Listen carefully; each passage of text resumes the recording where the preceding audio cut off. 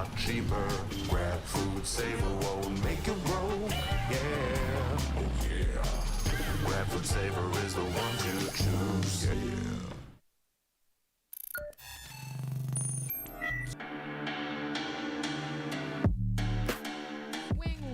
Gain his death instead. Dream, alam niya na may manggagaling towards tunnels, pero alam niya rin na meron pang galing sa kanan. Masyadong maraming kalaban, pero buti na lang 3-4 yan, and that's gonna be it. Napipitas, pero the hop out is definitely there towards the smoke. Shock dart, hindi nag-connect. That's gonna be a 2v1 scenario. Winnable pa. Sobrang low nila parehas. Ito na yung double swing, and it's... Do they have enough? The Mojer, it's his time to turn up. Ooh, we have a showstopper on hand. Everyone who actually looks at him is gonna be taken down. Good gun, but Second Love is able to connect. The double for him with the Bulldog. Gabok cleans up house 1v1. Gabok versus Second Love. Up to safe to make sure that this plant is safe. Both of them are incredibly low health, 1 HP for everybody, and just that spray down is gonna be enough. Safe has to make sure he doesn't get one tapped, and that's a 1v2. Dubstep's the one watching out for this mark. It's a graveyard here already towards A main. And Second Love, it's his birthday today, I saw on Facebook. Right now, it will be a present of a bonus. The clutch comes for Second Love. Through both players of Oasis to his left and right, and now Oasis, they control the site. Here comes the Disney, but Savvy AK is an absolute savage. And here he comes barreling down onto the side, catches out Hydra Kid, but Hydra Kid has already taken one down with him. It's 2v1, and they're playing by the spike. Senor Carl moving forward, beautiful isolation made, and Senor Carl, hats off to you. Have the cam though. Try and gather that up close, but the spray down is just way too much of a problem. The ace for Second Love against the Eco. The picture. That's gonna be bad for the squad here. Look at the push coming in, and this is gonna be a Jazz already inside, and he gets the kill on Dubstep. Here we go. Ja, yet many times has this man made his mark.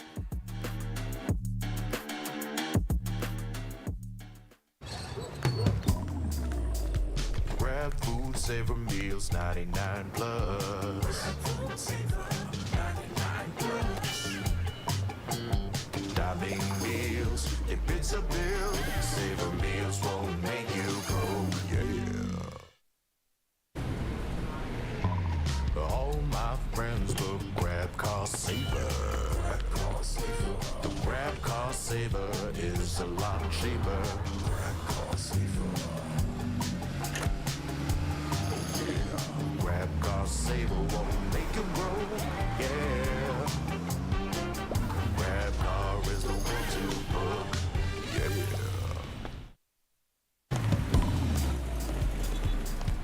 All my friends book Grab Food Saver. Delivery fee is a lot cheaper. Grab Food Saver won't make it roll, yeah. Oh yeah. Grab Food Saver is the one to choose, yeah.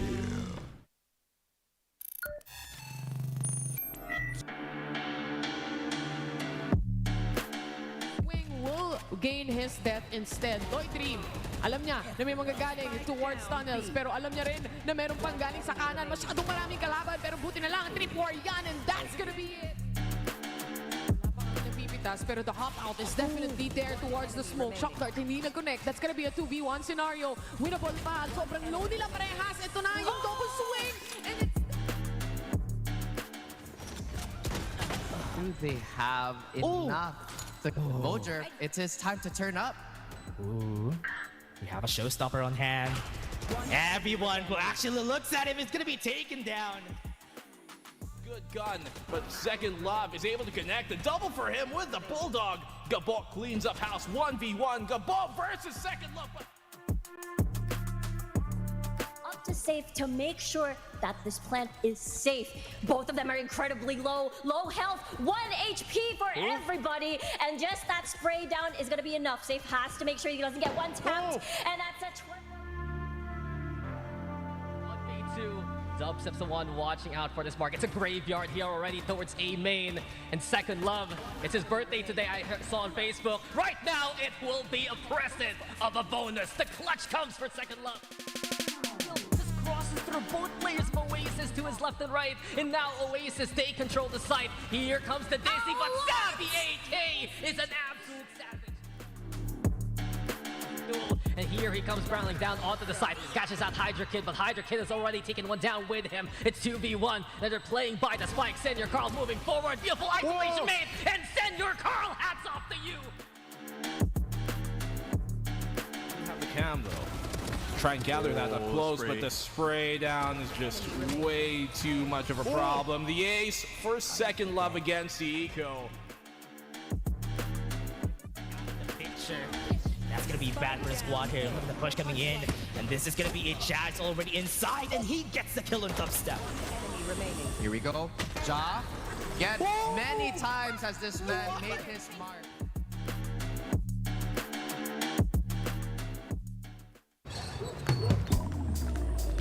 Grab food, savor meals, 99 plus. Diving meals, if it's a bill, savor meals won't make you go, yeah. All my friends will grab car saver. The grab car saver is a lot cheaper.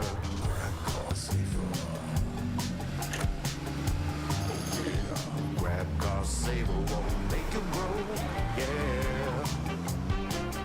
Grab car is the one to book, yeah.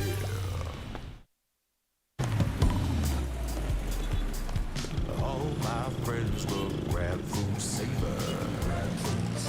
Delivery fee is a lot cheaper. Grab food saver won't make you grow, yeah. Oh yeah. Grab food saver is the one to choose, yeah.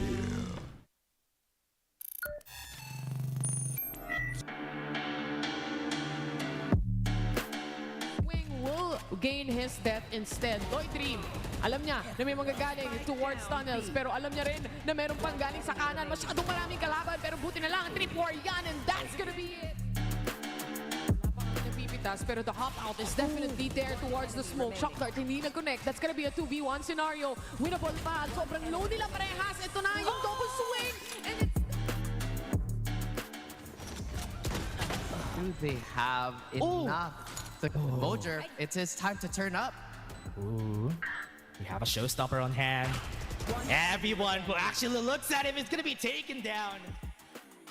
Good gun, but Second Love is able to connect. The double for him with the Bulldog. Gabok cleans up house 1v1. Gabok versus Second Love. Up to safe to make sure that this plant is safe. Both of them are incredibly low health, 1 HP for everybody, and just that spray down is gonna be enough. Safe has to make sure he doesn't get one tapped, and that's a 1v2. Dubstep's the one watching out for this mark. It's a graveyard here already towards A main. And Second Love, it's his birthday today, I saw on Facebook. Right now, it will be a present of a bonus. The clutch comes for Second Love.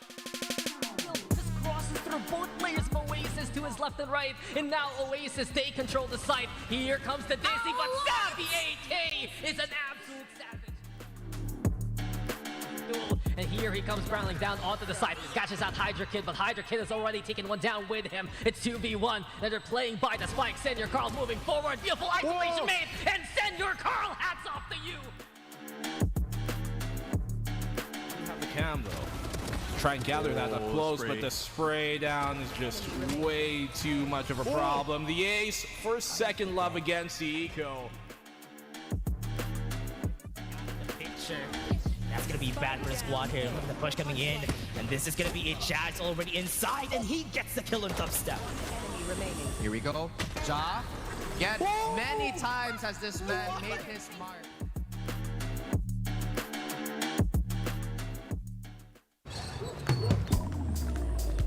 Grab food, savor meals, 99 plus. Diving meals, if it's a bill, savor meals won't make you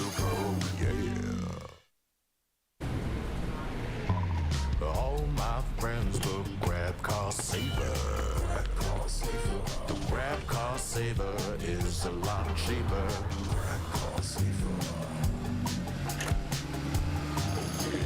Grab car saver won't make you broke. Yeah. Grab car is the one to book. Yeah.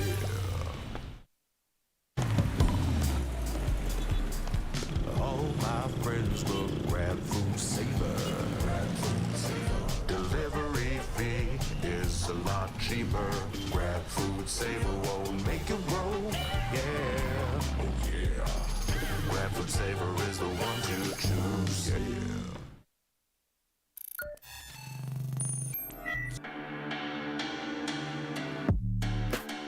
Wing will gain his death instead. Doy3, alam niya na may magagaling towards tunnels, pero alam niya rin na meron pang galing sa kanan. Masyadong maraming kalaban, pero buti na lang 3-4 yan, and that's gonna be it. Napipitas, pero the hop out is definitely there towards the smoke. Shock dart, hindi nag-connect. That's gonna be a 2v1 scenario. Winnable pa. Sobrang low nila parehas. Ito na yung double swing. And it's Do they have enough composure? It's his time to turn up. Ooh. We have a showstopper on hand. Everyone who actually looks at him is gonna be taken down. Good gun, but Second Love is able to connect. The double for him with the Bulldog. Gabok cleans up house 1v1. Gabok versus Second Love. Up to safe to make sure that this plant is safe. Both of them are incredibly low health, 1 HP for everybody, and just that spray down is gonna be enough. Safe has to make sure he doesn't get one tapped, and that's a 1v2. Dubstep's the one watching out for this mark. It's a graveyard here already towards A main. And Second Love, it's his birthday today, I saw on Facebook. Right now, it will be a present of a bonus. The clutch comes for Second Love. Just crosses through both players of Oasis to his left and right. And now Oasis, they control the site. Here comes the Disney, but Savvy AK is an absolute savage. And here he comes barreling down onto the side, catches out Hydra Kid, but Hydra Kid has already taken one down with him. It's 2v1, and they're playing by the spike. Senor Carl moving forward, beautiful isolation made, and Senor Carl, hats off to you! Have the cam though. Try and gather that up close, but the spray down is just way too much of a problem. The ace for Second Love against the Eco. The picture.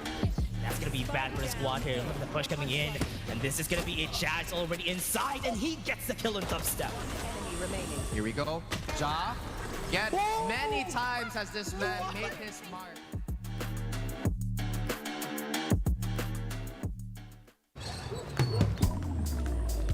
Grab food saver meals 99 plus.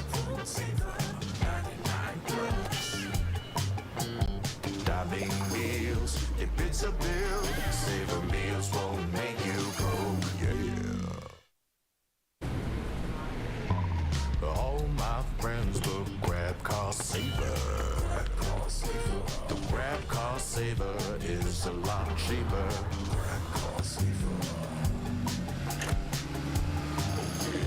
Grab car saver won't make you broke. Yeah. Grab car is the one to book. Yeah.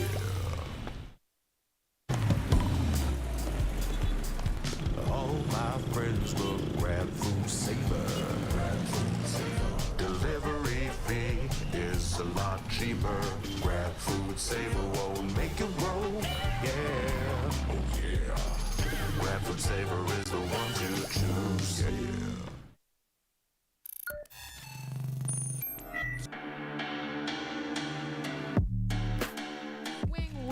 gain his death instead. Doy3, alam niya na may magagaling towards tunnels, pero alam niya rin na meron pang galing sa kanan. Masyadong maraming kalaban, pero buti na lang 3-4 yan, and that's gonna be it. Napipitas, pero the hop out is definitely there towards the smoke. Shock dart, hindi nag-connect. That's gonna be a 2v1 scenario. Winnable pa. Sobrang low nila parehas. Ito na yung double swing, and it's Do they have enough composure? It's his time to turn up. Ooh. We have a showstopper on hand. Everyone who actually looks at him is gonna be taken down. Good gun, but Second Love is able to connect. The double for him with the Bulldog. Gabok cleans up house 1v1. Gabok versus Second Love. Up to safe to make sure that this plant is safe. Both of them are incredibly low health, 1 HP for everybody, and just that spray down is gonna be enough. Safe has to make sure he doesn't get one tapped, and that's a 1v2. Dubstep's the one watching out for this mark. It's a graveyard here already towards A main. And Second Love, it's his birthday today, I saw on Facebook. Right now, it will be a present of a bonus. The clutch comes for Second Love. Just crosses through both players of Oasis to his left and right. And now Oasis, they control the site. Here comes the Disney, but Savvy AK is an absolute savage. And here he comes barreling down onto the side, catches out Hydra Kid, but Hydra Kid has already taken one down with him. It's 2v1, and they're playing by the spike. Senor Carl moving forward, beautiful isolation made, and Senor Carl, hats off to you! Have the cam though. Try and gather that up close, but the spray down is just way too much of a problem. The ace for Second Love against the Eco. The picture. That's gonna be bad for the squad here. Look at the push coming in. And this is gonna be a Jazz already inside, and he gets the kill on Dubstep. Here we go. Ja, yet many times has this man made his mark.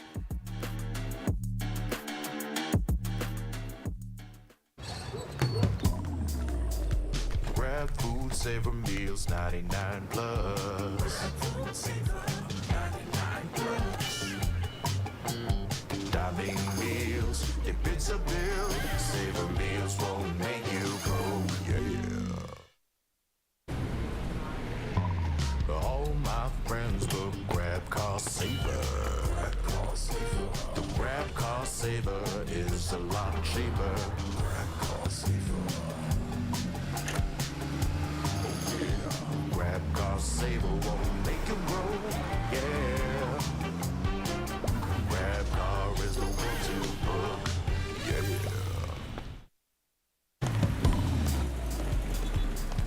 All my friends will grab food saver. Delivery fee is a lot cheaper. Grab food saver won't make you grow, yeah. Oh yeah. Grab food saver is the one to choose, yeah.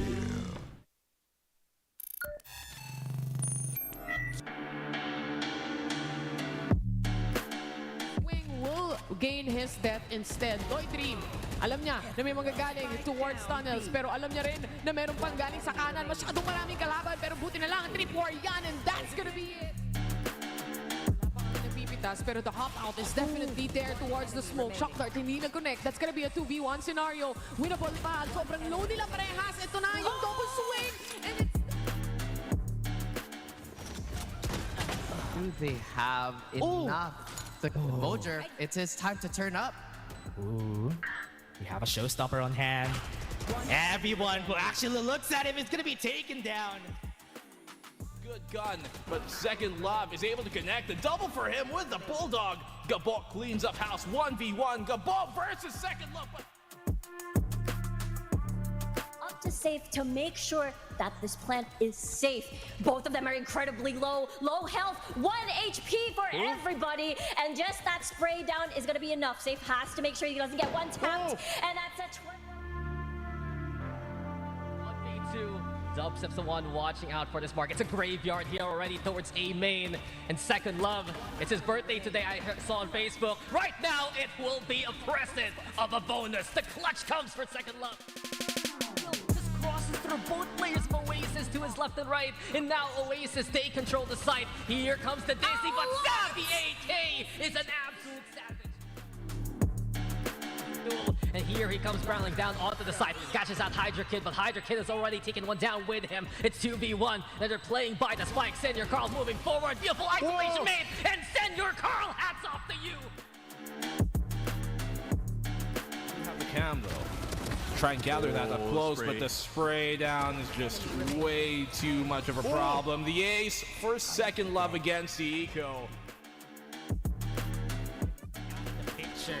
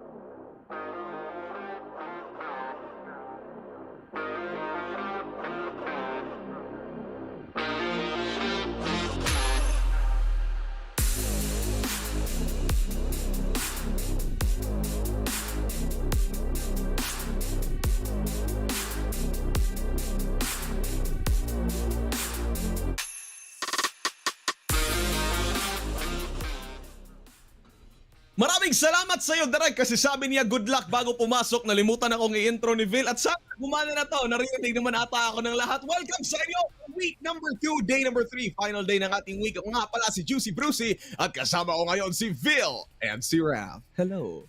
Magandang hapon sa inyong lahat, mga kaibigan, mga nanonood dyan. Sana naghapunan na kayo, sana tanghalian na kayo dahil ito na ang pinakamainit na araw para sa inyo kasi anong oras na? 1:30 na! So bago magsimula ang lahat, Raf, kamusta? Okay lang. Grabe, haba ng intro mo. Ang importante, good afternoon, in-introan guys. ka. Oh, di ba? Hirap po kasama, Vil. Pero naman talaga eh. Pag hirap mga, na kasama ng dalawa. tayong mga Bisaya, ini-intro tayo. Wini-welcome tayo dito sa Metro Maynila. So ayun na nga, yung mga pangyayari dito. Welcome sa lahat ng mga nasa comment section dyan. Press 1 kung handa na kayo makakita ng mga 2-0 ngayong araw na to. Press 5 kung gusto nyong hanggang 12 kami dito. Abay, ewan ko sa inyo. Pero, going into the series from yesterday, ay, bago ko man yan, sabihin yan lahat. Sabihin ko pala to na Mineski Global is the official tournament organizer for the 2024 VALORANT Challengers Philippines presented by PPGL, the largest multi-game esports league in the country. And of course, also thanks to our official super app, Grab! Score Grab's lowest price ever with up to 15% cheaper fares on Grab Car Saver, delivery fees as low as 15 pesos with Grab Food Saver delivery, and thousands of budget-friendly meals as low as 99 pesos with Grab Food Saver meals. Raf, sobrang mura nun. 99 pesos lang. Wow. Last but not least, this tournament is officially sanctioned by the Games and Amusement Board. So big thank you to everyone for making this league possible. Of course, thank you, Vil, for reminding me about your wow. Oh, wow talaga. So ayun, maraming salamat sa inyong dalawa. Tumulong kayo dyan ha. Pero kahapon meron tayong kakaibang mga bakbakan. Pero sobrang bilis ng araw natin kahapon. 2-0 lahat. And mga highlights lang kumbaga para sa akin. No? Si Wingman nandyan kasama ni Vil. Pero yesterday, mismong Mega Savers na maglalaro on our first series natalo ng Carti Esports, which was a big upset. Ano ba yung thoughts niyo dyan, Raph and Phil? Oh, sige. Sige, sino? Naguluhan sino? Hindi, ano tayo? Bato pick tayo. Sige. 3, 2, 1, go. Bato, pick. Wala, Vil, wala. Okay, ako na lang. Well, sige. talagang medyo nagulat nga tayo dito nga sa pagdating nga ng mga games na laro nga ng 1MS yesterday. Kasi talagang hindi pwede natin sabihin na hindi talaga na-utilize nga ni Gian Sanity yung pag-rage niya yesterday. Whenever nag-showstopper siya, bigla siya nahuhuli. 3 beses siya nag-showstopper, 3 beses siya namatay, tapos halos wala, di talaga siya napapatay doon. It's just pwede natin sabihin na malay mo, medyo off day ata ng 1MS. Pero ngayon, feeling ko, babawi na sila, Raf. Yeah, I feel like there was a lack of aggression on the team as a whole kasi yun nga, parang maraming overextension si Gian Sanity tapos walang nag-trade or like just back up with utility in general. And Carti did a good job of being super patient and just kind of allowing first Mega Savers to do what they want without getting punished hard for it. In like a summary, parang lang yung barilan at konting analysis yung ginawa ng teams eh. Parang kung ano man yung tamang gawin, yun yung ginawa nila. Yeah. Pero speaking of our games for today, first Mega Saver, babawi ba sila from their loss yesterday? So tingnan natin yung lineup nila and their intro video. Eto na, first Mega Saver.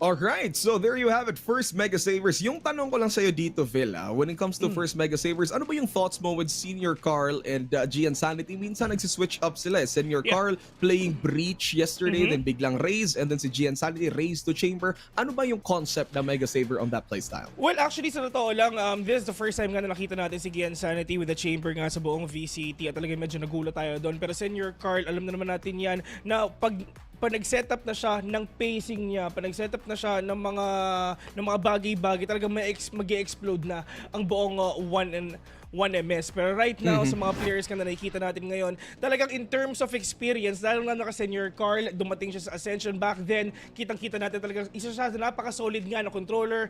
At mga iba't ibang agents pa na ginagamit niya nung 2023, nung 2022 nung nakita natin siya noon. And right now, feeling ko talagang mas nag-i-improve siya as a player. In terms of communication naman, ito yung team na talagang sobrang chaos ng communication nila eh. Men, si Ching ba naman IGL mo talaga magwawala kayo? Ref, anything to add? Grabe mo, inaway mo pa si Ching na I think he has the best clips pa on like when he posts, it's just the funniest thing, right? But having a character like that on your team is just something that like parang imposible matitilt, di ba, Bill? Kasi palaging masaya yung comms yun. Hindi naman siguro magulo, pero active. At the same time, to kind of go back on Senior Carl, I actually think he's not performing as well in comparison to on his way to that mouse roster and during that play, or rather that run through Ascension. Kasi there was times where he looked like an absolute superstar. Right now, siguro yung impact niya nandun, pero yung volume of kills, wala pa. Baka nagwa-warm up pa for later this season. Alright, speaking of warm-up baka, ito na yung warm-up nila. At sa warm-up match nila on week number 2, they're gonna be going up against Oasis. Tingnan natin ulit yung roster ng Oasis.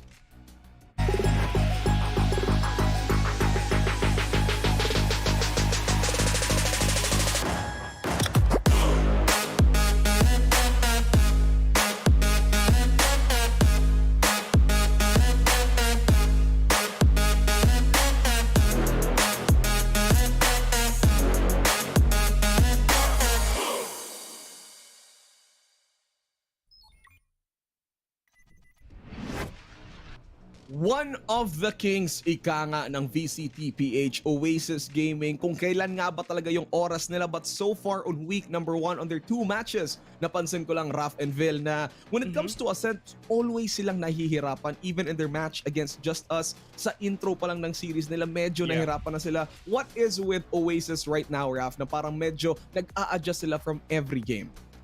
Yun, sinabi mo na, nag-adjust pa sila for every game they play.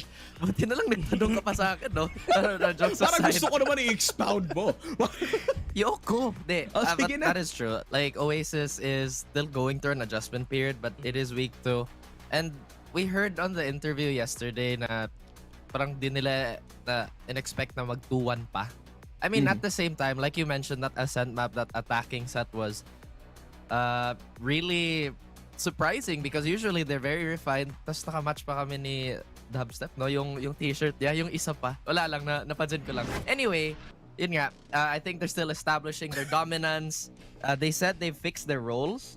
So we're hoping for a better performance all the way through for the rest of the season. You know, with fixed roles, comfort. I think comfort was another thing we highlighted a lot, especially with Dubstep going back to that Sentinel role. Marky on Jet.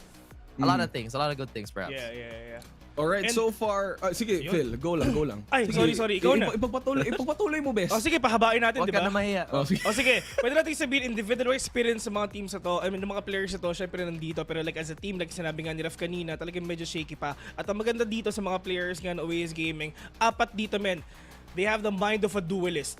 Andito si Savvy 8K, si Kelly S, si Dubstep, si Marky. Itong 4 na to, sobrang crack talaga. And sobrang enjoy nga kasi at least nagfa-flex sila. Pero talagang, like what you've said, yun nga talagang adjustment period. Pero hopefully sa mga susunod ng linggo, sa susunod na araw, mahanap na nila yung perfect alignment para sa team nila.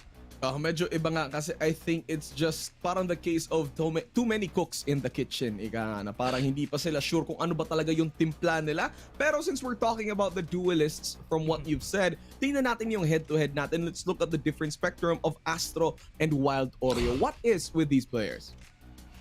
Actually nagulat nga ako, akala ko talaga duelist yung lalabas pero yun nga pala controller. I just wanna say itong si Astro and Wild Oreo, to be honest, ito yung dalawang players talaga na talagang makikita natin na napakalaki ng impact nga sa buong team na pinapakita nila. Lalong-lalo na si Astro, back then na interview natin yan, nakitang-kita natin na sobrang hirap niya basahin.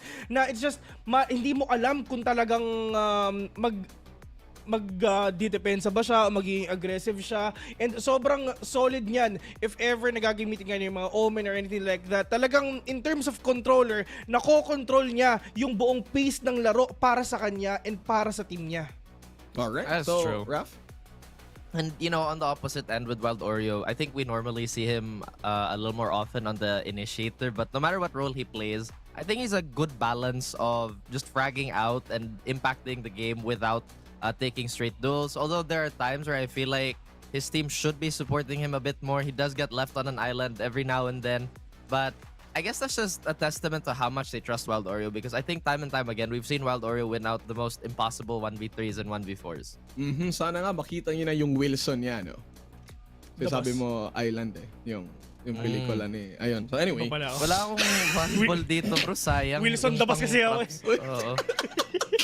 The wheels on the... Okay, ngayon ko lang na-gets. Ano ba yan, Vil? Pero eto na. Speaking of mga Wilson and the wheels on the bus, ano ba yung nasa will and testament nyo na mananalo sa series na to? Gusto ko malaman yung mga predictions nyo. Simulan natin sa'yo, Sir Vil, na nakailaw yung letter V.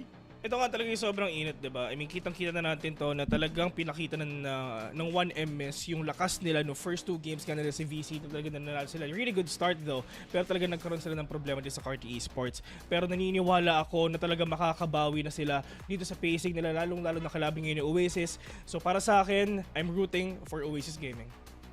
Alright, Oasis Gaming para kay Phil. Ganda ng intro na yun. Akala ko yun na yun eh. Pero eto na, Oasis para kay Phil. Para naman kay Raf, sino ba sa paningin mo? I mean, even with their issues right now, at a baseline, Oasis is still Oasis, you know? We're still hoping for them to finally get that crown, as you mentioned. And I think this is one of those matchups where it's good to see how diligent they are, because as we've mentioned many times in the past, 1MS is a team where if you kind of fall asleep like what Vil is doing right now, they will run you down. Kinall out pa. Yung chinito lang si Vil. Yung monitor niya nasa baba. Tulog agad. Grabe. Nakatingin lang ako sa notes ko sa baba. May nakaganon ako. Mukha pa nakapikit? Oo. Ulit mo nga. Ayan o. Hindi, men! Hindi, men. Mukha tulog. Talaga ba? Hindi Ang haba ng tulog ko. Sige, Raf. Ikaw, Raf. Tingin ka sa baba. Oh, di ba? Di naman ako mukhang tulog eh. Kasi si Vil, ganito si Vil eh. Hindi ako tulog.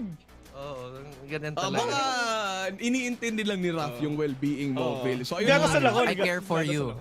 Oh, I care for you. nagdadasal Ay, siya yung na prediction manalo ko yung pala. Oasis. Oasis yung prediction ko.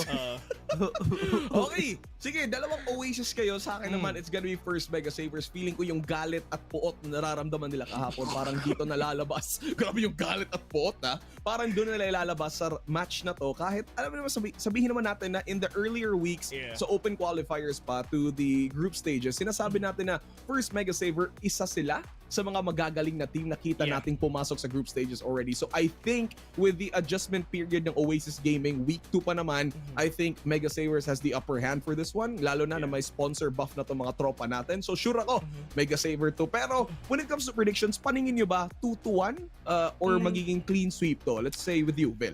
Hinanda akong sarili ko sa 2-1 na score nga na pinakita nila kasi ganito yan eh. I mean, if ever chinek mo coaching staff pa lang, matindi ang foundation na meron dito yung mga players nga na Oasis Gaming. Tapos nandito ang 1MS para sirain yung foundation na yan na hindi ito yung gagawin namin. And yun nga yung maganda sa kanila na pwede natin sabihin na bago yung mga players dito, bagong luma yung iba. So, andito sila para to shake things up dito sa mga players sa Oasis Gaming. Kumbaga, pampagising para sa kanila dito, Raf. Alright, Raf. Well, I think it's more of a 2-0 in my opinion, because like what Marky said in the interview yesterday, I think they really want to close that map score gap with everybody on top and secure their spots for, you know, the future. Ayun. So there we go. Let's see if masisecure nga ng either Oasis or Mega Sabers yung panalo on this intro series for today. Ibigay na natin to sa ating mga casters. Casters! Tumalak na kayo dyan.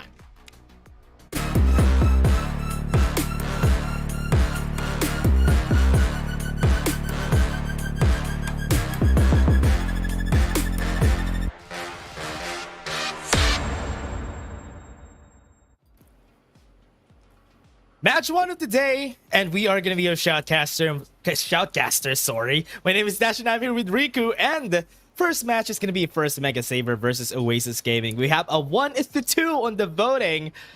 What do you think? Who are you voting for, Rico? Let's make this out of 5, not just out of the panel. You're asking me who I'm gonna be voting for this matchup. I do think it's going to be Oasis. Yeah. I think compared to the first week and the second week, I think the long week break of a lot of practice of a lot of these teams, week 2 performance of Oasis last Monday was a much better scenario, as again, as the panel have stated, there was a lot of movements or role swaps, mainly from Savvy and as well as Dubstep Sentinel to Initiator. I think this is a much better look for Oasis, and I'm looking forward to see that again going up against First Mega Saver. Yeah, probably the hottest match of the day, because this is where both of them have a very decent score. First Mega Saver and Oasis Gaming, but just based on momentum, I would also be leaning on the side of Oasis Gaming just because they won their match yesterday. Yeah. First Mega Saver lost their match on a 2-0 fashion against Carti Esports. They basically used them as a catalyst in order for Carti Esports to actually be performing well maybe later on, because we will have a match for Carti Esports. Let's see if they will ride that momentum. But for now, for this matchup, Oasis Gaming has a clear advantage just because of their performance yesterday. Yeah, just because of the performance, and as well as the core of Oasis in general have been together for the entirety of last year's VCT PH. So I'm really excited to see now with the map veto, Dash, because honestly speaking, there are maps where Oasis has improved, mainly Icebox. I think all maps in general, even in Ascent, always feels like it's so close. I think, correct me if I'm wrong, I think Oasis hasn't won a match on Ascent just yet. So maybe one MS can angle through that and open that for themselves. Yeah, that's gonna be a problem there, because Ascent, I think they had a 0 on the 2 times, 0 out of 2 on that Ascent map. So this is gonna be a map that they should pick. First Mega Saver could use that as a leverage in order for them to get advantage against them, but Icebox is gonna be their first pick. I mean, Oasis, this is one of their best options whenever it comes down to the map. So First Mega Saver is willing to fight them on that map. I mean, they 1MS actually had a very good performance on Icebox. I believe this was either last week, and it was pretty solid. I feel like the Insanity on the Jet really soared high and performed really well and really shined. He had a lot of moments there, so I do understand why they picked up Icebox and split this time around for Oasis. Ooh, I like this. I do think they have more confidence getting split this time around, but we'll have to see the comps later on for map 2. Yeah, I think that's why they're confident. But again, in split, it's going to be a bit different here. This is one of the times that Oasis played this yesterday. I think they got a 13-8 on that match against Seoul Esports. Yes. So they know that they might be able to win or clinch the match against the members of 1MS. But this is basically a match between attack and defense, right? For Oasis, who has a very great defense. They overplay so much in the defense that they basically are shields versus the swords, in where 1MS is a very good aggressive or offensive team. Yeah, and I do feel like Oasis is more of trying to rather play the timer, see what the enemy movements are before having to strike back and decide. So this is, I like the, what do you call this, the clashing of concepts between these two teams. And the decider map, if we do get there, Dash, it's gonna be Sunset. And honestly speaking, we haven't seen a 2-0 from Oasis just yet in the split. So I will not be surprised if we end up going to a map number 3. Yeah, if ever we go to map number 3, it's gonna be Sunset. We all know Sunset is a very, at least now, it's a very attacker-sided map. So people really love just getting so much rounds on the attacker's side. So if ever we go there, that's gonna be a great time. But now for the first map pick, we're gonna go to Icebox. And this is where we can see how Icebox, most of the time, is really easier to attack on the A side. And most of the time, you know, First Mega Saver is a team that is really good at doing that. So how will Oasis defend that against them? But again, It's the same reputation. Defense is where they're so good at. Oasis plays very slow, plays the timer. So we could see the difference between like heaven and hell for both of these teams. Yeah, I think it will definitely depend on the composition. I wouldn't be surprised if there are a lot of defaults here, which is the usual Viper Harbor and as well as the Killjoy, Sova and the Jet. But when it comes to 1MS, it feels like they have more unpredictability, that unpredictability factor that I'm looking forward to see. Just especially they're going to start on attacking first. And what we said, it's going to be a double duelist start for first. Mega Saver wanting to rack up, speed up the process when it comes to executing these sites. We talked about how difficult it is to actually gain space or control the space at yellow if you're on attacker side. We talked about how A is usually the default place you want to go for, especially for Oasis Gaming. It is always going to be either Wild Oreo or Dubstep that will be staying on that B site, which is going to make it very hard to sort of penetrate through that. Yeah, I love this. I love that I'm always seeing Harbor on the hands of Oasis. Even if they're gonna go attacker side or defender side, they always love playing the Harbor on their side, which is why this is one of the things that Oasis is so good at. The extra layer of communication that you need whenever you have a double smoke. That is mostly the challenge. That's why some teams fail whenever they try to do that. But here in Oasis, it's not gonna be a problem, and they did it like 3 times already. They only lost that one time against Naos, but all in all, it's still a great match to see for Oasis Gaming to have a Harbor again. Yeah, I think the Harbor is a very important pick in general, just because you have that reckoning for either retakes or creating space for A. There's just a lot of verticality and a lot of corners to check, so that reckoning is going to be incredibly important. But what does first Mega Saver replace with that? It is going to be that raise, which actually takes advantage of the verticality that we keep talking about in Icebox. There's going to be a lot of flying agents on their side, and it's all up to Oasis to make sure that they keep their eyes on the sky and catch off GN Sanity and Senior Carl. Yeah, it's almost the same as what Naos always does whenever they go to this map, and that's why having a race in a jet gives you more of the mobility too. Whenever you go to B site, it won't be a problem if you reach B site, be able to clear a lot of space for the team. Right now, attacker's side, first Mega Saver already laid down the wall onto B site, and most of the time, I'm always like 50-50 whenever I see a B site push, because most of the time, it's so hard to win in B site. But Wild Oreo, I think, saw a pixel. He knows that GN Sanity is in the area, but they're still not gonna push. I think this is the best time to actually take on B. You know it's the pistol round. Wild Oreo gave up yellow for a little bit to wait for the rest of the squad and wait for more movements. And now this is a rotate from Savvy already onto Snowman. Yeah, starting. Still doesn't have anything just yet. Haven't pushed. Swarm Grenade was used just to stop them from getting any. Savvy AK was able to get one. He's still not done. Savvy falls. Still have time if ever they start this. Goes in for the swing, but Dubstep dies. They have a 2v4. It is half HP for Senior Carl and Channy Boy. Nastro, so let's see if Kelly S can clutch this. Yeah, Kelly S against 3. Has a cascade. Gonna be taking one. Oh wait, he sees it. Sees a pixel. Channy Boy still alive. Has information. He gets the shot out of the wall. He's a 2v1. Now it's doable. It's not gonna be impossible anymore. Make some noise. And one Mega Saver gets the first round.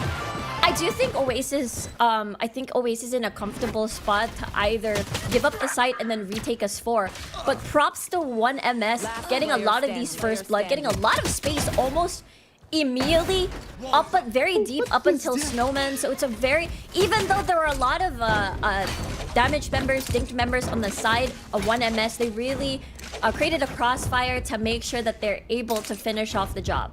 Yeah, most of the time whenever this happens, after getting the first round, people go for A side because there's a lot of shorter angles and where the SMGs are going to be better. But because GN Sanity has a Vandal on hand, it won't be a problem. They can't go for a B side push again. It worked the first time.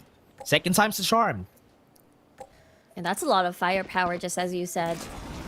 It could be a possible I really like this from 1MS, by the way. A lot of the teams, when we see Icebox, it's a constant A, and then either a late rotate to B. But this is just so good because Yellow is uncontested from first and second round. I mean, this is eco Here. for Oasis, so I want to see more later on round number 3. How does Oasis defend against this? Yeah, 4 people on B side. Nobody's looking. Very non-committal angles for the side of Oasis. Doesn't see anybody. Both of them don't have any information on where the adversary is. Now they get one. Wild Ori falls down. Marky's gonna get shot. Low in HP. They still haven't pushed.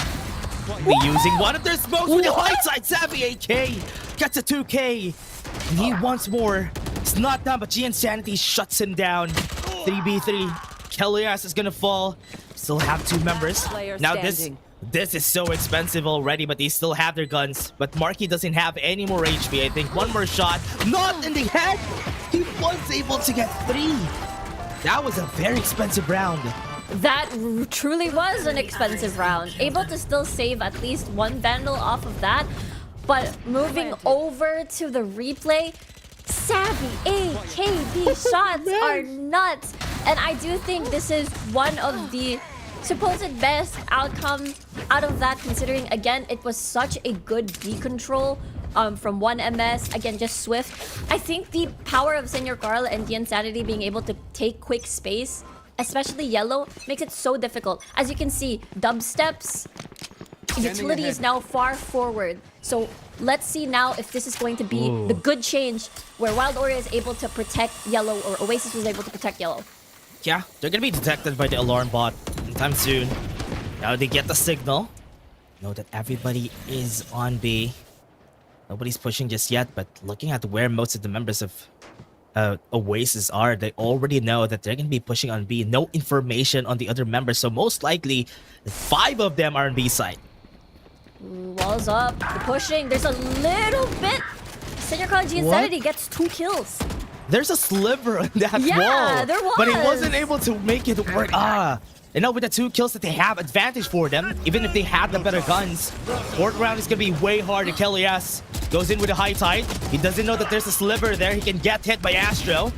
Gets the kill on him. Marky gets detected. And because of that smoke, makes it easier to move forward. Gets the shot in Astro. 1v1.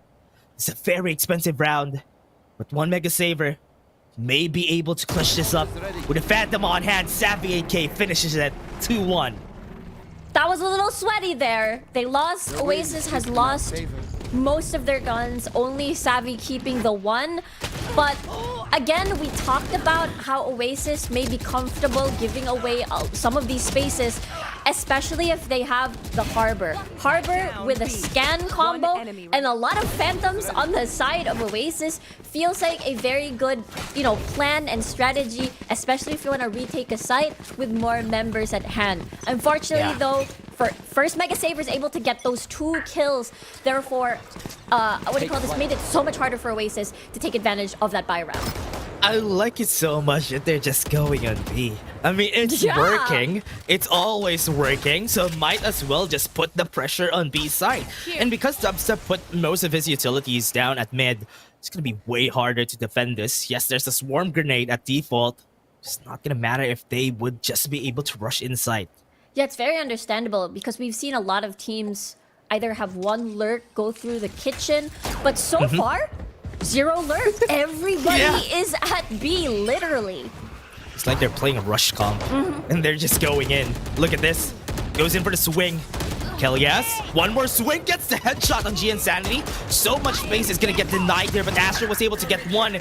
Able to move forward. Showstopper on the backside. Dubstep falls. 2v3. Game's not done yet, but Marky all in his hands in this 1v3. But this is a plant, and he's gonna be seen. He's not looking at the right spot, and Astro finishes him off. I do think that kitchen area up onto the top of B is just a lot of angles that could possibly look towards you. So very understandable. But first Mega Saver! They are doing it fast, they're doing it hot, they're just really full control onto B. No hesitation, the fact that they don't need any lurk whatsoever. They know that, okay, we don't need to take control of kitchen, of tube, of mid, whatever. But the thing is, it does feel like 1MS is just so prepared for this. And again, constantly, first blood has always been in their favor. Yep. Always getting the first touch. 1MS, now that they don't have any guns, they pushed them away. How it's They Ace. did oh man, they conditioned them for 4 rounds that were always gonna go at B. And now on an eco, 1MS knows that they're all gonna go on B side. They're gonna take the risk. But that risk didn't really matter because everybody's at A side. And this is gonna be a lot. 3-man flank will be spotted by the turret Oh, yeah. of Ching here. But we'll have to see because there is a Channy Boy looking right through the flank. Destroyed it. Yeah. Channy Boy, I think, has an idea that everybody's here. Support is moving forward. They're gonna push in. Wild Oreo tries to peek out. Gets the shot though. It's not yet done. Marky, oh man. He just gets the kill there. And now it's a 2v4. Game's still not done. But I think this is a bonus round, basically an eco round for them. But Savvy gets another shot in the head. Looks like I was That stronger. 2 kills, not bad. Really strong start here for 1MS, making sure that the eco rounds of Oasis, they are only gonna have 1 or 2 casualties to make sure that their economy doesn't get hurt too much. But looking at the timeout right now, very understandable. This could possibly go out of control because it does feel like 1MS is doing an amazing job. What do you call this? Getting control of B. And just as you said, the mind conditioning that, okay, we're going to go B most likely for like the 6th time around or 5th time around. But no, the A switch up. And again, we talked about, I think this was yesterday, Dash, where yellow in general, that long, narrow way towards B has always been a struggle. And that's one of the reasons why Harbor is so important, is because you are able to easily take up that space. But with 2 duelists, you're able to take, again, the upward spacing that that site has. With 2 duelists in your hands, it is just such an effective way to sort of combat that in a way that you don't need a controller. You just need a lot of these gap closing agents that is able to just shove or flush out anyone that is on yellow. It's super understandable that one would want to pull back because if you die immediately, then it's a 4v5. So might as well just pull back and retake as 5, which is literally what we've seen for the past games in Icebox, especially from Oasis. Yep. As they start this, try something different. Go to mid. No utilities doesn't are see. put down in mid and nobody's there. Even with Marky, he wasn't able to see anybody. Aldrone, he was surprised that everybody was so close already. Gonna move forward, but Marky was able to die. Senior Carl. That's good. Now they're gonna start. Marky takes 1. And this is gonna be the end of it. Marky takes 3. Here. And this is the last one. 1 more person standing, and Marky popping off is what they needed all along. And Oasis gets the 2nd round of their wins. You know, Dash, you know what I really love about Valorant? Every time there's a timeout, it doesn't matter if it's an eco round by the team that wanted to do timeout or a buy round. Timeout magically does this most of the time. It's just, that was a clean round. That was a clean and swift round. And I do think whenever Marky picks up the operator, the value is just so exponential. Being able to, again, get that first blood. And now the threat is there. 1MS without a 2nd controller has to be wary about this now. Yeah, even if they gave up Tube and Boiler, it didn't really matter because they don't push there anyway. And Oasis adapting really early in this fight, at least on the 5th round, and got their win against 1MS. It's pretty much what Oasis does all the time. They find time to read what the opponent is gonna do next, think about what they need to do, and most of the time it always works. And that's why they're so good whenever they're taking their time. That's why they always take their time, because they have the time to adapt. Marky swings out, perfect timing in that operator. Yeah, really nicely done, but it feels like 1MS just really wants to force this B this time around. There's a lot of members already there. Wait, okay, I thought China Boy's gonna die to that Hunter's Fury. Half One more HP shot. Yeah, that was scary. I thought he was gonna die, but Oasis, oh yeah, they're still defending. They have an idea that they're gonna push this because remember, Marky has an angle on B side. Nobody moved around. Nobody's on mid. Great shot, G Insanity. wasn't even able to do it. And with 3 people, just gonna try their best to take this site. And there's a lot of people here too, so it's gonna be way harder. What another clean round for Oasis. That was very clean. Again, the operator being the big the big factor here. Again, it feels like the space that Marky has provided onto these flanks are now just super duper effective, and it's now basically Oasis actually hurting them to go B. Okay, you guys cannot go back, you guys cannot rotate anymore. There's an operator just right there.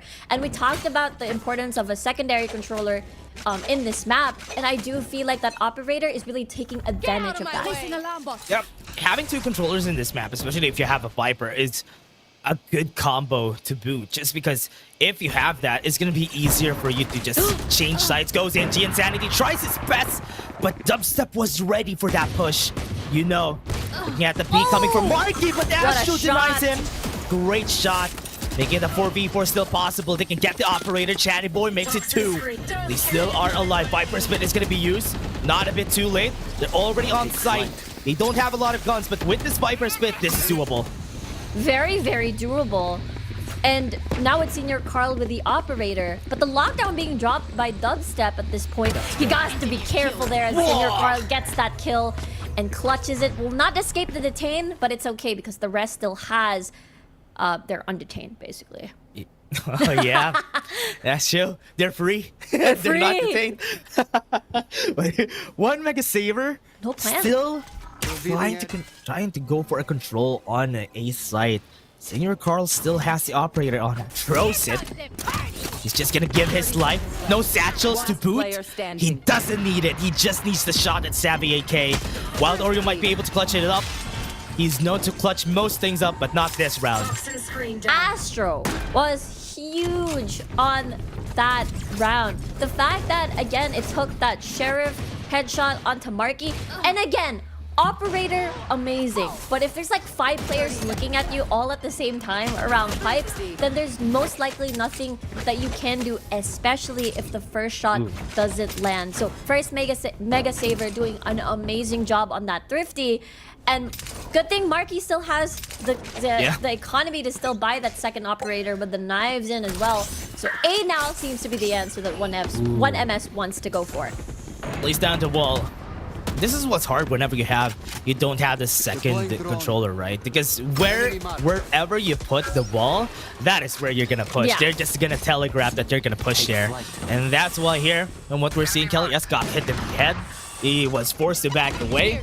Not a lot of HP. They know that Marky now has another operator with that satchel. Great movement from their side. Lockdown's gonna be used, pushing back members of Oasis. Not even gonna look. They're not even gonna try. Still not planting the spike. I'm waiting for them to plant the spike, but because they got so far away now, Channy Boy, time to plant. Yeah, that's true. But Kelly S now, look at him. Literally 1 hit away. How will this retake go? Really nice scan though. Coming from Savvy. I was surprised though about that scan. Thought they might be able to hit it. Not the right target for Marky. Now that's gonna be the timing for 1MS. They're just gonna take them off. Savvy AK takes 2 shots in the head, but it still is done. Dubstep at the flank. He's gonna try his best to do something here. There's one Trying to piece operator. the puzzle. Yeah. 3 people, and this is just him trying to take the exit frags and maybe take down the one who holds the operator. On the other hand, they still know that he's there at the back. Astro might peek him up. He doesn't see anything. He doesn't see where the operator is. It's a good thing that they don't take it. That's definitely a consolation prize there for Oasis. And again, there were so many ults coming from 1MS as well. The lockdown. And once more, an expensive operator is still back, by the way, on the side of Oasis. Interesting. I wasn't sure if Dubstep was able to pick up the operator that Astro dropped. I could be wrong. I didn't see the economy just yet for Oasis. I think Astro didn't get the operator. I think Here. A while ago, Marky saved his credits. That's why he has another operator. I see, think I it's see. Savvy who bought him the operator a while ago. That's why. But now, this is their last chance, though. This is their last chance of getting that operator. They know that Dubstep is in the area. They're pinging. Oh They're my gonna gosh. use the pain shields, but they got pushed back by Wild Oreo. Dubstep needs to push away, and he got killed by G Insanity. He wasn't able to do anything much there because he was basically trapped. Wild Oreo is just gonna go back. He's gonna be fighting against most of the members here. They're not gonna take any space clearing down yellow. Nobody's there, but 2 members died already. Stay down. Two members died. Spike planted. And Savvy and Marky with 1 operator, but G Insanity's repositioning here is going to be a little bit tough for Oasis. I don't think they see this flank, but Marky's ready. Oh man, he was so ready. Nice shot. Gets it. Senior Call. The timing could have been any better for Senior Call. He could have been dead now. He was still alive, but now they're gonna push in. Marky needs to get a rifle. He gets in. He gets the shot. Senior Call falls down. Gets information on where Channy Boy is. He's losing time. Doesn't see a pixel. He hears him, but Marky also falls. 7 rounds for Mega Saver. 1MS is just very unpredictable now. Every single time it does feel like they switch things up a little bit and catch Oasis very off guard.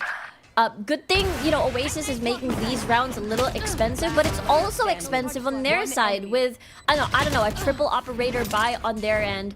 There's only 2 more rounds, 1 more round left after this. And there's another operator here on the side of Marky. I cannot count how many times the operator now has been purchased. Probably 4 times. But with the reckoning on hand with Kelly S, this may slow 1MS a little bit now. Oh, yeah. Gonna be slowing them down for now. From what we're seeing here, the shots from 1MS are hitting. These are the shots that I was expecting yesterday. For now, it's working now against Oasis. And Senior Car, look at that. The confidence from this guy is just overflowing. And even together with G Insanity, they have been getting a lot of space. That's why they're confident in taking B side, because they know that they can win those fights. They're extremely confident. They just go into the site. They shoot some heads. But anyway, the retake's now happening. Cascade. They don't have any information. Everybody's at the back side. A lot of them are at Snowman too, but they got 1 kill though. Still not done. Helia's making it work. 4 kills for this man. Everybody's gonna die in his hands, and because Astro needs to move forward, they take their time. He doesn't know, and Helia gets the ace. What a clutch from Kelly S. Remember, on defense, last week, it was Kelly S constantly having a lot of these multi-frags, and I think he's online. I think it's a possibility that may happen again. Let's take a look at that replay. Again, props to 1MS. The way that they attack B constantly and get a lot of these spaces, get a lot of these frags, and make that space count is very, very impressive. But Kelly S is able to bring things back and close that gap on this board before the next switch. Another operator onto Marky. We'll see if they're able to defend this time around, moving Marky onto B this time, but 1MS is not there. Yeah. Here. He has a permanent operator since a while ago. Marky has been getting all these operators from everybody, and now going to go for A side. They hear it. They know that the wall is here, so it's basically an A push. Nobody has been seen yet. No information. They just need to go for the retake. Helios falls. Astro defends their team. And because they were able to get that, that is going to be a 5v3 easily. It's going to be way harder. At least Marky makes it equal. Planting for a bit. Hunter's Fury to deny it. And no plant just yet, Dash. And now, with no ults anymore on the side of Oasis, nothing to retake just yet. Just waiting and playing for time. Dubstep gets a kill on the Ching. That's possible. 3v3. Sees the shot. Marky wasn't able to hit it. They need to move forward. But G Insanity is a fortress on this retake. Need to help him out. Because Dubstep is also going to fall. A 4:8. Mega Saver. A lot of rounds on their side. Can definitely see why now Mega Saver picked Icebox. Yeah. Let's take a look at that replay again. Again, remember, what do you call this? The head-to-head that we had for today at the panel. It was Astro. And Yeah. Astro has been doing a phenomenal job. Just There he either, is. either like that was him actually waiting for the flank in a very, very off angle by the ramps on spawn. And it's definitely the first time that he's done that on the past 12 rounds, so definitely Oasis will not expect that. So first Mega Saver, I think what the strength is are at the moment is their unpredictability, is the way that their confidence in executing that unpredictability-ness. Yeah. Unpredictability. Yeah, I think that's... I added Ness just for the sake of it. Yeah, I was thinking of a different suffix. Maybe it's a... But yeah, that's the best one. Yeah, yeah. Yeah, they're very unpredictable. And why Here. is... Wait, they're still not going to go. I think this is one of the best things for the side of Oasis. This is where their composition shines the most, is because even if they lay down the wall on B side, they can still use the high tide in their favor in order to go for another side, maybe in order for them to close another crucial angle. And because they're hearing this Al drone, they know that it's gonna be a B hit. Exactly. The rotate's now coming from 1MS already, but a far lurk from Dubstep. Destroyed. We'll see if this will be able to come into fruition as the execute is now online. Yeah, Marky didn't even need to use the dash. He was able to bait out most of the members here to go to B. 30 seconds A left. is gonna be a push. A is empty. Nobody's there. Nobody's looking. No retake just yet. But they are being wary of any pushes that could happen, Chatty Boy. Very smart to do this. Now they hear everybody walking. High tide is gonna be used. They need to take their time. Compared to a Viper wall, this would not go up again, so they need to go for the push. They're 10 losing seconds time, left. 10 seconds. And that is gonna be a plant happening. Astro is just gonna move forward, too confident. He dies in the process. Cascade is gonna be used to stop them from pushing. This is the wall's down, and that's a second kill from Dubstep. 3v5 now, Dash. Yeah, advantage for them. 1MS doesn't have a lot of people, and it's a pistol round. This is where the amount of people is going to be important. G Insanity swings. Gets the win in the battle, but Oasis is just taking them over, and that's another great shot from Marky. Nicely done here with the flank, with the switcheroo. I do think it's like, okay, I'll be unpredictable and I'll be... honestly speaking, 1MS actually did an amazing job rotating and reading the plays that Oasis could possibly do. But the 2 kills coming from Dubstep really helped solidify that control over the site. And then Marky's flank as well. And the rest, well, the rest happened.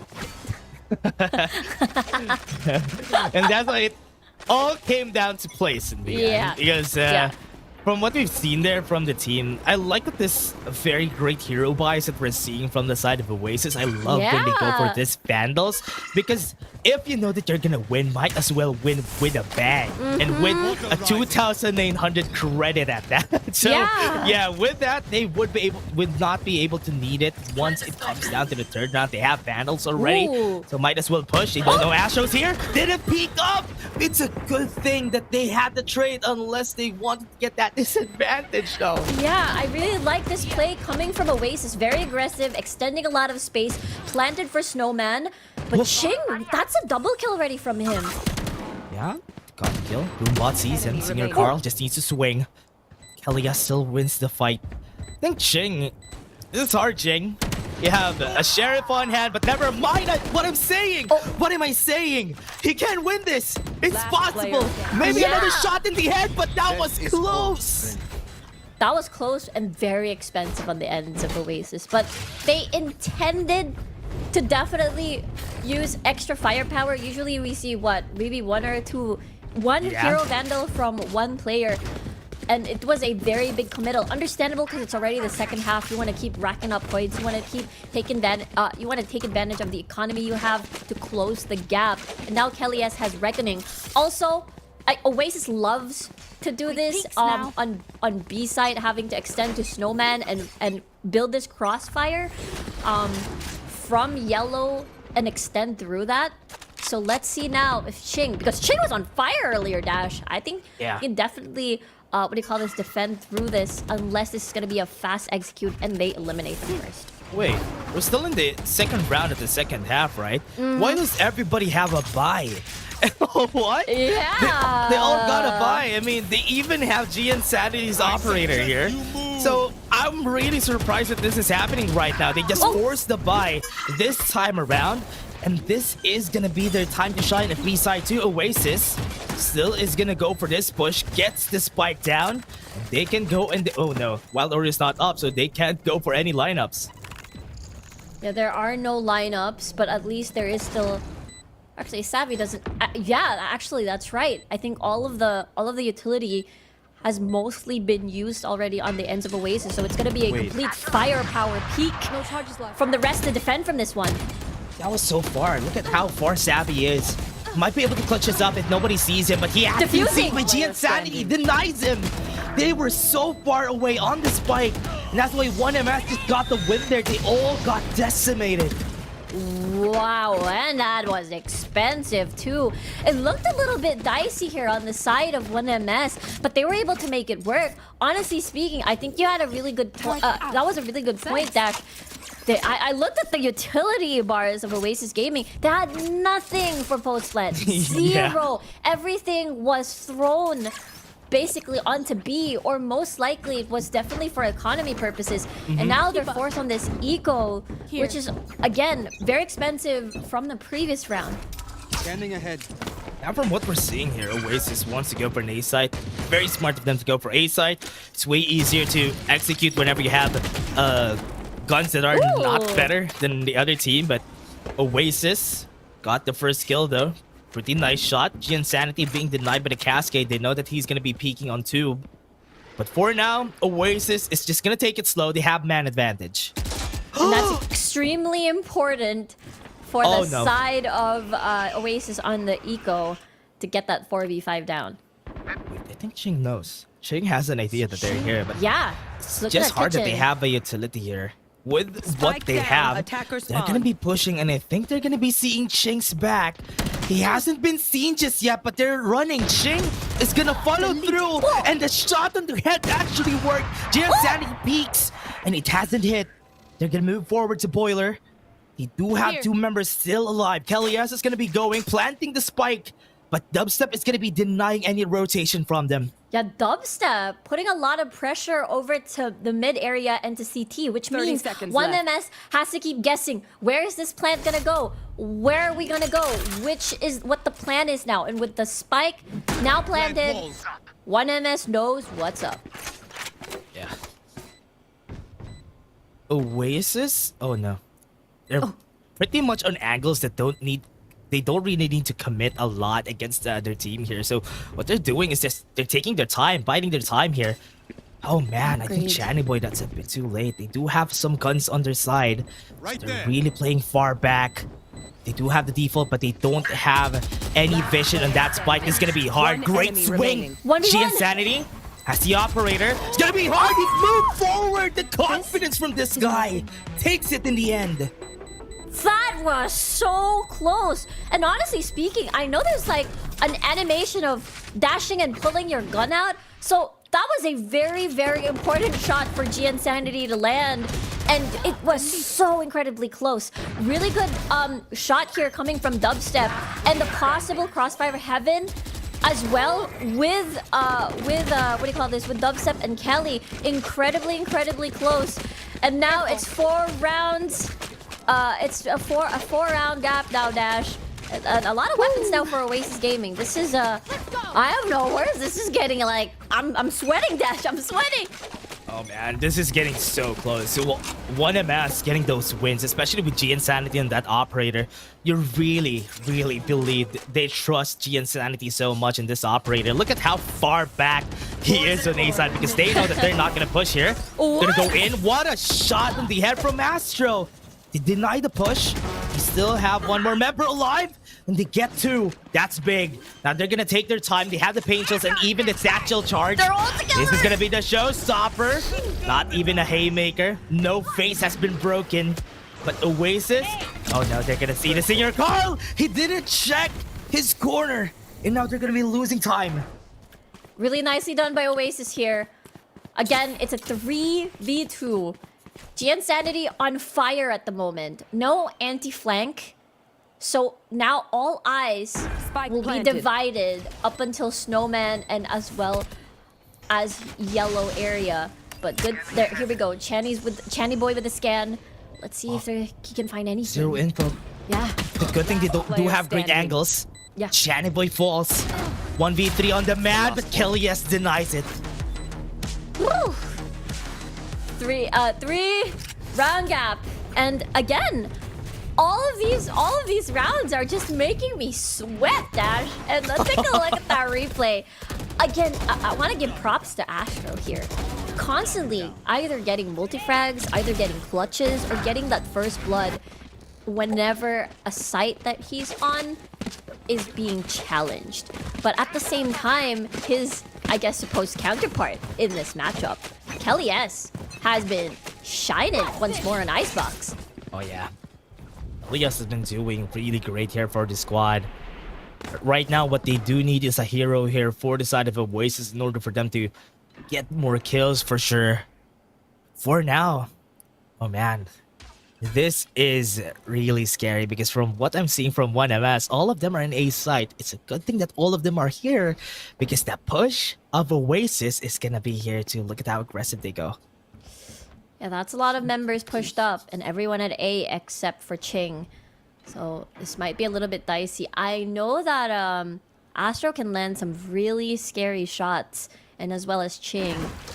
So we'll have to see. There it goes. Ooh, high tide.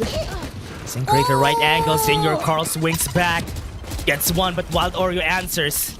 And this is still a push that they want to win for. Insanity got slowed right there. Got staggered. And now Senior Carl gets one more. Gets the upgrade. It's a good thing they got the shot there from Kelly S. Able to help them out. Ching is gonna die in 8 rounds for Oasis. 3 members still from Oasis having to keep their guns. And when I look at the ult icon, but let's first take a look at this replay. I think the drone went over pipes and didn't see the one by orbs. I think that's the reason why Marky didn't expect that. But, you know, at the same time, ult economy-wise for 1MS, they have a lot of ults to keep a site in control. But Oasis as well has a lot with the lockdown and as well as the Hunter's Fury to flush out members away from a site. Ooh. Lockdown, Hunter's Fury available for Dubstep if ever they need to push. For now, they're securing space before they start to push any site, maybe. Get the first kill, first touch. Get information, they know that somebody's close. Senior Carl just was forced back just because of that information. But for now, everything's looking great. There's a lot of smokes moving around. To get the first kill first, but 1MS knows that. They're gonna go for A. Oh, there's gonna be a lot of utility that's gonna greet Oasis here. Let's see now. Will they get first blood? Move, okay. Yeah, there's the defender killjoy now though. But the plant's gonna come in. Oh man, the Snake Bite is still gonna come in. Hunter's Fury is gonna be used just to push them back from screens. That's perfect. The U2 ultimate's already very expensive. Push is gonna come back in 3 seconds. Very interesting that Channy Boy didn't use his Hunter's Fury to destroy the enemy's lockdown. So that means they're very confident in using the Hunter's Fury to just flush them out instead. Yeah, maybe just push them out. Maybe just to get the damage, but Kelly S still wins the battle against 2. It doesn't even matter. Because right now, they can't even get this ship sailing. Oasis is just in a great position, and they can't even get the kills that they need. And Ching is just gonna run away in shame. Nicely done by Oasis. Good hold, good response.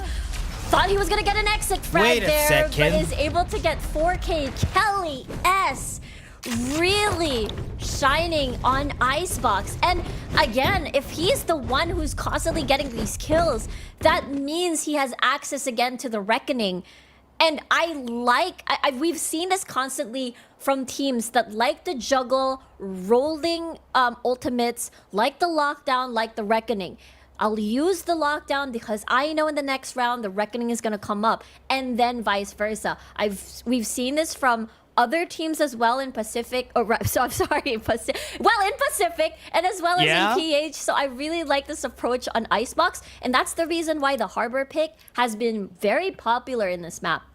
Yep. Really love this Harbor pick. Having the Reckoning would just flush out basically like a second lockdown that they could use, but a bit more, what do you call this? A bit more chill Yeah. compared to what a lockdown could offer, but still helps you out though. It helps you out position the enemy team whenever a Reckoning goes down on you. It's a good thing they use the timeout here. First Mega Saber hasn't been getting any rounds after the 10th round that they got.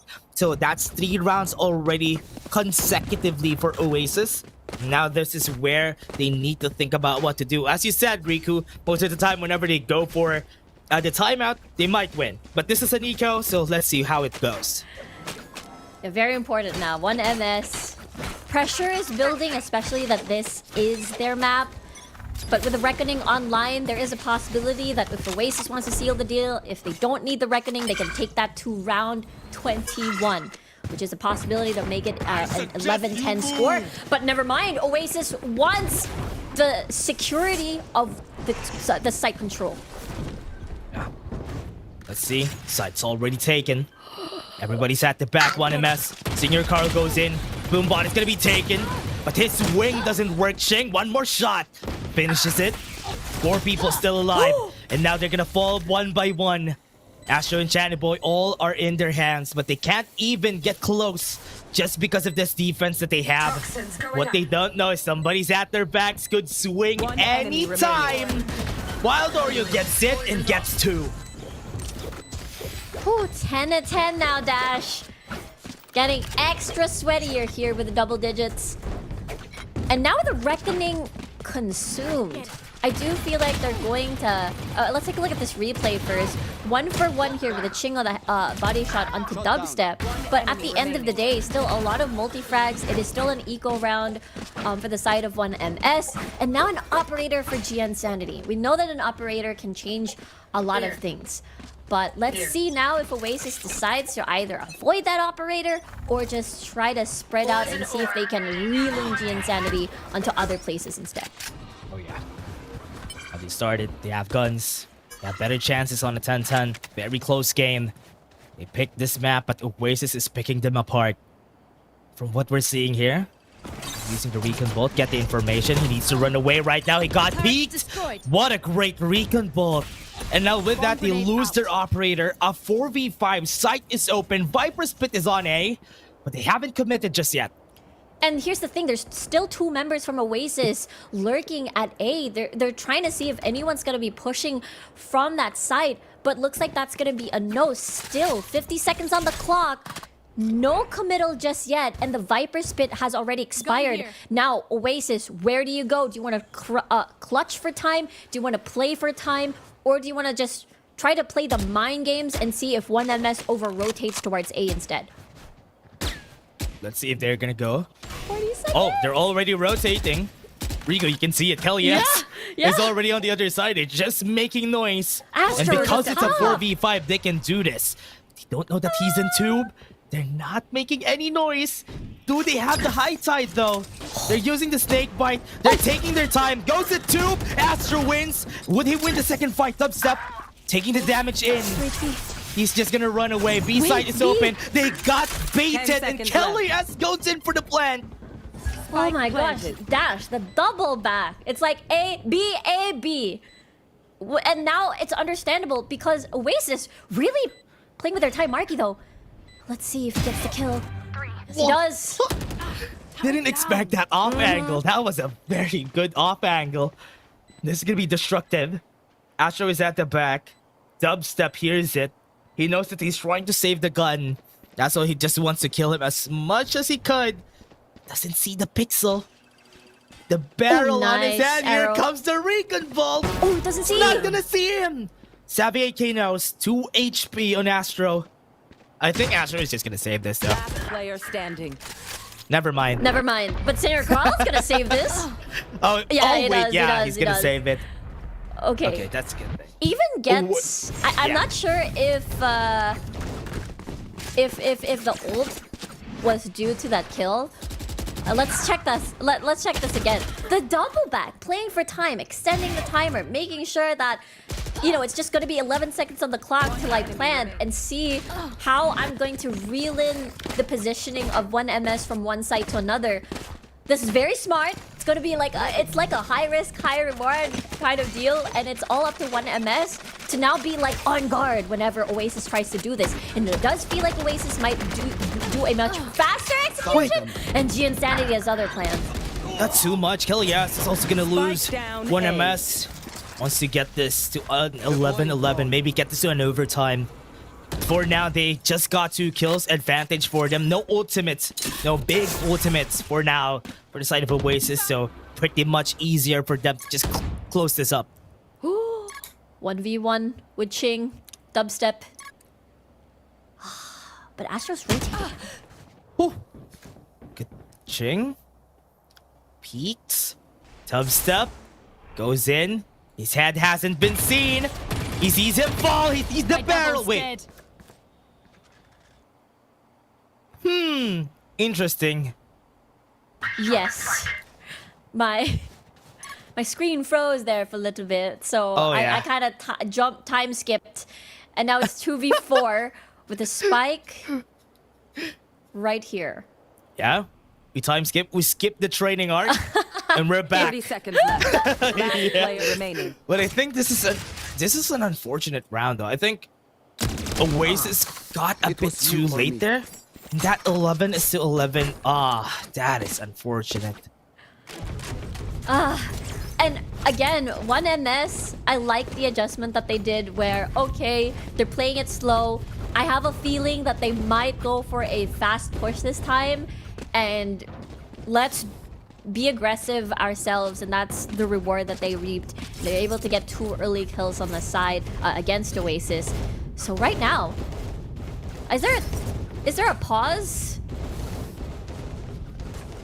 Yeah. We got a big... one... Oh, that's why. That's why. Okay. I was surprised about that, though, because I saw most of the members right here of Oasis just got... we're walking. So, yeah, we're going to be going for a pause first.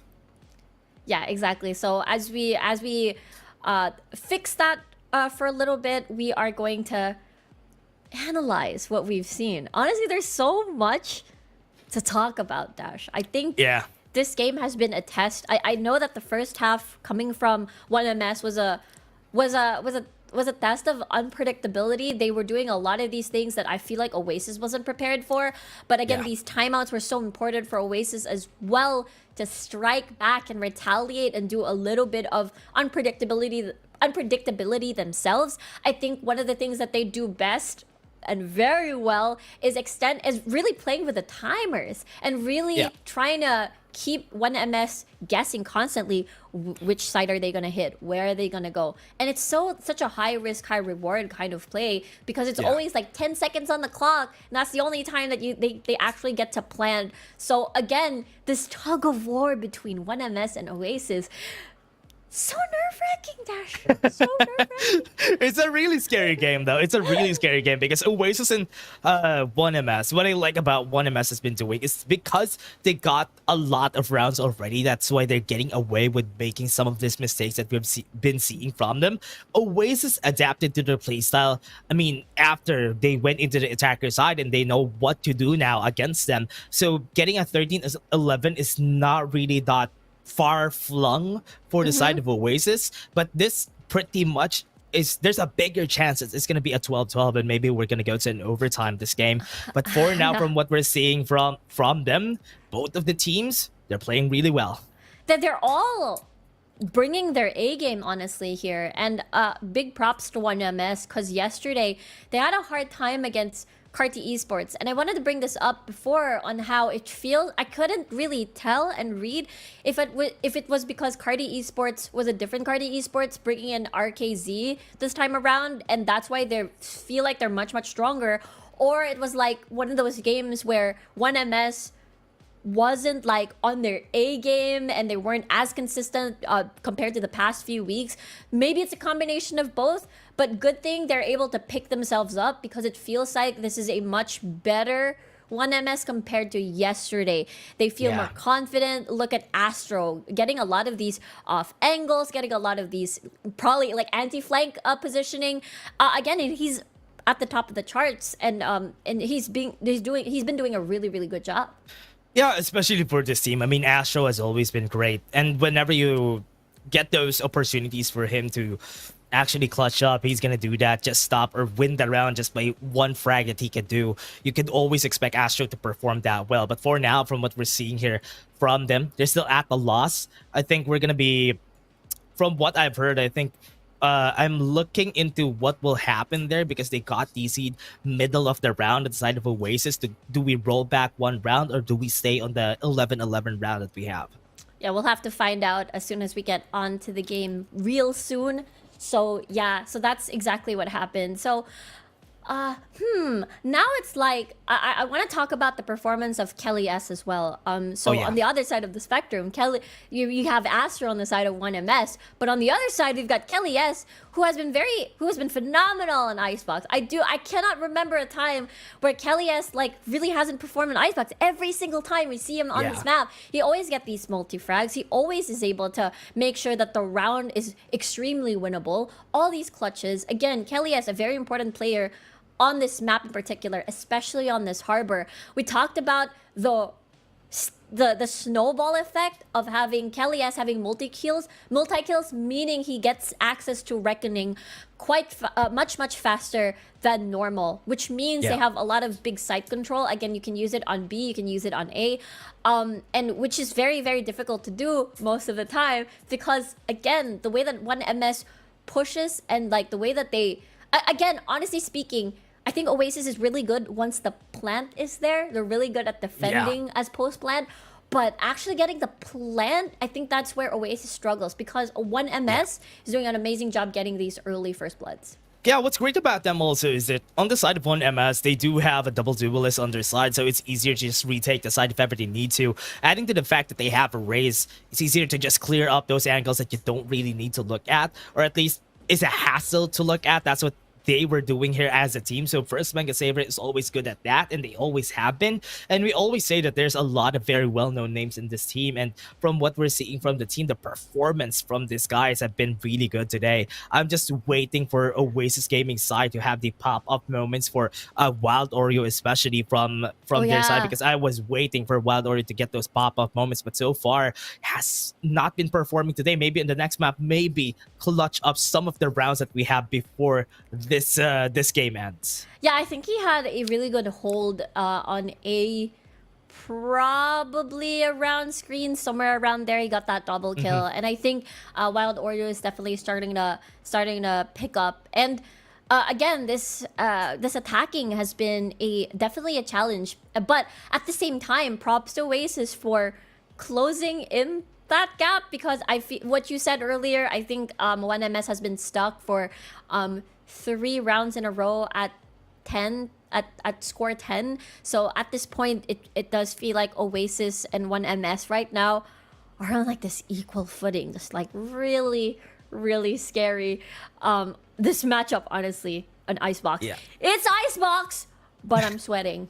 Yeah, I mean, this is one of the maps that Oasis has always been really good at, but for now, 1MS is challenging them, and I like the challenge. I like that they call the challenge just throw, what do you call that? Throw the napkin just to challenge them to a duel. Or the gauntlet, sorry. Wait, throwing the gauntlet means giving up, right? Or is it a challenge? No, it's a challenge. You throw the gauntlet in their face.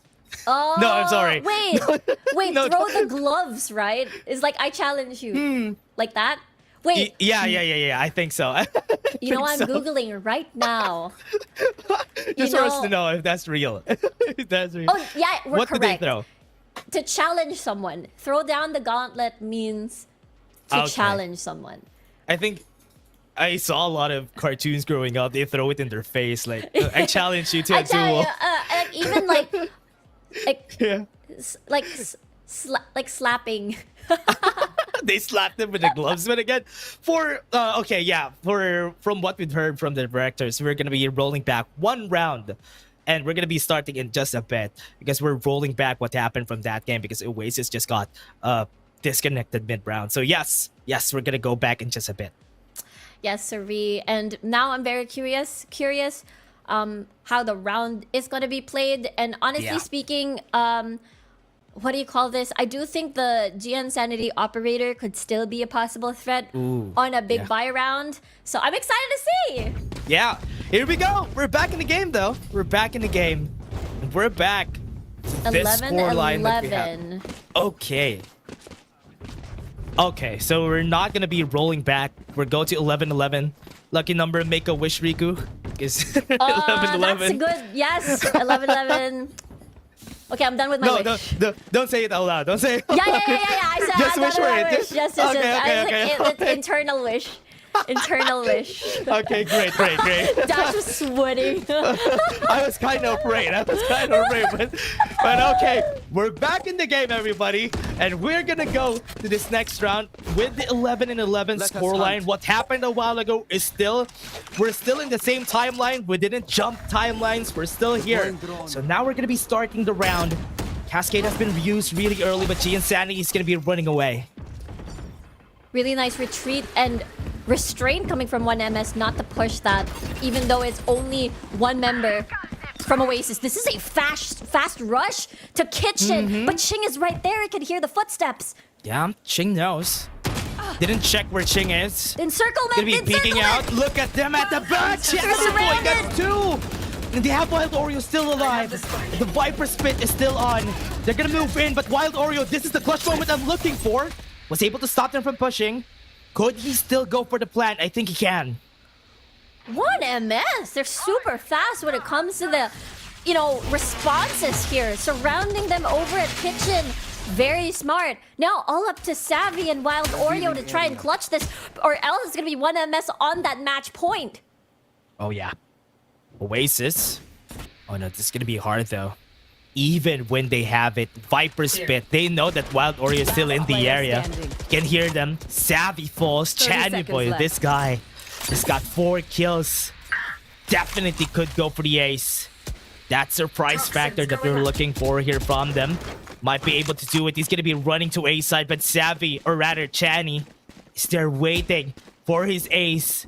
He hears them. Does he deny it? Yes, he does. 10 seconds He has some time to plant. Yeah, planting important for that extra money here. Even though he has ult already. And it is an attempt. It is a now aim for Oasis to get that overtime. But 1MS! Dash, that response. Hearing a lot of footsteps on the Kitchen and using 2 members to actually surround them is so smart. And the execution, Oasis was not ready for that. Oh man. This is really great though. That is another pause coming from them. They need to think about how they approach this. How would they get this to an overtime? I will predict. Okay. I mean, Reckoning is there again. I cannot count how many times Reckoning has been used. I don't know. Okay, I think this is a new Reckoning. I think this has been acquired previously.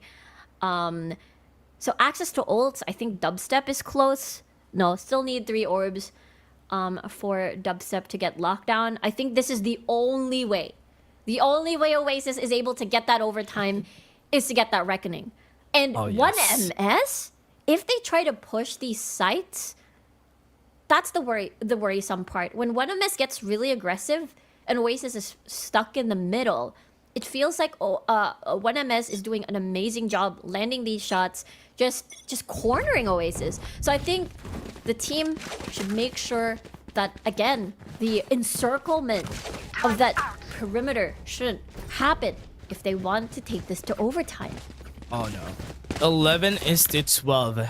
As you said, Reckoning is going to be important. They don't have a lot of ultimates to work with. Lockdown's too far away.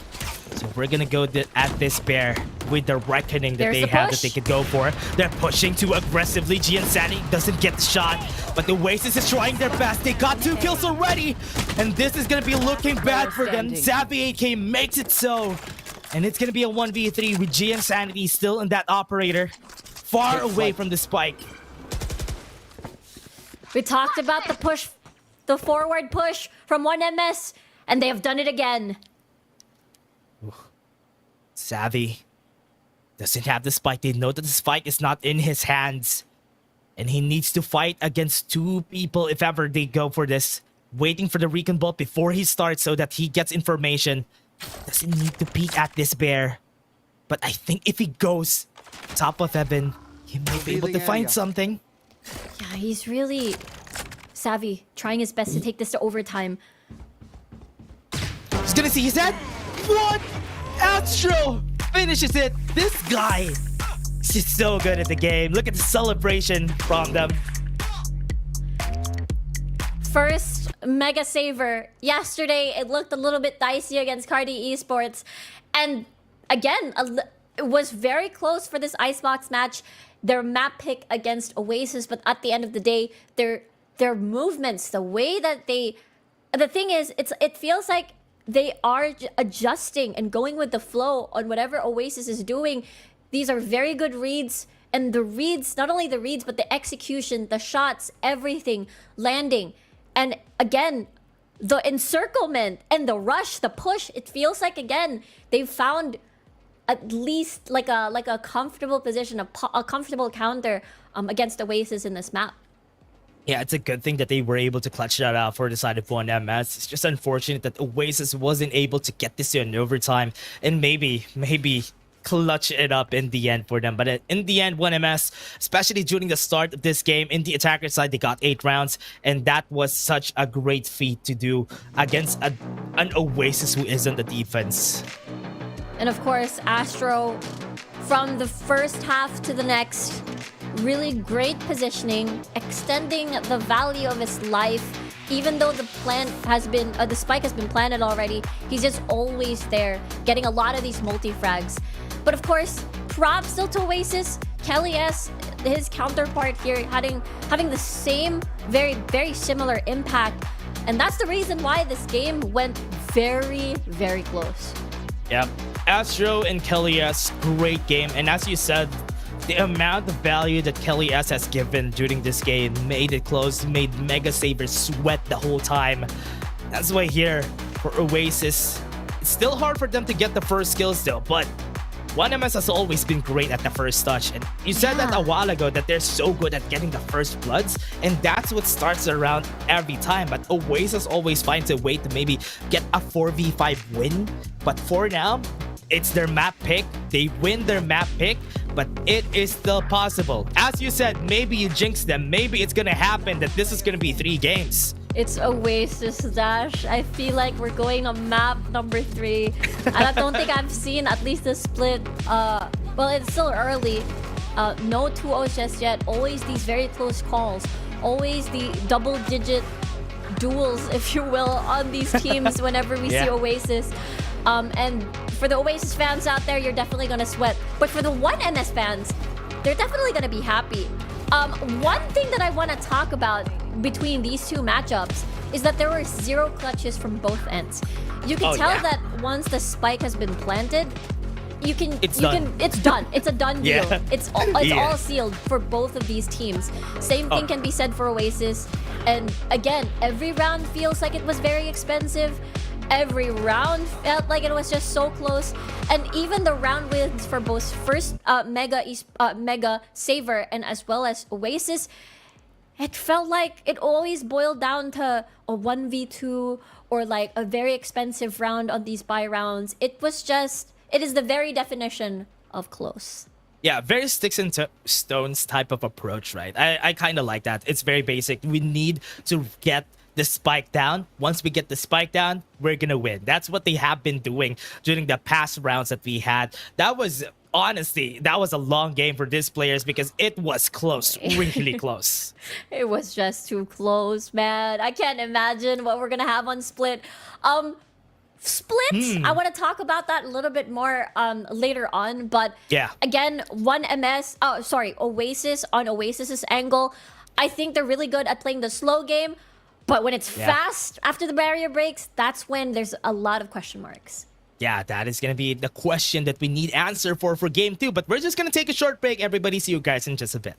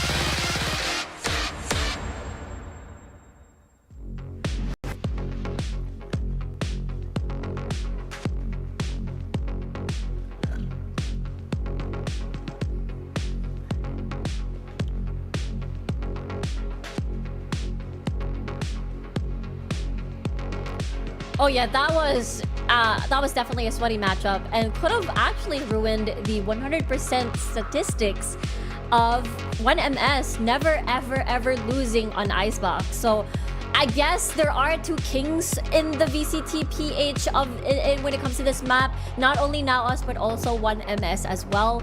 And now we're heading on over to Split Dash, and there's just a lot to talk about because for Split, it has been one of the go-to maps of Oasis as a map 2, as a like, what do you call this, like a trampoline, like a sling shooter kind of thing when it comes to building up momentum. But I feel like they've built up enough momentum already in Icebox, so that was a pretty long game.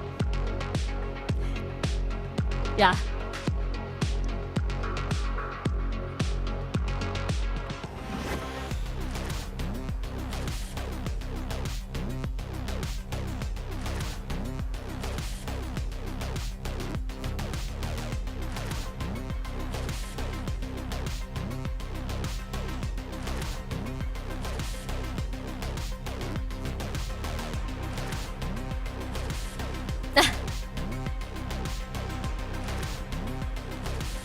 Yeah, I think this is, again, very reminiscent of the concept of what we saw in Icebox, which is giving up the secondary controller for Senior Carl to come in and basically have a double duelist scenario, which again fits the first Mega Saver, again, play style of just going fast, going aggressive, quick, swift, kind of movements. And I think Oasis Gaming, that's where they struggled with back in Icebox. So hopefully this will be very different, because I remember during their split performance, when they went up against, I got this, I have very good memory, and they won that split. It wasn't too much of a close game.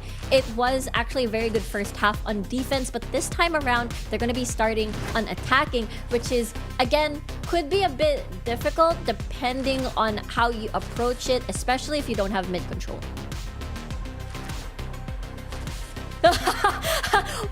Where is everyone hiding?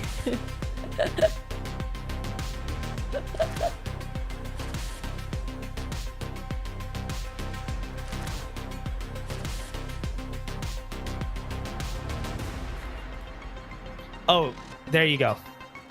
We'll have to see now, again, how this is gonna pan out for Oasis Gaming. Of course, they want to win this split. This is their map pick. If they want to take it to map number 3, well, they gotta win.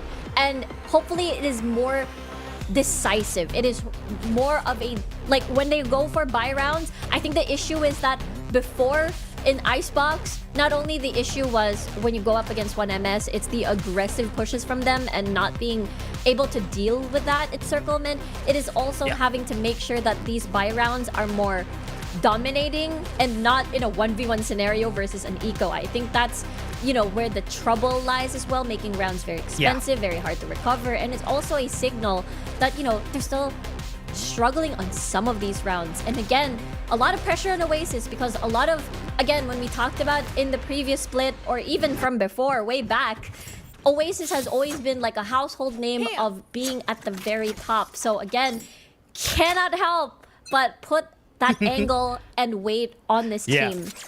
Really ready to see that. But again, I'm back, everybody. I'm back. Sorry about that. But Oasis already starting this with a bang, with a burst kill from GNsanity. Kellyus wasn't able to see it, not able to react in time. That is just a punishment on their end, and Senior Carl is gonna take this duel, and he's gonna know that this is a possible matchup that he might be able to win the boom bot. He wasn't expecting that peek off. They're fighting in mid. They lost 2 members, but this is still a 3v3. Really nice timing there for GNsanity earlier. Again, the aggressive push from 1MS, but GNsanity went an off angle once more at the tip of rafters. Yeah. Now they're starting GNsanity on an off angle. They're not gonna expect this. Drops down at the perfect time. They were not able to see each other down there. For now, Spike is still in the hands of Marky. Hasn't been able to see it. Kelly S not peeking up. He is not gonna see where GNsanity just went. They're running, and they know that they're gonna be pushing on site. I think GNsanity does know that he's gonna be peeking against one, and he gets another shot in. Blinding. I love this. Look at Oasis though, pushing Ali aggressively. Oh, it's a Gonna be 2v2. seeing it. G Insanity. It's gonna be a 2v2, a crossfire that they're not gonna expect. 2 kills for Oasis.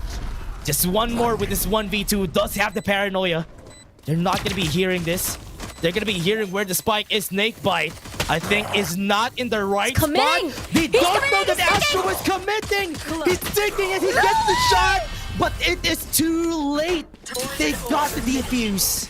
I'm pretty sure Oasis did that at some point in the tournament as well. And they definitely did not expect that. Let's take a look at this replay. Clean headshot from G Insanity here. And honestly, the forward aggressive push again from when the barrier breaks is so important. And Astro coming up strong and clutch for 1MS. It felt like an Oasis win, but my gosh, first Mega Saver, just really unexpected plays again. Yeah. Oh wow. This is so good. From what we're seeing here from 1MS, another great performance from them. It was oh man, it was a bit too close for comfort there. Oasis was able to answer back when they got to the defense, but the attacker of Oasis go for a site. They're gonna be pushing. They see where Ching is. Ching can't even move, but they still got the headshot though. It's not gonna matter. They got the gun upgrades. But this is still a bonus round and a 4v2 at that. Yeah, 4v2 with only a Spectre. Upgrade from Savvy. Gets the flash though and the spray down. Wow. Double kill. Now it's a 1v2. Will Wild 1v2? Oreo get the clutch like what Astro did? That's a question. Oh yeah, that is a possibility. Spike hasn't been planted. Billboard, that was close. That was too close. But this was an expensive round. Remember, they still have the Vandal from G Insanity. Not bad of a round coming from Oasis, just as you said, despite it being eco. And now this is the real test. We talked about how Oasis definitely on these buy rounds, it can't be close. But now for first Mega Saver, they have 2 rifles, 1 Phantom and 1 Vandal. G Insanity has been on fire at the very beginning of this split map. Yep, G Insanity has been great. 4 kills on the board. But Wild Oreo, this is what I was waiting for. Wild Oreo just picking up the slack from the last game and now showing himself for this next. Now it's the time for them to strike back. They now have their guns. It's not impossible for them to wrap this thing around in their favor. Before now, 2 hero buys with G Insanity and Ching. Yeah, and 1 soul protector, which is Ching over here as that Cypher. Destroyed. Oh. Oh. Oh. Oh, wait. I think that's later. But in the present time, we are watching Oasis versus That's 1MS. in a different timeline. Yeah, that's a different everybody. timeline. Yeah, we're in the current timeline here with Oasis. And, oh Am I my looking god. at this correctly? It's Clown and Arf? Yeah, we're looking at this correctly. Oh man, this is a very different timeline, everybody. So for now, don't look at the sides. Don't look at the sides. We're in the game, and despite this starting, they got the flash. Dubstep was able to take 1 and make that Oasis just dominating this battle. Don't even need to wrap around the pillar. This fight is done. I remember doing this to Cheng. I think Cheng might be able to get like 2 kills. In Icebox, he got like 3 kills when I said that this fight is done. Exactly. Maybe able to get a couple of exit frags. Maybe the goal isn't to win this round, but to reduce the numbers of reduce the number of guns transitioning to the next round. Marky with 21 on this off angle. Wilching spotted. Looks like gonna be playing a bit more reserved and trying to climb towards heaven. But remember, it's a 5v1 scenario. If nobody dies, then more guns for Oasis on the next. Exit frags. Savvy. Timing's just right. The bait was there. He knew that he thought that he was on camera. That was basically a flash. Yeah, that was a flash. That was definitely a fake. Dubstep trying to find Ching here. Doing the fake again on this camera. But looks like Dubstep's gonna hold his ground and make sure that he's safe. Does he want to peek through the smoke? Close. Oh, that was scary. Oh. A little bit. Oh, we're back. I got scared. Oh yes, here we go. We're back in the current timeline, everybody. We're back here, and okay. I'm getting too much into the timeline thing, but going back, A site is where they want to go. We're back to the 4th round. We're in the round in where we expect everybody to have guns. Now they're starting it. They already laid down the wall and they're starting it fast from Oasis. JustUs so confident, by the way. He's 2 off from his knives. Has a sheriff. Didn't buy What? at all. Decides to go for the knife instead to save for an operator for later. And Chinky's doing this. Wild Oreo, or rather Shing. Perfect timing right there. And now with the 4v4, start the fight again. Spike is gonna get planted. Everybody's on site. Nobody's defending screens. Once we start this, ramps is gonna be scary here because look at that. There's 2 members right there. Yeah, now this is like the real test. Remember, there were 0 clutches on Icebox. If it's planted, it's planted. Dubstep. Going to circle around the aggressive. smoke. Does he get the kill? That's the question. Yes, he does. Gets the headshot. Astro immediately with a trade. Icing top of the game. We've got 2 there. They already started. Oasis gets 3. And that might be the end of it. Oasis takes the win, makes it to 2-2. Both expensive for both teams, but what matters is both were at the rifle round and they were able to get the secure round for Oasis. Again, Ching, really good sight holder, really good shot coming from Dubstep here, playing off of that smoke and circling around. And again, you know, GN Sanity being 2 off from the knives and wanting to most likely save for an operator. Shake them up.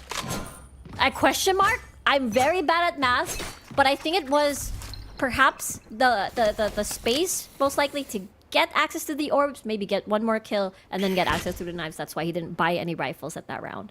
Oh, that's great.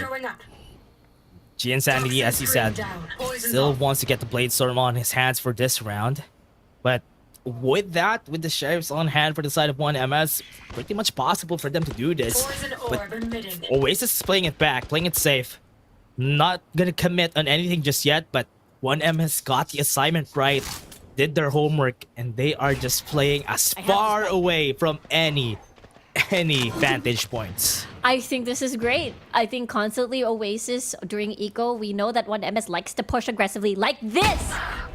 Ooh, and the aggressive push that they did, they got punished by Wild Oreo. Astro got a kill, maybe gonna get an upgrade. Paranoia was used. He's running Astro. I think that was too aggressive, but Kellius just fell down to hell.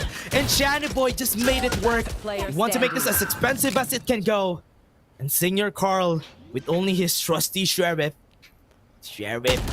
right here, and you get the shot in, but you know what? That didn't work. I think I hurt my neck by screaming, ooh, during that shot by Channy Boy.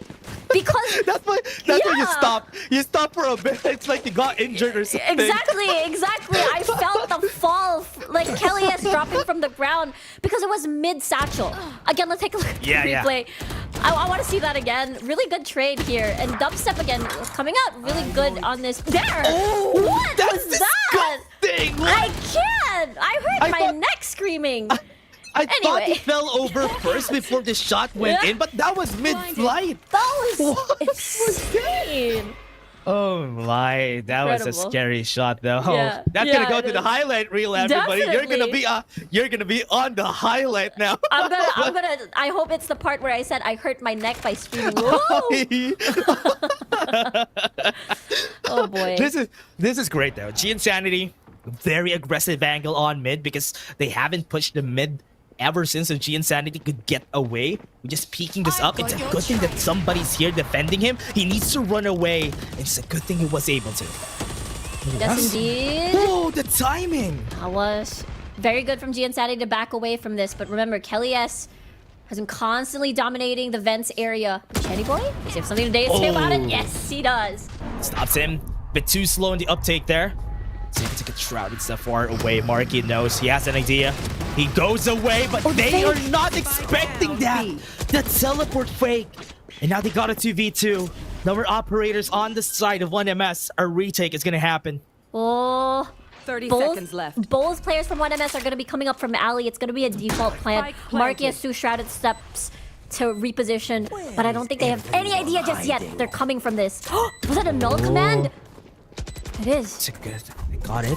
Not null command. Neural The theft. I'm a information. silly goose. Yep. They got information anyway.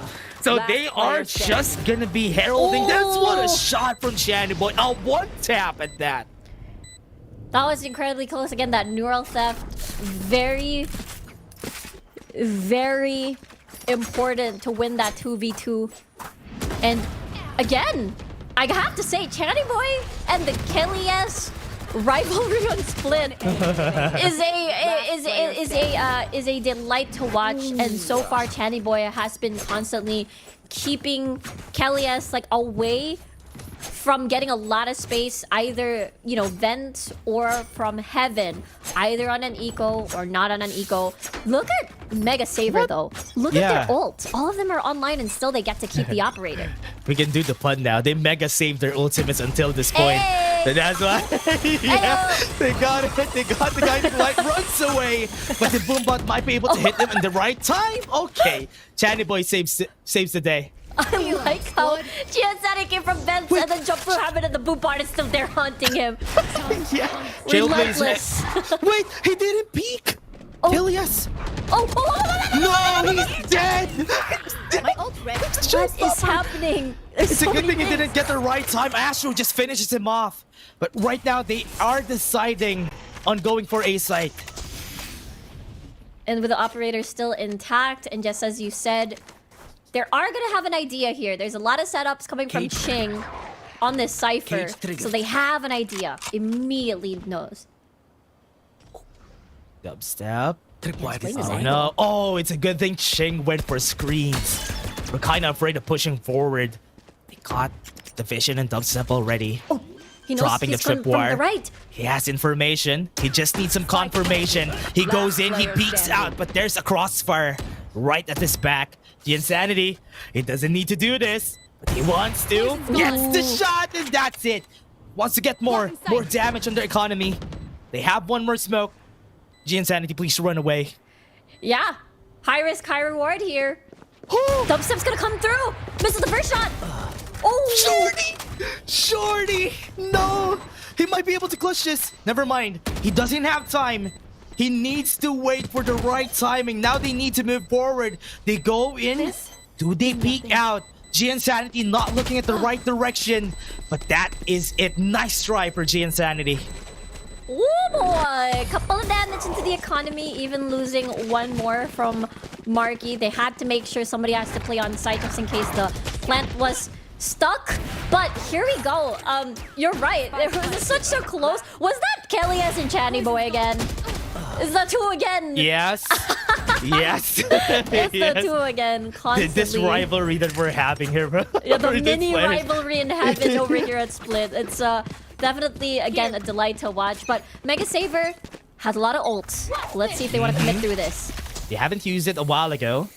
Now they can use it. They do have the Blade Storm. They don't need to commit anything else. With this, the Trailblazer gets information on where they are. They get confirmation. They see where everybody is. The paranoia is going to work. Oasis is going to move forward. Shots from Oasis are working. And that is a... Wait, that's a bonus round. Never mind what I'm Yeah. doing. That's I think that's definitely a bonus round that Oasis will gladly take, because remember, when it is an eco round and a lot of people have sheriffs on 1MS, they do a lot of really good damage on the economy of Oasis. It hasn't been the cleanest buy rounds for Oasis on Icebox, so Yeah. this is again a massive improvement from the previous Timing. map. And as I say that, Player standing. okay, that's good. timing That's still good. is- Yeah. Yeah, Astro just got one kill, but yeah, enough damage at that. He's gonna be hearing everybody running around. But what they don't know is that Ching is gonna be peeking out. Oh, wow, Oreo just sprayed down the smoke. Nicely done.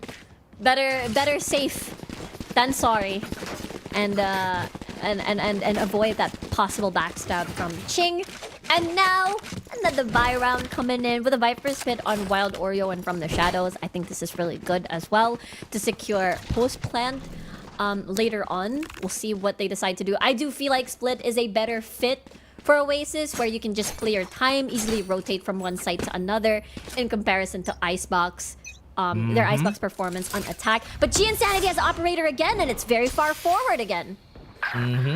Very far forward as you saw in Oasis. Ooh, they got their first kill. This might be their chance to run away. already got A side covered. Astro got the hit. Kelly S knows that he's close. He's trying to get a better angle, better peek out of it. 1MS already learned their lesson not to be too far forward in this defense. I like how Oasis plays their time. Again, this is their specialty. And now it's Wild Oreo this time around leading the charge. Oh yeah. Let's see how this starts. Leading it. Wild Oreo, confident on his aim today. Kinda liking it. Astro is gonna fall. As we said, Wild Oreo is going wild. And Oasis not even leaving any gaps in their attack.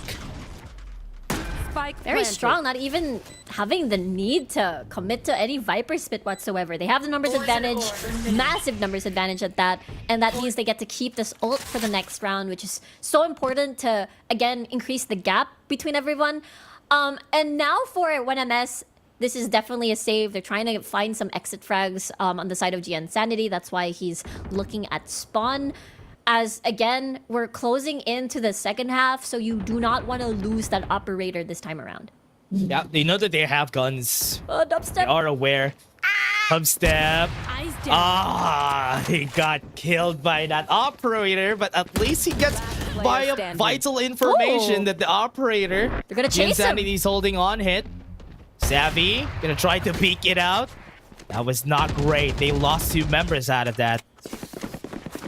Let's see what the economy looks like now on the side of Oasis. They still have money to buy some of the rifles, but let's what do you call this? Check out again how much control that they were able to acquire to get B. Again, it was just a quick take on Heaven control, and then that's practically it. I don't think 1MS was prepared for that, and now they're back to Ego with an expensive operator at that. So we'll see if they're able to maximize this buy.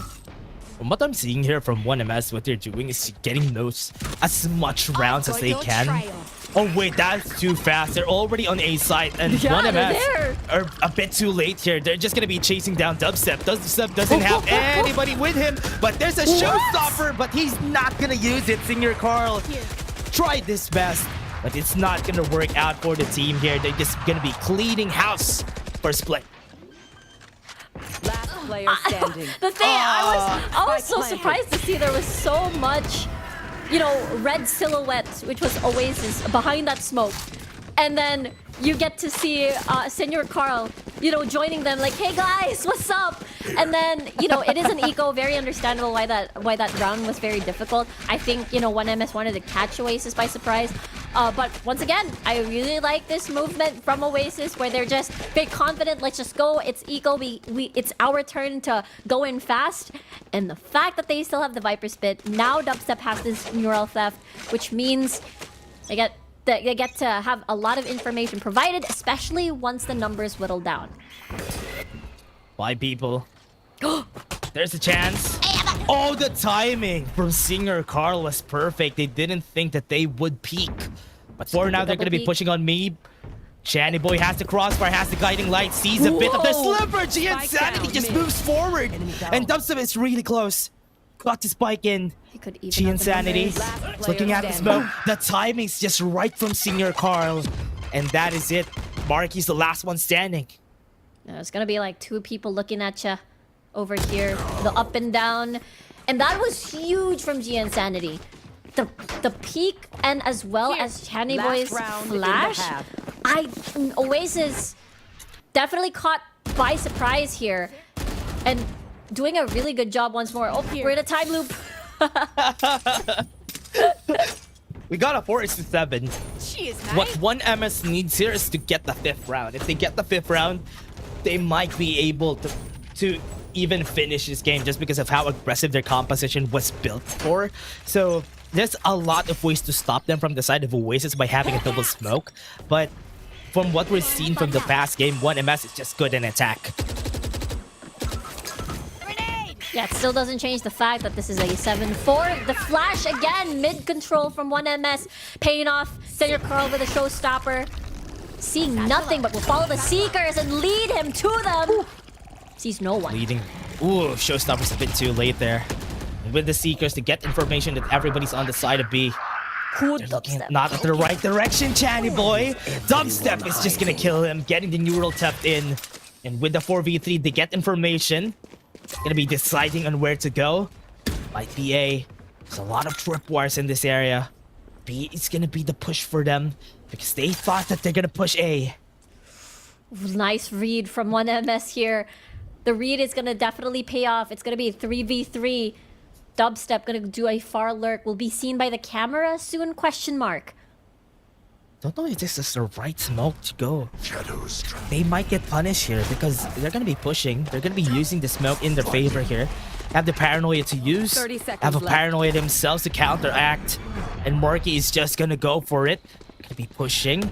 Smoke with the blind. That's gonna be helpful. He doesn't see it. The timing's just right. Viper Spit is gonna be used. He wants pushback. And Ching is no more. We have a 1v4. And this could definitely be an 8-4, 10 but seconds Senior left. Carl, without reload, planted. screams to where his position is. But inside the Viper Spit, it gives 0 chances for him to clutch this up unless he hits all heads is what he needs. But for now, at his top, Dubstep is in the area though, and Dubstep is gonna finish him. And there you go, the Viper Spit being crucial Switching to make sides. sure they finish at an 8-4 gap against 1MS. Now it's their turn. Let's take a look at that replay first. And again, this mid, again, Insanity or Senior Carl with the flash is a very good combo. But at the end of the day, that kill from Dubstep at sewers to get the neural theft really gave access for Oasis to decide on which site to hit. Even though 1MS's read was perfect, it was the execution that Oasis still came up on top. Oh yeah. We're waiting for this round. If ever this goes to the side of 1MS, it's gonna be good for them. But if Oasis gets this one, it's just gonna be pushing more on their advantage. So Senior Carl just going in, not even hesitating, even with the amount of lines that they got here. With the smokes, it's not gonna work. Somebody's at elbow, but everything has stopped. It's like time has stopped and nobody's moving in the side of 1MS. Yeah, they've decided to shift walk and cancel out any sort of information, but I think Marky has seen that Ramps has been, conquered for now. Yeah, Kelyas has a great angle. If ever he moves in, he can defend. Right click's not gonna hit, and Oasis got almost all of them. 2 more alive. Astro and Channy Boy looking for a push on B side. And they're now rotating quite quickly here. The camera is gonna spot out this heaven push. Everyone's there from Oasis, BT dubs. Ooh. Okay, they're not gonna push yet. They're There's just the waiting dog. for the Trailblazers. Here comes the dog. Player And there you go. The perfect wingman to sight. Good boy. Oh yeah. It's like they're oh man, it's like they're hesitating on that approach, but here comes the dog. I'm gonna wingman you guys and let's just move in. It's a 2v4 and that was such a great start from them.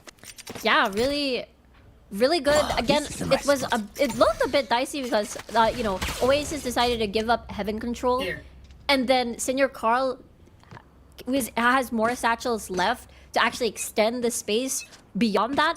But it was because of Marky. Really job well done on that defense. Yeah. 1MS with what they have, nothing.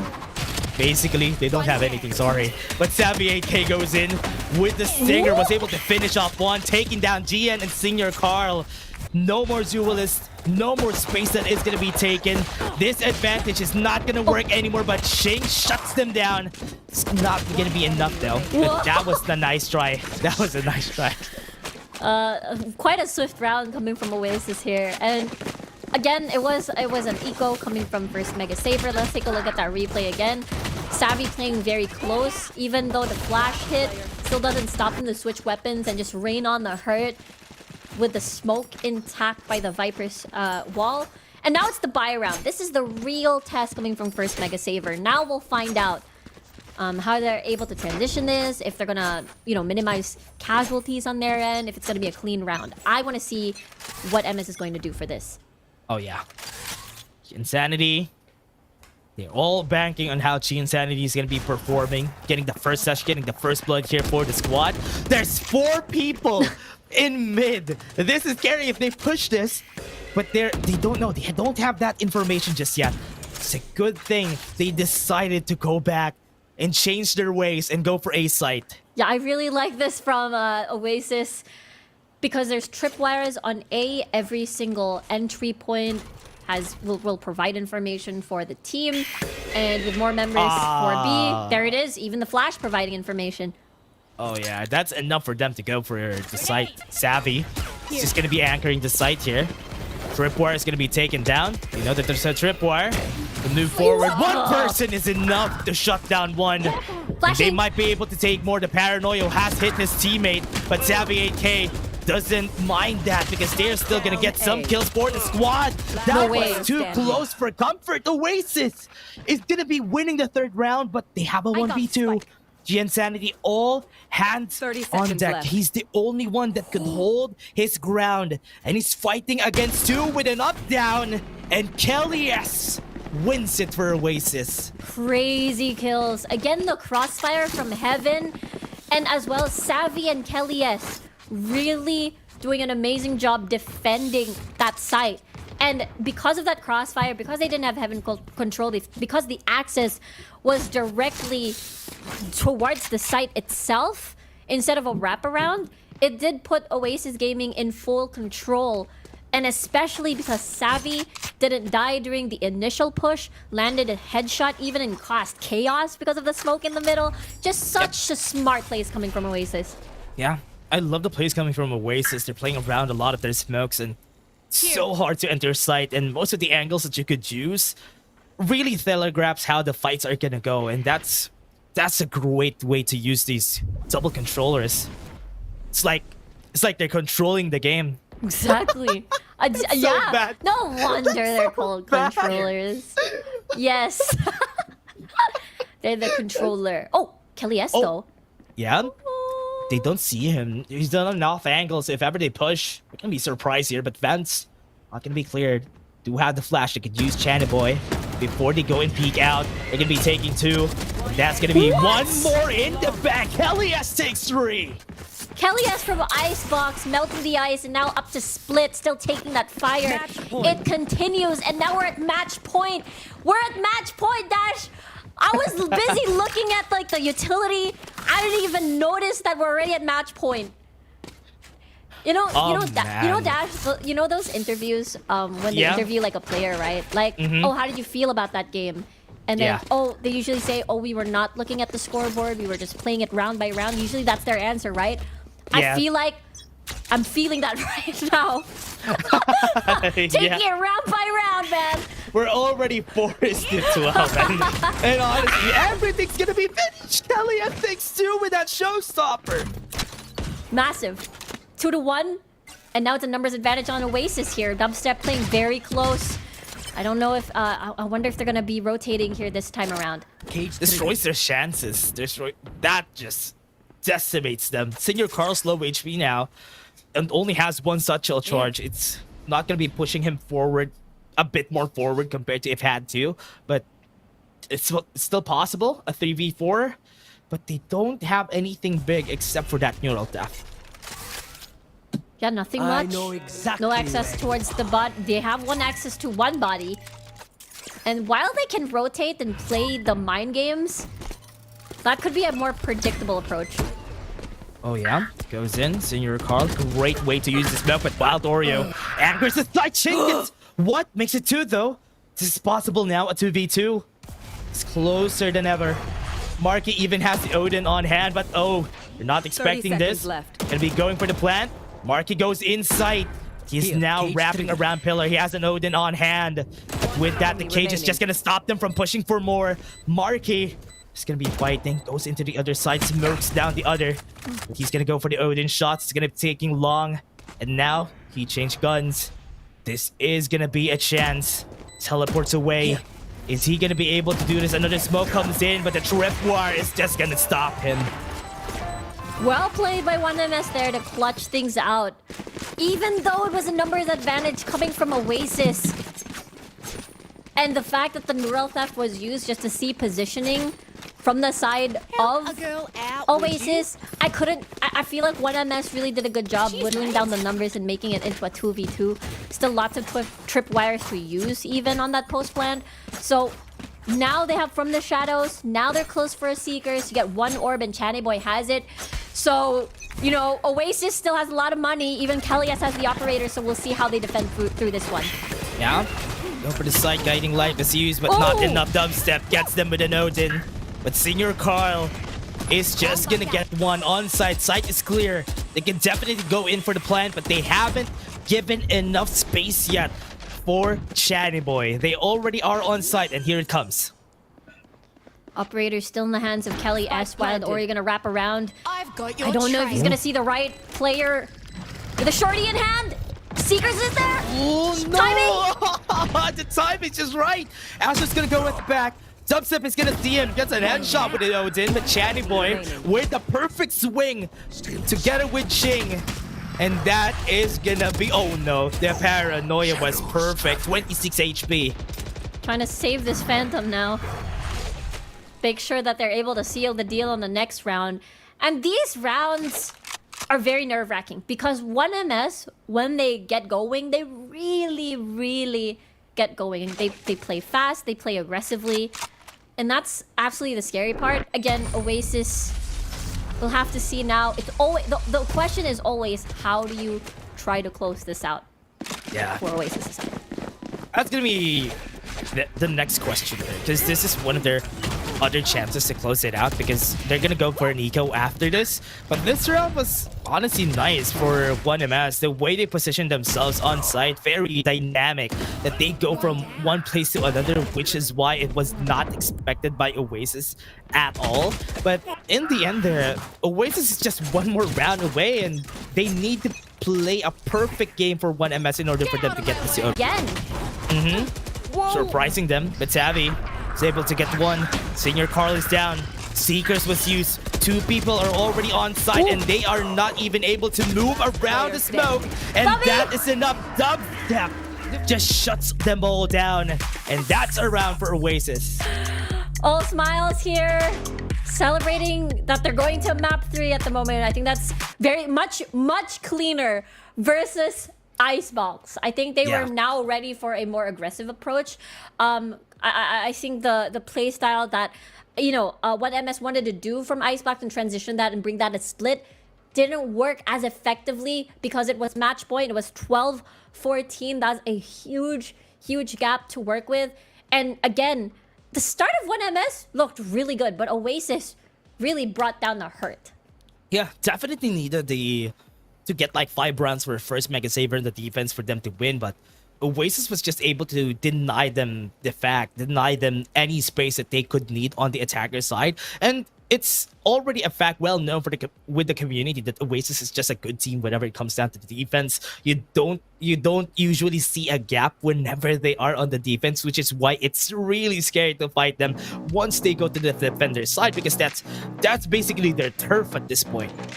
It is definitely their territory. Split again, they've been so clean and very confident actually at that. Of course, our MVP is Wild Oreo, getting access to a lot of these kills as well.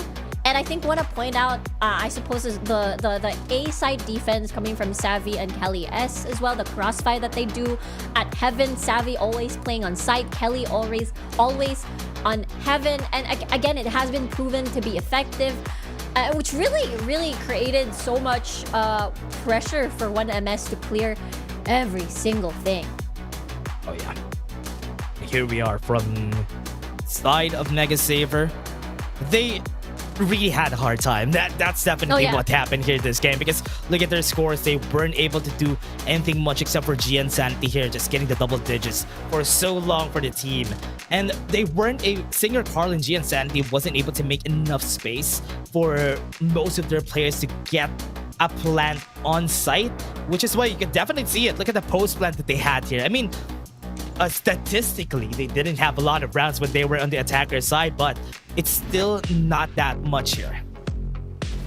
it's still it started out even at the very beginning. Again, Insanity getting a lot of these early picks. There's a round that we talked about, you know, the operator being a very important early game, so I suppose like snowbally like decision. Again, Channy Boy with that shot. Again, that was nasty. man.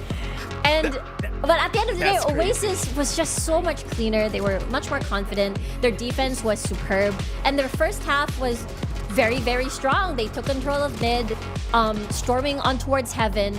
At first, they weren't winning the initial duels, but every single time that they would attack heaven, attack mid towards B, it was just very dominating. They would get 2 early kills, and that was really a point where they would seal the deal and seal that site. Yeah, very expected here for Oasis to get the map pick. But from what we've seen from a while ago, they almost got a comeback during game 1. And now in the second game, they already have hot hands and they are hitting their shots. Wild Oreo is back in the game. Woo! Everybody from the team is already just getting all the frags that they need for the squad here. But again, everybody, that was just our game 2. We are now going to go to game 3, but we're just going to take a short break. See you guys in just a bit.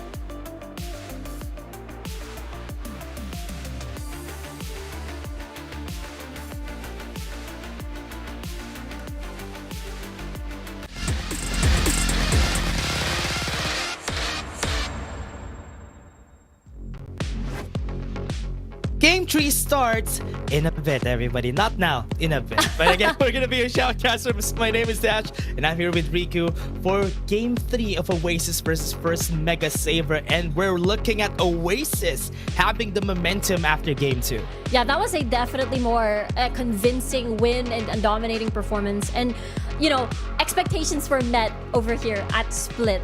And now we're heading on over to Sunset, which is super interesting. We were talking about this off cast. Dash. Map 3, again, this is very in character of Oasis so far for Split. For this Split number 1, it has been constantly going to Map 3 as their air quote win condition. And now we're heading on over to Sunset. And I keep saying how interesting this is. It's because for Sunset, 1MS has never lost a Sunset map over here at Split 1. They are currently 100% win rate. They played this map 3 times.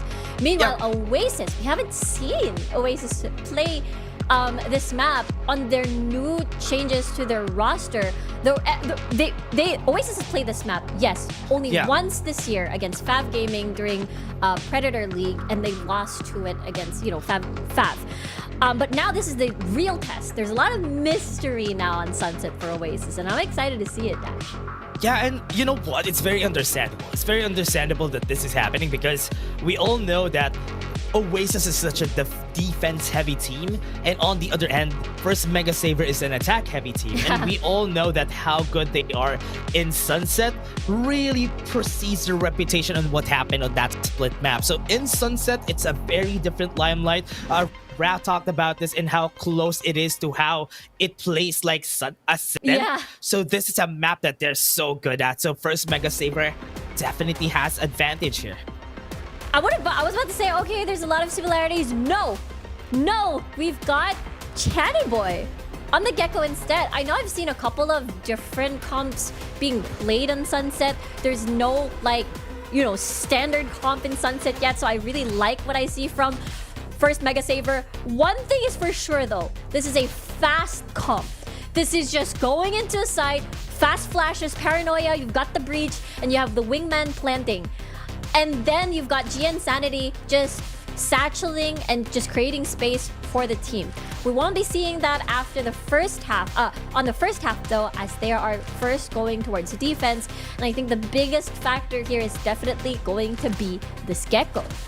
Yeah, I like how a lot of that, it's very dynamic. Sunset is a very new map. People are dynamic with what they pick whenever they are on said map. Gecko hasn't been picked up a lot by a lot of the teams that we have here, but one of the things that's great about Gecko here is, as you said, the wingman is going to be easier, but most of the time people really love playing around the Sovas, the fades whenever they are on this map, but they want to go in the site as fast as they could. That's why they played the double flash here. Exactly. And this fits the First Mega Saver approach and playstyle so well, having to catch Oasis Gaming off guard in some of these aggressive maneuvers. I really like this, this defined identity of 1MS. When they do it, they really catch you off guard. Oasis, on the other hand, again, we talked about the control and the slow-paced style, a more high risk, high reward, and very calculated. And that's the reason why we rarely see any clutches, because usually once Oasis gets the plant, it's a done deal. Honestly, what Oasis, or rather, what 1MS needs to do here is to get like a 3-round head start or a 4-round head start, so that after Oasis jumps in with the momentum, everything's gonna be going good for them. But for now, from what we've seen there, they already get information that this might be a push on B, but they've decided on the matter and they're not going to continue pushing. Yeah, they are. Again, we talked about the slow pace. Oasis might rotate. See Chatty Boy on that mid. They're spotted. Oh, yeah. Oh, wow. Okay. Don't get much information, Singer Carl. Waiting for any pushes to happen. Because of that smoke, he pushes back. So Oasis is just going to be denying any more information from them. And this is what's great about this map. Because if you don't play around mid, you don't get information on anything. Yes, there's a big choke point on site. It's not going to be a problem if they can satchel in. Wild Oreo swings in, loses the battle. But right now, Kellyas aggressively going onside. Pain Chills pushes them back. Shing might die in the process, but it's a good swing from the Insanity. Still a 3v3. 3v2 now. It's just quick execution of covering each other's angles. And with Paranoia and a Wingman and as well as a Flash, might be a doable retake, but with one Ghost and as well as one Classic, what can ya do? Oh yeah. V3. Have a smoke. They even have a DZ. Doesn't see anybody through the smoke. No vision whatsoever. Do they hear the defuse happening? Yes, they do. They got the pings and they got the first round. Really nicely done. Again, this playstyle of Oasis of trying to play the mind games, absence of information, showing yourself at mid, but denying any line of sight whatsoever. So 1MS was forced to put 2 members on A, but the approach is actually Oasis going towards a B hit. So again, this is the specialty of Oasis, keeping 1MS guessing and constantly just trying to rotate and see if they are able to win that, I suppose, 50-50 that their decision is right. Yeah. And as we said, they really need this. First Mega Saver really needs to get more rounds on their side. But I mean, it's gonna be a cycle here. They still have a chance once they hit the 3rd round, but this is gonna be a bonus round for the side of Oasis. And I like how they didn't have any hero buys this time around. They only have Bulldogs on hand and some Ghosts on Dubstep and Marquee. So they have a different plan once they move towards the rounds. Wait, Singer Carl had the perfect angle there, and nobody was there to help out. Outro is just gonna be finished here, just for them to get a 4v4. I was about to say the reason why they buy the Ghost is because they want full utility, right? And now one of the full utility is gone. Oh wow, okay. There's this slide there. Gets in sight, anchors the site. I'm out. From now, have a lot of people right there at elbow. Wingman is gonna be spotted. Gonna be seeing it, but with the Paranoia, Chenny Boy doesn't have it. Singer Carl, he's crazy. He got 4 kills on the board. Does he get 5? Does he get ace? No. But that's besides the fact that he won them the round single-handedly. Dude, Senior Carl, man. He didn't get an upgrade, by the way. That was just all Sheriff headshots. Clean Sheriff headshots. And that might be painful for Oasis because remember, they all didn't buy. 2 people were on Ghost to sacrifice making sure that they had full utility on the board. And losing that actually is painful. So 1MS did, again, Senior Carl came out on top on that one. Yeah, a bit too overconfident for the side of Oasis, but it was also not expected that Senior Carl is gonna pop off that much. But Kelly has something in mind though. He wants to do the same thing. Elbow is getting pushed. There's no defense there. Boombot is gonna be used. Not gonna be spotting anybody. Channy Boy has a great angle. Everybody's gonna be peeking off. Nobody's here. Dizzy's gonna be used. It's gonna get shot in the air. And Savvy shoots Channy Boy to get it with it. I like how, okay, 1MS wins a thrifty Oasis. Okay, we're gonna be doing the same thing with all of our crispy shots. 2 upgrades now for Wild Warrior and Savvy. Backside is dead. Backside is dead! What a great combo! And they have the Rolling Thunder. Wait, we have a Rolling Thunder? It's Senior Carl. Okay, okay. And because he got so much kills during the pass round, and that's why he got ultimate already comes up. He will push this, but Senior Carl is just on fire. The Sunset map. Senior Carl had so many kills, he filled up the orbs of his ult. He has so much, and you've gotta love the snowball potential of the way that the game was supposed to go, right? Win pistol round, win the 2nd round, lose the bonus. Now it's all up in the air. And now it's a 2-1 start. Coming from 1MS, they get a lot of guns for themselves, and now this is the real test, the buy round. Can Oasis make this a 2-2? Because right now, there's a Hunter's Fear on the side of Savvy. Somebody's there. They get information. Yeah, there's somebody. There's only one person. Poison's off. You don't get picture perfect information whenever you have a gecko on your team. But now it's a 4th round. With 1MS, it's too over aggressive. They decided that they're gonna be flushing everyone away here. Shing is gonna be seen. They get information. They all peek out. That's perfect supposedly, but because they got vision on him, he's still dead. The exchange on the Sentinel versus Savvy, which is your scan. scout out these sites, and even the one that had the ultimate, which was the Hunter's Fury. Quite unfortunate for Oasis, but it's still just a 1-for-1. So there is still a possibility for them to re-hit a site, especially no tripwires to worry about. Yeah, no information in mid. Don't see anybody. Insanity is still on site anchoring, but nobody has been deciding from Oasis where they are going to be pushing. They're going to be going to market. It's going to take a long time to break this and go inside site because there's still 2 people with a crossfire here. They're going to go inside. 30 They're seconds rushing in. They have the paranoia, but Insanity is here anchoring, but not enough. Astro is also there to help out. 2 kills. Make that 4 for Astro. What was that, Astro? 1MS getting a lot of these multi-frags. First in your Carl, now Astro with a spray, with a Phantom, being rewarded with that position. Let's take a look at this replay again. Really good entry coming from Kelly S, but the Bermuda Triangle crossfire of having to worry about the one by the site and the Phantom, all the shots. Astro and Senior Carl, everybody from 1MS doing an amazing job. Now Oasis Gaming on this eco though. As I'm saying, they really need to get those 4 rounds, 5 rounds, because once they go to the attack, that's where they are most confident in. And with this eco now for Oasis, that leaves the question, wait, ooh, that was crazy. That was 5 people looking at that angle. I thought Ching is going to die in the process. Paranoia is going to be used. Ching doesn't hear, doesn't see anything. Even if they don't have any guns, all utilities were thrown already on site. Space has been covered. Kelly S has a stinger. If this smoke dissipates, there's a lot of long-range angles to look at here. Yeah, there's so much. Could be on top of the box. Pop of plans. Satchel! Nothing? Doesn't kill anyone. Okay. Oh, it doesn't kill anyone out of the fact. Savvy AK gets 1. Insanity's down. 4v5 on an eco. Doable for the side of Oasis.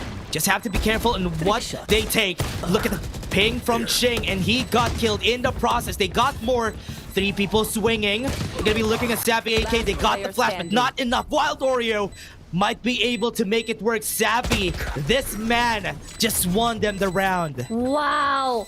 It feels like it's Thrifty over Thrifties now versus Oasis and 1MS. Both teams are doing an amazing job just trying to get through the site as quickly as possible. And honestly speaking, B feels like a very hard site to hit just because of the tripwires. Just so annoying, the one-ways that the Cypher can do. There's so much that you have to clear before you can actually get through the site. The fact that you only have, well, I guess you have a boom bot and the drone to clear a lot of angles, but it's still very difficult. So now, we'll have to see how they're able to get this round 6 going. Ooh, okay. They get information that there's only 1 person here. And with that, there's no sites that are gonna be hit. From 1MS's side, they are just playing far back, non-committal angles for the squad. And that's exactly what Oasis is also doing. The team who is gonna lose there is who is gonna be more impatient. Ooh. And that's what happened. Insanity just peeked out. He became impatient, but he won. Yeah, it was even Kelly S that broke down the doors. Yeah. And then now, again, First Blood is how 1MS wins these fights. And now without the duelist, it is all up to Oasis to enter these sites. Ooh, nice trade. Ooh. Good thing to trade it up. But Senior Carl equalizes it. That's gonna be a 4v3 now. Even with the thrash, they didn't get information. They didn't get knowledge. For now, Astro is gonna back away. They are gonna be hitting on B side again. Savvy AK got stunned. Shing doesn't see it. The timing's just right, and they got the kill again. The neural tip to deny and maybe beat them out. That was such a great timing from Marky. It's a 3v2. Planted for A main, but they're pushing forward dash. Game's so intense. Oasis clutching the game out. Neural tap. They know where Astro is. They run away. They got the spike down. And they even have smokes. They see them too. Do they see Astro? Did they get the right timing there? There's a Marky, tripwire though. There's a tripwire. Got the timing. Dubstep on the back. He's gonna be hit in the back here. He got the smoke in. But Astro could still peek out. Dubstep's inside. But they don't have any more time, and Marky's gonna fall, but Dubstep wins the round. Nicely done by Dubstep and Marky there to clutch that one out. It looked a bit dicey because of the first blood onto Kelly S. But the Neural Theft versus Neural Theft, the showdown of the ciphers. And the pickoff of Marky here, really nicely done. Just helped the round become extra winnable. And again, just really good execution on playing with the 2v2s and playing far forward to create space and fall back and create a crossfire with Dubstep circling around that pillar. Yeah, 3-3. Oasis, this is what they needed to do. The way that they start the side, they're taking a long time waiting for 1MS to make any mistakes. From what we're seeing here from 1MS. Tried their best from the last round, but now they're back on an eco. We're waiting for high impact frags whenever they start. For now, Oasis is taking their time. I'm so scared because Senior Carl, remember, when he has a sheriff, when he's on a thrifty, I bet he's feeling it. Honestly, that 4K that he did, or ace rather, that he did earlier, it's massive. 1MS, Right here. for now, isn't really putting a lot of their utilities on site.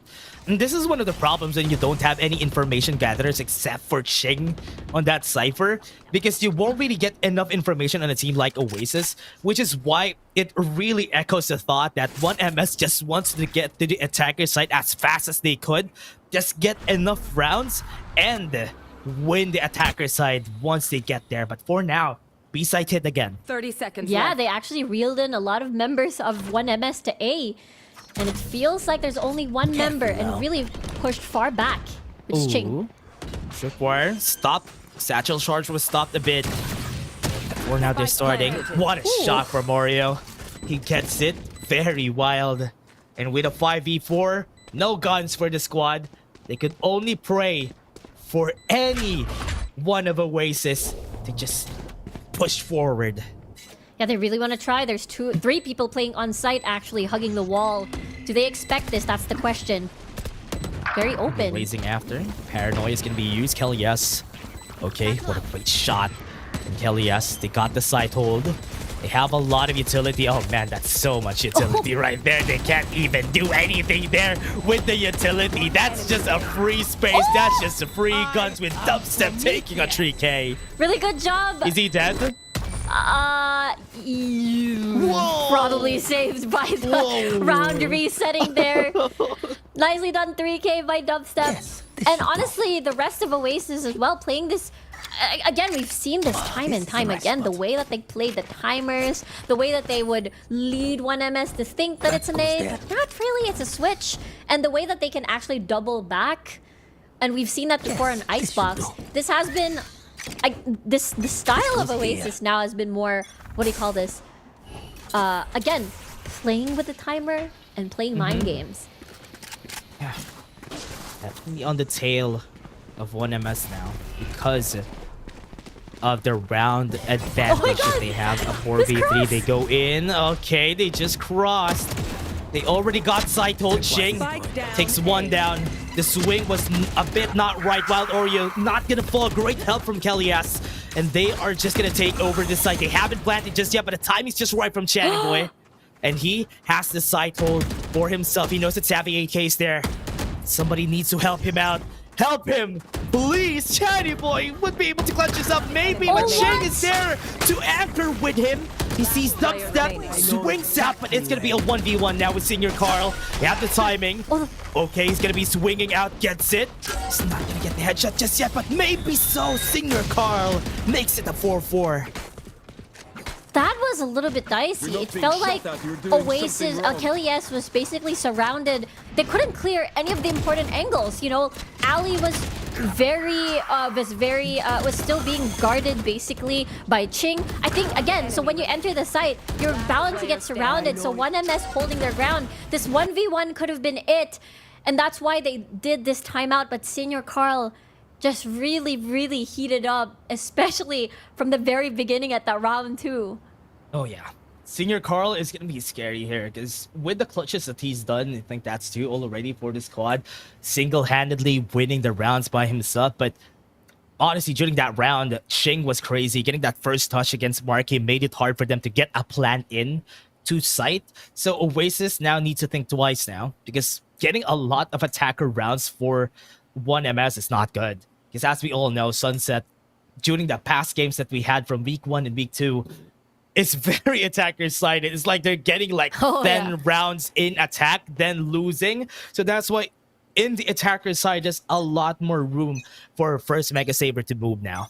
Yeah. And the fact that when we look at Mega Saver's stats, a lot of their wins are actually attack leaning as well. Very similar to, I suppose, how they play in general. So with the Gecko, I want to bring back your point earlier. They don't have anything like to scan or like to gather information on a more extended space. But they can do this. Oh yeah. Starting an explosive lead over in 1MS. They're gonna be punished, but it's a good thing that they got more in the tank. They're not stopping Kelly S and Dubstep. Kelly S has a great angle. Drake's not there. Showstopper! And that's the face breaker to end it. And Oasis gets around. Timeout, the timeout. Definitely works wonders. Oasis being ready for the aggression that first Mega Saver likes to do. Time and time again. Let's check out that replay. It's a very, very aggressive push on the tiles. But Kelly S here, able to get a lot of these kills and even getting the showstopper online. And now, Mega Saver, the one on Eco. But Oasis has to be careful. Look at Senior Carl. He's 1 orb and 1 kill away. Even buying that Bulldog to get and secure that kill and getting the Rolling Thunder. This is gonna be hard though. Getting it rolling for 1MS is something that they always need. Because whenever they start, sometimes it feels a bit slow, especially during the start of the game. But once they get the ball rolling, that is going to be what's hard. It's a good thing that Oasis has been mitigating the pressure that they have been doing just because of their sheer greatness when it comes to the gunplay. Look at Oasis is still trying to challenge this mid Senior Carl. No guns though, so definitely have better guns for themselves. Kelly S starts one with that kill. Now they have an idea that they're leaning towards tiles. Let's see if Senior Carl gets 1 kill. And he does. He has Rolling Thunder now, which is so important for the retake or to slow down time because that's 50 seconds on the clock. If Oasis wants to hit A, they gotta do it now. 4 ultimates now. Oh man, this is a possibility that they can still win this round because they could stop a lot of pushes. They could stop them in their tracks. Chatty Boy. Oh no, the timing's perfect. He sees it. And now Valorant needs to rush forward. Trash, he used it. No. And Kelly S just got away with it. They don't need to use a Rolling Thunder here. This is a lost round already. Great shot from Dubstep. And that denies them this supposed win, this supposed chance from the squad. But again, Shing in the same spot to try and clutch it up. It's a 1v4 and the Sheriff. Shing knows and he's just backing away. And the thing is, they consumed, well, probably 1 ult only. Chatty Boy's ult with the Thrasher. And I think that's not bad, honestly. Oasis being able to at least remove 1 ult into the equation coming into round 11, only losing Marky in the process. Wild Oreo having the Viper Spit and Hunter's Fury. Very nicely done, clean round. I like the approach from 1MS though. They had a plan in mind, like, okay, Senior Carl, I'm gonna buy a Bulldog to ensure a kill to increase my chances of winning a duel in mid, getting Rolling Thunder, then play that retake, and then win another Thrifty. The plan was honestly, there? Yeah. That was great though. That was a great plan from them, getting Senior Carl. 4 ultimates on their side, very big ultimates. So they could use this just for them to secure the round, but they lost Trash during that round. I think what Chatty Boy thought there was that was just Wild Oreo in the process there, but in the end, the push from Kelly S just won them the round. And now, starting off, wait a second. I want to know where that goes. Yeah, does it take down a tripwire? No, never mind. It doesn't. Maybe they're trying to clear. Oh, they did. They cleared 1 tripwire at the entrance to B. Oh yeah. Cool. Okay, cool. They got it. That's cool. they got a takedown there. But now, from Oasis' side, they're waiting for Gina Insanity to go for the peak. But Gina Insanity is not going for the peak here so far. No aggression. 1MS just recognizing that they don't really need to go for any aggressive pushes. Kelly's gonna go forward. Great paranoia to get 2K. And Kelly's, oh man, this guy has been giving so much space for the squad and now make that 3. But at the back, Shing stops him off. And that's the last one, Shani Boy, to clutch it up. And a swift entry from Market, or towards Market, and a paranoia alongside Marky. And whenever this happens, right, the best thing ever is when you enter a site and you kill most of the opposing members of 1MS, so that you don't have to use any of your abilities, or rather ultimates, and you carry it over to the final round, where when you will truly need to increase that gap. Because 2-round gap, that can be easily closed, if ever, you know, once we head on over to the next half. So Oasis wants to build as much as they can. Because remember, 1MS, really good in attack. Yeah, especially attacker, how this map was built for them. Getting the attacks in their favor is what they do. And from what we're seeing here, yeah, it's gonna be an eco now after this. So that's why they just need to save chat. Wait, Savvy? Oh no, get one, maybe get one more, a bit too early for that. And they don't save anything now. Yeah, they don't save anything at all, and a lot of saved ultimates on the side of Oasis. Last round now, they have the Rolling Thunder. They have the Neural Theft, at least. But let's take a look at that replay. The Paranoia paired with a Satchel, jumping towards Market. 3 kills makes it so much more, added more security on securing the security on that round. Lots of security. Just wanted to say that, Dash. Secure. Yep. Sure. But wait, we're not done yet. We're not done yet. We're still. Wait, the Paranoia was able to make it work. G Insanity. This is what I was waiting for. They're getting 2K. They're getting away with it, and they're getting more. 5 rounds. If they get 5 rounds here, this is too big. G Insanity shuts down Astro against Wild Oreo.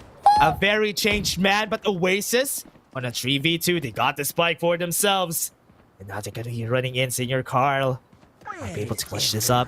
They're choking them. They're not letting them get any more information here. One more check on that ultimate, and they need to clear one because Shiny Boy is waiting for them on site. And here it comes. Shing is ready with all that utility on site. Exactly, they're going through elbow. There's like a lot of tripwires on there. But remember, they have a lot of ult, so Oasis can just try to win this with the Viper's Pit. Oh yeah, it's not yet done. Even though they got so much kills, So many Shing tripwires. wasn't able to move towards the site. They need to take down the tripwire one by one. Because right now they're piecing the puzzle. 30 seconds left. They're trying to take down the ship.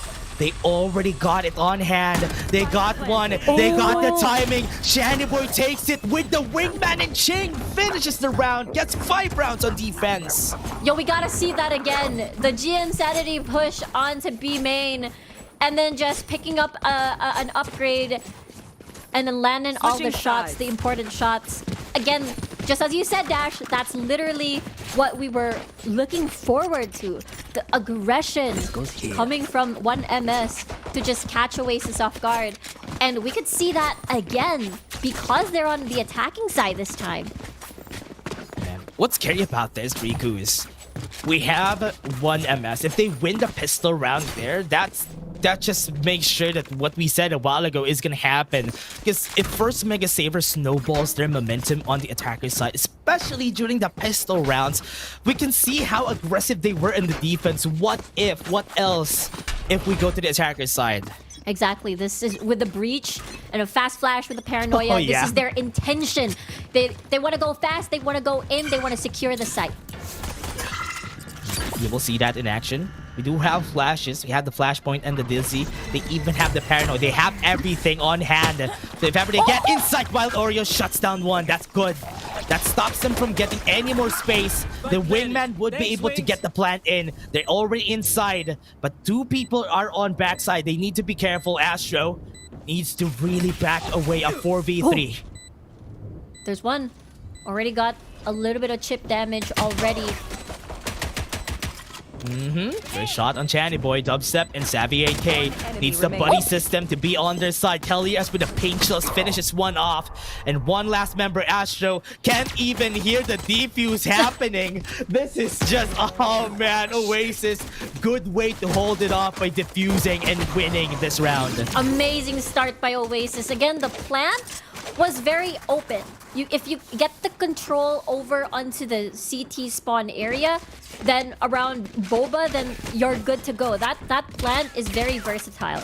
But the weakness of that plant is that if your last person is onto market and when your crossfire dies on the left side of that pillar, then it becomes a double-edged sword where you can just hide on the pillar and then defuse much easier. But then again, I said so many things, but it was a 4v1. You know, that's definitely what won them immediately, coming from Oasis, why the defuse was so much easier.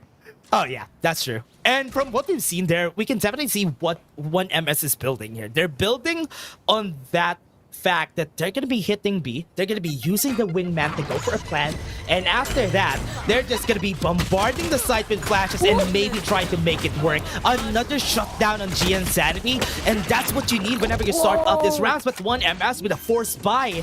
2 people on Boba, but the spike plant is happening. Oh my gosh. The drone is going to spot out Astro's cheeky angle here, quite close to the Spectre. Channy Boy is really low right now. Let's see how they retake with 3.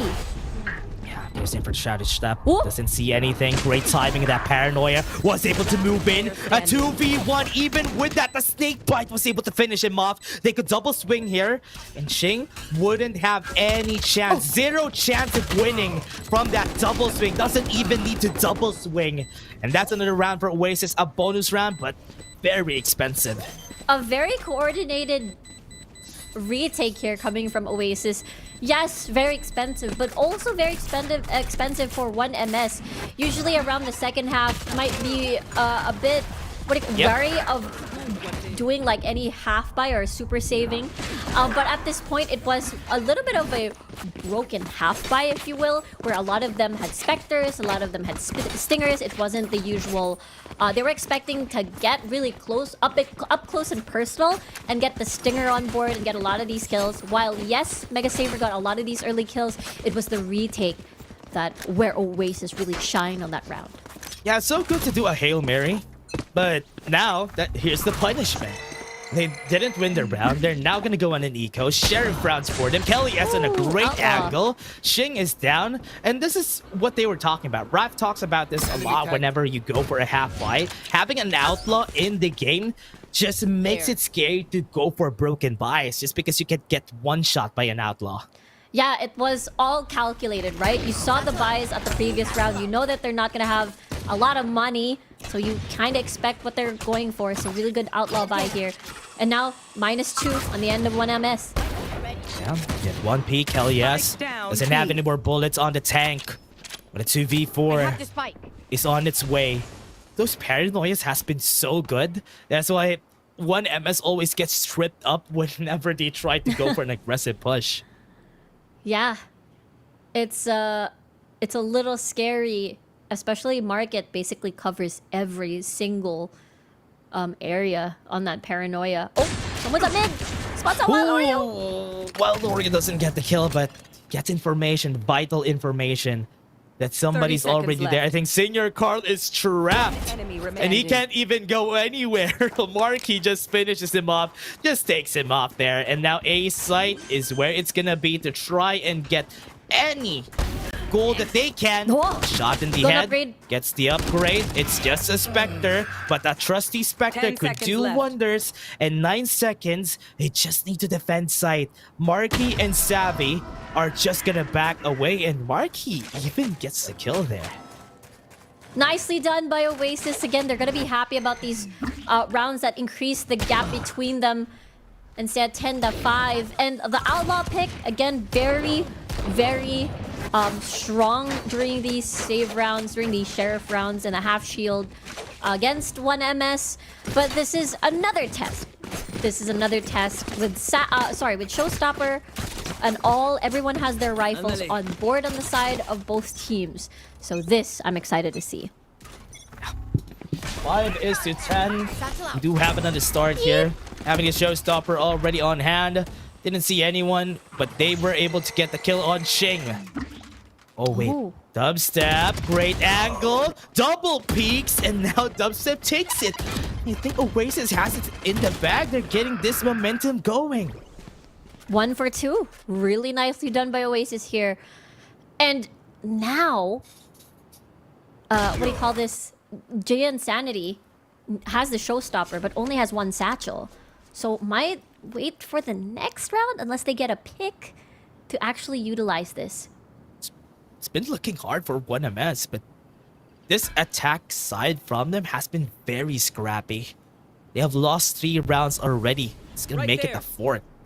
And with the gun round, they weren't able to accomplish much. Look at the up-down that Marky and Kalias has on site. Or rather, on A.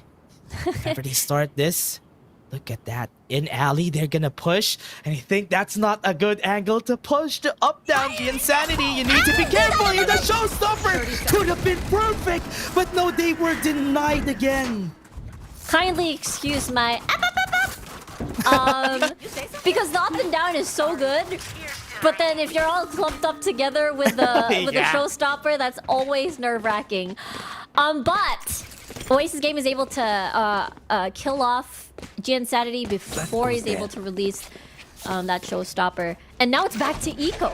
And with only 1 hero rifle and a lot of half shields. So they're going to be very squishy coming into this round 17. Man, it's looking not even close. It's looking bleak for 1MS now. And if they lose this, it's match point for Oasis. And it's way harder to clutch that up after. Insanity. This man is pulling rabbit out of his magic hat and maybe clutch it up for the team. A push is where they want to go. We haven't seen much of the flashes during this game because they always go inside with a missing member. Right there. Yeah, that's true. We haven't exactly seen, you know, the fast execute. But it's understandable because they're on an eco. So they have to play for picks and see where they go next. Go for the fast track. Comes Thrash. Gonna go inside, cleared it up. There's nobody in. This is a good time, good signal for them to just get inside. 11 HP on Insanity. He throws the Bulldog on his teammate because he knows it's gonna be a scary spot. Kelly Savvy AK starts off with 1, but no, he doesn't see it. Senior Carl, a bit too overbearing, a bit too long for him. And Dubstep is gonna end this. 1 more shot. And that is a match point for the side of Oasis Gaming. Yeah, that could have been disastrous for Oasis, but Savvy, Marky, and Dubstep did really good on that retake. And again, Senior Carl, very patient there, getting a kill on the Kelly, yes. But at the same time, there were still a lot of members. Again, Oasis really good with these retakes. And now, match point, Oasis having the operator this is a nice spot. on their side for Kelly, yes. Might make things a bit more difficult for 1MS to enter the site unless they do it fast and do it quick. Mega Silver, look at them. This is a nice They're spot. not deciding yet on where they want to go. They're just waiting for any push coming from Oasis, but because of the pause that we have, they're just going to be moving around, waiting. But for now, let's talk about what's at stake here for 1MS, because from what we've seen from them, we were hyping up how good they are on the attacker side. But because of what happened during the first 2 rounds and them force buying during the second round just to fail, this is just the effect of it. It's just cause and effect for the squad. Yeah, it is. I mean, especially when we look at it from yesterday's perspective, where, you know, at the first week, Mega Saver looked really good. And that's why they're currently, what, 2-1 in the standings. They're even with Oasis Gaming at the moment. And, you know, it's one of those things where it would be a good, you know, momentum or like confidence booster if they're able to take this game away from Oasis. While a lot of the expectations, of course, Oasis is going to win this. Again, based on what we've seen so far, their track record, their history, and all of that. But 1MS, technically, they're not really, like, new. You know, like, some of them may be new on when it comes to VCT, PH, but there are a lot of, like, experienced players as well on the side of 1MS. So, you know, they're still able to keep it close, be some nice box. But now Oasis. Sorry, just distracted by all the walking around. Changing guns and all the stickers. I already said something in the panel once where these are not new players, right? We were talking about how old these players are. I don't know if it will translate well in English on what I said in the panel. Yeah. Senior Carl was already a senior when I was starting Valorant. There was no junior Carl when I started Valorant. Where's the junior Carl, guys? That works. I hope it translates well. I think it translates perfectly, Okay. Dash. Great. It's Now, perfect. I love this. People going for the tech pause. No. I was looking at Channy Boy. He's not moving yet. Oh yeah, that's true. But look at Wild Oreo Yeah. on the side. He's just trying to think if he's gonna jump. Maybe it's a vat of acid, and acid is not really real down there. And Actually, what is down there? Do you know the Laura yeah. Sunset? I actually don't know what the Laura Sunset is. Me too. What is down there? Is it the? I don't know. I don't know what to tell you. I don't know either. Maybe. I don't know what to tell you. Why did it go in that angle? I mean, this is the perfect time to talk about it. It's a tech pause. Okay, sure. Do you wanna? Oh, whoa, wait. I think I see it. I think it's another building. I think it's another fracture-ish incident. You know? Oh yeah, that's true. That's true. Yeah. One of those fracture maybe incidents. a spike exploded in that area. Mm-hmm.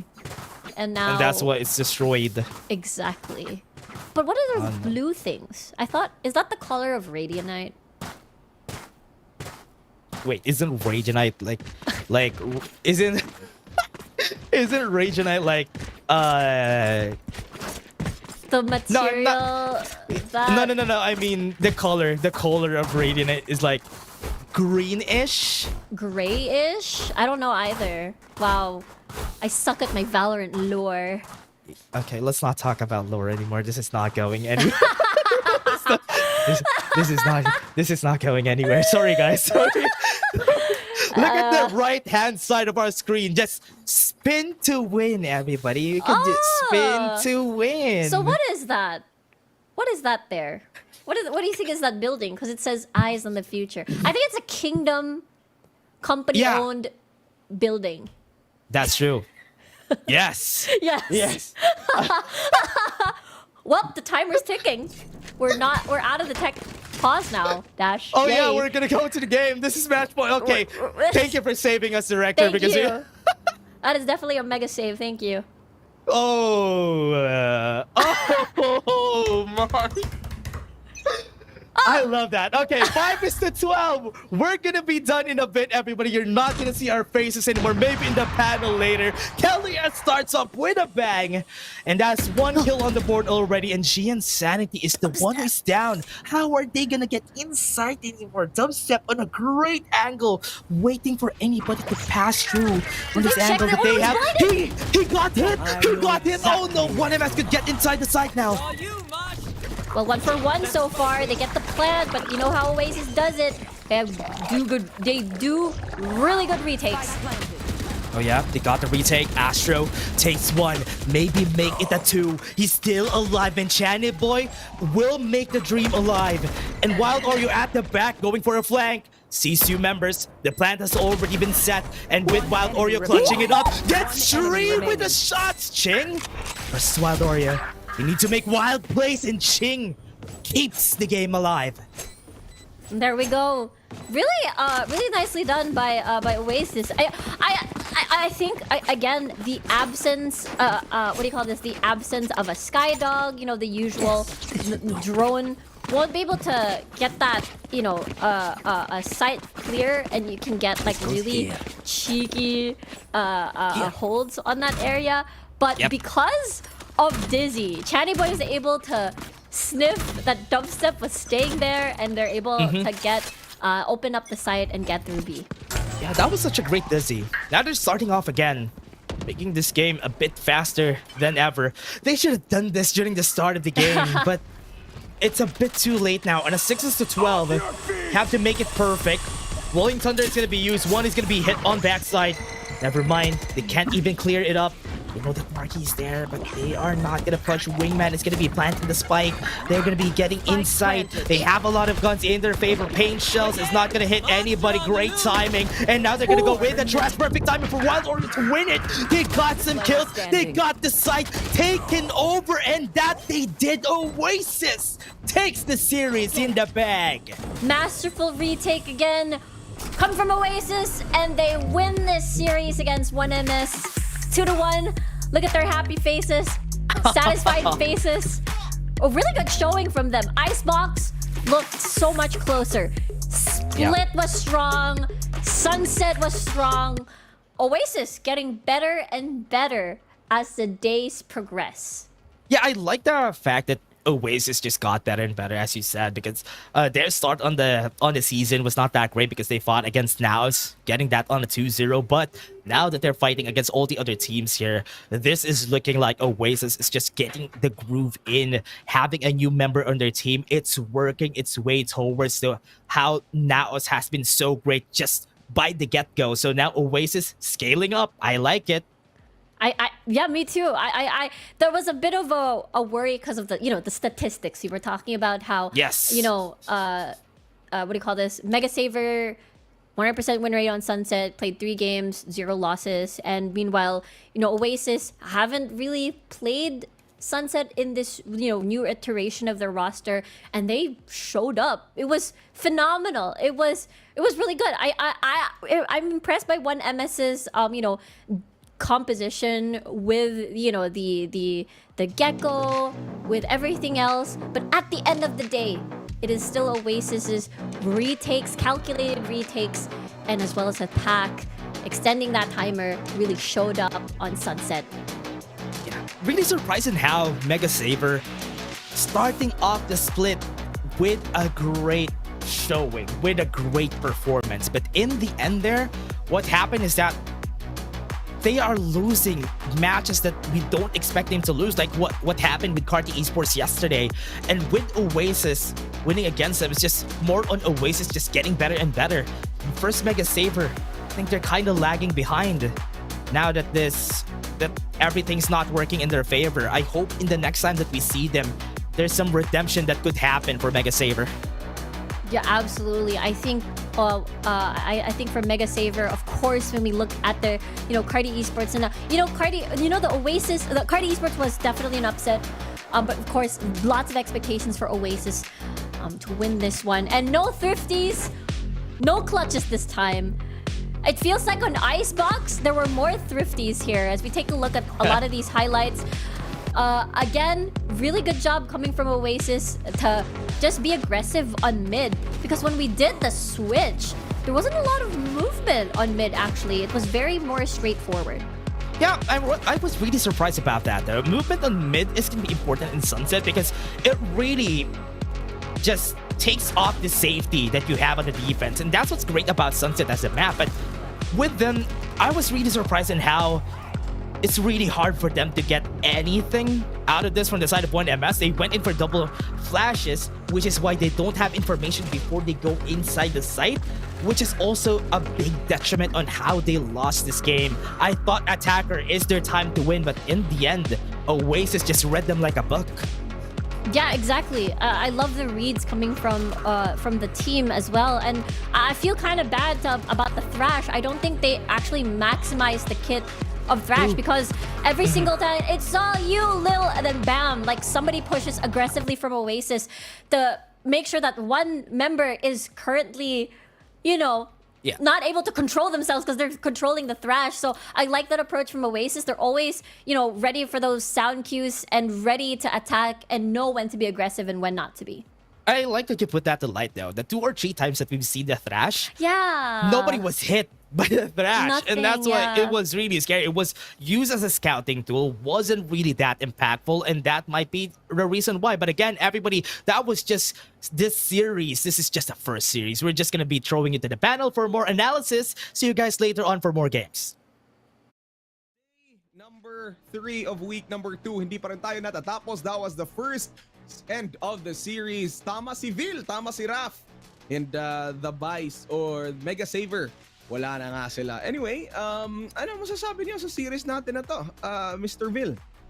Ito, talagang kitang-kita na natin na yung work in progress na ginagawa nga ng Oasis Gaming dito is nababawi nila kahit papano. I mean, yes, dun sa first game natin, medyo shaky lang sila. Kumbaga, at game 2 and game number 3, kitang-kita natin kung bakit na talaga nila pinick up si KLS dito na sobrang explosive talaga ng raise niya. And para sa akin, talagang lalo na ng game number 3, Raf, kitang-kita mo na they complement each other, the way that they hold angles, the way that they commit. It's just slowly and surely naaayos nila yung mga plays na ginagawa nila. That's true. I mean, if you look at Kelly S since yesterday, he's been keeping the team afloat or in their previous performances. And I think considering he's been a duelist main since forever, flexing onto really high execution roles, he's been doing wonderful. And I think he really deserves all the praise he gets. And to think sa Icebox game na yun, although Oasis Gaming did lose on the end of Icebox, pero yung climb nila going back into that win, okay naman. And Kelly S, again, super explosive, being the top fragger on the side of Oasis Gaming. Speaking of Kelly S, tingnan nga natin kung si Kelly S ba talaga ang ating MVP. Akyat! Camera! Uy. Sino ba talaga to? Oy, si ano to, di ba? Yun! Nang... Yan! Si Kelly S nga!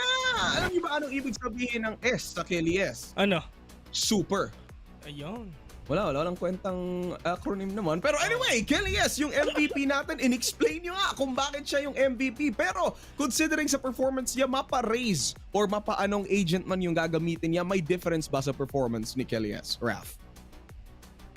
Di ko alam, Bruce. De joke lang. Ako, di ko rin alam eh. Kaya kita tinanong. No, I mean, that's the thing, right? Despite playing such different roles, like for example, when he's on the harbor, when he's on the raise, he's still impacting the team in a really, really positive way. But the space control on his raise, his signature raise, by the way, especially on maps like Split and everywhere else where they choose to play it, is just like super felt from both sides. Yep. And Raf, Vil, may madadagdag ka ba dyan? Para sa akin, Kelly S, talagang kahit ano talagang gamitin niya, once na maganda rin talaga yung foundation nila, once na maganda rin talaga yung play nila, and lahat nagper-perform, mas magiging parang madali na yung execution na gagawin nila. Kahit ano pang gamitin mo, basta lahat talaga nagper-perform and maayos, edi G. Edi G talaga. Speaking of G, G na natin. Pasok! Kelly S! Ano ba? Ito! Ay, Tal! Kamusta? Kelly S! Hello. Welcome to the panel. Okay, sige Kelly, kasama ko ngayon si Vil tsaka si Raf. Of course, kilala mo na silang dalawa.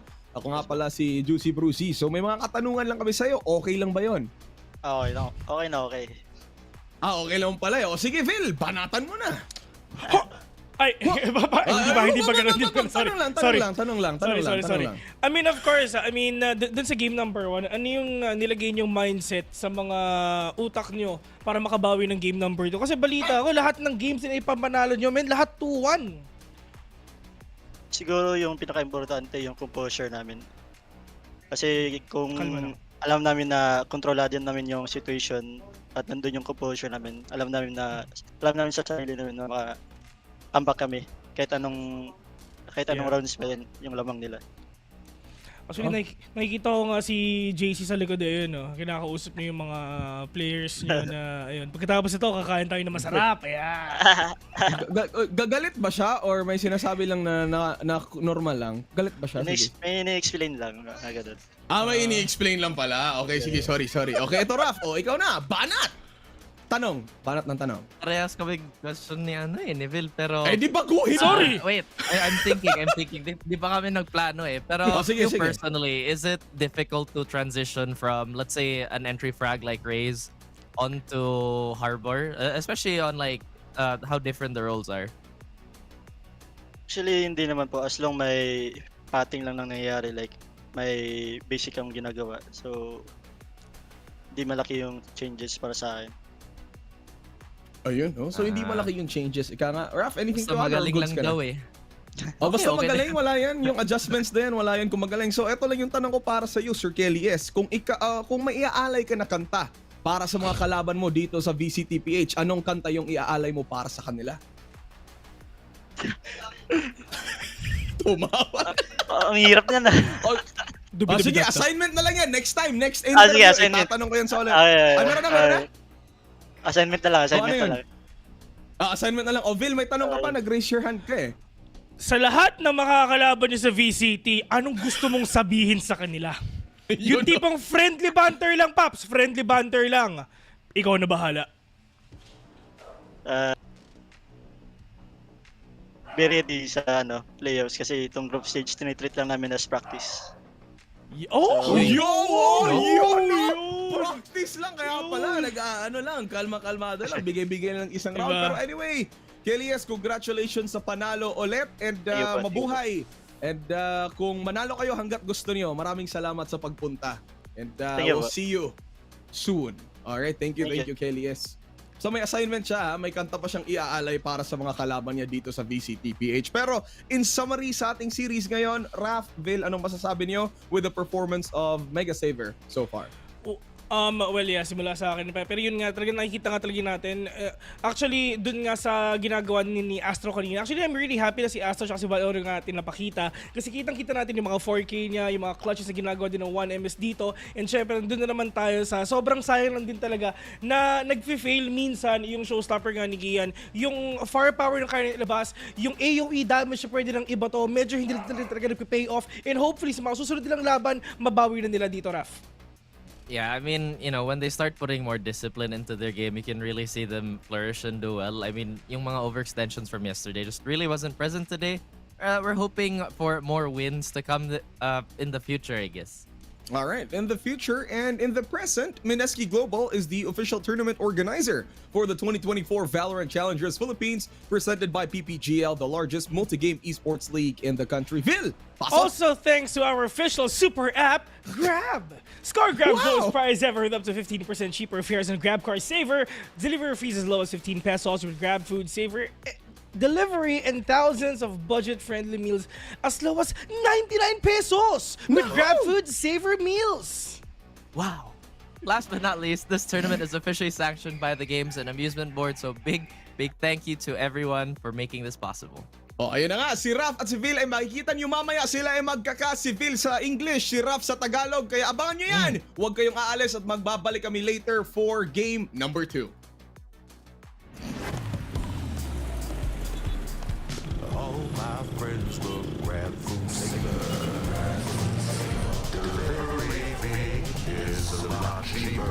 Grab food saver won't make it roll. Yeah. Grab food saver is the one to choose. Yeah.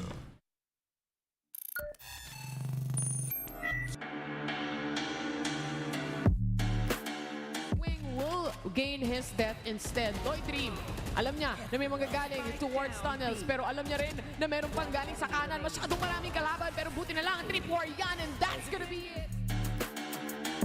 Napipitas, pero the hop out is definitely there towards the smoke. Shock dart, hindi nag-connect. That's gonna be a 2v1 scenario. Winnable pa. Sobrang low nila parehas. Ito na yung double swing. And it's... Do they have enough? Mojer, it's his time to turn up. Ooh. We have a showstopper on hand. Everyone who actually looks at him is going to be taken down. Good gun, but Second Love is able to connect. The double for him with the Bulldog. Gabok cleans up house 1v1. Gabok versus Second Love. Up to safe to make sure that this plant is safe. Both of them are incredibly low health, 1 HP for everybody, and just that spray down is gonna be enough. Safe has to make sure he doesn't get one tapped, and that's a 1v2. Dub Steps the one watching out for this mark. It's a graveyard here already towards A main. And Second Love, it's his birthday today, I saw on Facebook. Right now, it will be a present of a bonus. The clutch comes for Second Love. Through both players of Oasis to his left and right, and now Oasis, they control the site. Here comes the Dizzy, but Savvy AK is an absolute savage. And here he comes barreling down onto the side, catches out Hydra Kid, but Hydra Kid has already taken one down with him. It's 2v1, and they're playing by the spike. Senor Carl moving forward, beautiful isolation made, and Senor Carl, hats off to you. Have the cam though. Try and gather that up close, but the spray down is just way too much of a problem. The ace for Second Love against the Eco. picture. That's gonna be bad for the squad here. Look at the push coming in. And this is gonna be a Jazz already inside, and he gets the kill on top step. Enemy remaining. Here we go. Ja. Yet many times has this man made his mark.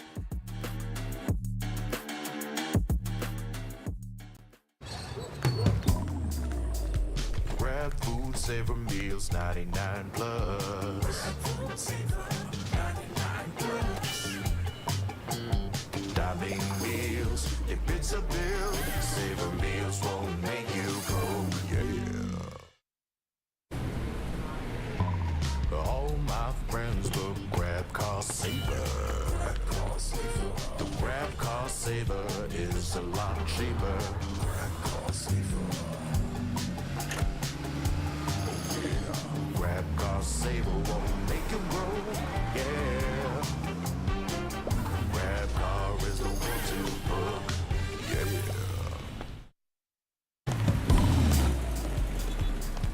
All my friends will grab food saver.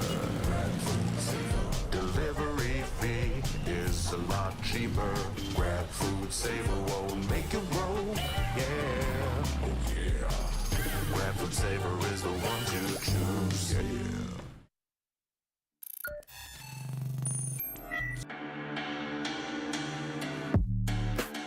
Wing will gain his death instead. Dream, alam niya na may manggagaling towards tunnels, pero alam niya rin na meron pang galing sa kanan. Masyadong maraming kalaban, pero buti na lang 3-4 yan, and that's gonna be it. Napipitas, pero the hop out is definitely there towards the smoke. Shock dart, hindi nag-connect. That's gonna be a 2v1 scenario. Winnable pa. Sobrang low nila parehas. Ito na yung double swing. And it's Do they have enough? The Mojer, it's his time to turn up. Ooh. We have a showstopper on hand. Everyone who actually looks at him is gonna be taken down.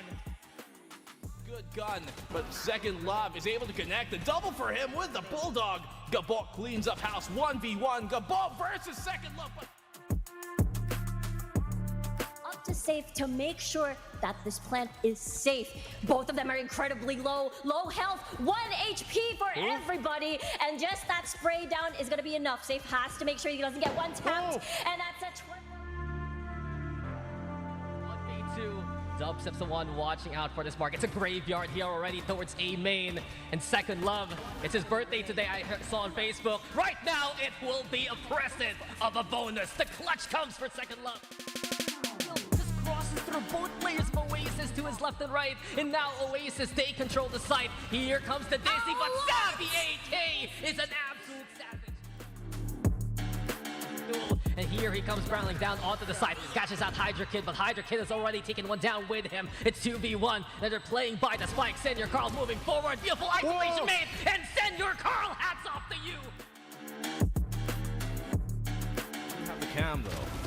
Try and gather that up close, but the spray down is just way too much of a problem. The ace for Second Love against the Eco. The picture. That's gonna be bad for the squad here. Look at the push coming in. And this is gonna be a Jazz already inside, and he gets the kill on top step. Enemy remaining. Here we go. Ja. Yet many times has this man made his mark.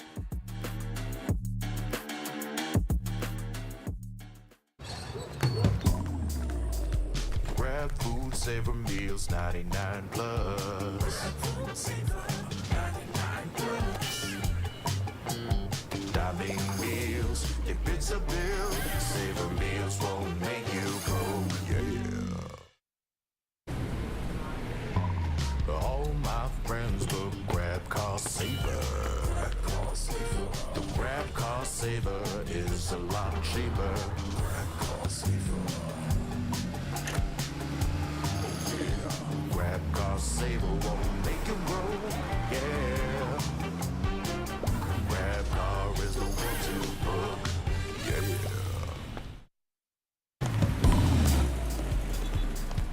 All my friends will grab food saver. Delivery fee is a lot cheaper. Grab food saver won't make you broke, yeah. Oh yeah. Grab food saver is the one to choose, yeah.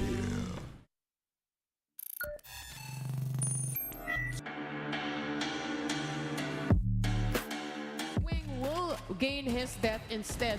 Dream, alam niya na may manggagaling towards tunnels, pero alam niya rin na meron pang galing sa kanan. Masyadong maraming kalaban, pero buti na lang, 3-4 yan, and that's gonna be it. Napipitas, pero the hop out is definitely there towards the smoke. Shock dart, hindi nag-connect. That's gonna be a 2v1 scenario. Winnable pa. Sobrang low nila parehas. Ito na yung double swing, and it's Do they have enough? Mojer, it's his time to turn up. Ooh. We have a showstopper on hand. Everyone who actually looks at him is gonna be taken down. Good gun, but Second Love is able to connect. The double for him with the Bulldog. Gabok cleans up house 1v1. Gabok versus Second Love. Up to safe to make sure that this plant is safe. Both of them are incredibly low health, 1 HP for everybody, and just that spray down is gonna be enough. Safe has to make sure he doesn't get one tapped, and that's a 1v2. Dubstep's the one watching out for this mark. It's a graveyard here already towards A main. And Second Love, it's his birthday today, I saw on Facebook. Right now, it will be a present of a bonus. The clutch comes for Second Love. Just crosses through both players of Oasis to his left and right. And now Oasis, they control the site. Here comes the Disney, but Savvy AK is an absolute savage. And here he comes barreling down onto the side. Catches out Hydra Kid, but Hydra Kid has already taken one down with him. It's 2v1, and they're playing by the spike. Senor Carl moving forward. Beautiful isolation made, and Senor Carl, hats off to you. Have the cam though. Try and gather that up close, but the spray down is just way too much of a problem. The ace for Second Love against the Eco. Picture. That's gonna be bad for the squad here. Look at the push coming in, and this is gonna be a Jax already inside, and he gets the kill on Dubstep. Enemy remaining. Here we go. Ja, yet many times has this man made his mark.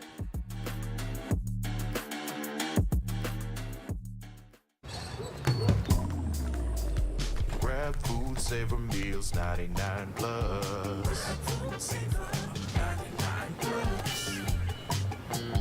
Dining meals, if it's a bill, savor meals won't make you broke, yeah. All my friends will grab car saver. The grab car saver is a lot cheaper.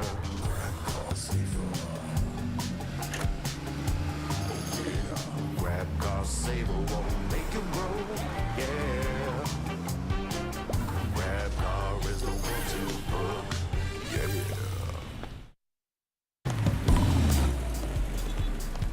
All my friends will grab food saver. Delivery fee is a lot cheaper. Grab food saver won't make you broke, yeah. Oh yeah. Grab food saver is the one to choose, yeah.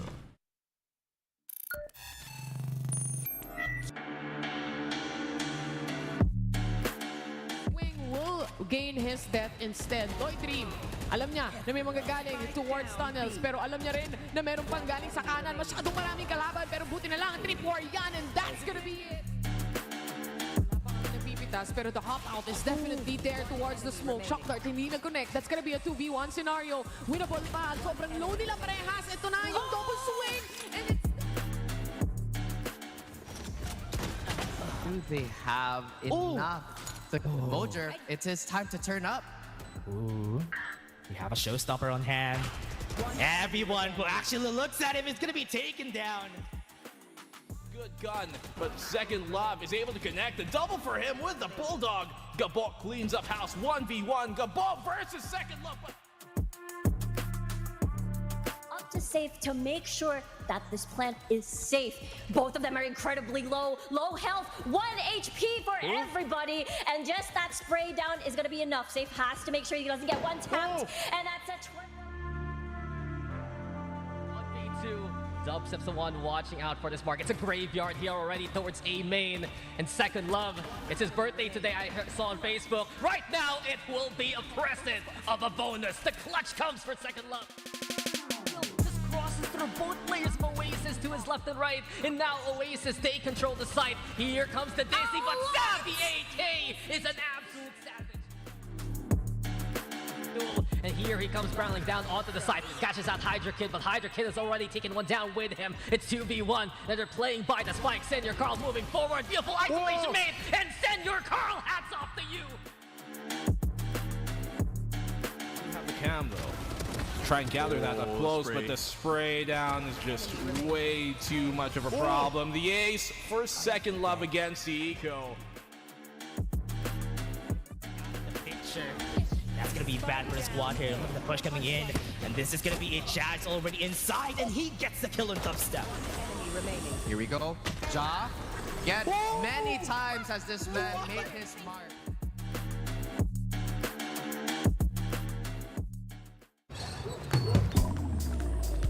Grab food, savor meals, 99 plus.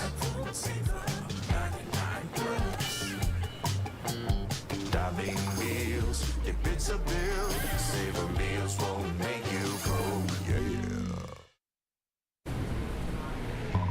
All my friends will grab car saver. The grab car saver is a lot cheaper. Grab car saver. Grab car saver won't make you broke, yeah. Grab car is the one to book, yeah.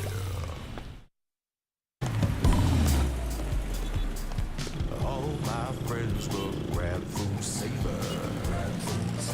Delivery fee is a lot cheaper. Grab food saver won't make you broke, yeah. Oh yeah. Grab food saver is the one to choose, yeah.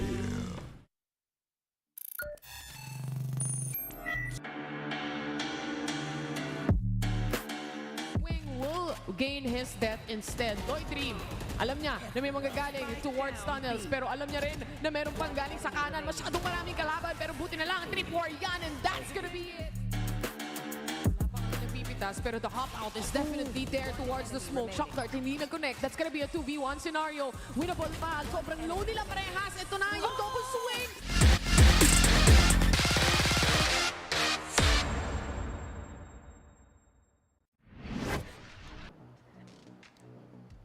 Ba! Oh my gosh! I'm so Finders gulat. Keepers, yung nakahanap sa amin, magsisimula na kami. And thank you for being here super early. Ako nga pala si Juicy Percy at kasama ko ang mga naggagandahang dilag sa esports na si Honey Glaze with a double E and si Rico Casts. Hello! Kumusta sa inyo? Masaya! Ganito Masaya yung heart naman. Hindi kita yung... Very, very Bukas ang happy heart. naman. Ay, happy ba kayo? Okay, happy kayo. Ako rin happy naman. ako. Nakasama ko kayong dalawa and I'm pretty sure Oasis Gaming super happy from their victory from a while ago. Before we move on to the next series for today, let's do a quick recap sa ano ba nangyari. So, HG, highlights from the series that happened a while ago. Nakakapagod yung series na yun dahil mula sa game number 1 na sobrang lapit ng mga scorelines, bumalandra naman yung ating mga teams going into game 2. Wait, taka lang. Ano ibig sabihin ng bumalandra? Uy, pwede mag-guess? Paano ibig sabihin? Hindi ko alam. Ano yung guess mo sa... ano yung bumalandra para sa utak ng isang Rico? Oh, sige. Parang yung nag-carpet, alam mo yun, gumanon. Parang ganun. Aladdin? Anong carpet? Basta nag-cover ng carpet. Parang, alam mo yun, kinarpet yung buong lugar. Parang ganon. Kinover yung buong lugar. Yon, binalandra. Tama ba yun? Hindi ko rin alam eh. Pero parang feeling ko kasi sa Binalandra is parang nag-stumble, Okay. Parang, pasok parang na pasok. ibig sabihin, no? Parang sinampay, binalandra. Paano Sinampay. lang ako sa mga comment section, mga languages natin dyan. O, paki-type na lang ng translation. O sige, Honey Glaze, sorry, continue. Yun nga, nakakapagod yung series na yun. Nakakapagod na lang yung term na gagamitin natin dahil, again, it was one-sided nung umabot na ng game 2 and 3. So, amazing performance na ginawa ng Oasis Gaming ulit. Alright, Rico. Happy. Happy Oasis won. Amen. Okay na, okay. Amen! Sobrang Amen! gumagaling na. Yes, let's go. Okay, Oh okay na. yes, let's go. Oh sige na, eto na, since gumagaling, tingnan natin yung dalawang magagaling na teams na sasabak sa series number 2. Simulan natin sa Zol Esports.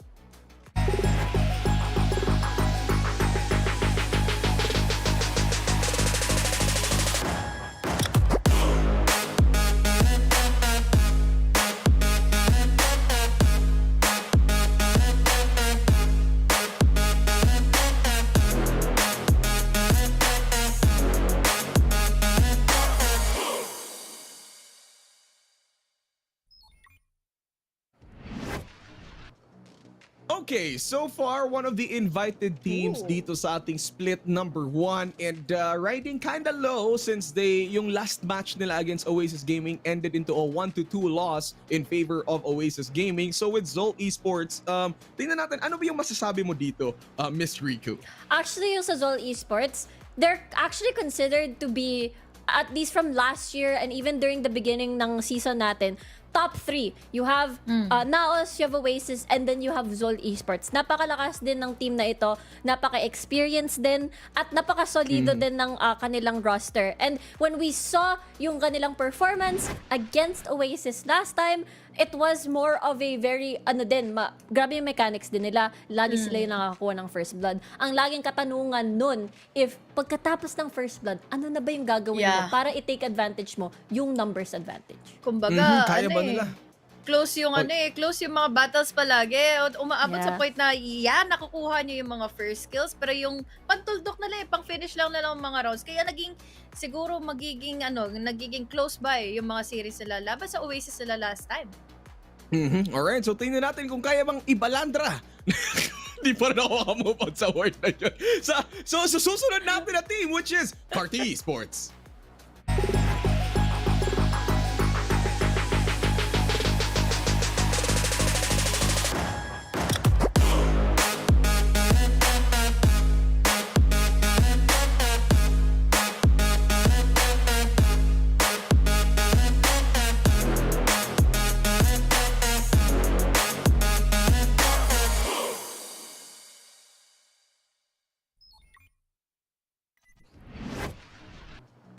Kung kanina, Zol Esports kinda riding low, for the meantime, Carti Esports riding super high after toppling down ang first mega saver from yesterday's match. So parang Carti Esports finally gelling together, pero more on that sa mga pahayag ni Honey Glaze. Honey Glaze, let's go! Alam mo, naging slow burn siguro at na-overwhelm siguro sila sa panimula pa ng series sila. After makalaban si Meow, sobra kasing hirap na kalaban ni Iba din Meow yun. at the very beginning ng ating mga araw dito. And nung nakita natin nung sumunod ng mga series, nakatapat nila ang first mega savers na itong reason din kung bakit natin pwedeng sabihin na baka maging dark horse sila kahit papaano on this series, makalaban yung Zol. So, Yep, exactly. anong tawag din sa sayaw na yan? Di ba si Swish-wish. Si Swish? Si Floss! RZK? Floss! Splosh pala. Actually, Floss mamaya ba? na yan. Di ko alam. Parang ano yung mga age natin, guys? Ano ba yan?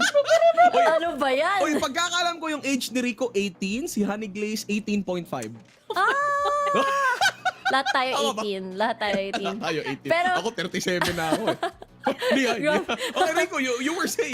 honestly, again, yung Carti Esports, di ba, nagkaroon din sila. I think yun yung gusto ko sa split na to. Lagi, yung parang meron silang mga 6-man swaps, either mid-series or either changes for 1 week. Si RZK naman yung pinakamalaking change dito pagdating sa Carti Esports. At I feel like siya yung rason din, isa sa mga rason kung bakit nanalo sila against 1MS kahapon. So, dami niyang kills. Grabe, controller siya. no? Tapos sobrang dami niyang, umabot ata ng 30k nung bind in one map alone. So, imagine talaga yung presence niya.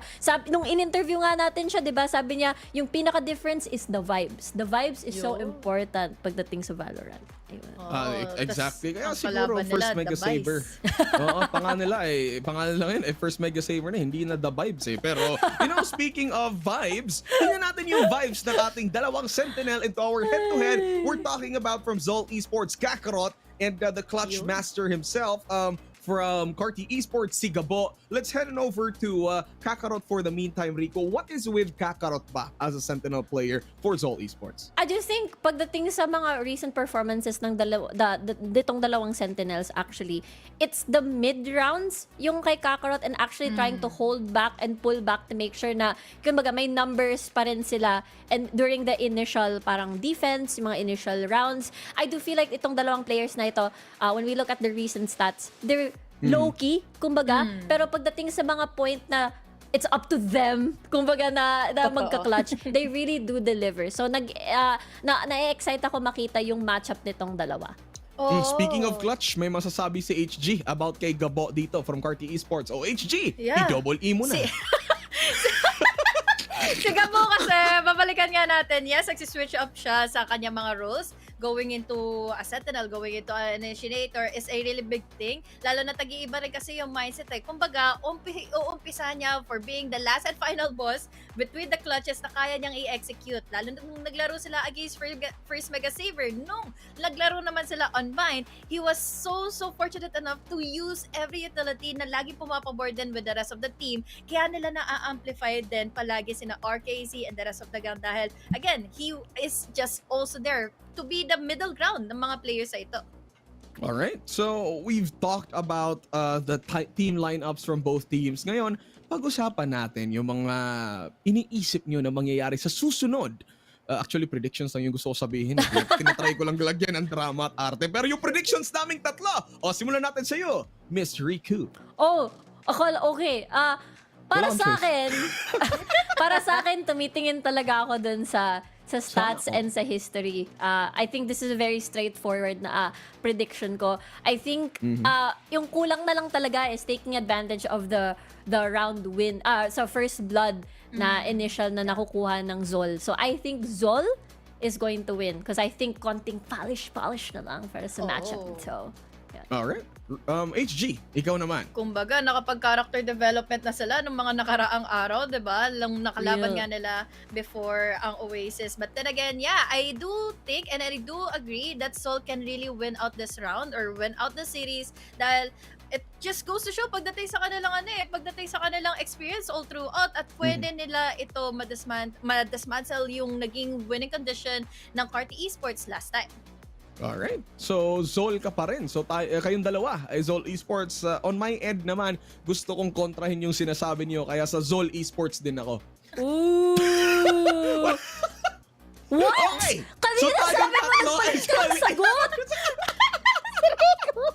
Si Rico parang, kontrahin niya. Zol Esports. Actually, Zol Esports then when it comes to, although kahapon, nakapanalo na si Carti Esports against First Mega Saver, which is a big shocker. I still think it was First Mega Saver on my end feeling the pressure of being a sponsored team already. Kaya they were kinda a bit shaky yesterday. Kanina nakita naman natin na First Mega Saver na kuha pa rin sila ng one round against Oasis Gaming. So I think at the very end, Zol Esports, mas marami na silang adjustments na gawa for week number 2. So, parang yun lang naman yung gusto kong sabihin at gusto yung sabihin. May gusto ba kayong idagdag? Wala na. Ako, magiging 2-1 to. 2-1? Magiging 2-1 to for sure. Sorry, Carti. I think Sol Esports can win this to a 2-0. Ooh! Nasa kanila na lang to, Nasa kanila na lang to kung syempre, ipoprove na nila na mali ako. Ako, mas okay ako kung magiging mali ako. Kaya yung prediction ko dito nga ay 3-0 eh. So parang malalaman na natin. BO5 bigla tayo. Game 5. Nag-game BO5 bigla. Sorry, nagtatalak lang ako kasi di ko talaga alam kung game na ba yung casters natin eh. Game na ba, Direk? Honestly, RZK. Nabangan ko siya. Yun. RKZ! Ate girl, RKZ! Serious RKZ. kids yun! Anyway, speaking of which, ipasa na natin sa ating mga mayayaman sa utak at mga intellectual findings sa ating casters. I-RZK nyo na yan as per Rico.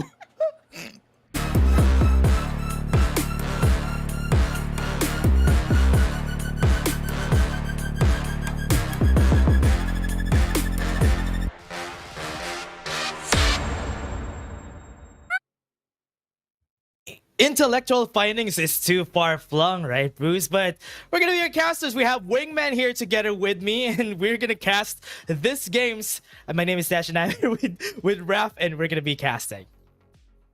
I'm so confused. Like, I like how Riku sets up everything. Right? Yeah, he's been so good, and then she gets the name wrong. That's like amazing, you know. That's Yeah. okay. We're off to a good start. I think the panel could have potentially cursed Zol here. You know, Yeah. Carti has some pretty decent momentum, but I still believe that Zol is gonna overcome that.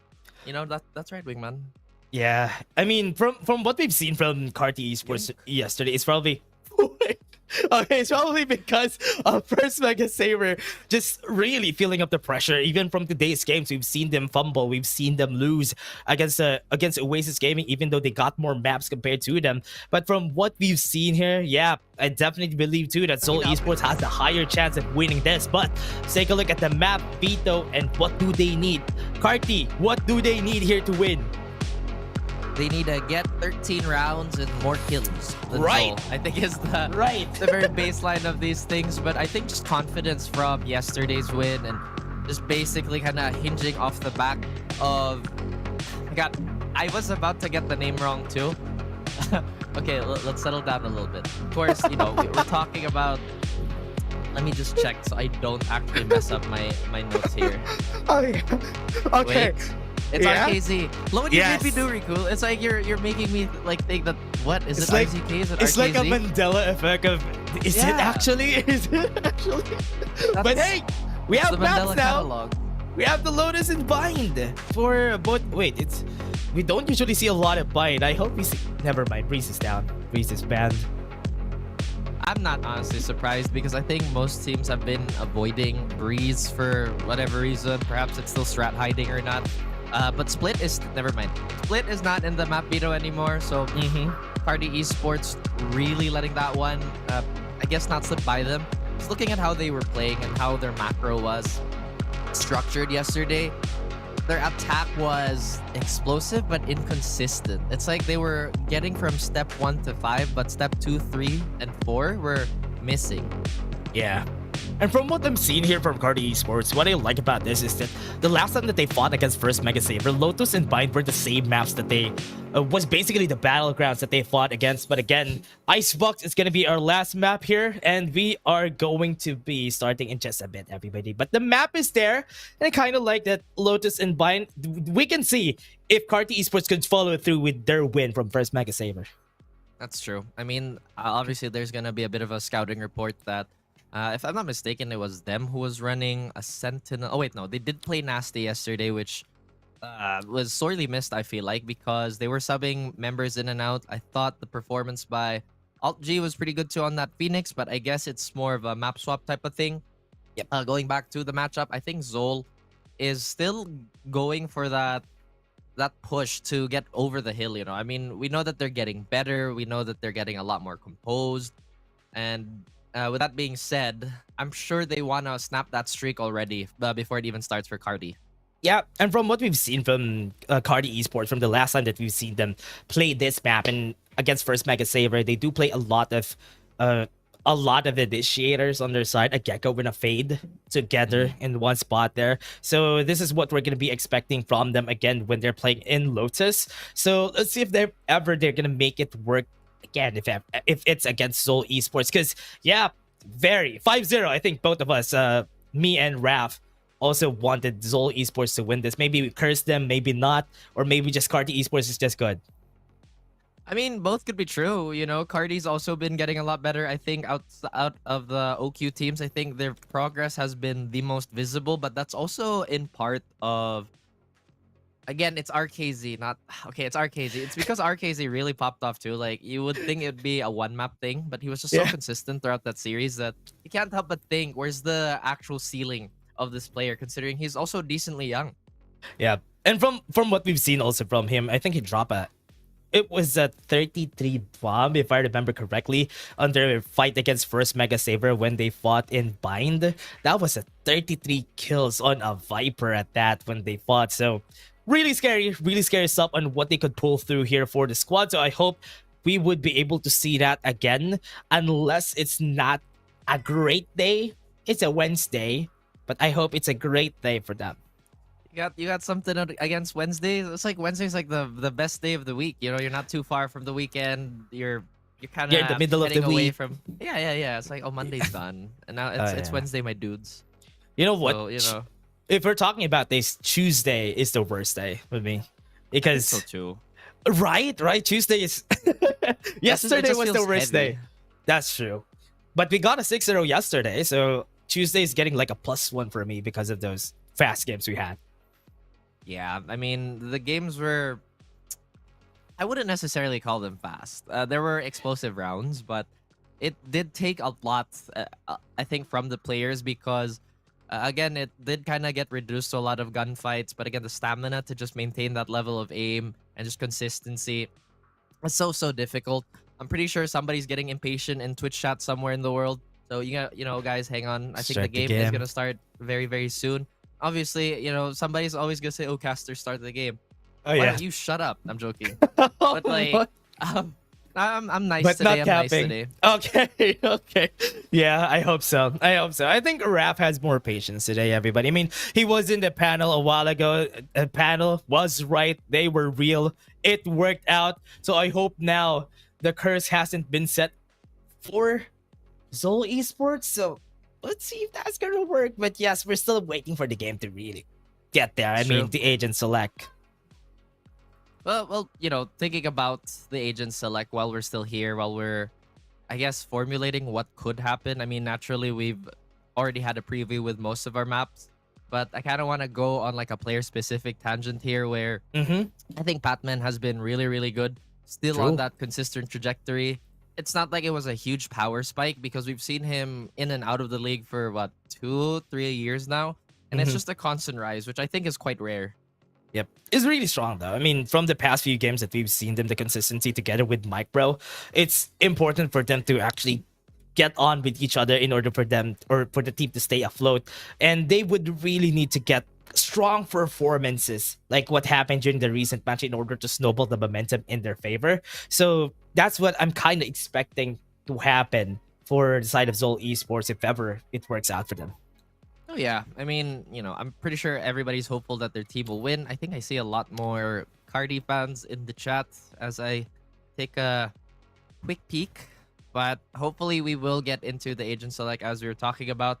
Of course, while we're waiting, guys, you see that little grab logo on the bottom. Don't forget to order yourself some snacks and get some food because I think this might be a long series. I think this is going to be decently competitive. Carti, I think, will play their heart out as per usual, and again, they kind of want to start or end this week strong too.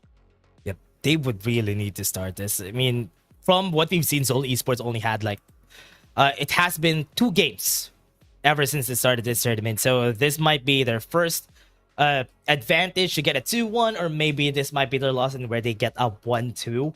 But a lot of fans have been, or at least the casters and even the panel, already casted their votes to go for Zol Esports. So I kind of want to change my vote now, just so we. Why?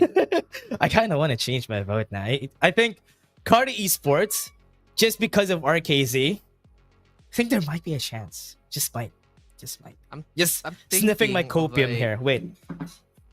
I'm taking a bit Yeah. of a look at the matchups here because I think Micro is probably going to be on that. Oh wait, no, he's been playing a lot of Initiator, so this could come down to like a controller versus controller type of thing. Which, checking the stats again, it's been Kevzi on the side of Zol, which, again, one of the fragging supports, the premier fragging supports of our region. So I think RKZ might have a bit of an issue going on that specific matchup. But we'll just see. I mean, we could see a lot of curveballs too. I think it was AIM PH yesterday, just to talk about the other teams who pulled out a Phoenix comp or a heavy flash comp towards Ascent. I know we don't have Ascent in our map pool right now, but we are hoping to see that type of creativity kind of bleed out on our map rotation. Yeah, we had one a while ago. The last game we had a very heavy, we had a great flash comp that didn't really work, didn't really pan out. But I really like the creativity that they had a while ago from the side of First Mega Saver, just getting those flashes in with the Gecko in Breach, but wasn't able to make it work this time around. So now in Lotus, I hope it's gonna be creative for both of our squad. I hope they would be able to pull through with something else, maybe something different during their fight here. So yes, let's see if ever they're gonna make it work here. I wouldn't be surprised if we go double controller again on the side of Carti, because it seems like they're getting a lot of practice out of that. Plus, they have a lot of flexible players. And as we mentioned, so far, and at least from what we've seen, the discipline to play together. They do use their utility. There's a lot of spillage sometimes and utility waste when they do kind of overheat, but that's normal again for teams that are just kind of coming together, especially this early on. Although next week, I think we'll be expecting a lot more polishing because we're, I guess, entering the midpoint of our first split. Yep. We're closing into the midpoint after this. Probably after this weekend, we're already at the midpoint of our tournament, and we're starting to see like 5 points of some of the squad. So I hope we see some of the changes, the adaptation throughout the tournament. Some teams evolve way later in the tournament, but sometimes it's a bit too late. So it's such a great sight to just see the first win from Carti Esports yesterday. But for this time around for Zol Esports, they have a lot of things to prove. Yeah, and I think we've kind of touched on all the, I guess, the theoreticals of what might happen in the game with the agent comps. And, you know, I'm sorry if everybody's kind of getting impatient because it is taking a little bit, but don't worry, guys, the action is going to come very soon. At the same time, maybe you should chill out. I'm joking again. Half joking. Who knows? It's a cap or not. We don't know, everybody. We're not sure. But you're looking at the logo a while ago. You know what? I talked about Riku with this a while ago. I had a dream in where the Grab Food Saber theme is playing in the background, and I woke up in a sweat and I was like, oh man, it's hunting me. It's hunting because it's here. I hear it every time and I love it. Also, thanks to our official super app, Grab. That's it, everybody. Beautiful. I mean, you know, you can't really go wrong. If you're hungry, you go ahead. If you need to be somewhere, go ahead. I was probably hungry though. That's why I woke up in a sweat. Done that. Yeah, I should have gotten food with Grab. Thank you very much, Grab. Made me remember. Man. I should get some food.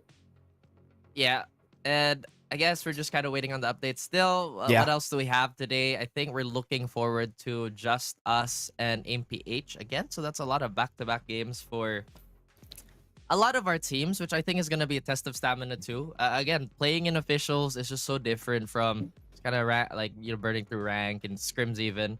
So there's a lot of mental pressure, and I'm sure that this is pretty much going to be a hyperbolic time chamber for a lot of our younger players. They're going to come out better. I don't think I've ever seen a player that's gone through the official circuit and come out worse. Yeah, they just get better and better. Almost all of the players here, especially when they evolve throughout the split. I love that sometimes some of the players that usually are down low on the frag would just be able to pop up at some point in time and will be able to adjust accordingly to the games that we have. But again, everybody, here it is. We have the agent select coming in, and this is it. As we mentioned, I don't think it would have come to a surprise if we saw that double controller for here. It's going to be double E. That's going to be a lot of brawling power and a lot of angle clearing with the Fade and the Gecko present on the side of Carti. Meanwhile, Zol going for a classic setup, going for the double duelist with the Neon. We haven't seen that in quite a while, but hopefully it will tide their way. It's going to be starting. And a Neon. Oh, wait. Like what I said a while ago, Carti Esports loves playing this composition where they have the Fade and the Gecko hand in hand in this map. So we're going to be expecting them to be able to get all those information without even just putting themselves towards the fire whenever it happens. Yeah, there's definitely a lot of frontlining on the part of Carti. I mean, there's a lot of stuff to shoot at if you're a Zol player. I think the Sky is really not a bad choice, but at the moment, the way these comps are looking, Zol just kind of look to bully their way through. They're not going to have a lot of scans, or if any, at this point in time. Sure, they're going to have the Dog, but that's about it. Omen, of course, will be a little more combat-oriented as a controller. The Killjoy, always a reliable choice. My question is, how is this defensive side going to work out for Zol? Because, again, they're pretty much forced to go on the initiative here. Yep. they would really need to push through whenever they go for the push. What I like about having a Neon in the team, it's like you have an extra way of getting into to the side rather than the classic Jet most of the time. But in Lotus, this is way better to have than a Jet, because most of the teams that we have here always just go for the race and have like 2 initiators. But the extra stun from the Neon could definitely help them just clear up some areas in the site. What I'm curious about is that since you brought up the Jet, there's not going to be a lot of stable opping power on both these sides. Yes, we've seen true. the Raze pick up the op, but that blast back just is not the same safety in consideration to like how a dash would work or a chamber teleport would work. It does look like both these teams want to get up close and personal. Operator still a choice, obviously on the table. Optimal, maybe not. I'm still waiting. I'm still waiting on how they are going to be performing here. Because during week 1 and week 2, Seoul Esports, this is the first time that they are going to be playing around Lotus. We haven't seen them play this just yet during the first 2 weeks.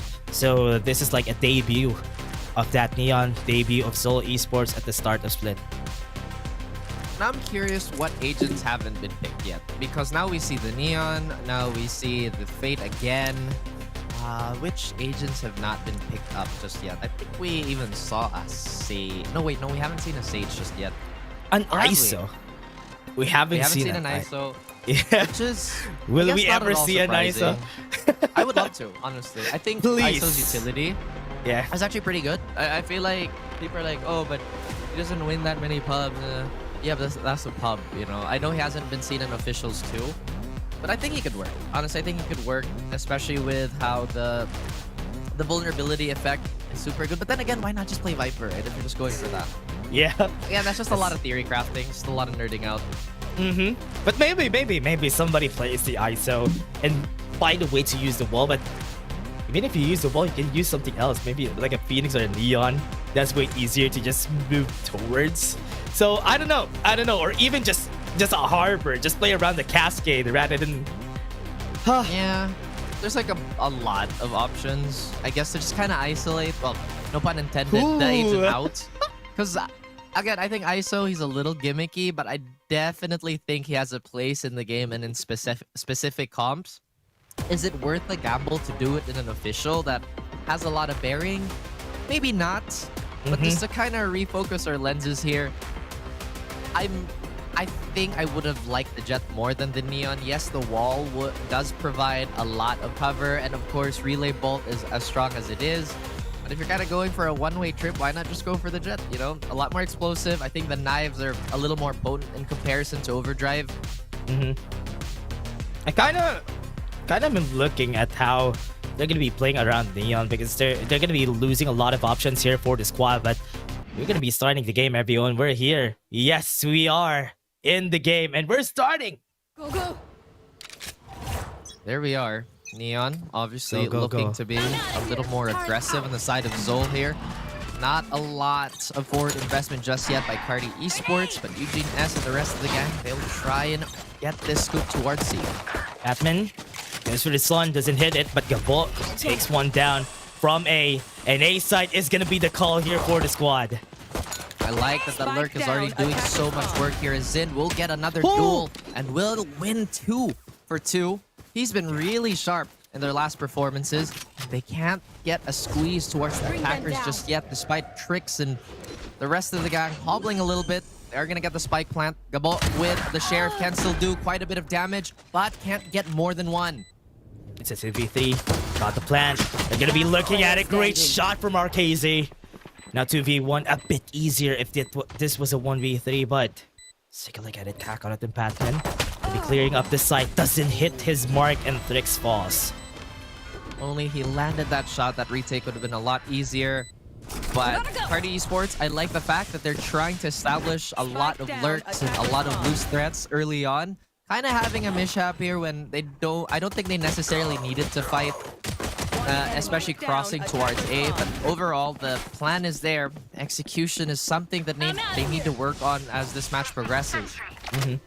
Carti Esports also struggled with this part when they were fighting against First Mega Saber, which is why they had to go to an overtime. It almost went into game 3 against them. But if ever they would be able to get the first initiative here after the 4th round, that could be a good spot for them against this squad. But for now, different playing field.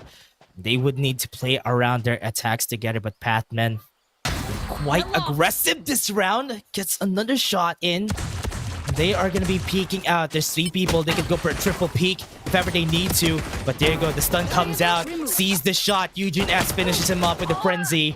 But they don't follow through. And that is Carti Esports looking for an opening at C. They're doing okay with the amount of eco damage they have done towards Zol.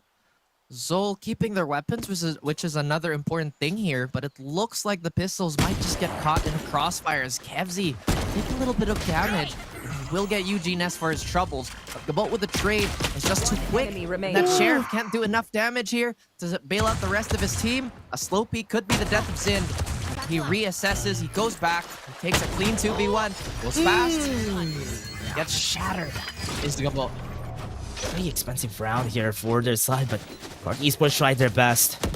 For now, that was great. But let's take a look at the replay again. Patman just thinned their numbers together with Kakarot when they started this round. It's a good thing that Carti Esports tried their best to get to C side, but they took a long time before they got there, and that was why the rotation was already, the timing of the rotation was already there.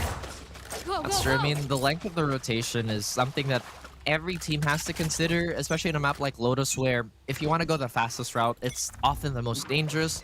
The forward control is something that you kind of have to trade off if you really want that avenue of safety. As Carti Esports are setting up for a very, very heavy-handed attack on A. They know they have the superior guns here, but they still have to be careful. The hero Vandal is in the hands of Batman. Yep.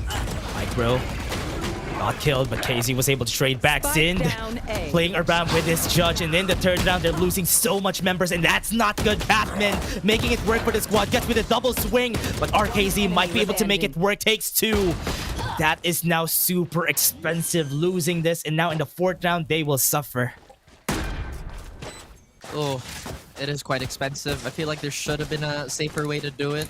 Again, they understood that there was a judge that's been looming around since the 2nd round. And for them to kind of target a site where a lot of the verticality is unlocked for Eugene S. Or rather for Zind. It's a bit of a gamble. Yes, they did win it out. I think the primary objective, and I'm honestly quite sure of it, is to just kind of retain as many guns here. They didn't even get that many orbs in the process. Yeah, that is true. That is true. That is really what they need here. But look at Patman going for an overdrive. Goes in, doesn't peek out. Stun's not gonna work. Safe denies him. It's gonna be a lot of flashes, a lot of utility on their end, and Carti Esports are just taking them off. We hyped up the fact that they don't have any guns, but Gabot might finish this, and that's gonna be a 2K at the back of their heads. What did they expect? Round by round, more deaths at Mound. This forward defense by Zol is just encompassing this part of the map. Carti Esports, I think they will have to readjust and put that on the drawing board, maybe even a priority. They do have the initiation power of Gabot here, and perhaps they could use it. There's no real counter on the side of Zol either. Although they are on a weaker buy, so Carti, they might just play slow. They might just anticipate that outwards push. Zol, they're keeping it really, really kosher, and they're being very compact. It looks like they're going to try and pivot off the strong seaside defense and just wait for another lurk on the side of Carti. Yep, conditioned. They were conditioned that they're always going to be pushing. Trailblazer has been hurt here by Gabot. They know that there might be a chance that Patman is going to be the one pushing here. It's too impressive. Going to be peeking out with the alarm bot. He's fighting against 2 people. But that really just fend them away. Patman is not going to continue. This 2-2 has done so much for Zol. But again, they have to be careful. At any given moment, they could be overrun. And Carti Esports, they know that they have this potential. They will get stunned by the relay bolt. It looks like they're preparing to flood A sites. He's starting. Patman is down. Need to clear this box before they start micro. Gonna get a micro angle. It's not gonna work. Eugenas starts off this side, clearing it. Nobody's here. They can plant safely. Safe as safely, though. Kevzi is going to be left with 1 HP. Again, they don't have the greatest weapons, and Carti could just essentially clean up this round here. So they have to play the numbers and try and isolate as many duels as possible, and maybe avoid getting a few haircuts given by both Zind Kakarot, he has a showstopper here. Could use it, but RKZ will not allow such things as Carti Esports try to batten down on the stronger side. It's a good thing that they are now going back to it. As we were saying a while ago, they need to get the momentum back and show everyone that yesterday was not first Mega Saber flopping from their games, but them being a stronger team overall. And this start of the round was perfect because they were able to clear up any angles that they need. But remember, it's an eco round for the side of Zol. Right. Zol, again, looking to skirmish a little bit with the way they're positioned here. The nade and the first flash is looking to get comboed. That they do. Although they don't find any contact here towards A, B has been left exposed, and this should prompt them to rotate, perhaps avoid the showstopper by Eugene S. Yep, showstopper. Just a lot of people at the A side. We're able to see the right angle. Double peaks. It's gonna be one kill. They have kills on door. Continuing, Thrash is going to be seeing Kakarot, but was able to destroy it. Carti Esports in a man disadvantage. If they start this, they're going to be... Oi, that's not a kill. Aziz is going to be a showstopper from Zin. Was able to kill RKZ, and with that flash, perfect timing, able to end their lives one by one, and they're being pushed back by utility. With that pain shield, they can't even move close, and Zol, what a clean round. They have been so clean for the last few rounds now, or at least the last few gun rounds. And with Zin and Hatman online this early, this could spearhead them into a little bit of a snowball. Carti Esports feel like what they have to remember from their previous games is that Zol is a team that's not super prone to unwarranted overextension. So Carti Esports, I think they might just kind of have to try and slow down Zol's advance here, considering that A and C have just been points of aggression for Zol. Very scrappy on the execution from Carti Esports. It's also because of the read from, I don't know if it's a read, it's just A side. They really just wanted to go for a push there on their side. So on what we've seen from here, Carti Esports, the timing was just not right during that round. Not at all. And it looks like a fight might erupt around Mound. Those are hard. Carti Esports maybe having a bit more difficulty dissecting this defense, as a lot of individual fights haven't really been going their way. And Zol prefer to fight as a unit. Again, Carti might run into the strong side here. No contact just yet though. Stop right there. Timing cannot be any better for the side right here of Carti Esports. They already started, but with the pain shells, they got their first kill. They need to clear the site first. There's not really a lot of people that could go and clear that up. Nightfall is going to be used. They can't hear anything except for their heads popping and bopping. And CEO, they already out of the picture. They already got the plant. So this is a safe spot for them now. We already saw Zol and the effects of having alert threat early. That rotation is so late and they've been waiting for so long. A lot of HP is being burned and a lot of time is being burned. Body's also getting caught in the Inferno. And Zol just couldn't pull through with that retake. Carti Esports taking yet another round for themselves. Great amount of utility was invested there by Carti Esports during the start of this round. Nightfall was used in order for them to just secure it easily for his call. But the swarm grenades to stop the push from Batman really delayed the timing of that push, and that was enough to let them fumble. And that's why it was a hard retake. Again, just to recap what happened there, you saw the Sky kind of forced to anchor so long towards A. This is because we saw Gabo get a lot of free kills in the earlier rounds here. And so Zol, they just don't want to take that gamble anymore. Kakarot trying to push the tempo, drowns out in the sound. Captain looks to backpedal. Look at all this utility. Yeah, throws the pain chills at that side. That's just been doing so good this game. It's been eating good. It's been getting a lot of kills.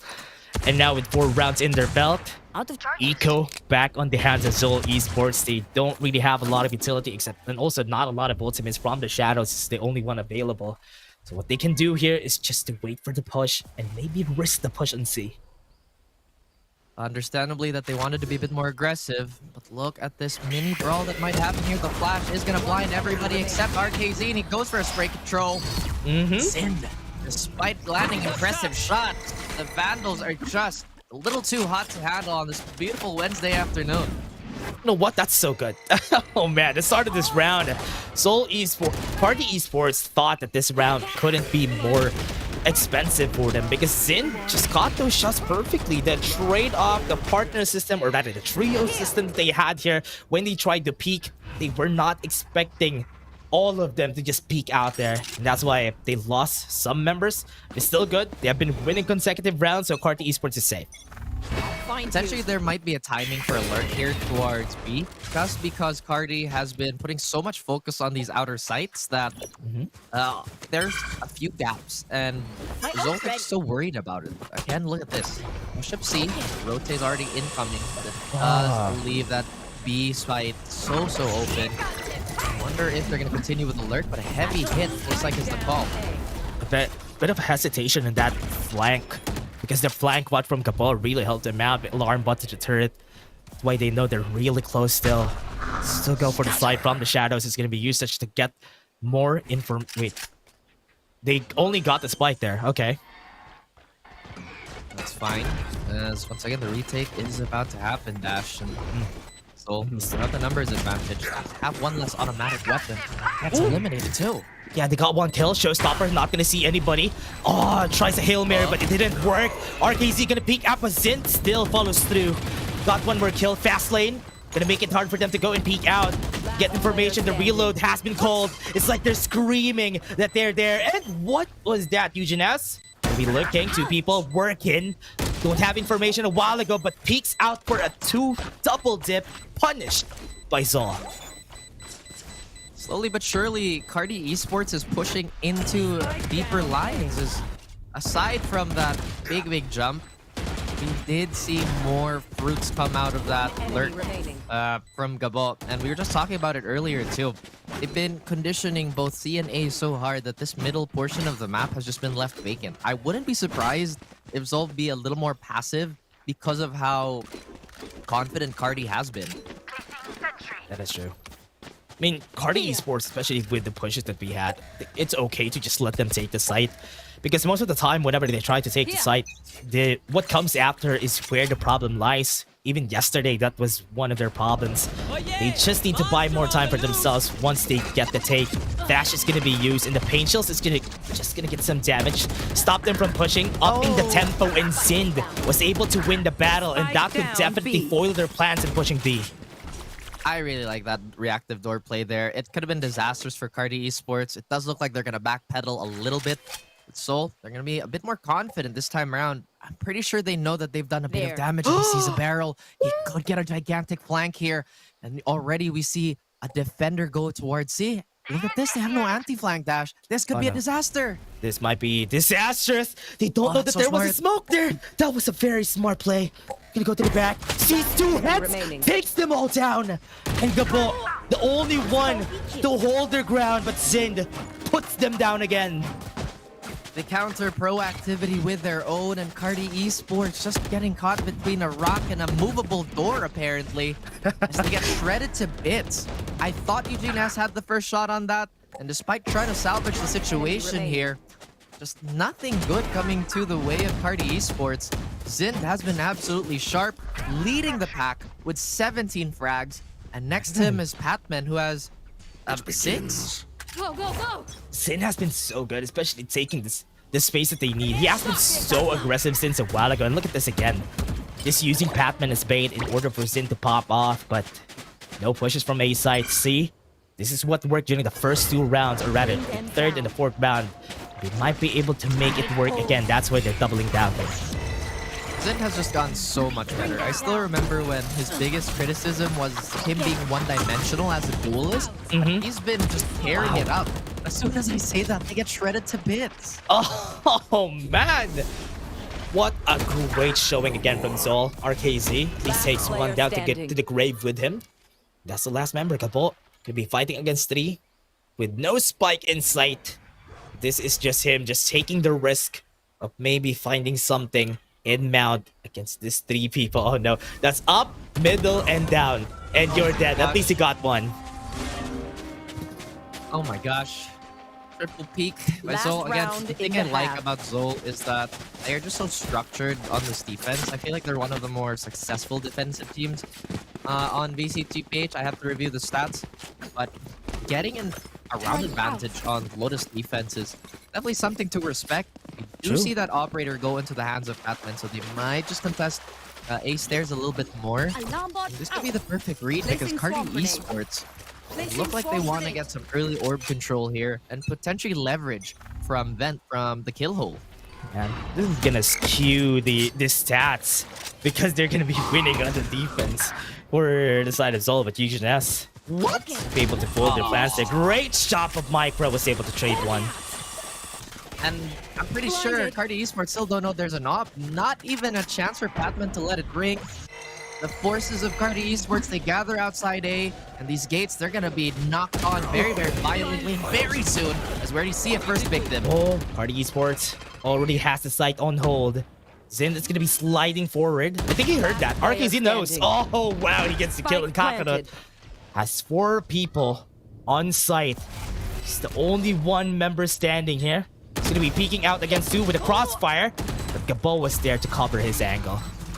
That was a ridiculous shot, to be honest with you. Like, for Eugene S to wide swing an operator like that and get away with it, when that was the first time that was ever shown, is the hardest of reads. The trades were there, yes, but ultimately them getting delayed by the operator was probably objective number 1 by Zol.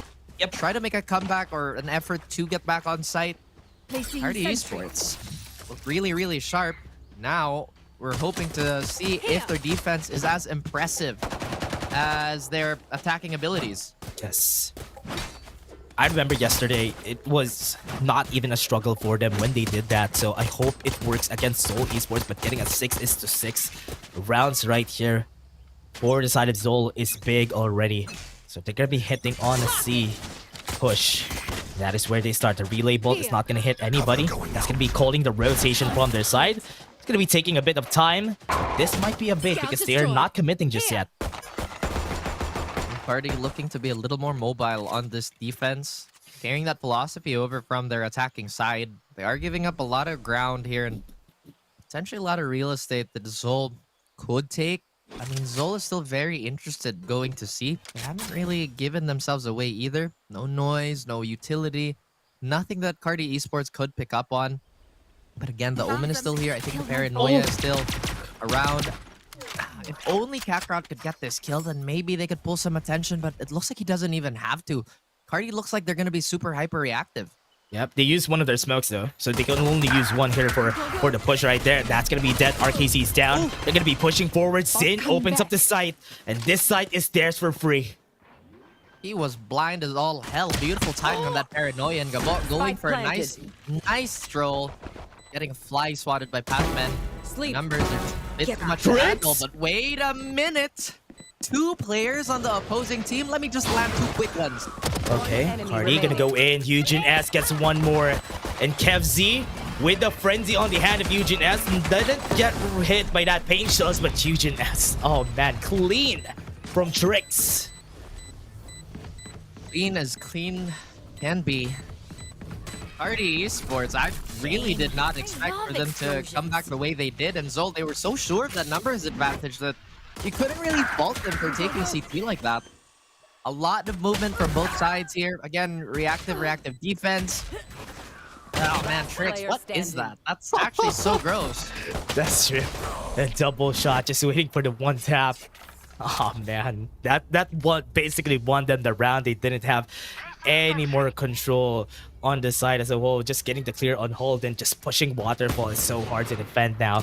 Without any more information during that time, it was done and dusted. Now, with the advantage, they could just rush a site again, but they have been playing it safe so far, and I'm kind of liking how Carti is approaching this. They have a ready flash available for Waterfall, but it looks like they've already backed out. They're going to let the smokes do their job. As you mentioned, this is a really, really patient approach by both these teams. And once again, early map control is not the highest priority for them. They just want to play it safe. They don't want to give away any guns. And no unnecessary peeks either. I mean, Carti Esports realistically could jump peek this, but they're just waiting for confirms. Yeah, waiting for safe to go and peek out. Paranoia could be used here to stop them from pushing. Can't hear anything now. No more smokes for them. RKZ now gets his smoke. Replenish it. Perfectly timed. And now he can push. Can get some kills. Not hitting his shot, but they're going to be finishing them all. That was a great bonus round for them. Oh, and that Nightfall is going to be up very, very soon. They will have a few orbs to take, but it's not too out of this world. So Esports, Zin is still doing a good job. Everybody's lagging behind a little, which is unfortunate. They're not going to have that lockdown anytime soon either. Showstopper is about the only one within arm's reach. Brute Force, yes, is still on the table. Again, everybody just hasn't seemed like they've warmed up for all these duels. Yep. Is this a full-on war we're seeing? Yes, it is. With the mosh pit, Eugene S just moving forward with the satchels. In position for a fight if ever someone pushes through. He's not gonna see it coming. And Zin just gets the shot, opens up the round again. Trying to go for a cheeky play there, but I think a flash could have helped. I'd have telegraphed it a little bit. But contact towards B would be most likely as Kakarot trying to crawl through the smoke. Nowhere is Tricks to be seen, as not even the Trailblazer is gonna get his location. And once again, we return to a little bit of a stalemate. Re-hit might be the call here. What can really challenge this? I don't think the Sheriff is up to the task, but we've seen crazier things. For the Esports, this is a round that you expect Zol Esports to just dominate. With that first touch, Eugene as losing his life. Now they're going to be starting to go and maybe go for a B-hit using Link as their pathway. And this is going to be hard though. Whenever you get into side at B, especially if you don't really have any more ways to clear the side, but Trix might be able to make this work. A 4v4 after the plant. Shouldn't this be a bonus though for... Yeah. Not a good look. I mean, Kakarot doing damage, but trades are just a little too quick for everybody here. Let's kind of fall apart at the end there, but good damage. We do get that showstopper retained. Seeker is also around the corner for Zol Esports, and they will kind of cut into the round lead here. RKZ still doing a fantastic job of keeping his team together. Eugene S and Gabo not too far behind. Yep. What is going to be the approach here for Zol? They're just going to be taking C-side with a stinger on Zin. He might be able to get a great showstopper to start it off. But they do have an operator in Eugene S. So if they try to peek out on C, and if ever they go slowly, they might not expect this coming in. Good thing there was a relay bolt and the perfect timing of that smoke. They could start this round perfectly. They might. Again, we know how these rounds have been going. It's just been poking and prodding for the first 30 seconds, and then they go for a reset. Yeah. Carti Esports, again, patient for the most part. They did one proactive play. They try to go through a smoke, but I don't think they threatened that smoke enough to justify Carti Esports, or rather Zol, to back off and respect it. Now, maybe a contact play towards B. We do have the showstopper again to buy them some forward space. Everybody on the side of Carti is scattering, but an off-camera kill towards Kevzi. What? No more smokes. Oh, it's a great thing that they opened the door there. They were able to get one shot. They're clearing a bit too deep. Zin was able to get one. Wasn't able to get any kill in the showstopper, but at least they're delaying most of their kills. Eugene S just opening and closing the doors, and safe takes two. Kakarot's the last one. Then that's it. A round for Carti. They have such a good read on how Carti want to take the sites. It's always been forward control, which I find interesting because Gabo still does not have that lockdown. So Zol don't really have any reasons to be that aggressive, especially when they would have had all that utility for a post plant. Again, hindsight is 2020. If they were to make an adjustment, pardon me, they'd have to wait for another gun round. Batman is going to be needing to use this overdrive for now, but they don't really have anything else. Just going to be taking the risk here with the fast lane. Just moving forward towards door. With the pain shields, they're going to be seen in Patman. Know that they're going to be pushing up on C. Not a lot of members from Carti Esports move past their site, and they're just playing non-committal angles. So far, we haven't seen too much attention being paid towards Tree. And now on Aniko, they might have showed their hand. And they're being dealt with really, really quickly here. I think the teleport effect might have given RKZ away. That's a bit of a freebie on the side of Zol. Waiting to go for the smoke. Are they going to be peeking out? Yes, they do. Eugenius takes it. Gets another satchel. Sees it with a shorty. And he's not been... Wait, what? He didn't die. Kevzi. Well, it's fine. The teammates were there to bail out. It could have been infinitely worse here. Eugene S making great work with this operator, cutting off a lot of these angles that Zol kind of like to walk up to. They do, however, have a bit of problem dealing with Safe's utility. Again, it's just so distracting when you have so many things to shoot at when you're Zol trying to go for a successive post plant. But then again, I think this timeout will address some of those problems. As I mentioned, post plant should have been theirs. But then now I kind of see why they don't want to give away that type of safety, because Wingman can, under the protection of the rest of the team, defuse that spike, I guess, with decent safety. Yep. Which is why it's hard, though. I mean, for Zol Esports, what I was expecting there was for them to get more of the space that they needed, but because it was hard for them to get anything much, especially when there's a good way for Eugene S to just spot them out and just suss them out during the whole time. So Carti Esports are just racking up the points here for their squad, and it's looking like they are proving themselves to everyone. Or the panel curse is very real. I mean, every single time we have a unanimous panel, it's dead. I think we should not. I mean, I think we should not do that anymore next time. this is still, I still think this is a 3-map series. All things considered, this is a Carti Esports pick. And this operator might just get another one early, but utility this time being invested. Zol Esports have to invest so much early on just to be competitive in these shuffles. Already expanded the relay bolt one smoke on their side just for them to clear out Eugene S's angle. But they are, I hope they don't push on Mound, because there's a pretty great angle that Eugene S is holding. You know, much defense the site by himself. They move past them, move really close. Okay, look at those angles coming from B on C-Link and B upper. This is very non-committal angles. They can't even suss anybody out. They can't even take one down. But RKZ, the Seekers, might be able to take him down here.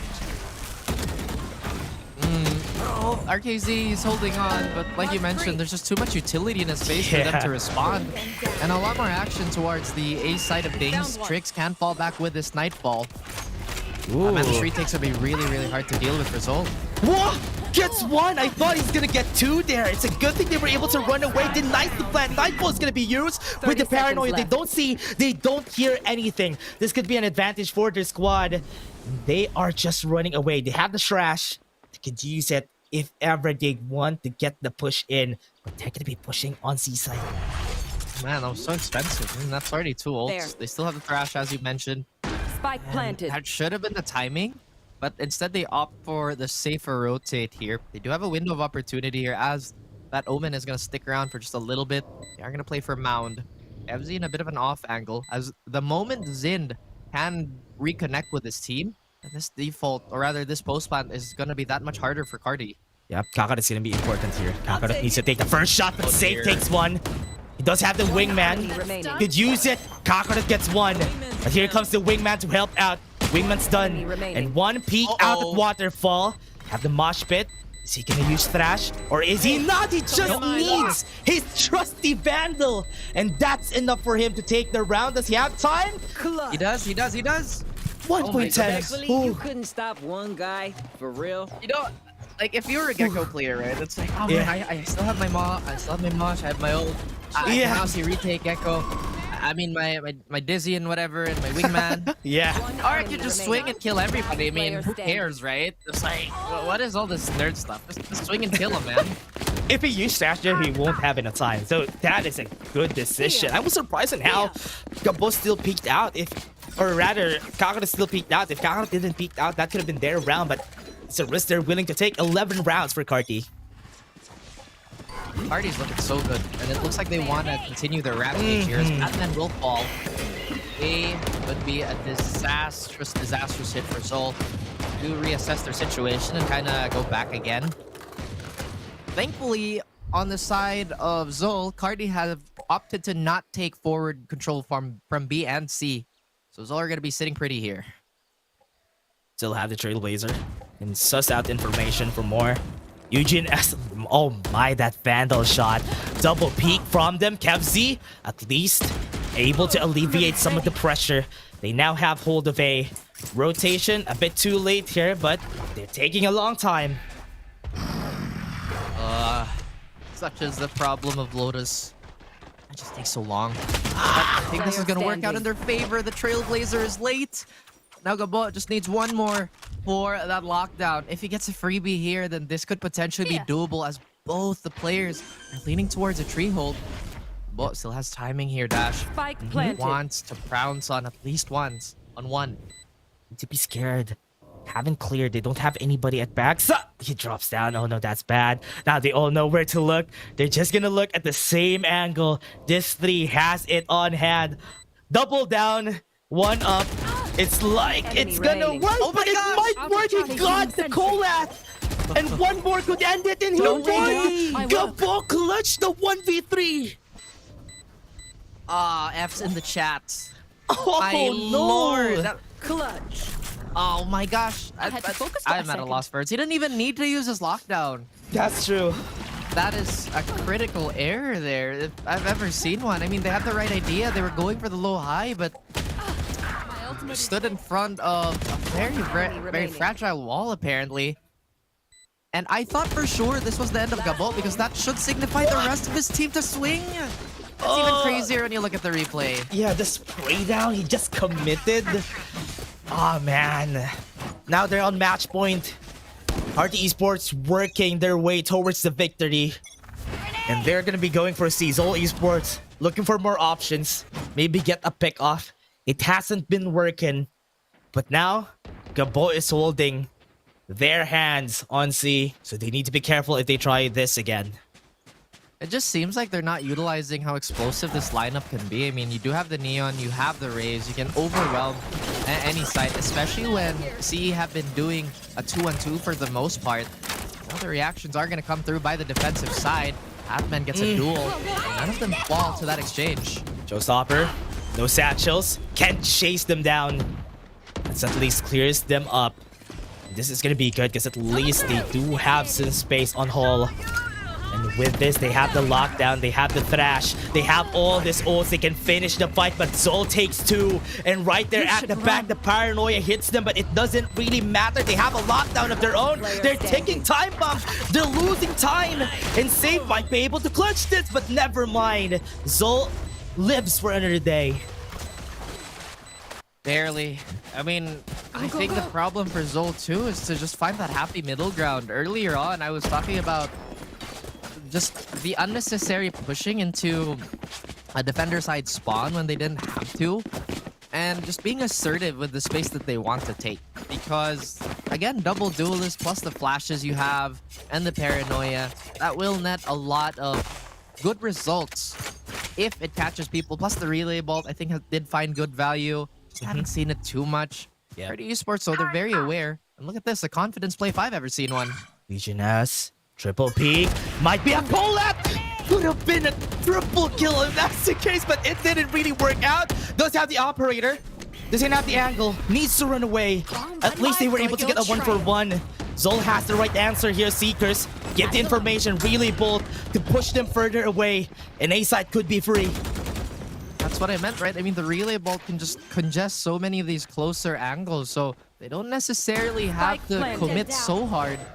And now Trix, landing some good shots himself, will have to initiate this retake as the rest of his team is still trying to find their footing.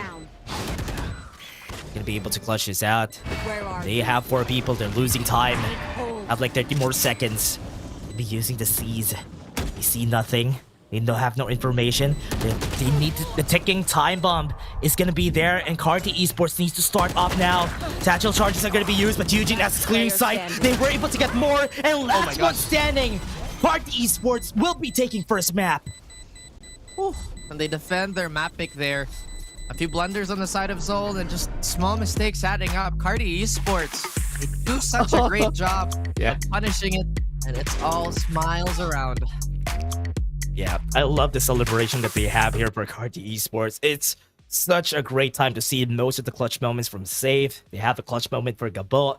those are going in the highlight reel, everybody. It's such a great time to see Carti Esports just stepping up. But as you said, this could be a 3-map game, and it's as close as it can get. It could possibly be a 3-map game, you know. I mean, Carti, they've been really clean. I think Zol just needs some fine-tuning here and there. Other than that, we still have Zol's pick to defend.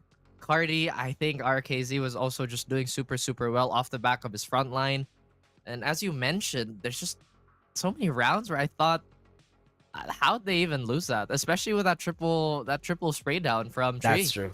I was really surprised about that. I didn't really know that could be possible for them to get the 1v3, but because they swung at the right time, oh man, it's just so sad to see them fall like that. But still have another map. It's still not done. It's still game 1. And most of the games that we had today are really close, and this couldn't be. This is actually close, even though we had like a 13-7 scoreline or 13-8 scoreline. Yeah, the adjustments were there. I think Cardi also just had that good balance of, hey guys, let's get a lot of information first before we hard commit towards a push or a risky play. And they just kind of played super textbook, which I appreciate from younger teams. And we're going to be jumping right into the stats to dissect that a little bit more. Both of the duelists actually almost mirroring each other's performance here.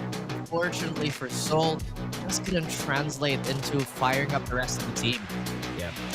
It's such a great performance from Zend. I mean, Zend really had his time to shine a lot of times when they were on the defending side a while ago, but the team wasn't really able to follow through like we expected Batman and Micro to be able to do that. But that might be because of the amount of utilities that we have from the side of Carti Esports. It's really hard to fight against them during this time. Surprisingly, though, we don't get any thrifty rounds considering how close some of these teams were, especially off the back of... Oh, actually, no, that was a pistol round. 2K Matrix. In any case, those two clutches on the side of Carti might just stay in their minds forever as a very, very happy memory. Oh, yeah. I mean, just to go back on it, that disaster at Tree, I just didn't think I would see the day that would happen. That is really true. And again, for the two clutches that they had there, it was safe and Gabo. But again, that might also carry over for the next round, which is, or at least the next game, which is going to be the scary part here for the squad. Because if they won't be able to come back from that, that would be a problem. And starting off the series with a game 1 win is always a good momentum shifter. So yeah, it's going to be a challenge here on for the other squads, all esports. Oh yeah, and I think that, as you mentioned, it will dictate the rest of the series. At the same time, we're... Makikita natin kung ano ba yung nangyari. Pero syempre, shoutouts muna kay Miss May Kakabran. Siya yung gumawa nito eh. Solid talaga. Ayun, grabe naman si Hello, it's May. Nating highlights ngayon. Pero kita niyo rin naman kung gaano nga naging close ang laban for natin. the next. Yeah, one of the problems with Carti Esports, as he said though, remember yesterday when they fought on Bayern, they might lose steam after the second game. So that is one of the problems that they need to face for this next game. So I hope they would be able to follow through and maybe endure a lot more during the next game. It's not their map pick, but it's almost the same as what they had yesterday. In the same map that they almost lost, they need to really hold on. Yeah, I like that, you know, endure. Just like, I guess, a decent analogy would be martial arts, right? Like when you get your yellow belt or your second belt, it's all about surviving first. And Carti's been doing a good job of that. They've been taking maps away. I like that happy little dance everybody on Carti's doing. But I think we've said a lot, and I mean a lot, of that Lotus matchup. I'm honestly quite happy that it wasn't just a super scrappy game without the science that we're used to, because sometimes the games do devolve that way. It's like, oh hey, he has the hot down, just let him rip. Let's give him the flashes, give him the support, and he'll do the rest. Let's let him go carry. I mean, during this time, it was supposed to be Zend, but it was not enough. Everybody needs to follow through, and Zend could only do so much for Zol Esports there. So Carti Esports just went there and just took the win. But that's just game 1. We still have game 2. We're just going to take a short break. We still are going to be your casters. My name is Dash, and I'm here with Raph. See you guys in just a bit.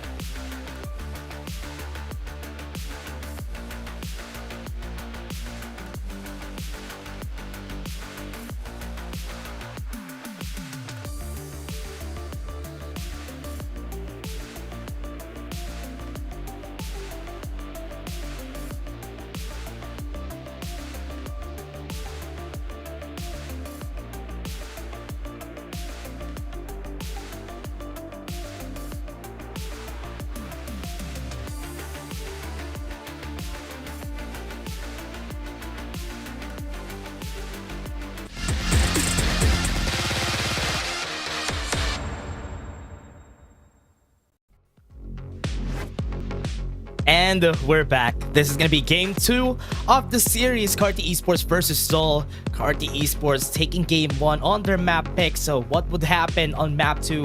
Zol Esports is going to be playing Unbind, and Carti needs to step up if they want to get the 2-0 here.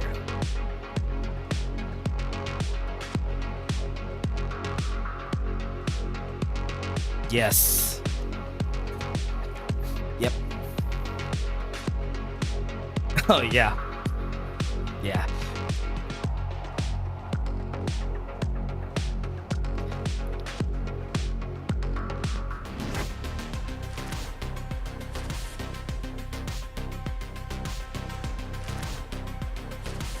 I hope they would be able to follow through here for the side of Carti Esports, because one of the problems that they had from the last time is their execution on this map is not really buttery smooth. That's why on their fight against First Mega Saber, it went into overtime. They're fighting against Zol. They're fighting against a team composition where they also go for the double controller.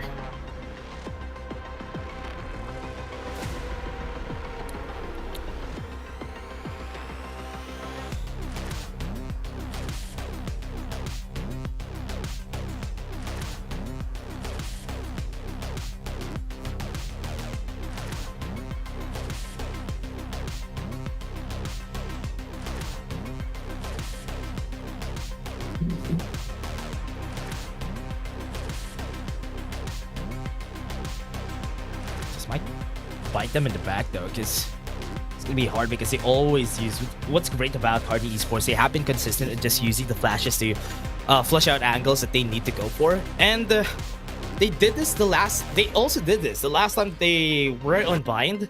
They also did the same composition, and so far it worked. So maybe this time around it will work again.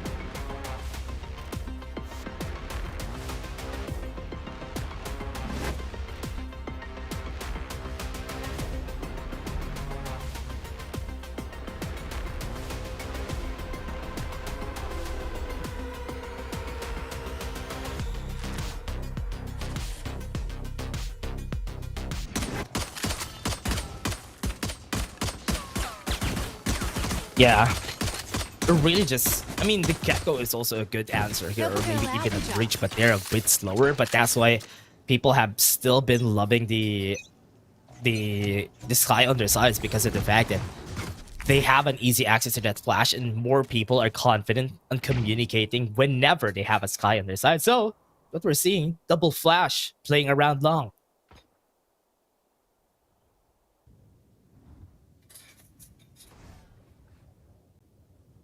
Wait. Oh. Oh no, they weren't expecting that. Now they're going for a hook, a push. They're going for long, and Trix is gonna be left alone. They already have on site. Okay, Patman is just gonna be looking for an angle first. That's not gonna be a headshot. Cove is just gonna bite them in the back. Eugen S goes in, takes the shot, and wins. Poison's off.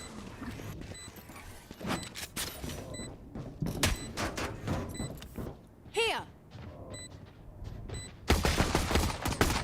Ooh.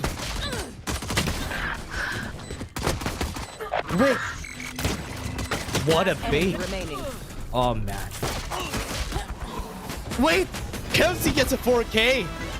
What? That was okay. Carti Esports was able to get the round because they stuck the defuse, but it was still a great round for the side of Carti Esports. The way they started that fight is also good because they already got the kill on Kakarot. They just used double their flashes. They didn't have any space on site, but they were still able to clear it in the end.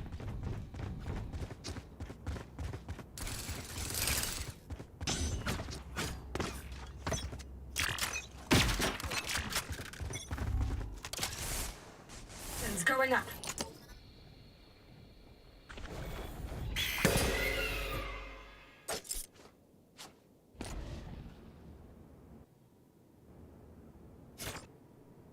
I like how they have been using their guiding lights in order for them to get information, at least if somebody's going to be pushing on long.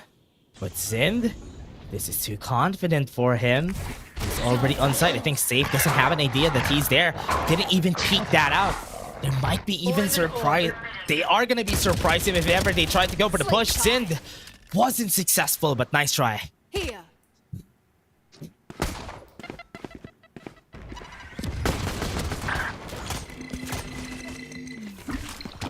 To actually get the picks that they wanted here.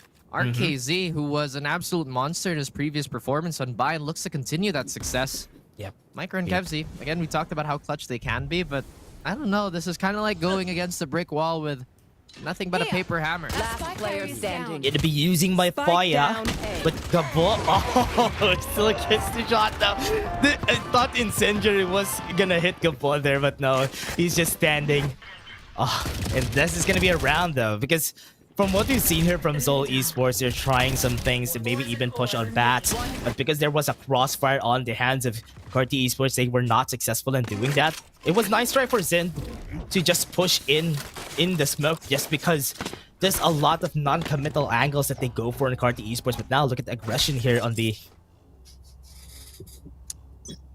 Kevzi does have that confidence in him. I mean, he does only need one more for that orbital strike, but look how many bodies Carti Esports is gonna send. And after that flash, Patman doesn't actually get the kill here.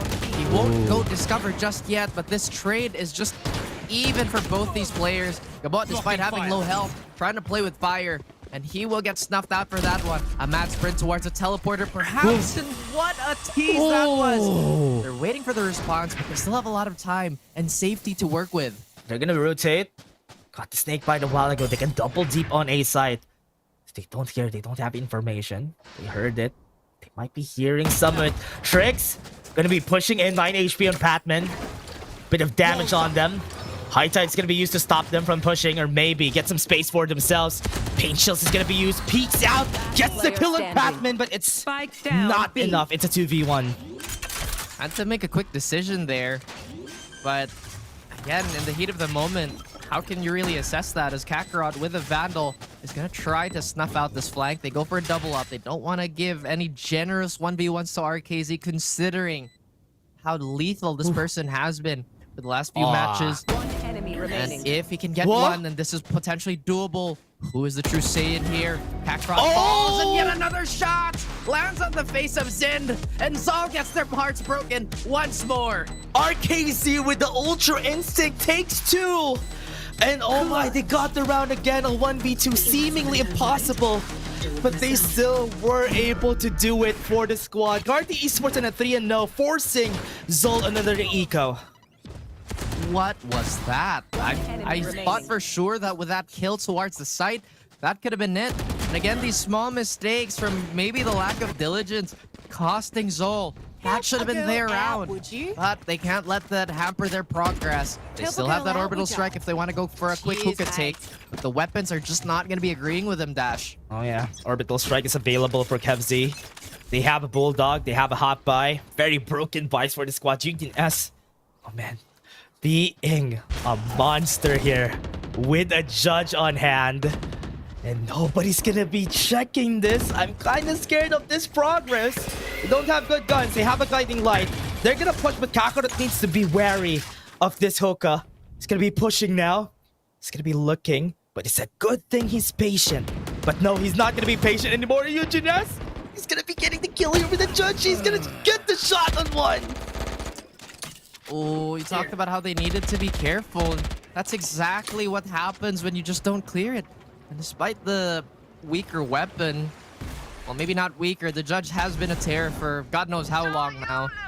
Zol hobbling towards the site. Oh, Rash is gonna come out for extra insurance. With that, they get Zin 2. manages to slip through. Oh my, he got 2. But Zin was able to stay alive. They have timing. The trash is not enough anymore. They're not suppressed anymore. It's still a 2v4. Not really enough guns. Mosh pit's not gonna hit anybody. But this is looking really close, Raph. 30 seconds left. Healing over here. No, Zol has been kind of cursed in the clutch, and right now with the weapons not going their way, and I don't think there's a Vandal that can safely be retrieved. Orbital Strike is there to buy some time, but ideally they want to use it for the retake. Oh man, Never mind. RKZ, what? My ultimate is ready. Oh man, this guy's timing, and he's so crisp today. Bind might be his map. Bind might be his alone. 7 kills on the board. He has just been unstoppable again. I mean, just no chance to use what they wanted. Carti's throwing so many wrenches in all the gears of Zol, and Zol just can't set up. I mean, Zol, they have to anticipate that this off-timing thing that Carti has been doing should still keep coming. You have an operator now. Because they can get away with it. Guiding Light stops him from getting a nice shot, but Gabo goes in for the trade. This is going to be a 3v3. Nice answer from Gabo. But it's another 2v3, another clutch situation. Not even new anymore for Carti Esports. Here, Carti hobbling just a little bit again. They have Viper's Pit. RKZ will always be a threat. Bathroom has not been cleared out here. And Zol, they're trying to creep up as safely as possible. They just don't want to give that equalizer towards the side of Carti Esports. And they do have a window here, but hesitation might be their biggest enemy. As we see RKZ crawl up so slowly. No, this is going to be a problem though. If he crawls up, there's no tripwire here. There is a camera. Just need to be wary of flank. You see Zin. You have information. Have another smoke here. So they're going to be going close. There's a sliver there, but RKZ is not even phased. He gets 2. He has the sight open. Zin is now on a clincher. He needs to do this alone. He needs to win against RKZ. Sharpshooter of the squad. Both of these players already found a way to clutch up a while ago in RKZ. This is not even new for him. A 3K for the man. This guy is crazy. Well, like, who can stop him at this point? He's making the best decisions possible. He's taking a lot of these early fights with almost zero risk. And when it comes to the fourth quarter, this man just don't miss. Yeah, he's always getting those shots, man. He's always getting those clutch moments. 3 points if you may, but Carti Esports 5-0 in buying in where they found themselves in a struggle yesterday. Now broken buys again for Zol. That's all 5 was. Zol? That's so hey, technically we don't have an official prediction for this That's one, true. so We can vote for... what are you doing? It's the panel's fault again. Every time the panel is gonna vote for just one team, they're gonna get cursed, and it's happening again. I don't understand. I mean, I try not to be superstitious. In fact, I do push against it. But with Carti Esports operating on some divine power here, still holding on to this site. Oh! 2 more kills. You're not gonna follow through. Zol might be having a chance to hold on site. Does he got a hit on Micro? They know that they're here. Mosh pit is gonna be used to delay some time. Nobody is gonna push just yet. Great smoke though. They have some space. How can they work with this? They still have the wingman, right? Again, we've seen disastrous results on the side of Zol, as Trix is still lying in wait from heaven. Do go for the safe option, but remember one thing. RKZ is still alive and he's looming. It's a fair 2v2 here. Does have a bit of health missing from him, and Trix might have the front line. The footsteps have been heard, the smoke has been set, and this is gonna give them a fresh round timer. Micro and the rest of Kevzy's health bar are gonna disappear as RKZ's gonna run into them. Micro, he must be holding on for dear life as Trix hasn't given his position away. Oh, first touch indeed. And he is gone from this round. Dominating is Carti Esports. What is happening? We have a full 6-0 in this match. Could be forcing them to go for another eco. That was their gun round. They were not able to make it successful. They are so fed today. They're eating good tonight. Carti Esports, they have so much credits that they can get away with a lot of things. And so far, they have been crisp. I don't even think Zol is feeding. I mean, like, if you look at it, right? Zol is playing the way they should be, properly setting up their angles, but it's just these microscopic timings that they're missing that is honestly decently forgivable at any level. I mean, it is just so incredibly difficult to be optimal all the time. But Carti Esports, it's like they have a checkbox like, oh, they missed it. Let's get going. Yeah. And what's great about this, though, is even if they just peek, you don't even need to use the utility so much. They just win the battle. just they are just faster today. They're just on the roll and on the momentum from the past game. They're just brimming with confidence, and they need to go for this timeout. Maybe this timeout is what would help them just go back to the drawing board. Maybe we could find another strategy. Maybe we could change some things up and how we approach the side push. I mean, I'm hoping, all the Zol fans are hoping that this could be the start of a comeback, but weaker weapons abound again. What is Zol up to just to try and put a stop to Carti Esports? Because Carti, they have been just clinical with the way they've been taking up space. They're probably going to do the cascade push again towards mid. But no, they go for the raw contact. They don't want to give anything away. What? Remember, guys, never let them know your next move. Oh yeah, they're pushing now. They have been on very non-committal angles very far away a while ago. And now they're going on side. Showstopper has been popped. Nobody has been seen. Viper Spit is going to be used covering the whole site. Now they are just going to take this for free. Batman has been discovered here. Spike has been planted. They use a lot of their ults, and this is already expensive, but this is a nice try overall. But nothing has been working. No kills just yet. What the actual heck is going on here as a trade is gonna happen? And suddenly the weapons are just malfunctioning for Carti Esports. And the rest of the team is bleeding. Tricks put in an impossible situation. That was worth. That was worth. All the ultimates that they used, the 3 ultimates that they used here, very worth it. He's not able to get the comp. It bounced back. That's why he was not able to get the defuse. Oh my goodness. And that is the first of perhaps many rounds on the side of Zol. Adjustments upon adjustments is expected. RKZ, his only second death. As long as this man is alive, Carti Esports is always going to be in the round. And Zol, they're still hoping to take this to Icebox. We're back here again.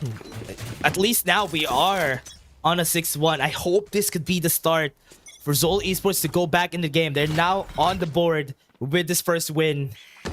Now they're approaching it again surgically. But what we're seeing from Zol Esports, this is what they need to do. They just need to push B up. Without the ultimates, would it turn out the same this time around? Neural Theft, still in the back pocket of Kakarot. Looking for a stray pick here and perhaps help from Zind. Now, he's trying to get some info from his cam. Again, that bathroom lurk has been a thorn in their side and they just don't want to keep getting hurt from it. Doubling back, he wants to take that space for himself. And look where the rest of Zol are positioning themselves, Dash. Zol has positioned himself to push an A side. A lot of people in short.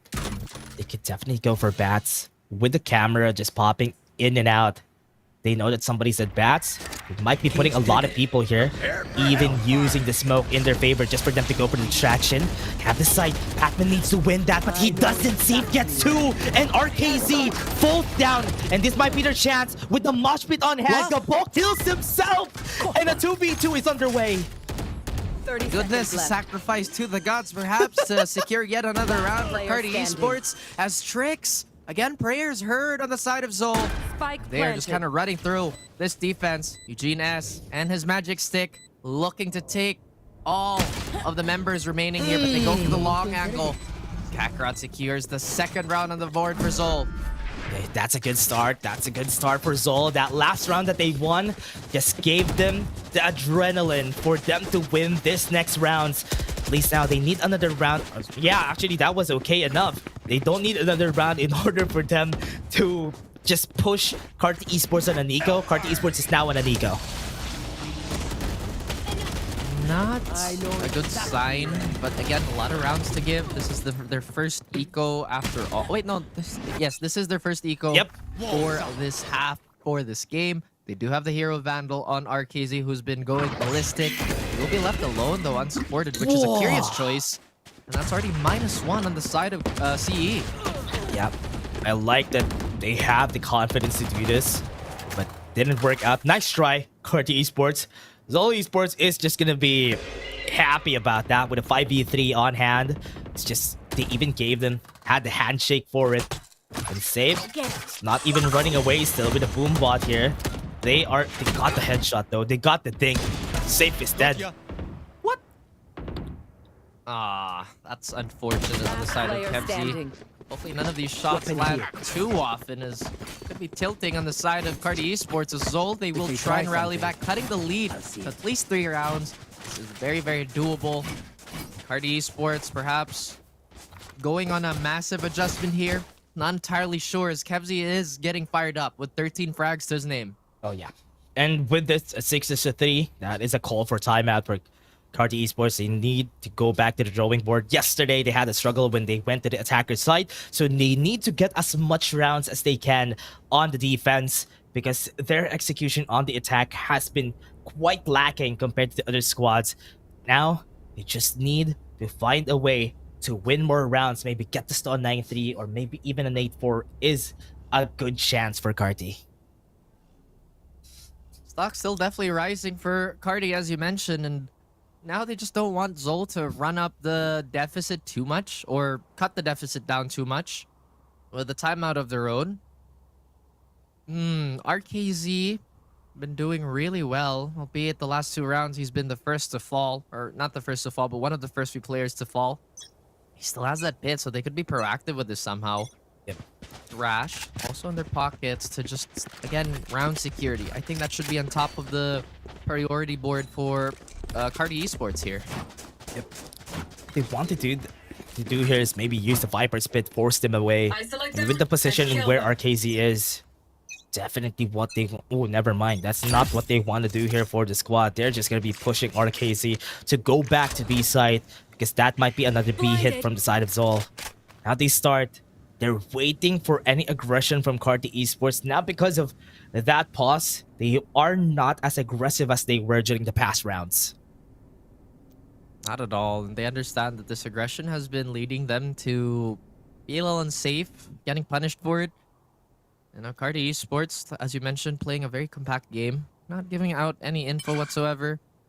Zol, they did burn that neural theft just for, again, more security in the previous rounds. But look how far back Kakarot is playing, and that camera setup has pretty much nullified any aggression towards that showers area. Still a lot of time to burn, and the spike isn't even in a place where it can truly commit, but it looks like it's transiting its way towards A. Although that could change the minds of Zol as Zin tries to walk up. This wall is gonna fall down very soon, though. And go for the teleporter. Eugen as is trapped here. I think they saw a barrel there. Didn't know that he's there at pocket. He's gonna be peeking out. He wins the battle. And now they are gonna be fighting against more people. And that's Zol Esports taking over site. They're moving along. They're trying to plant. But this smoke is just making it hard for them to do so on the side of Carti Esports to do anything. I actually can't believe Zin survived that. I mean, he took so many body shots, and RKZ again, with his head being removed from his shoulders and a repeat on save. That's going to be the end for Carti Esports, and suddenly a big breach towards this defense not being patched up is allowing Zol to just walk through everybody. Great way to start that. The first touch on the first touch on Eugen as not being able to stop them from pushing was really what they needed there. When that started, it was enough to say that this is gonna be their side. They weren't able to take any shot, or at least any kills on the side of Carti. And now Zol Esports back on the roll, back with the momentum, very rich for the next 2 rounds. 2 more rounds, what stands between Zol and Carti Esports. As this time around, there's not going to be a lot of attention towards Bath, and you can see Carti Esports being very interested in that point, but they're still hesitant. I mean, the camera was there, the trap was there, so it's completely valid for them to kind of pause up, but a lot more proactivity, I guess, with a shotgun in the hands of Eugene S would be appreciated. So I think they can feel something coming here. You know that this might be the push. With the cascade, is just stopping them from getting any push right down at short, because this is where they were successful a while ago. But when they have no guns on the side of Carti, they are gonna be confident. But never mind. Shritz was able to get 1 shot on Patman.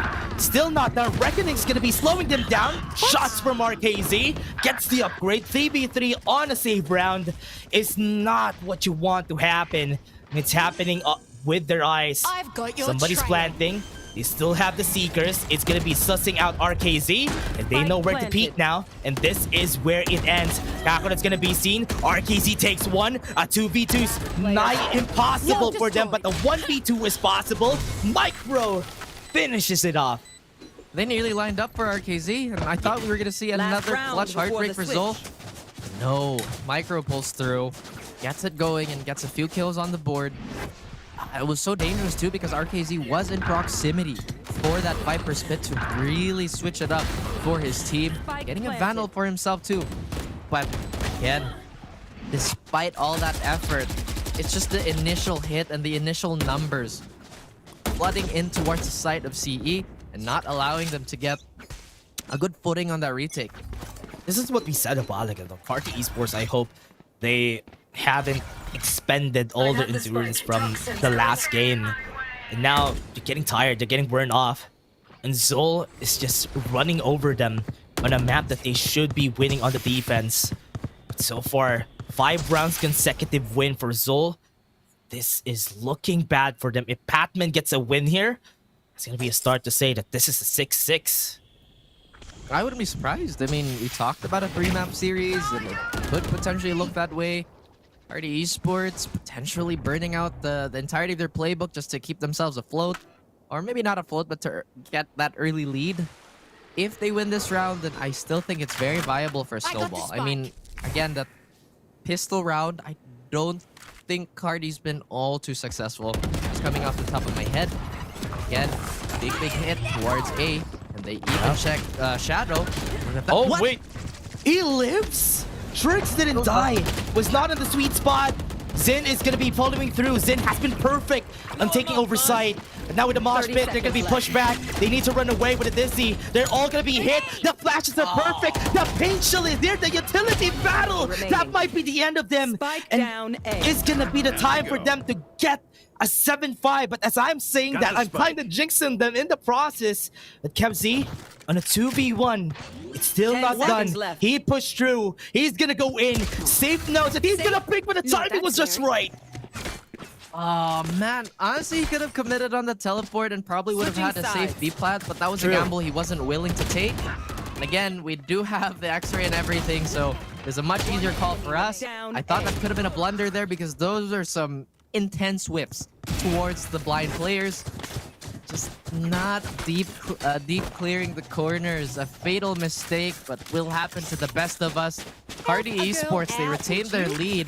But now they have to close out this pistol for this to be a clean break-off. And with Zol now on the defense, things would change for the squad. Having a Cypher would make it harder for them to go for the push and the double smoke to get it with it. They have a lot more defense power stopping as Carti Esports from getting any successful angles. Looking at short, he might go for an aggressive push here. Guiding Light is available. KevZ starts up with one, and the Trailblazer, while reloading, peeks out. Guiding Light was not perfect, but at least it's a 3v3. That's the least of their worries, as you've mentioned.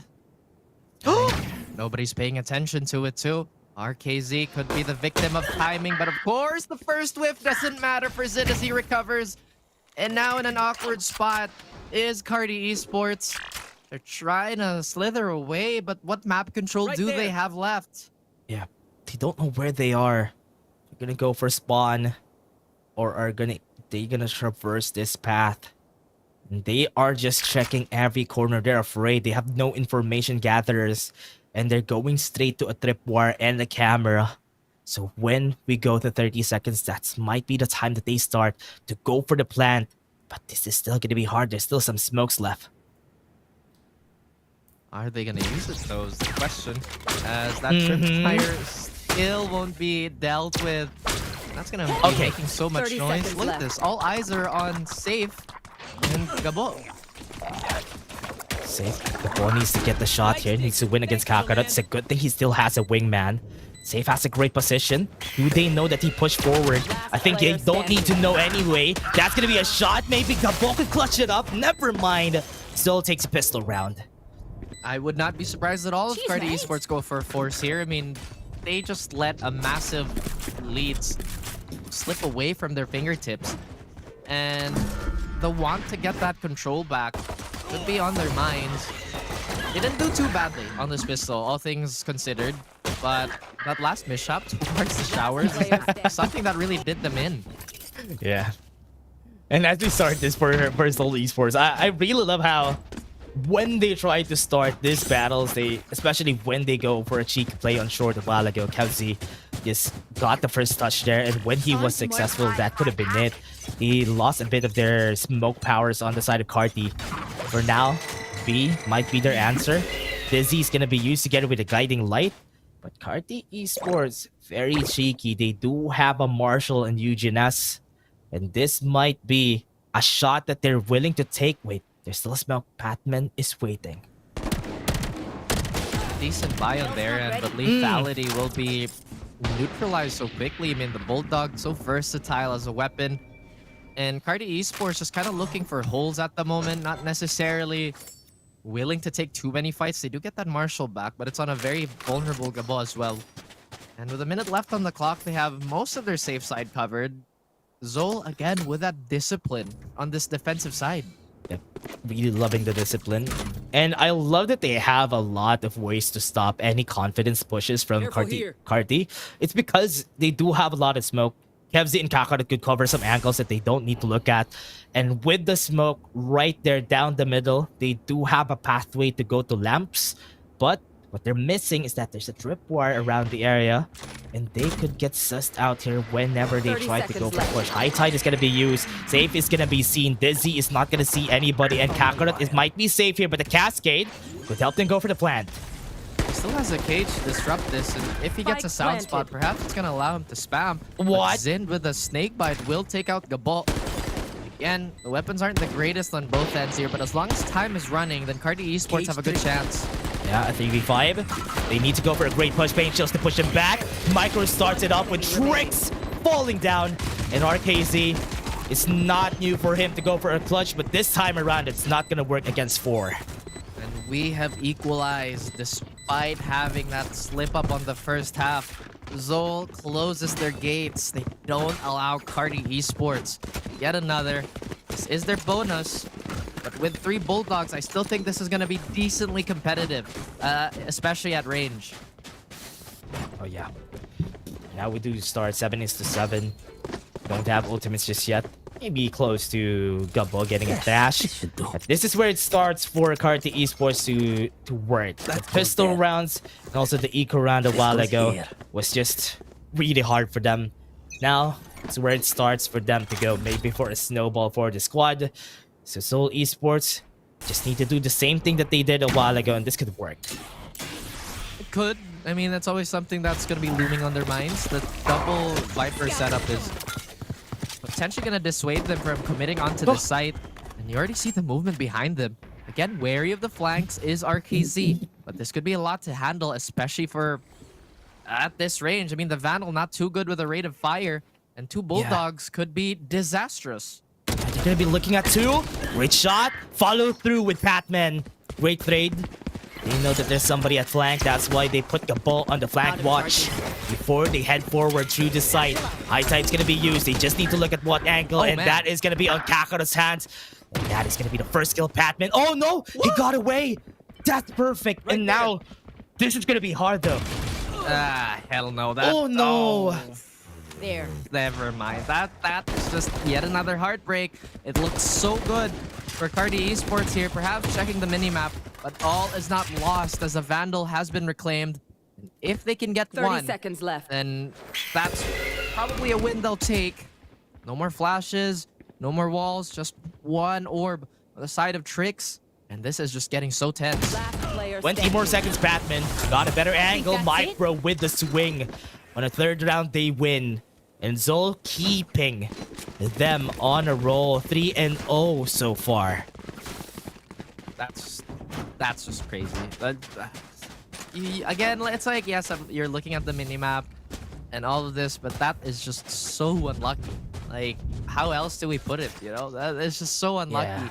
Because I feel like in that situation, he probably would have wanted to keep his trigger discipline and would have just gone for the longer flank, but that probably caught him off guard. Carti Esports, that'll rock them a little bit, but they're fine. I hope so. I hope so. Oh, Because yeah. from what we're seeing from them, they have been losing a lot of the gun battles, and Zol just got out hands now. They can't even fight back against them. It's gonna bite them in the back if they don't find a way to stop it. This timeout could maybe help them just go back to the drawing board again. Maybe we can do something different this time around, because the defaults hasn't been working for them. Hopefully it's not just a bunch of doodles on the drawing board, and hopefully they find something cohesive, because Zol has all the momentum in the world, and with ultimates just about to activate for them, they could run away with this. I mean, Carti Esports could have bought up, but it looks like they're going for a conservative buy. Perhaps an operator is in the works. Okay, there you go. Operator later on, after this round for sure. They might not be going for the rush. Gonna go for the tripwire, but Kakura still peeks out. Safe went in for the trade, but now man disadvantage again for the squad. Gonna be running away RKZ. They're trying to get any angles that they can, and they should take any fights that they can. So far, they have some upgrades for them. Out of charges. Will be used in good hands, and RKZ, Sheriff in hand, 3 away from Viper's, the Viper's pit. He'd probably best take this orb just to cut his losses a little bit. Doesn't want to make any noise here. Toxins going up. He's on site for him to duel, but a potential window if he wins this 1v1 against Kevzi. Oh, he goes to elbow. Does he Toxins see the screen barrel? down. It's a question. I don't think The so. timing. Okay, he doesn't see anything. Doesn't know that Kevzi is in the area. So tapping the plant could actually help him out here, but I think... That is he's insane. looking at something else. His back! What? Oh no! He made a mistake! Wait, he can He's go just for the gonna plant! 30 seconds left. That is just insanity on both ends here. RKZ, I don't think this is a good idea. No! And it's not. I don't think he confirmed where Kevzi was, or perhaps he thought he would have pushed out of elbow, but I love the patience. I really like that patience early on. Had a second chance at life, but getting the spike down and getting that far is enough of a consolation. But Zol, quite frankly, look like they're really just ready to take map 3. Honestly, a great try for Carti Esports this game 2. But Zol Esports with all the momentum. It's now gonna be hard for them to stop them from just, especially for game 3. It's gonna be way harder for them to stop like Zol Esports from just taking over the whole game. But for now, Carti, timeout didn't really help them, but they do have some guns, and I hope these guns are their keys to victory. Question is for who? We still have paint shells, or not paint shells, sorry, the showstopper on Pathman. If they choose to go for maybe aggressive defense, but they take Shower's control away from Carti, and it looks like the backpedal begins. Hard contact towards B main. Kakarot's gonna have a free peek at this, and they're not gonna have any issues. Taken out. Thankfully for Zol, there's nobody making noise towards Hookah either. I've seen that safe. Scott eliminated far away. Going for flank watch, but he got traded by 2. That's perfect. Now they can't even push on B. This is so hard. There's so much smoke. They're actually gonna be used just for them to get any angles that they can. Already on site. The trip war is just stopping them from getting any momentum towards site. And Zol Esports is just taking all the wins, all the battles, and RKZ can't even do much. Out of Oh charges. no. Let's Carti ruin their Esports is day. almost frozen in place. This is such a terrible time to have a cold spell. They were doing so well. And now Zol is just ready to keep going. I mean, if this was their plan all along to go for the endurance game, then they've executed it perfectly. As an answer for this defense has just been escaping Carti Esports. They try to switch it up now with a little more aggression towards A main with RKZ. And they put an extra controller and an initiator towards B. But I'm not entirely sure this is the right call for, again, attacking this defense. 7 to 10 is the scoreline. But as you said, I mean, going for the stingers, going for short range angles and B side could be the smartest thing that they could do. But this is what we said from yesterday. Kevzi, wow, what a great shot. Satchels onto the backside. Great way to fight against it is to go for long range because those guns could definitely kill everybody. They just disappeared. Blink and you look away.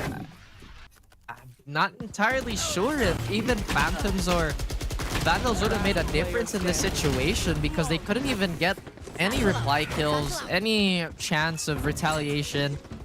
And now a gun round for Carti Esports. They're still looking to divvy up the map in a way that they can maximize, but this Viper wall towards A has been... I'm not sure how to say it, but just hasn't been bearing enough fruit for Carti Esports to really get things going. Yeah, it's more in the fact that they haven't, even if they utilize this, they only have one angle that they can go for, which is lamps, and most of the time they trap themselves on that. Eugenus is now already super low. Orbital strike, and that's gonna be the showstopper. Not hit, not killed. Orbital strike to stop them from planting. And we have 4 members still alive. Imagine if they got caught out in U-Haul, right? I mean, this could have been such a wonderful post plan, but the Seekers are just gonna add insult to injury with how much information they have to scavenge. But look how deathly ill Kakarot and Patman are. Very possible for Carti Esports to take this back. Everybody's at backside. Carti Esports could definitely win this. Kakarot just made it impossible for them to work towards it. And with this 3v5, there's a lot of injured members, but there's a lot more members that are dead on the hands of Carti. But it's a 3v2. They can still go for a rotation, but one is being pushed away. Backside, Kevzi gets a tap on his head. Uh-oh. 30 seconds left. There were so many conditions that could have been met. And Carti, this unlucky number 7, has still not let go. Zol, they can smell that map 3 already unless Carti Esports do something drastic about this. They need magic. They need something in order for them to win this. So hard to find those moments for Carti Esports because even if they tried their best to go onto A side, whenever they try to go on a site, what comes after they get close to the site? They can't even go for the post plant. 5 rounds, or rather 7 rounds consecutively, they have lost. Showstopper. That's awful. Oh man, to even kill save. This is unfortunate. It's a slaughter, honestly, but Gabon does get a freebie here on towards Patman, equalizing a little bit and already curious about that little corner. Zin gets the weapons away, and it's just these small plays that keep adding up, right? Carti Esports trying to brute force their way onto site. Zol swinging as 5. And it's just not working out for our attacking team here. Trix even nearly gets caught out and will eventually get finished off. They're digging themselves a deeper grave here. They haven't really had a very cohesive push on site. They always go for default, try to go for trades. They have been winning these battles, but they still continue to do so. But it's what they can do. They just try, which is nice. But so far, it hasn't bared any fruit for the squad, and that's gonna be the end. Micro transferring for 2. And it looks like we are going to a map 3 here. Icebox is where they're gonna settle their score. Carti Esports getting really hyped up after that map 1 win, and now suddenly kind of gassing out. This was exactly what we were talking about, you know. They went supernova. Yes, they started really good on this buy-in map, but that heat retention was almost nowhere to be found in the second half. Yeah, they got put off. They got put off really early in this game, and that's why it's now going to be hard moving forward in Icebox. Are they tired? Are they... I hope they're not hit mentally just because of that game. They should be able to just actually be able to try and win in Icebox, but the momentum is already on the hands of Zol Esports, and it's gonna be harder here moving forward. Oh yeah, and especially with the Icebox that does kind of demand a little bit more, I guess, refinement on your attacking sets in comparison to how you would want to defend that map. I think this is only going to be a bit more difficult, and we're going to be jumping right into the stats to see how or where it really went wrong, because again, the MVP for Carti Esports, RKZ, so good at the start but fizzled out. Yeah, had some great highlights for the team. but he can only do so much, like what Zen was during the Lotus map for Zol Esports. So now it's just like a switcheroo from what happened during game 1, and now getting close to game 3. Icebox is where they go. And when you struggle to execute on the attacker side, especially when you push A or B, this is not gonna go good for Carti Esports. We've seen some light for both of them, but I hope we could see some more of Carti Esports shining by the time we go to game 3. They do get a little bit of time to reset and potentially just kind of again recollect themselves because they just look lost, in all honesty. Maybe they're going to brush up on their protocol, all of that, because so far with these stats, the first kills aren't even that far apart. Conversion rate on the side of Carti Esports just absent. Yeah, you can see the post-plant rate that they had there for Carti Esports. It was so hard for them to be able to do anything much. I mean, they didn't really have a lot of rounds there, but it was still great.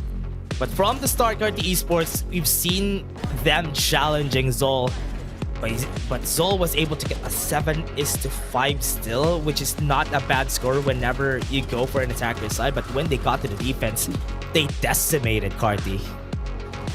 It really wasn't, and it does like make you wonder what could have they changed, or how would have they assessed this type of approach, because Zol, they didn't really change too much when it came to the defending side. They remain calm, they remain clean. Guys never just don't solo peek, that's it.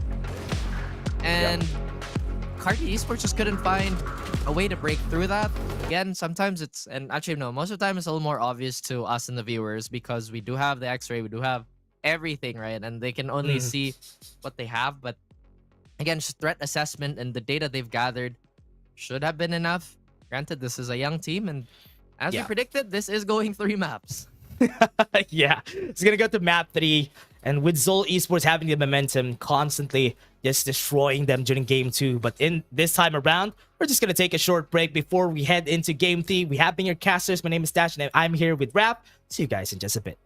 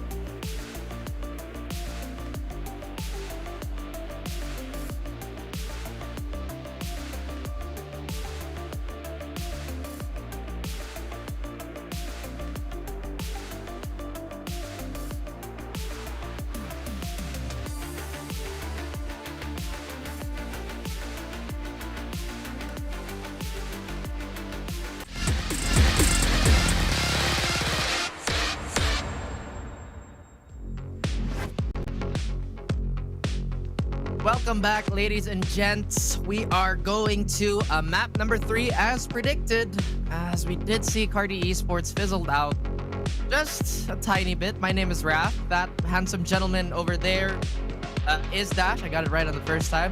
So I hope you guys have had your dinner, have ordered your food. If you can't cook, you should learn how to cook. Welcome back. Yeah.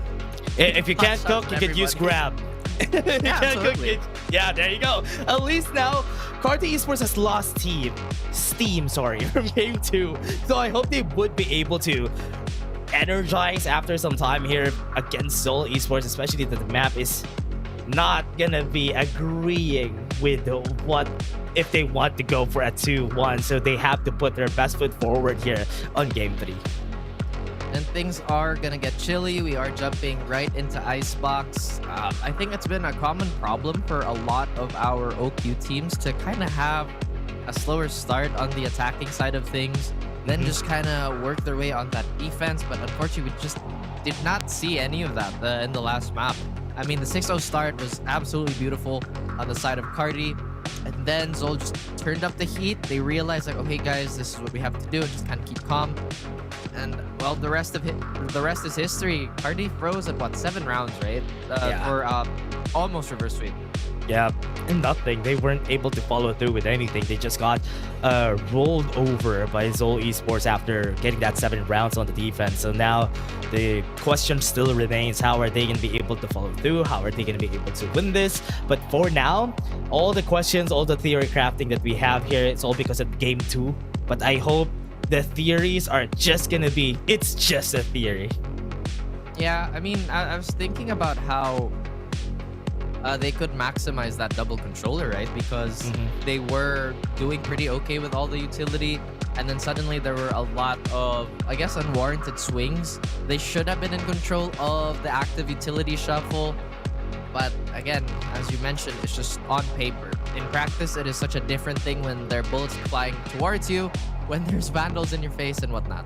Yeah, it's gonna be different because with Seoul Esports, it's being crisp with that game 2. They do have a better chance at winning this if ever, but for now it's looking like it's great for Seoul Esports overall. And also the panel has already casted their votes. It's gonna be 3-0 for the side of Seoul Esports, and it's looking like they're gonna be right.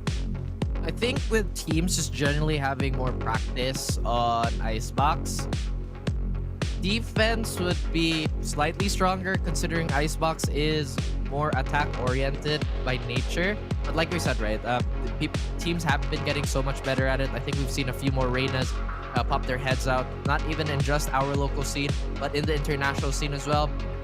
And with that being said, I think Raze is also a decently popular pick. It does clear out backside for A, which is a common symptom in Icebox. It is just a simulator so many times in so many rounds. What we only Icebox map that we had from game 1, it was clean. You always need to find a way to cleanly execute a B-side push. B-side would be the problem almost always is the problem when you're on the attacker side. So there is a lot of viability for most of the agents that we have here. That I love how dynamic people are whenever it comes down to Icebox, and all their creativity on the picks are showing. So I want to see more of that different picks that we have here. Yeah, I think we've seen so much like Viper and in the most recent like comps, I think Killjoy's been decently popular on this map too, which I'm not too surprised about. But again, we talked about being hungry and not being able to cook. You should learn how to cook. But again, if you can't, don't forget this is possible all thanks to our official super app Grab. Score Grab's lowest prices ever with up to 15% cheaper fares on Grab Car Saver, delivery fees as low as 15 pesos with Grab Food Saver delivery, and thousands of budget-friendly meals as low as 99 pesos with Grab Food Saver. Especially if you don't know how to cook, get Grab, get yourself some food, and enjoy the game together with us. Oops. Wingman got a little confused there. But with that being said, I think we're just kind of waiting out on the agent selection here. I'm sure everybody understands that this is going to be a bit more of a careful experience for both these teams just because of how the last two maps have turned out. Surprisingly, I really thought that this wouldn't be as competitive because experience does win the day for most of these cases, and I think it's rearing its head again in longer series like this. But for all the Carti fans, stay hopeful because we have seen Carti make some pretty good comebacks. Yep. Still not bad. We've seen them perform also yesterday from against First Mega Saver, clutching it up. Maybe Bind is just a weak map for them. That's why they struggled. But in Icebox, they could have a different flavor that they could use in order for them to win against them. So still hopeful that they would be able to clutch it up somehow in this next map that we're gonna have. So yes, there's a lot of possibilities still. We're just doing a lot of theory crafting, but from the agent standpoint, there's almost always a standard when it comes to Icebox. Viper is always going to be there. Are we going to see a harbor on the harbor that they use in Vine on the side of Carti Esports? That's a question. I wouldn't be surprised at all. I mean, Harbor is decently popular on Icebox. My question is, are they going to pair it with a Viper? Because that's 90% the case. The Viper wall just provides so much value. I do think controller variation would be greatly appreciated on Icebox because it does kind of get stale. Even when it is quite fun to strategize around and to just generally play as a map. I would like to see Chamber just to kind of dominate those longer angles again. Just a bit of a throwback to the Chamber meta. I don't think he's too bad on this map, but we do kind of wish he would have that initiation for, as we mentioned, the A simulator. If that were the case, yeah, I think Jet would still be a good pick here. Yeah, we're just speculating because Agent Suck's just not here yet. So, you know, hang on a little bit, guys. Yep, we're still waiting. But also, from what I've seen from the stats from my notes here, Carti Esports, the last time that they played on Icebox, they pulled out a deadlock out of nowhere. But they lost. They didn't win the fight against JustUs, but that is creative. I love seeing this agents just being pulled out of nowhere, like this deadlock, that they're the only one who did it so far. Yeah, but there's also running the risk, right, of going non-standard. I mean, if it works, you're genius. If it doesn't work, people will clown you. That's just how it is. But I do appreciate the effort. As you mentioned, the deadlock, a menace in a 1v1. I think her wall is super useful in a lot of situations, but then again, you kind of have to tailor your plan around that specific pick.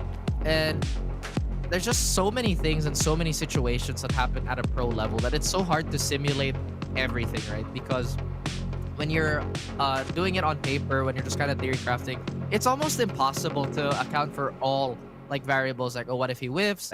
What if this type of utility runs out?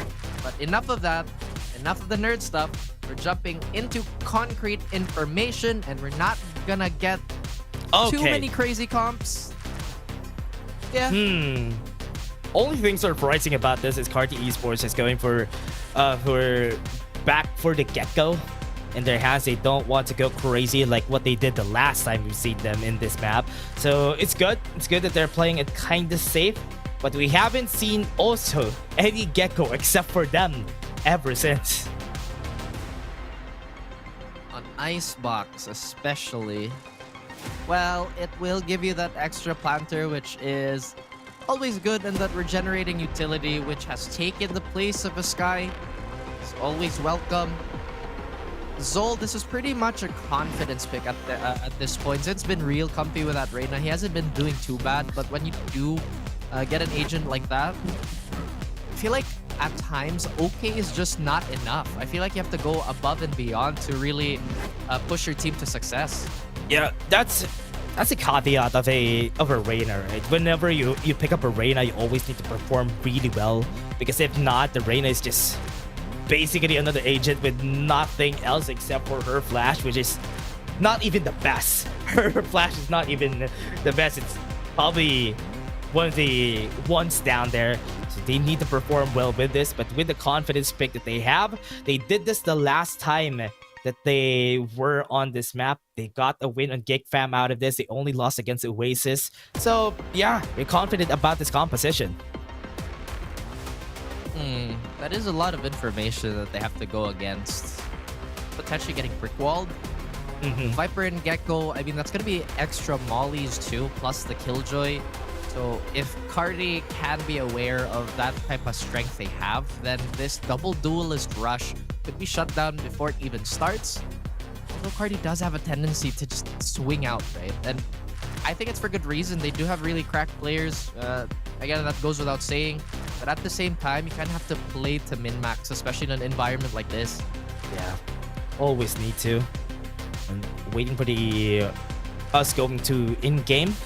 So far, the fight is gonna be starting in just a bit, everybody. As we were theory crafting about this, there is unsmoke on both sides, and I love whenever there's a jet on Icebox because the amount of plays that you could do here, and mostly is the preference of people whenever you go to Icebox, just because it's way easier to execute compared to Arrays. But the confidence from Zol, they're feeling good. They're feeling good today. Definitely a lot easier, but I think Nate flushes out backside. Bot can clear kitchen if you're not willing to take care of that manually. The post plan for Raze, I would say, is superior. But like you said, Jet Knives is just so good on this map too. Plus Cloudburst with Tailwind, always lovely to have. Reyna, just super conditional. I mean, the Leers have had their value go up in recent times. But then again, like without a kill, that's all she can really do. She's not so good in the post plan. So you're fully expecting Zin to initiate and try to get into bully Valorant as quickly as he can and as consistently as he can. Yeah, if he pops up, if he goes hot, if he gets so much kills, that's gonna be good. In game 1, he did that, so it's not gonna be impossible for them to do the same thing in game 3, especially when they're a lot more confident because of game 2. So having a Reyna, yes, not the most dependable, but if they're confident, why not? Yeah, it really is a why not pick. And at this point, everybody's throwing everything but the kitchen sink at each other. So I'm not surprised that like it is being fielded. Killjoy, still a staple. I don't think Cypher would be too bad of a pick on Icebox, although there's just so many other ways to go around it. Again, we're just kind of waiting for the rest of the players to get ready. I'm sure everybody's already super excited for the third map, and as well as your casters. We're honestly waiting for this to get going. Yeah, we're still waiting for it to start. For now, I think we're waiting for the players to, players start the game. True. I honestly don't know what to say except true. I mean, did you guys know that the players actually play the game? Wow, Yeah. It's amazing. Wow. Start the game. Queue up, players. We're still waiting for them to start it, but jokes aside, hope these players are ready. I hope because of this time that they have, I hope this won't be enough to stop them from getting hotter and hotter. I hope this doesn't make them cold, because that would be a problem, especially Carti Esports, this type of team that gets momentum at the start. Because truth be told, when you're in an official, when you're trying to lock in, when you're in the zone to play and just get the match going, it is definitely a slight bother for delays like this to happen, because again, you're warmed up and you might just get cold again, so you have to redo your routine. And I know that a lot of players don't want to go through that motion too many times, because no matter how we think about it, stamina is still a finite resource, right? Even when you're young, like most of our players. Especially, this is why it's really hard if ever you get the stop point, the quirk that we put whenever you get tired, stamina you lose. But again, as we are tier crafting, we're still waiting, everybody. We're still waiting. Let's just appreciate what we're seeing right now. So clean. In any case, ladies and gents, thanks for hanging around and waiting for this to start. I mean, it is, getting late. I realize this is only the second series of the day too, so for all the AMPH fans and all the Just Us fans, they're still playing later in the day. We are still just waiting for this to get going. Yeah. Still waiting for it to start. But for now, for everyone out there, it's dinner time. So if you don't have your dinner yet, thanks to our official super app Grab, and score Grab's lowest prices ever with up to 15% cheaper fares on Grab Car Saver delivery fees as low as 15 with Grab Food Saver delivery, and 1,000 have budget-friendly meals as low as 99 pesos with Grab Food Saver meals. It looks like it is coming back to us, guys. So, you know, we are, continuing with the podcast. I mean, I think we talked about everything regarding the agent composition. So while we are still waiting for everything to get ready, we'll be going on a short break. My name is Raph. That, of course, is Dash, and we will be right back.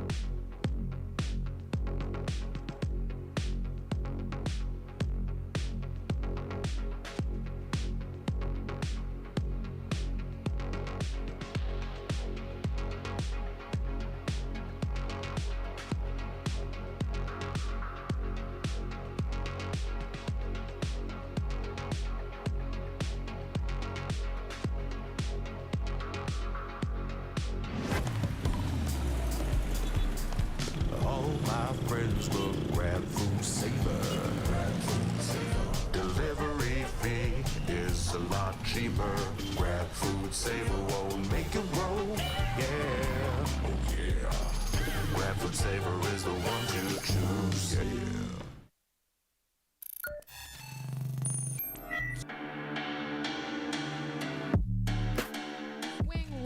Gain his death instead. W2D3, alam niya na may manggagaling towards tunnels, pero alam niya rin na meron pang galing sa kanan. Masyadong maraming kalaban, pero buti na lang 3-4 yan, and that's gonna be it.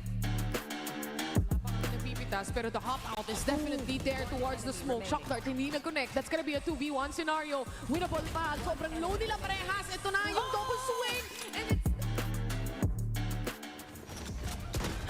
Do they have enough?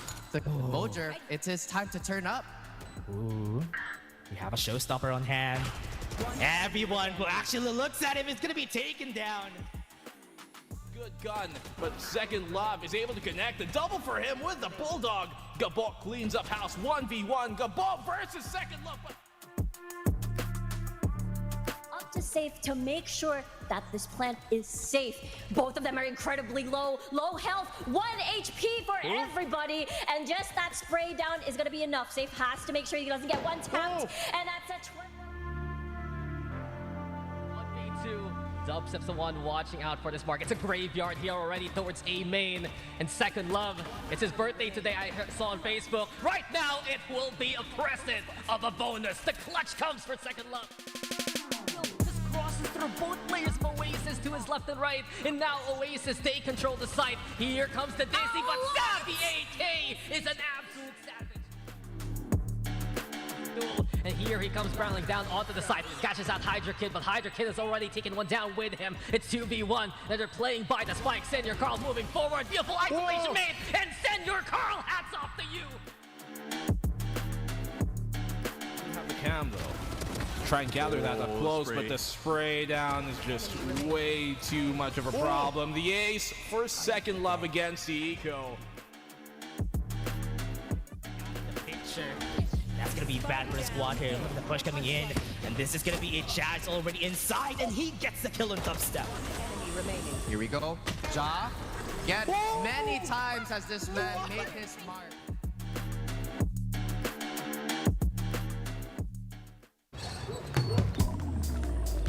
Grab food, savor meals, 99 plus. Diving meals, if it's a bill, savor meals won't make you broke, yeah. All my friends will grab car saver. The grab car saver is a lot cheaper. Grab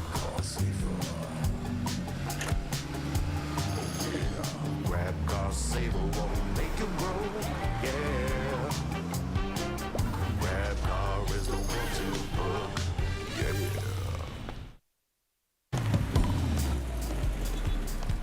All my friends will grab food saver. Delivery fee is a lot cheaper. Grab food saver won't make you broke, yeah. Oh yeah. Grab food saver is the one to choose, yeah.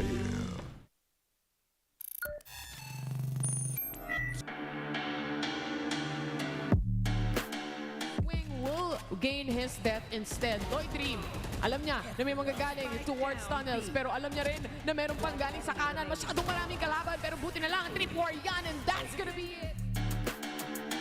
Napipitas, pero the hop out is definitely there towards the smoke. Shock dart, hindi nag-connect. That's gonna be a 2v1 scenario. Winnable pa. Sobrang low nila parehas. Ito na yung double swing, and it's...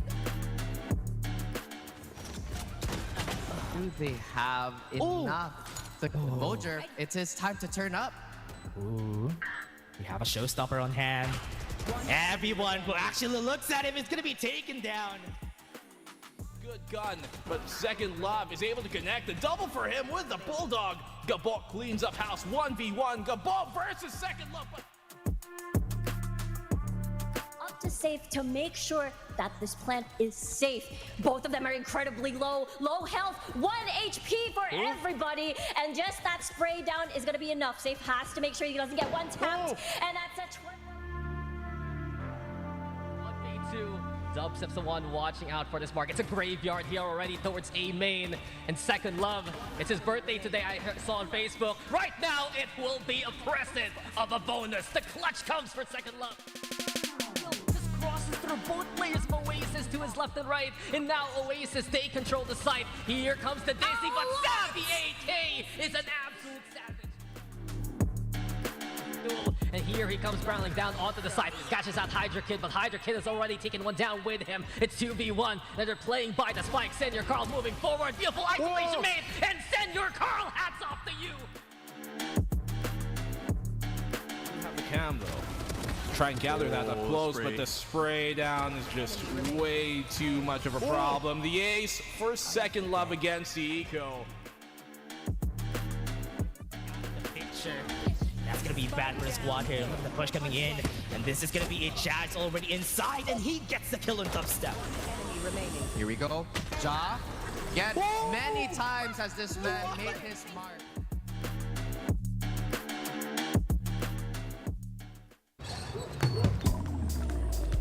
Grab food, savor meals, 99 plus. Dining meals, if it's a bill, savor meals won't make you broke, yeah. All my friends will grab car saver. The grab car saver is a lot cheaper. Grab car saver. Grab car saver won't make you broke, yeah. Grab car is the one to book, yeah.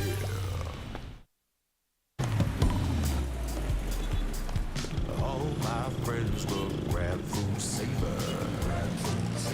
Delivery fee is a lot cheaper. Grab food saver won't make you broke, yeah. Oh yeah. Grab food saver is the one to choose, yeah.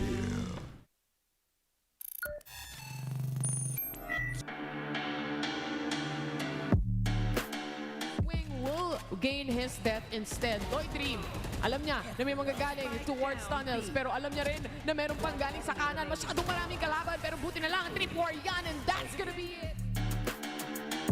Napipitas, pero the hop out is definitely there towards the smoke. Shock dart, hindi nag-connect. That's gonna be a 2v1 scenario. Winnable pa. Sobrang low nila parehas. Ito na yung double swing, and it's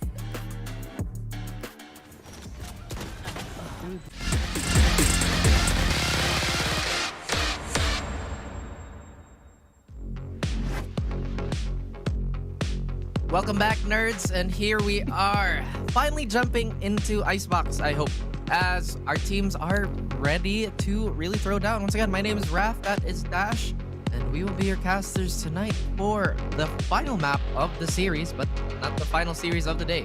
Oh yeah, we still have Series 3. This is just Series 2, everybody. So for all the fans out there of the next team, Just Us and APH, you could eat dinner, watch this game while eating dinner, then you could cheer for that team once it finishes. So at least you could be ready for your favorite team. And again, everybody, for all of you guys out there, don't forget about Grab. If you aren't eating dinner yet, you would have Grab Car Saver delivery fees as low as 15 pesos with Grab Food Saver delivery, and thousands of budget-friendly meals as low as 99 pesos with Grab Food Saver meals. Oh, and I think that's a really, really tempting offer, because if you need to get around places or if you're hungry, then you got the super app to do that. And I think we already had a preview of our agent select earlier. I don't think anything is going to change. We're just waiting for the final confirmation for us to actually get things going. Now, pretty sure there's still a lot of Carti fans in the chat, and obviously a lot of Zol fans too. So, you know, here's to hoping your favorite team wins. Yeah, let's see if they would be able to, because a while ago we have seen some lapses in Carti Esports during Game 2, but in Game 1 they were perfect. They were doing so good. So I hope they would be having the same amount of pressure as they had from the last game. So like this, I am expecting a lot for this Icebox map. Oh yeah, I mean, that's definitely the case for, you know, all the final maps of our series here, especially when it's been decently competitive up until the final stretch of that game. And so, with that being said, hopefully the delays have not cooled down our players and given them time to reset and just kind of get things going again. Yeah, I hope we see it now. I hope we have this game, but the game is gonna go as I'm saying it, and we're here for Game 3 of Series 2. Here we are, ladies and gents. Despite the long wait, we are looking for a hot start on the most chill map in the entire game. Forward defense is the name of the game for Carti Esports yet again, and Zol taking their time to slice up this map. Oh yeah, see how this works. 4 now from the team, scattered around for Zol Esports, playing it safe. Carti Esports are gonna do the same standard here, just playing far away, playing very far back. A site is open. This is gonna be their first hit. It is going to be their first hit. However, doesn't look like they're going to commit to it as all 5 players waiting outside A. Again, a lot of info to confirm for Carti Esports if they want to bite on this, but the long rotations could be the death of them, especially if these 2 players in the form of Safe and Trix not hold out. The hit is here. Yep. Retake's gonna be hard. They'll have a lot of utilities for most of their players. The shots are gonna be hitting Zind. Is able to injure Eugen as they start this retake. Recon Ball's gonna be used. Just sees one. Isn't gonna be peeking so far. Patman's gonna die, but at least he gets a trade. Now they might be able to wrap around backside. Yes, they do. And they're trying to clear it up as fast as they could. But Trix gets 2 shots in the head. And now that Tinder numbers Gabo is still not stopping. They commit to the defuse. And they even save Wingman's life just for them to get it. Carti will get that pistol despite a shaky end to that previous map. You want things to get going, but hopefully not repeat the errors of that second half. I mean, surely that's haunting, right? Freezing at number 7. This time around, Trix flashes his brilliance with the pistols yet again, anchoring his team despite all that utility in his face, and the likely upgrades in the same suspects are once again on the board for Carti Esports. Great start in that pistol. And Zol losing that pistol round, really a bummer for them. Should have been a great start, but the trade, because they're so far away, that is when most teams struggle. When it comes down to this map, is after they go for the site. When it comes to the retake, they struggle on the post plant.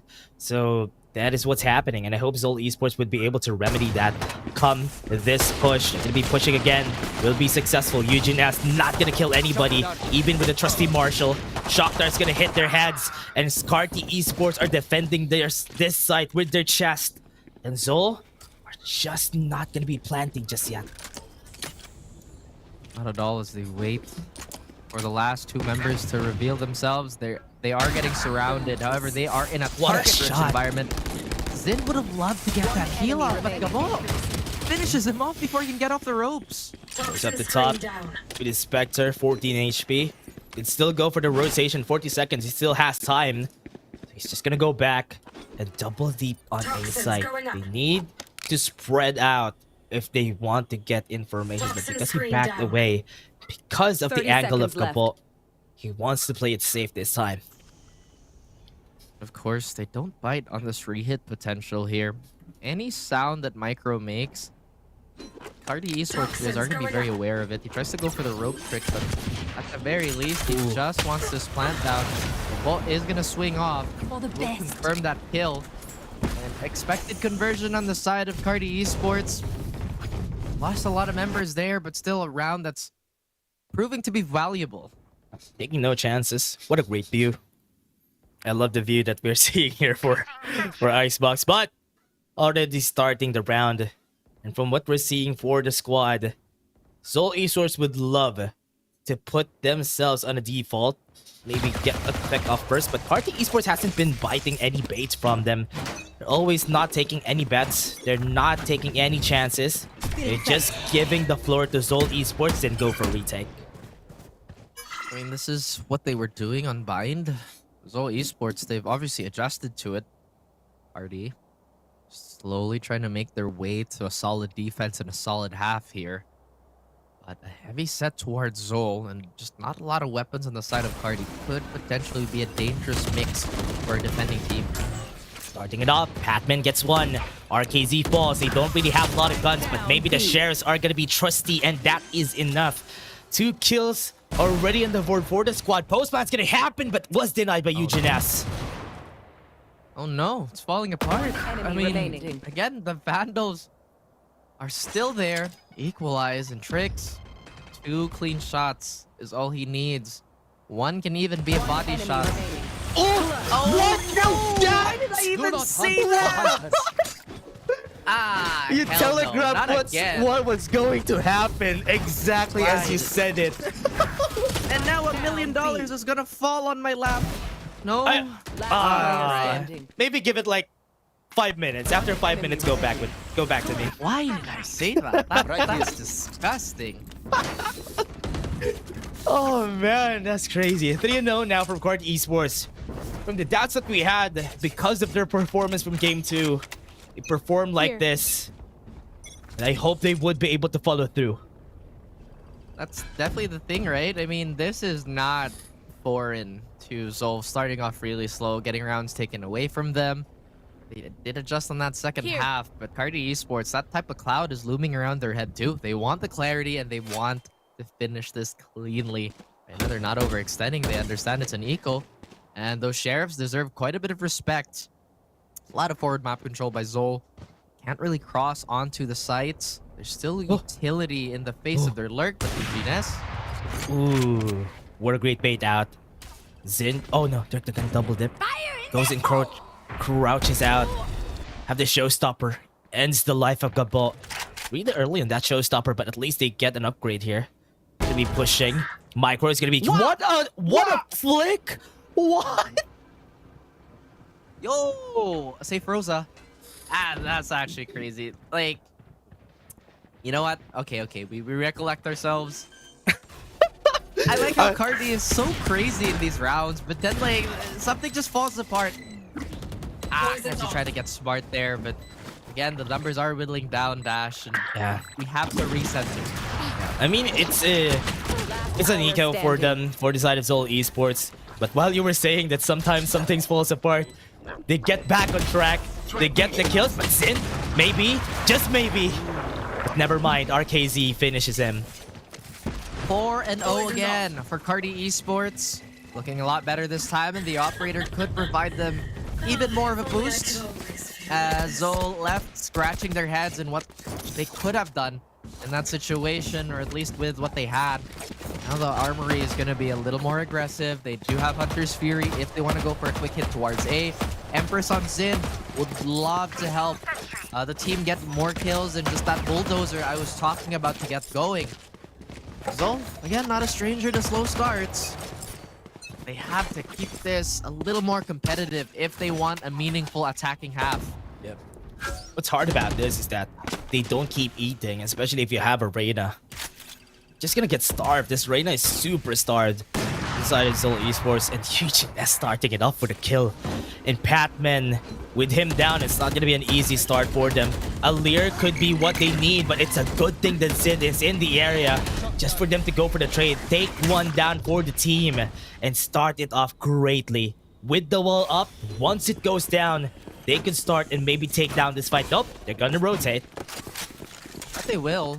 Beautiful confirmation on the side of Micro, but now Micro's challenge is to potentially ward off players coming in from kitchen. And Gabot could be the first victim. He has his knife out, and he gets executed on the spot. He goes for that Viper's hit just to give them a little bit of security. What do they have there? Is a Thrash on safe. He could be the hero of this round, but it won't stop this plant. One shot, one kill from Trix. Hunter's Fury is going to be available in order to take down that Viper in that Viper's pit. So they need to approach this slowly. But the time is ticking. They're losing a lot of time. So they need to be careful when they start this.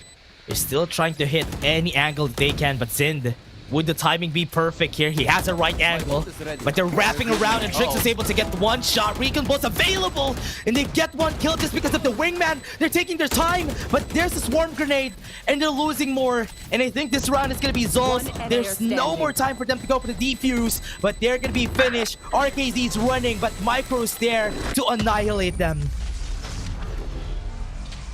No! A little bit of frostbite. And Micro couldn't escape, and Carti Esports feeling an earlier retaliation here by Zol. Zol, they are quite thankful that despite losing a few members earlier on that retake, that Decay and potentially Rot of the Vipers been assisting them. Look at Carti's retake potential though. They do have Lockdown, they have Thrash, and a Hunter's Fury. I don't think Kakarot is willing to let go of his ult before this Hunter's Fury gets taken off the board. Recon Bolt's gonna be used. Good thing there was flank watch. Zind was surprised. Oh no.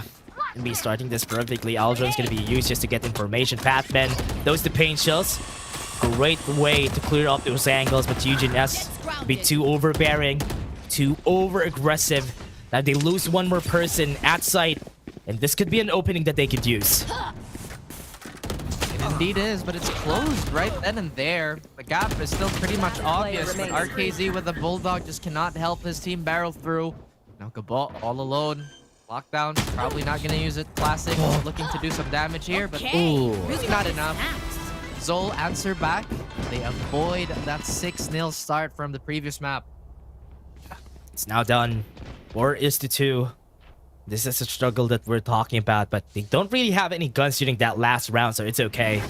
But for Zol Esports, from what we've seen there, quite a nice start for Carti, but Eugene S just double-dipped on trying to peak against Zol Esports, losing the firepower that they needed on site. And that's why they caught this side freely. Few losses here and there, but acceptable at this point. The Zol still trying to get this double duelist comp going. Eugene S will back out. The threat of that lockdown and potentially an Empress from Zin is right around the corner, both figuratively and literally, as Eugene S gets the early duel and decrowned is Zin. The rest of the Zol's forces, they're still looking to commit to this. They have the Killjoy, have the lockdown. They clear out the site. They saw Patman. They saw a pixel of him. But they're not going to be moving forward anymore. 3 seconds on the clock. Lockdown's going to be down. They still haven't planted. It'll take enough time for them to just delay them. Beautiful stuff.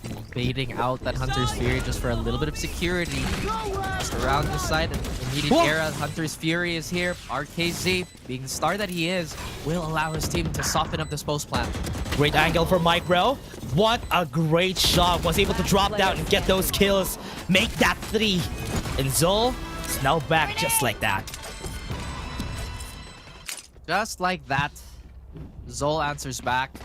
Carti Esports, hopefully the cold map isn't freezing them in place sooner.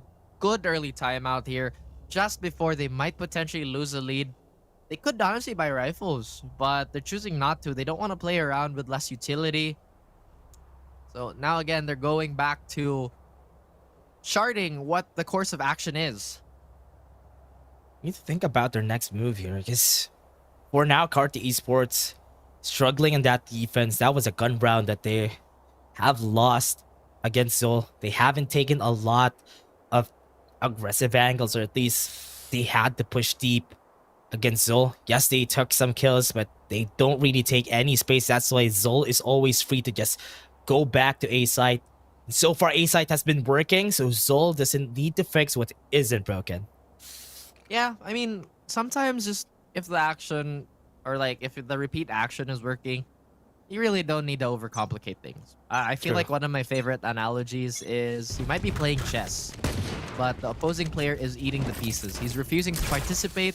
So, you know, if you're playing super layered Valorant and the enemy team just doesn't respect it, then why continue? Especially when it's not working, right? That's true. It just don't need to overcomplicate things. If they're not playing by the rules, might as well just make sure that you could just get your win freely. Just make sure that it doesn't happen a lot of times for the other side. So I hope Carti Esports would be able to do something here. Maybe get some damage. I think it might be a bit too late because they already had 3 consecutive rounds for Zol. True. And don't quote me on what I said, because that's actually a really smart quote from PDX. Really great analogy. But in any case, just simplify if you can, because it's normally the most reliable course of action. We have Kevzy here trying to crawl up yellow, and RKZ kind of stuck. Can't really cross this safely unless he burns utility, but he's been sent back to the spectator lobby. Batman. Sees a pixel. Gets a shot in. Runs away. Shock dart was really scary, but this pain shell might end his life. Cabot is not in the right angle, and that's another shot coming in from Batman just to end their lives. They haven't planted the spike, but the timing couldn't be any better. Spike planted. Not at all. The Vandals are still chewing up the rest of the defenders, and again, at least they burned the timeout here. They are going to plot whatever plan they have is Carti Esports. Their defense against stagnating. Zol still have that showstopper in their pockets. Again, brute force, an option. Spike planted. I honestly don't know. I mean, like, there's not a lot of info to parse on that sheriff round. It's pretty standard. Yeah, pretty much like a throwaway for CE. Very expected for CE to Keep them back. just drop down just because of that sheriff round. Now that they have guns, Eugenes needs to make sure that this operator is going to be valuable for the team, because if not, he'll be back on an eco. They haven't done much. RKC starts off explosively, decimating one member. But what they don't know is that Sind is already in position to infiltrate. That should be their lone controller too, so Sind getting this much value. Oh, man. Despite losing that space control is insane. He doesn't have to double dip here. You know how crazy RKZ can be? And the backup is there. 3v2, lockdown and pit. Still on the side of Carti Esports. Yeah, RKZ, no HP. Even if we want him to clutch, he needs to get all their heads. And the boys there playing for trade. But RKZ wasn't able to do that. He was able to get one. But might be a two. They could die. They can take their chance. There's still a swarm grenade on site. So even if this spike is... Oh no, that swarm grenade is going to be hard though. They even have the shock dart on hand. The reload timing in the swarm grenade. Time to run, RKZ. Could have been, should have been, but another small thing that Zol have adjusted towards is just if RKZ is trying to clutch, just don't peek. And they've done it really, really well. Zol now getting the lead back. You can trust my boss. Again, Carti, hopefully they don't freeze up. Hopefully they still retaliate. Hopefully they still get rounds on the board for themselves. This is another make or break round. They have one hero Vandal. They've stolen a few away from Zol. But Patman has been activated. Micro. And when Micro's fragging, it's not a good look for the opposing team. Yeah. Micro's been doing so well. Won't be able to do anything different. It would be hard, but once you breach Boiler during that last round, that was their demise. And now RKZ is just gonna be on site. Viper's Pit's available. They have the Vandal on hand, but they denied them. RKZ's down. No more ultimates for them except for that lockdown. And this is working towards the victory, but a 2v2? Doable. Micro's quite far away from the action here, so Zol could go on a slow walk towards B. I mean, this is also giving Carti the window to equalize and get Vandals for themselves. Not they will. I think they're going to leave Micro to post up towards the anti-rotation. And that plant is going to go uncontested, especially that Gabo is quite far from his utility. There's still one more nano swarm, although I doubt that any attacker can sit on it. Ooh, he wasn't ready for it. Micro has great position. Now that he has kitchen, how is he gonna approach this safe? Knows that somebody died here, so they stick together. Kevzi and Micro needs to clear out all the angles, and this is just Kevzi taking it. Oh boy. What do you say, Drone? Not a good look. They're getting closer and closer with the frags and just the margin of winning or barely winning at the same time. Slowly but surely, Zol is pulling away. Last player standing. A lot of these site fights, especially the early ones, are not going to Carti Esports, so they might just have to consider being a bit more passive. After all, they have the utility to be as safe as possible. So, you know, like, peeking the way they have been may not be the best choice out of all the tools they have. Need to find a way to race after the score from... Man, as you said, they don't really have a lot of choices to work. I mean, they do have a lot of choices, but it's so hard for them to execute, especially if they go for aggressive angles like this and not be successful. That is just gonna push your confidence backwards, and that's why they can't even take the fight. The confidence is on for Zol, and Patman is just destroying everybody. RKZ again under the clutch moment, but on a 1v3 and with somebody on flank, it's not gonna work. Not Last a round tale in the for half. him to remember. The Chronicler might just have to erase that one from the books. Hunter's Fury, a lot of ults inside of Carti Esports. They could be proactive with this, especially that the ult economy is actually not too far apart. Kakarot, although quiet, has lockdown available soon. And Zold, with this default, it's been almost unstoppable. What? Okay. Throwing the guns out. But 7 is to 4. With the recon bolt, not getting any information, that is just going to be leaving members of Zol Esports thinking, where are they stationed? Where are they standing? They are going for the same angles as I said a while ago, that because of this confidence pushes coming in from Zol Esports, Carti is just playing it back a little more because they know it's going to be hard to win the gunfights, the gun battles, and Zol has been winning perfectly so far. Sees 2, RKZ swings back, but they got the side. Viper Spit's gonna be used. I like the patience by Carti. They still leave their Sentinel here, so this is still gonna be timing and time burnt away from an effective rotation. Lockdown being burned early, but Trix landing the shot on Zin. Getting the first look, but the last laugh going to Carti Esports. You should Something they needed. Got one shot there. Lockdown's gonna be used. Trash, and here it is. Double ultimates are gonna be used by their side, but the lockdown's keeping them away. It's a good thing they got the lockdown down. And this is a 3v4. Still not done. Swings out for 1, but it's not gonna work. Zol is just winning their gun battles. KevZ together with Micro. They can go for the double peek, and they do. Out of charges. Ah, man, you can't help but feel this Switching battered and sides. bruised defense reeling a little bit. Again, they changed their distance and their rules of engagement, but Zol out muscling them at this point too. They had the proper read on how to deal with that late lurk, but even then, Micro still gets a freebie, lets that Viper's Pit loose, pulling some attention away, and those extra few seconds is the difference between a defuse and a deny most of the time.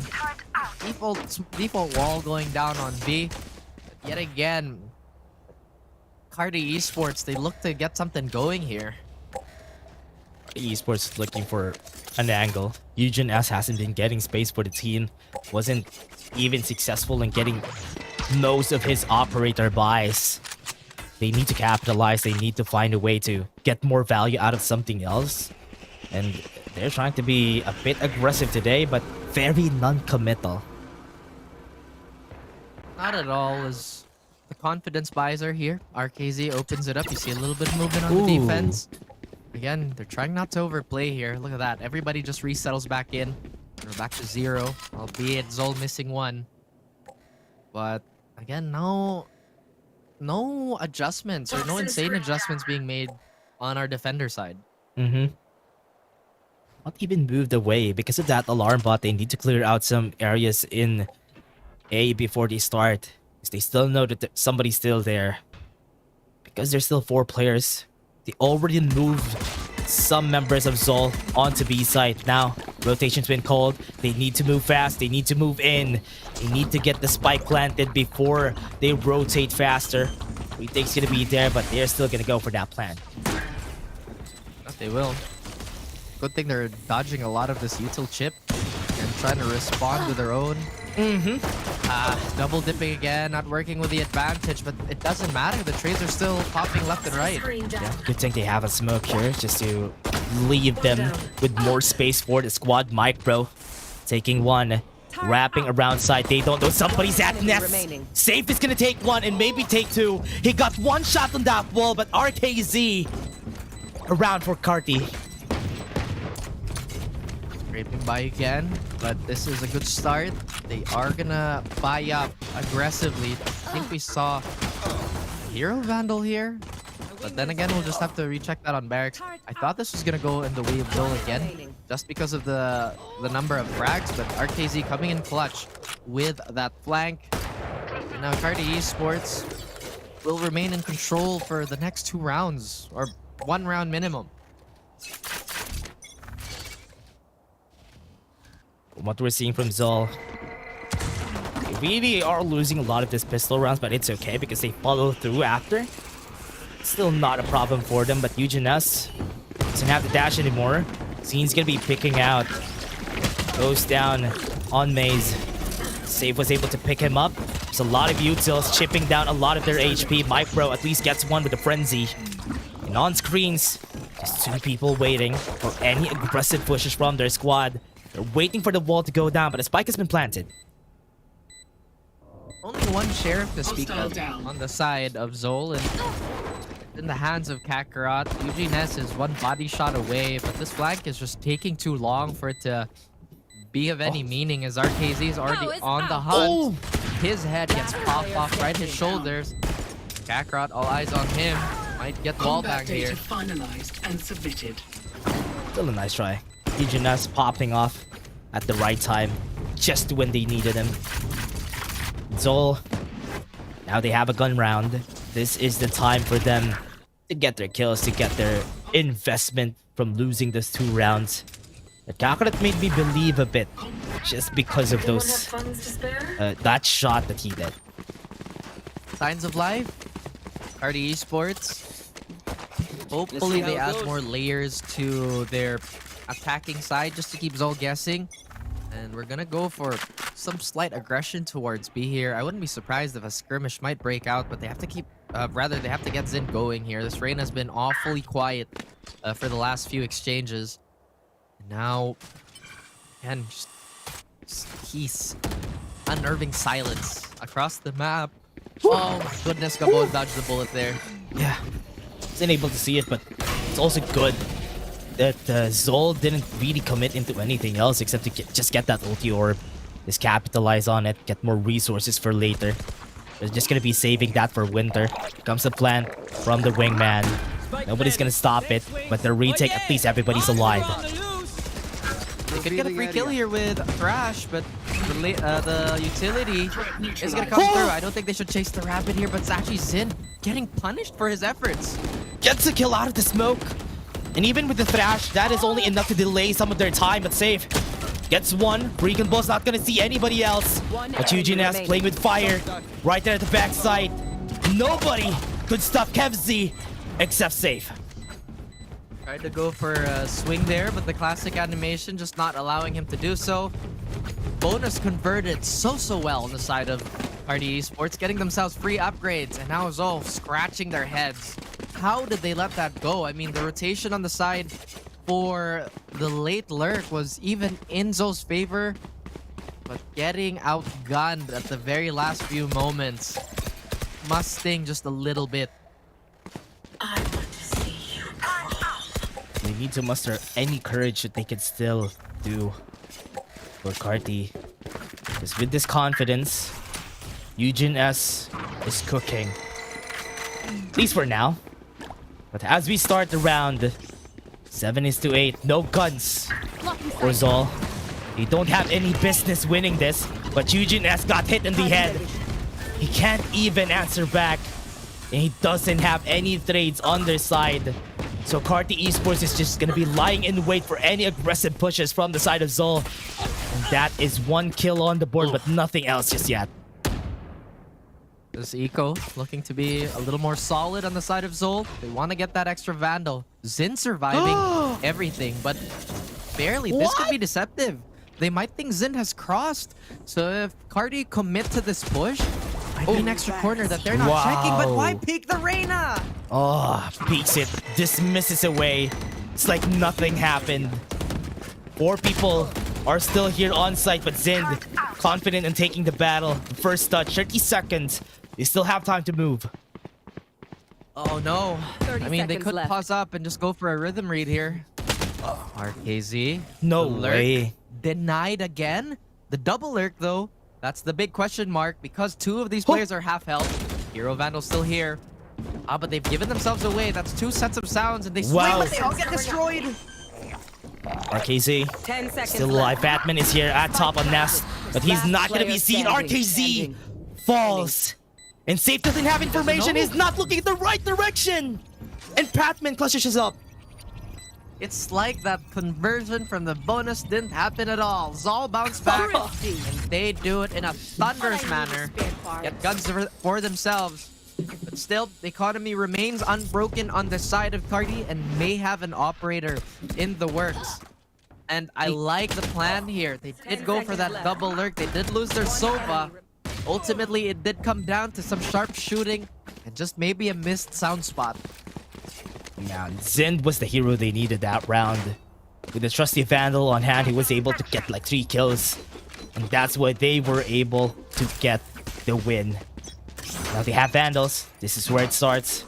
I love that they already have the ultimates available for most members of Zol Esports. So with those 3 ultimates, they could definitely take over. Layer that on this round. But Zol pushing. Patman peeks up too! And that's perfect. Hunter's Fury is going to be used. Gets 1 more. How are they getting away with this? I thought he was backpedaling.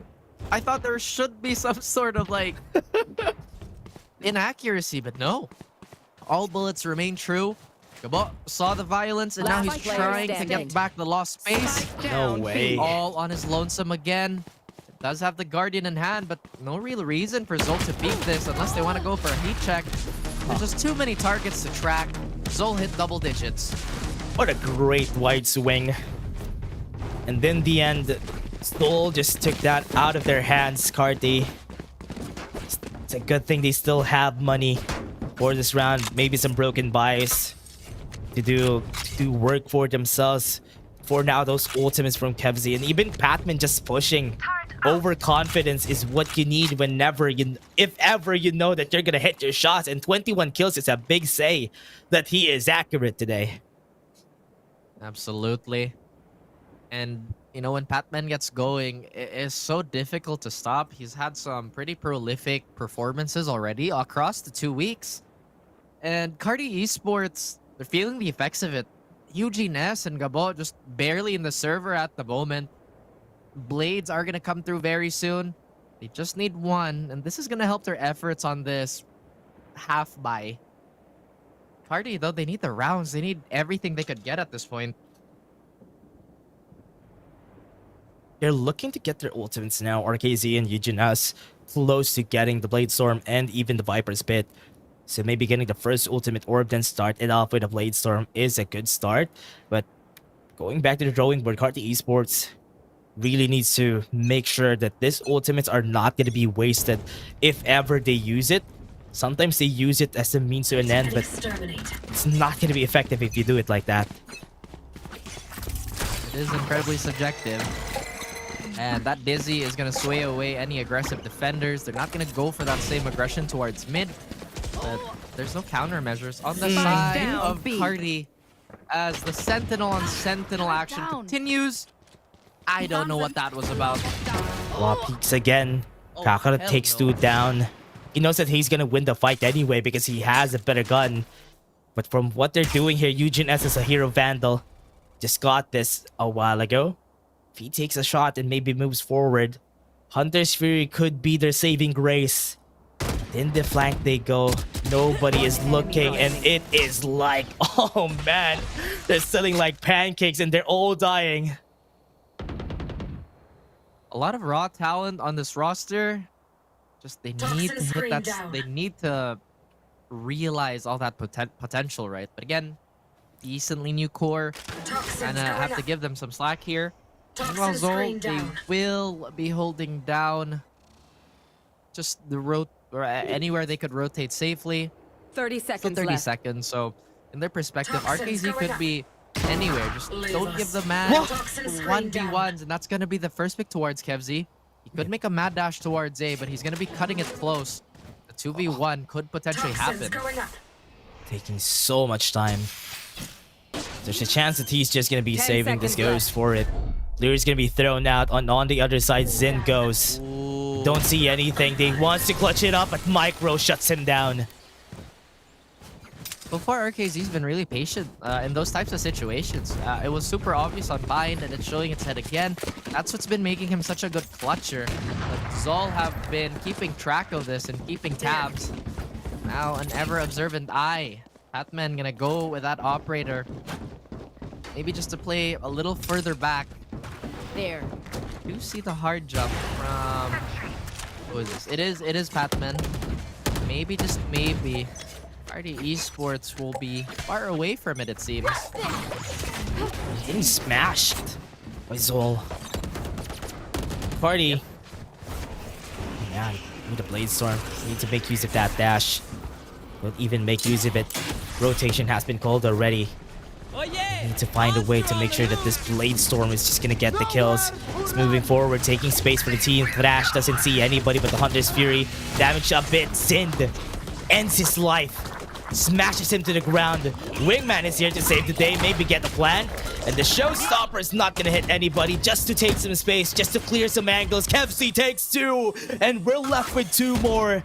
5 members are here. Spike is on their hands, and this is a done deal. Match point for Zol. This is looking really brutal. I mean, they just cannot get past yellow. I thought that they had enough insurance to just kind of take that and maybe pull attention away from that choke. Zol, they've been just so vigilant. Batman does get 1 in that exchange. The operator is nowhere to be seen anymore. Match point to Zol. Despite dropping that first map, rallied all the way through with a pretty vicious performance.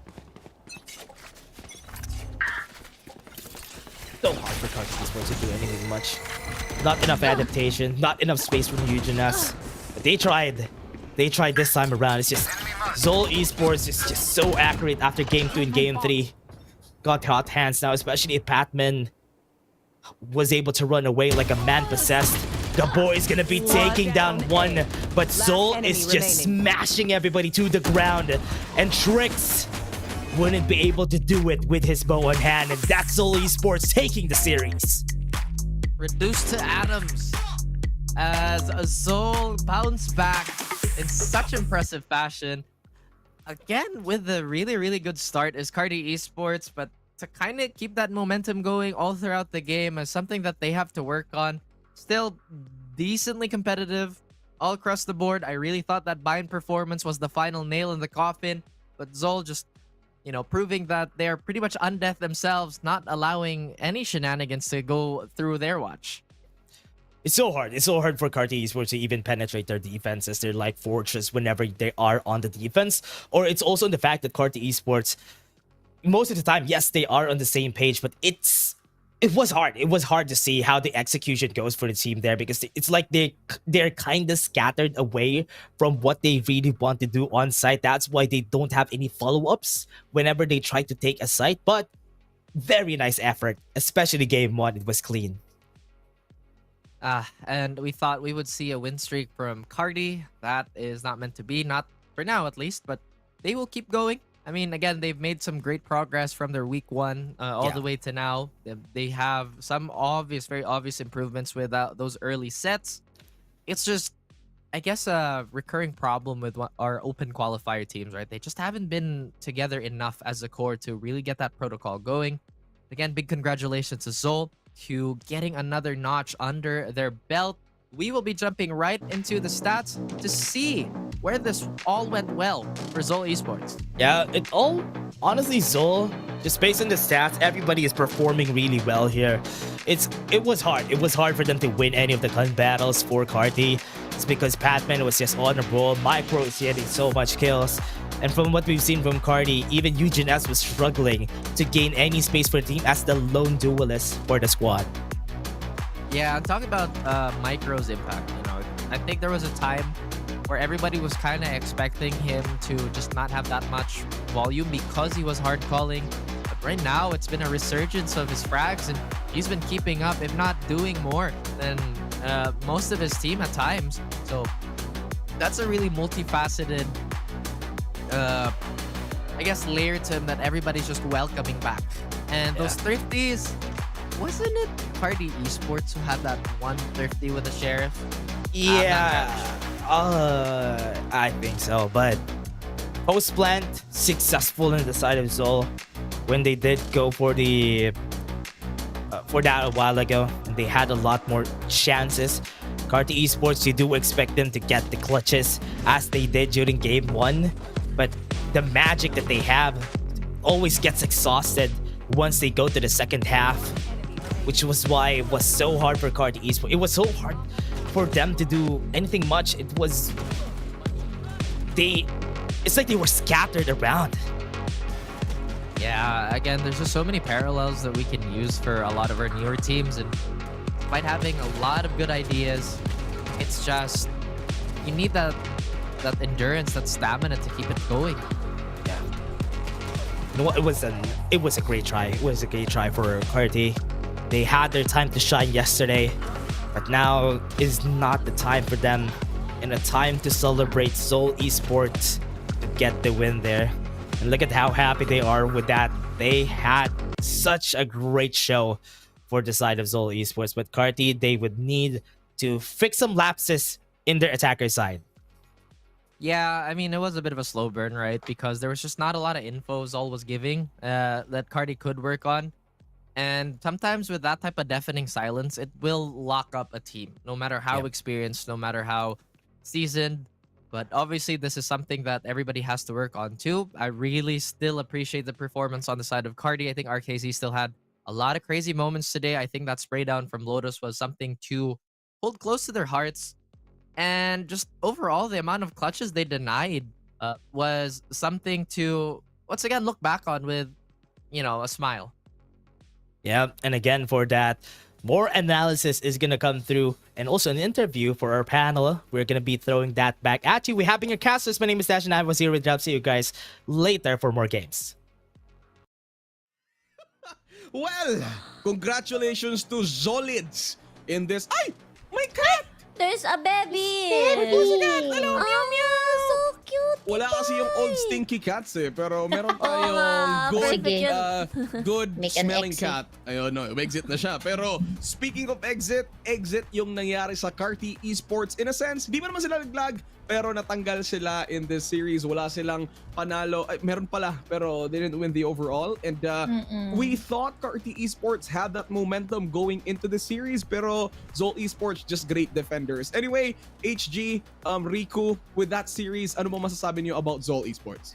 Alam mo, grabe yung composure ng Sol para makabawi sila in Game 2 and Game 3. Lalo na one-sided sila in the first half pa lang ng players nga ng Carti Esports, especially nung Game number 2, to the point na rumagasa naman sila going into the second half. Doon sila nakabawi. So kudos sa Sol dahil syempre ang haba ng mga nangyari kanina in our series.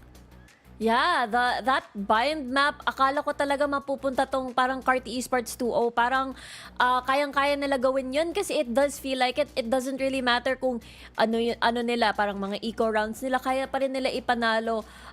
Sobrang galing nila. Pero pagdating na dun sa Icebox, parang sumusugod na lang sila eh. Parang it felt like at the very tail end of Icebox, parang there was no plan. It seemed like there was no plan na parang dumidiretso. And Zol Esports, stamina-wise, really, really did so well dito sa very long-drawn BO3 natin today. Ano sila mga triathlete kasi may stamina. Anyway, MVP na tayo. Tingnan natin kung sino yung MVP natin for this series. Aakyat tayo sa building gamit si Spider-Man at makikita natin yung black star na maglo-loading kung sino yung MVP. Yung MVP natin ay kunisi Patman! Kakausapin naman natin to si Patman in a bit. Pero for now, let's talk about the performance of Patman against Carti Esports. Simulan natin sa'yo, Rico.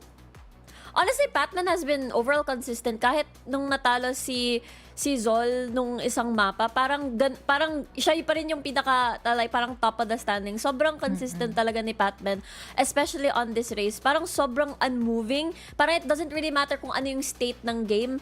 Parang siya talaga yung mag-perform at yung mag-shine. Kumbaga, yung kasi niya yung nagiging composure niya ay laging nabubuo sa puntong nandito naman ang back-end support sila. We have Kemsi. Every time na nakakakuha ng kill si Patman at natatradean siya, nandun naman kaagad to step on the line sila Kemsi, and there's also Micro as well. So, kudos to Sol dahil yun nga yung naipon nilang kind of strategy na i-stretch out nila even in game number 3 na halos nawala ng endurance and stamina tuloy yung Carti Esports, no? Oo, sobrang nakikita natin sa last series na parang wala like parang it became in a sense na parang nagde-W na lang sila with no clear plan. Pero speaking of plans, may plano tayong kausapin ng ating MVP for the series. So ating dito sa entablado natin, Mr. Patman! Sir! Ay nako, ayun, kalahati pa rin si Tropa. Last week ka pa. Pero Patman, kumusta? Uy, may sumasayaw sa likod. Kumusta ka naman with your win against Carti Esports? Okay naman po. Medyo naging sloppy lang nung una pero bawi naman namin. Sino ba yung nasa likod mo? Yung sumasayaw? Si Kemsi po. Si KFC pala yan. Yan nato yung victory dance ni KFC. Pero kasama ko ngayon si HG tsaka si Rico. Patman, meron sila mga tanong sa'yo. HG, ikaw muna. Pwede kayo, Okay. alam mo bang dancer si HG? So pwede niyang sabayan yan. may dance troupe yan. Okay, HG, pasok! Ayun, Batman again, congratulations. Grabe yung naging comeback nyo, no? Ang haba-haba ng game natin. Pero at least, napatunayan nyo pa rin that you can still win the series. How was the mental on going on game number 2? Bakit biglang umusbong yung players ng Seoul Esports? Bakit biglang no one side at inangkin nyo yung second half? Siguro naging malaking factor din po yung timeout po namin kasi naging reset din. Then nag-brainstorm po, then nagbigay po ng idea yung coach namin, which is malaking impact po sa amin nung time na yun. Yun, nagbabago talaga lahat kapag may refresher, restart, no? Thank you, Batman. Alright, Kaya nga Rico, go. Yes, the magical timeout. Grabe nga, sobrang close and sobrang haba ng series na yon. I wanted to ask, at one point ba, kailan nyo naramdaman na kahit sobrang close niya, sinasabi niya pa rin, ay, panalo pa rin tayo. Ay, kayang-kaya natin kahit close. Kailan nyo na-realize yun? Lagi lang talaga namin tinitibayan yung mental namin, tapos talagang naniniwala kami sa sarili namin kasi alam naman namin prepared kami, so wala kami dapat ipangamba. And then talagang pinupusahan namin yung every game po namin. That's great. Sobrang ramdam namin yung pag-hold on. Kahit na nagsistreak si Carti, game na game pa rin kayo. Boom. Actually. Okay, ito naman, Patman, with week number 3 coming in, meron lang tayong isang araw na break. We have March 1, 2, and 3 for the next week para sa split natin. Ano ba yung preparation so far ng team after this win? Siguro po magiging pinaka-prepare po namin is i-fix lang po namin yung naging problem namin this week. And then, ayun po mismo yung gagawin. Alright, okay, sige. Eto na lang, Patman, kung ikaw ay isang artista, ano yung signature pose mo at ipakita mo sa amin? In 3, 2, 1, signature pose.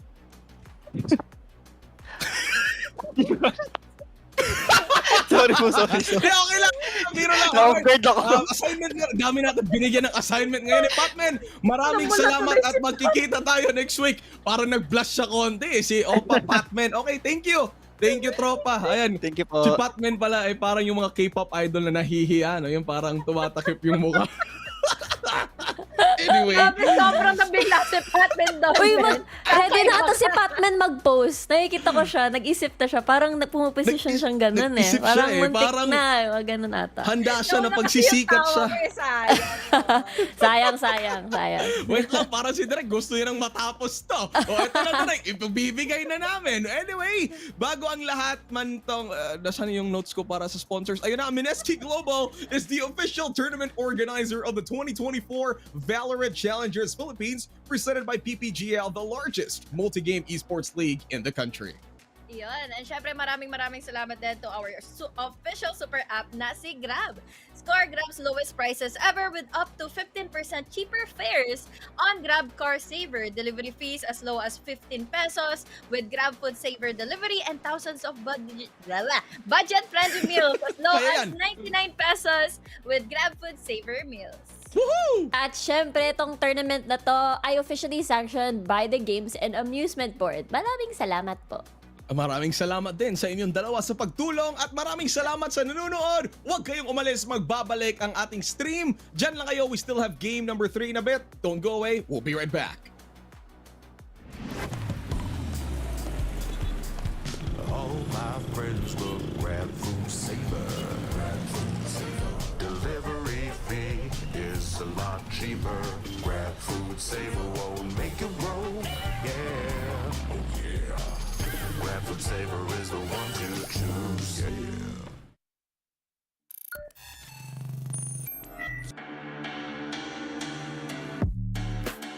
Wing will gain his death instead. W2D3, alam niya na may manggagaling towards tunnels, pero alam niya rin na meron pang galing sa kanan. Masyadong maraming kalaban, pero buti na lang, 3-4 yan, and that's gonna be it. Napipitas, pero the hop out is definitely there towards the smoke. Shock dart, hindi nag-connect. That's gonna be a 2v1 scenario. Winnable pa. Sobrang low nila parehas. Ito na yung double swing. And it's Do they have enough? Mojer, it's his time to turn up. Ooh. We have a showstopper on hand. Everyone who actually looks at him is gonna be taken down. Good gun, but Second Love is able to connect. The double for him with the Bulldog. Gabok cleans up house 1v1. Gabok versus Second Love. Up to safe to make sure that this plant is safe. Both of them are incredibly low health, 1 HP for everybody, and just that spray down is gonna be enough. Safe has to make sure he doesn't get one tapped, and that's a 1v2. Dubstep's the one watching out for this mark. It's a graveyard here already towards A main. And Second Love, it's his birthday today, I saw on Facebook. Right now, it will be a present of a bonus. The clutch comes for Second Love. Just crosses through both players of Oasis to his left and right. And now Oasis, they control the site. Here comes the Dizzy, but Savvy AK is an absolute savage. And here he comes barreling down onto the side. Catches out Hydra Kid, but Hydra Kid has already taken one down with him. It's 2v1, and they're playing by the spike. Senor Carl moving forward. Beautiful isolation made, and Senor Carl, hats off to you. Have the cam though. Try and gather that up close, but the spray down is just way too much of a problem. The ace for Second Love against the Eco. Picture. That's gonna be bad for the squad here. Look at the push coming in. And this is gonna be a Jazz already inside, and he gets the kill on Dubstep. Here we go. Ja, yet many times has this man made his mark.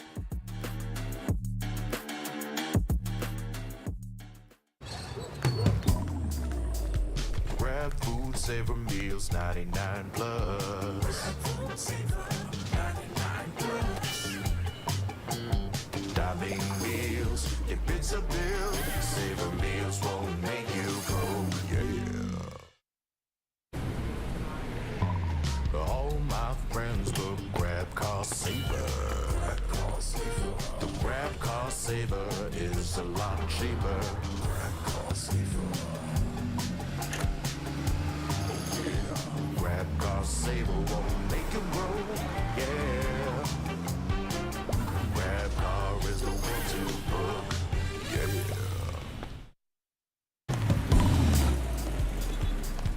All my friends will grab food saver.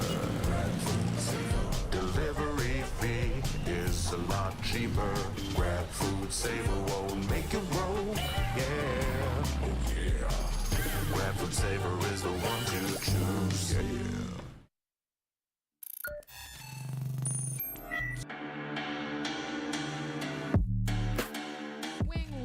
Gain his death instead. W2D3, alam niya na may magagaling towards tunnels, pero alam niya rin na meron pang galing sa kanan. Masyadong maraming kalaban, pero buti na lang 3-4 yan, and that's gonna be it. Napipitas, pero the hop out is definitely there towards the smoke. Shock dart, hindi nag-connect. That's gonna be a 2v1 scenario. Winnable pa. Sobrang low nila parehas. Ito na yung double swing, and it's... Do they have enough? Mojer, it's his time to turn up. Ooh. We have a showstopper on hand. Everyone who actually looks at him is gonna be taken down. Good gun, but Second Love is able to connect. The double for him with the Bulldog. Gabok cleans up house 1v1. Gabok versus Second Love. up to safe to make sure that this plant is safe. Both of them are incredibly low health, 1 HP for everybody, and just that spray down is gonna be enough. Safe has to make sure he doesn't get one tapped, and that's a 1v2. Dubstep's the one watching out for this mark. It's a graveyard here already towards A main. And Second Love, it's his birthday today, I saw on Facebook. Right now, it will be a present of a bonus. The clutch comes for Second Love. Just crosses through both players of Oasis to his left and right. And now Oasis, they control the site. Here comes the Dizzy, but Savvy AK is an absolute savage. And here he comes barreling down onto the side. Catches out Hydra Kid, but Hydra Kid has already taken one down with him. It's 2v1, and they're playing by the spike. Senor Carl moving forward. Beautiful isolation made, and Senor Carl, hats off to you. Have the cam though. try and gather that up close, but the spray down is just way too much of a problem. The ace for second love against the eco. Picture. That's gonna be bad for the squad here. Look at the push coming in, and this is gonna be a Chad's already inside, and he gets the kill on top step. Here we go. Ja, get many times has this man made his mark.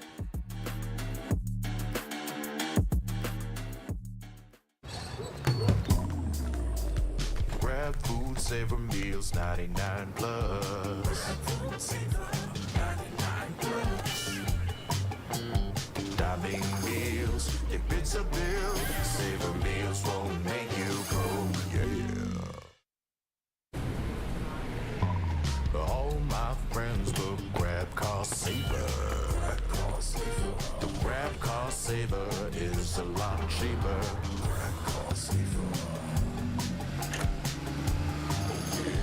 Grab car saver won't make you grow, yeah. Grab car is the one to book, yeah.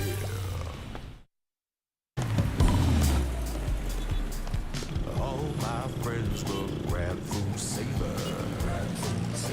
Delivery fee is a lot cheaper. Grab food saver won't make you grow, yeah. Oh yeah. Grab food saver is the one to choose, yeah.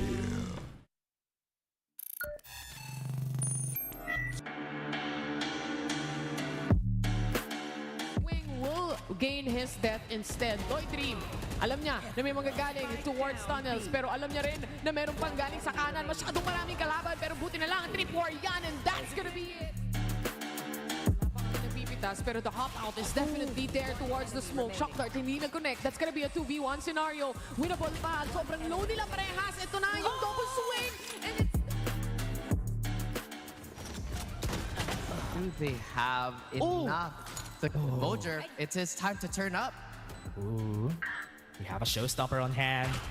Everyone who actually looks at him is gonna be taken down.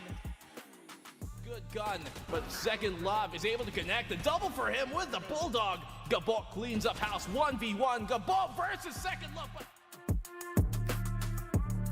Up to safe to make sure that this plant is safe. Both of them are incredibly low health, 1 HP for everybody, and just that spray down is gonna be enough. Safe has to make sure he doesn't get one tapped, and that's a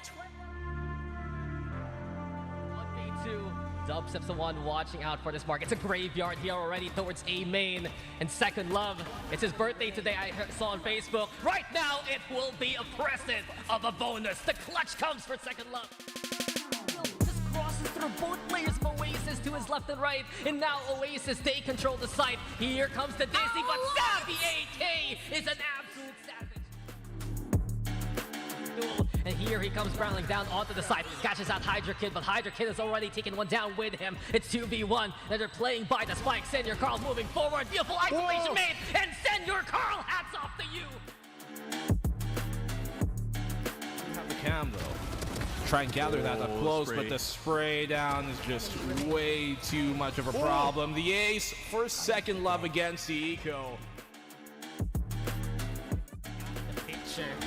That's gonna be bad for the squad here. Look at the push coming in, and this is gonna be a Chad's already inside, and he gets the kill on top step.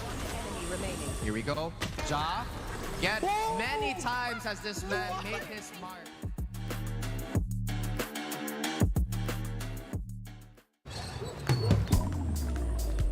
Grab food, savor meals, 99 plus. Dining meals, if it's a bill, savor meals won't make you go, yeah. All my friends will grab car saver. The grab car saver is a lot cheaper.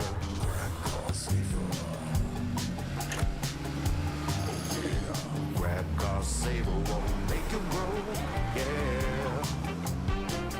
Grab car is the one to book, yeah.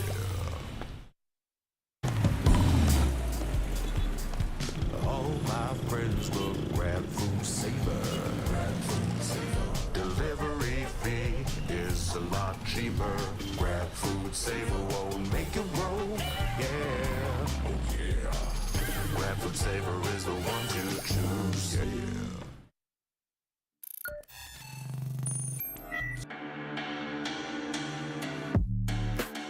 Wing will gain his death instead. Dream, alam niya na may manggagaling towards tunnels, pero alam niya rin na meron pang galing sa kanan. Masyadong maraming kalaban, pero buti na lang 3-4 yan, and that's gonna be it. Nagpipitas, pero the hop out is definitely there towards the smoke. Shock dart, hindi nag-connect. That's gonna be a 2v1 scenario. Winnable pa. Sobrang low nila parehas. Ito na yung double swing. And it's Do they have enough? Mojer, it's his time to turn up. Ooh. We have a showstopper on hand. Everyone who actually looks at him is gonna be taken down. Good gun, but Second Love is able to connect. The double for him with the Bulldog. Gabok cleans up house 1v1. Gabok versus Second Love. Up to safe to make sure that this plant is safe. Both of them are incredibly low health, 1 HP for everybody, and just that spray down is gonna be enough. Safe has to make sure he doesn't get one tapped, and that's a 1v2. Dub Steps the one watching out for this mark. It's a graveyard here already towards A main. And Second Love, it's his birthday today. I saw on Facebook. Right now, it will be a present of a bonus. The clutch comes for Second Love. Just crosses through both players of Oasis to his left and right. And now Oasis, they control the site. Here comes the Disney, but Savvy AK is an absolute savage. And here he comes barreling down onto the side. Catches out Hydra Kid, but Hydra Kid has already taken one down with him. It's 2v1, and they're playing by the spike. Senor Carl moving forward. Beautiful isolation made, and Senor Carl, hats off to you. Have the cam though. Try and gather that up close, but the spray down is just way too much of a problem. The ace for Second Love against the Eco. Picture. That's gonna be bad for the squad here. Look at the push coming in. And this is gonna be a Jazz already inside, and he gets the kill on dubstep. Here we go. Ja, yet many times has this man made his mark.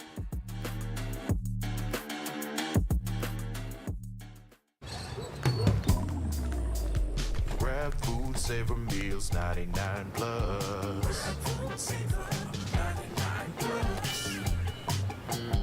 Diving meals, get bits of bill. Saver meals won't make you broke, yeah. All my friends look grab car saver. The grab car saver is a lot cheaper. Grab car saver. Grab car saver won't make it roll, yeah. Grab car is the one to book, yeah.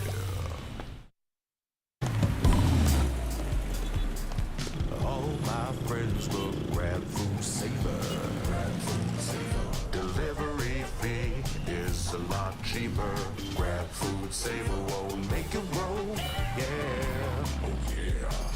Grab food saver is the one to choose, yeah.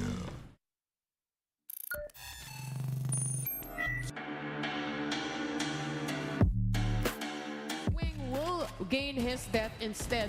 Dream, alam niya na may manggagaling towards tunnels, pero alam niya rin na meron pang galing sa kanan. Masyadong maraming kalaban, pero buti na lang 3-4 yan, and that's gonna be it. Nagpipitas, pero the hop out is definitely there towards the smoke. Shock dart, hindi nag-connect. That's gonna be a 2v1 scenario. Winnable pa, sobrang low nila.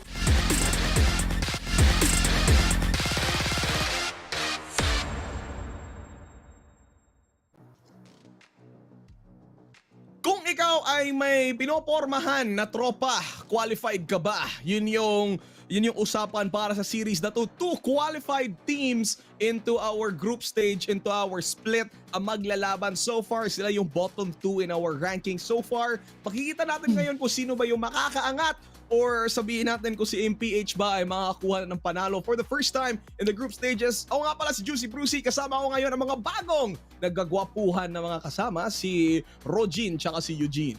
Si Osiris tsaka si Dash. Hello, kumusta? Hello. First name basis tayo, Mr. Bruce, ha? Oo naman. Pag may commitment na, first name basis yan eh. Nung una, hi tropa. Tapos Paano parang, pag walang commitment, no label? Anong gagawin mo doon? Abay, wala. Hindi mo nakakausapin. Ay, ganun pala yun. Sorry. Oo, ganun yun. Minahal ko Kasi lalo eh, pero ayun kung na nga. may tanong ako, pag mag-QQ ka sa rank game, tatapusin mo ba yung 60 minutes na laro or hindi?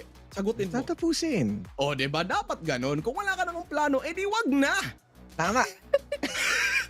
Teka lang, okay, sige.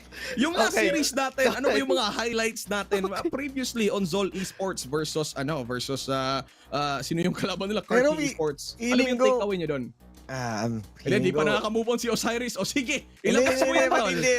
Na-stun pa siya. Babalik na ako doon sa Carti tsaka Zol. Grabe, maganda introan ng Carti. I'm really excited na mag-grow pa sila kasi they have the caliber, it's just that they're having a hard time closing the game. Ako ba yung next? Okay, kala ko hindi na ako kasali eh, pero... Sali ka pa tol, sali ka pa.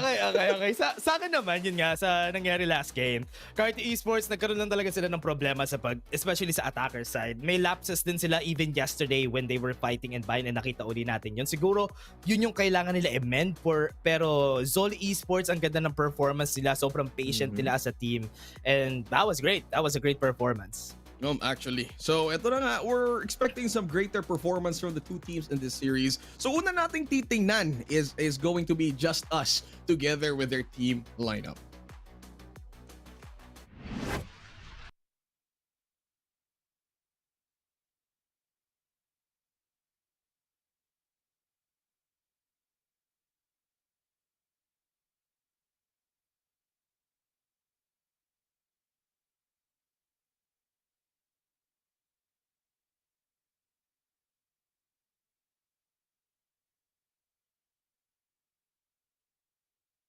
Okay,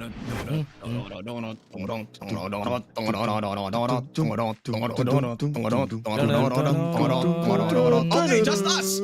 Maraming salamat sa aking music team na kasama ko ngayon sa panel. Pero JustUs is going to be our first team dito. Again, they are off tournament players na parang anywhere you would see clips, especially kay Lloyd Dream. Pero so far in their performance in the group stage, what is going on with JustUs, Osiris? JustUs they are still looking for their identity, solidifying yung kanilang playstyle ngayon dito. Although may mga shining moments sila tulad nga na sinabi mo, highlights after highlights, but still marami pa silang kailangan i-work on, and that's just a part of sabihin na nating trial by fire kasi nga charge to experience tayo ngayon dito sa VCTPH. And for me naman, for JustUs, what's great about this team, especially si Par Schofield talaga yung ina-expect ko magpa-pop out sa team nila. Pero ang maganda dito sa team, si Psycho, si Second Love, and even si Repulsive. Sabihin natin silang lahat. Even in losing moments, hindi sila nagpapatalo. Talagang they're giving at least may momentum pa sila kahit ganun mangyari. Alright, so far that is our parang synopsis on the team of JustUs. So yung susunod naman, tingnan natin yung lineup ng AMPH.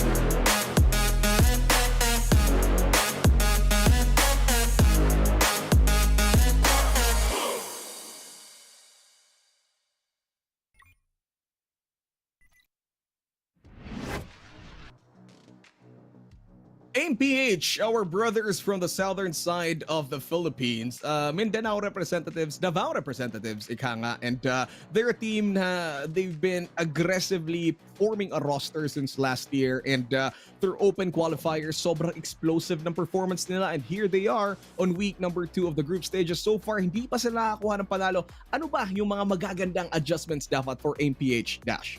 Okay, so nakita natin dito sa MPH because ang ginagawa nila adjustment for now, naghahanap sila ng sub, si Alchi being in the mix, being in the play. The only time na nakita natin siya playing, he performed well. So if mapupunta na dito yung direction na gusto gawin ng MPH, they should commit to it para meron pa silang time mag-evolve.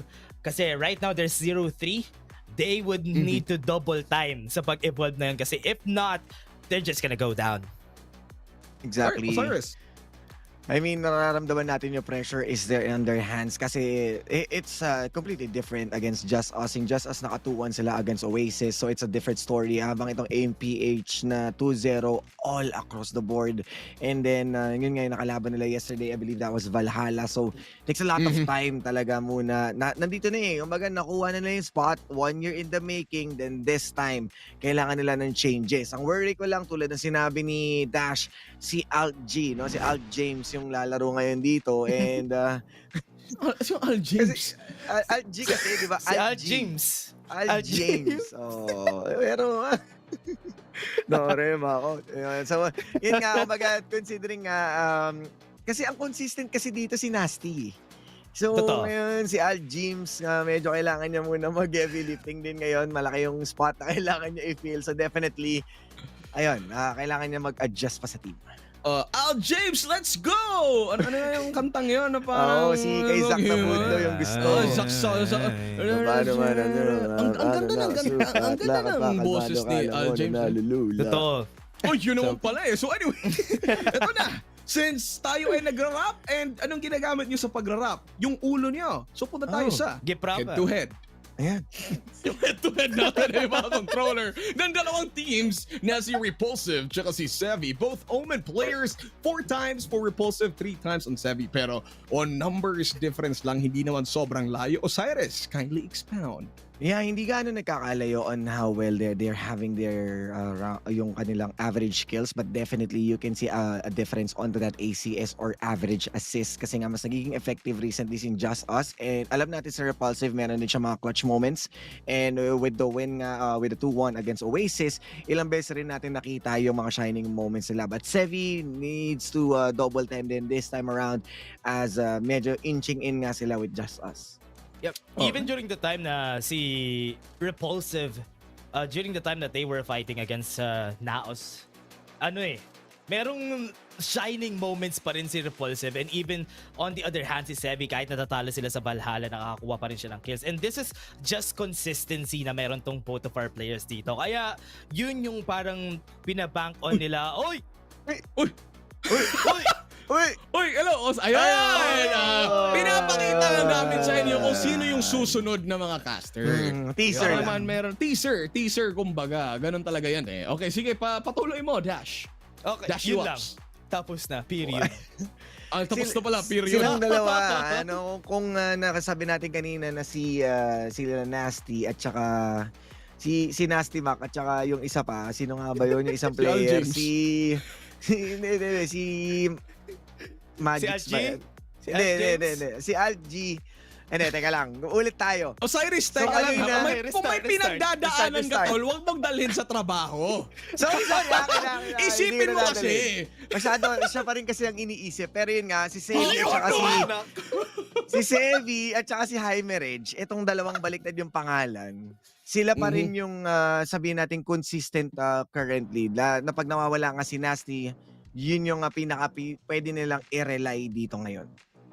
Exactly. So sana wag na mawasak ang puso ni Nasty Mac. So yun yung iniisip ngayon for the side of Osiris. Pero heading over, since na-summarize na natin yung dalawang teams, AMPH and JustUs, time to head on over to our predictions. Simulan natin sa iyo, Mr. Dash. Okay, sa akin naman, para dito sa game na to, nakikita ko kasi yung potential ng AMPH. Yung AMPH, gutom to eh. Gutom sa panalo yung AMPH during this whole time. Wala pa silang panalo ever since, kaya JustUs yung aking iboboto. Alright, JustUs. Haba pa na intro. Bill, ikaw ba yan? Osiris, para sa'yo naman. Ako naniniwala ako sa AMPH that they are still growing. This time ilalagay ko yung faith ko sa kanila as Yon, Pick, Hymerage, and Sevi. Alam na natin ang kayang gawin ni Magix dahil nga sa kanyang former team, and if ever man na si Nasty or Algi yung maglaro dito, I would still believe in them na kaya nga nilang i-turn around yung tides ngayon. Mas gutom sila sa panalo at pwede silang manalo against sa boto ni Dash. Alright, sige, MPH. Sa akin, wala nang intro.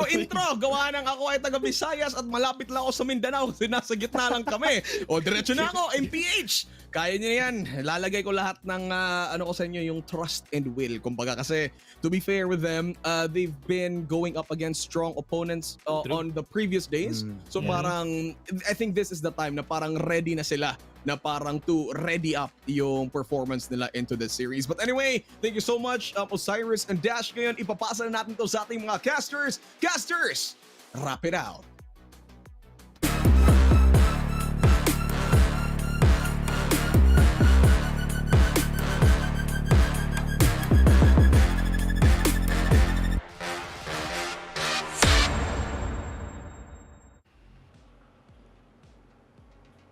If you thought the day was over, then you are sorely mistaken. That we had two grueling series. Still, we are here to begin another one. My name is Raph. That tall 6'8" beast of a person is Rico over there. And I was just thinking to myself, every time, man, like every time. I think there's not a day where like when we interact, it's always like praising my height. You know, I know. Of course. I know my height's great. I know. But anyway, I like that wingman. But you know what I like more? The map veto. Because I am curious. I looked at AIM's stats, Raph. And while they haven't had a win so far in the split, they haven't lost Lotus, I believe, when we count the open qualifiers. So perhaps AIM's angle this time around, if they want to like maximize their strength, I'm hoping to see the Lotus here. I would too. I mean, all things considered, right? Their losses have been decently close too. So Yeah. it's almost like this team is almost there. If only they fix their formula, then I'm pretty sure they would have a few wins under their belt because they do start incredibly convincing with some of their really creative picks. I do appreciate that they have a lot of variety and how they swap out their players for some, I guess, agent purposes. But you might be right here. Lotus is going to come through as our second map. I'm actually surprised that JustUs didn't ban that out. Yeah, it feels like JustUs is very confident because when we look at the play style of JustUs, it's very scrappy, it's very chaotic, like taking advantage of the havoc that they start. So I do feel like Lotus is the perfect setup for that. I'm actually surprised they banned Sunset because they actually did a decent job when they went up against Naos on Sunset. It's just that they couldn't, you know, keep the fire going. That's true too for, I think, when they played against Geek Fam, and I think it was a matchup against first Mega Savers. As we mentioned, right, their Sunset has had a lot of practice and they're not too bad at it. So it's really curious to see them just let that one go. Maybe their icebox is better. Maybe that's the reason why they're letting that pass. And I guess with all that information being given, I think it's safe to say we're probably go for a 3-map series again. Continue on the streak, like why not? It's honestly very what do you call it? It's on. I can actually really see that happening rather. And even when we look at the standings, JustUs and MPH, JustUs has 1 series win so far out of 3 games, and you know, perhaps we can see how much of a big gap at the moment between the teams at the current bottom 4. I think that's the significance of the current series that we have for today.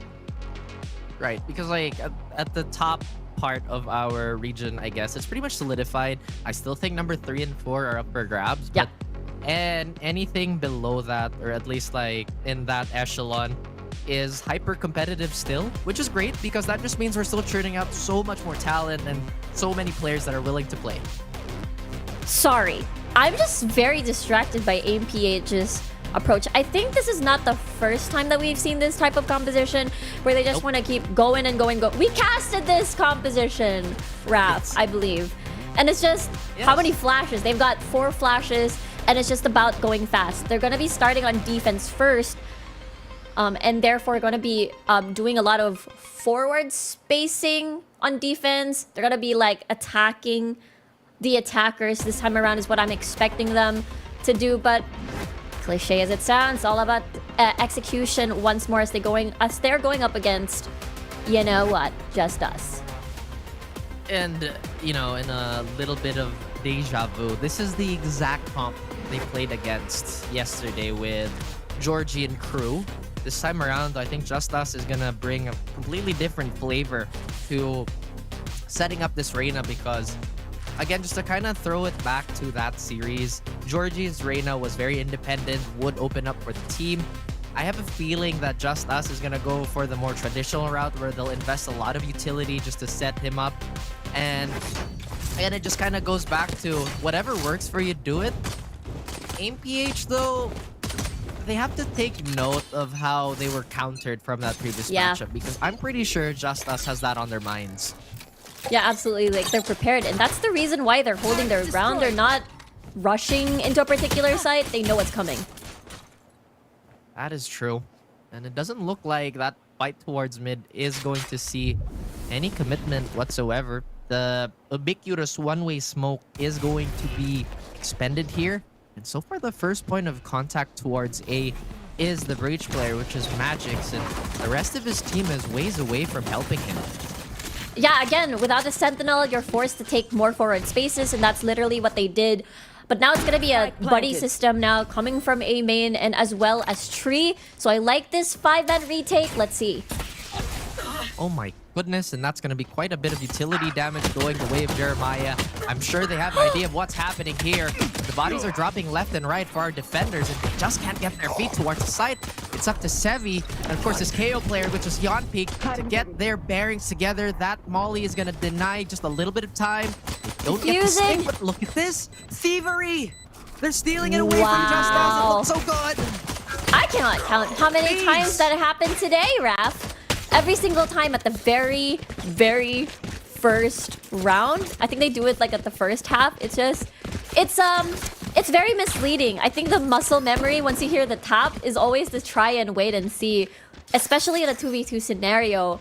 If it's a 3v3 scenario, of course you want to just spam that, but there's a big chance of the a non-committal tap on that spike as it is a 2v2. So good read by aim and good risk. True, and I'm not entirely sure whose smoke that was, but if it was Sevi's, then that was absolutely genius, as we see a little poking here towards mid. Lloyd Dream taking a bit of damage as Alt G is going to barrel through his target. JustUs is going to be limping just a little bit, and look at this.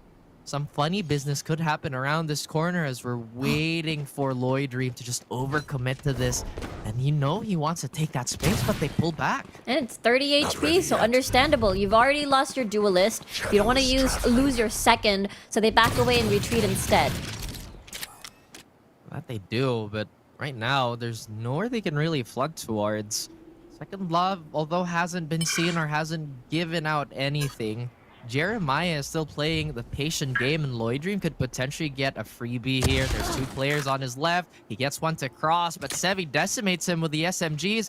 And now potentially Second Love would reroute his attention here. And AimPH, they still have not left mid alone. LG topped up. Scan. Will not get scanned, but Sevi tried to get back for his teammate. Unfortunately, these sheriffs are enforcing the law.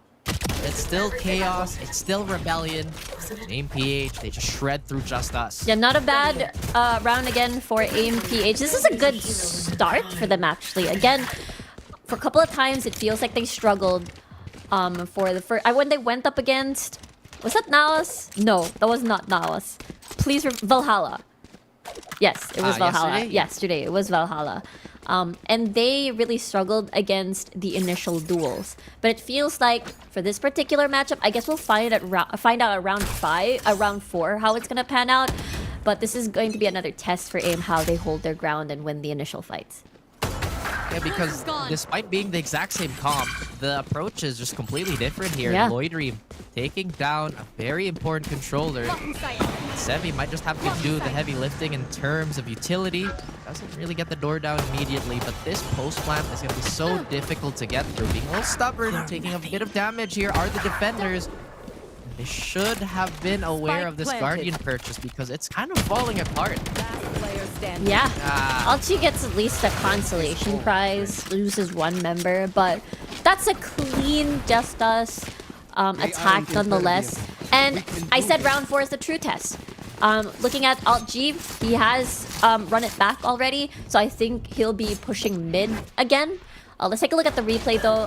Caught off guard with the Viper smoke, unfortunately. I think the rest is just us having full control.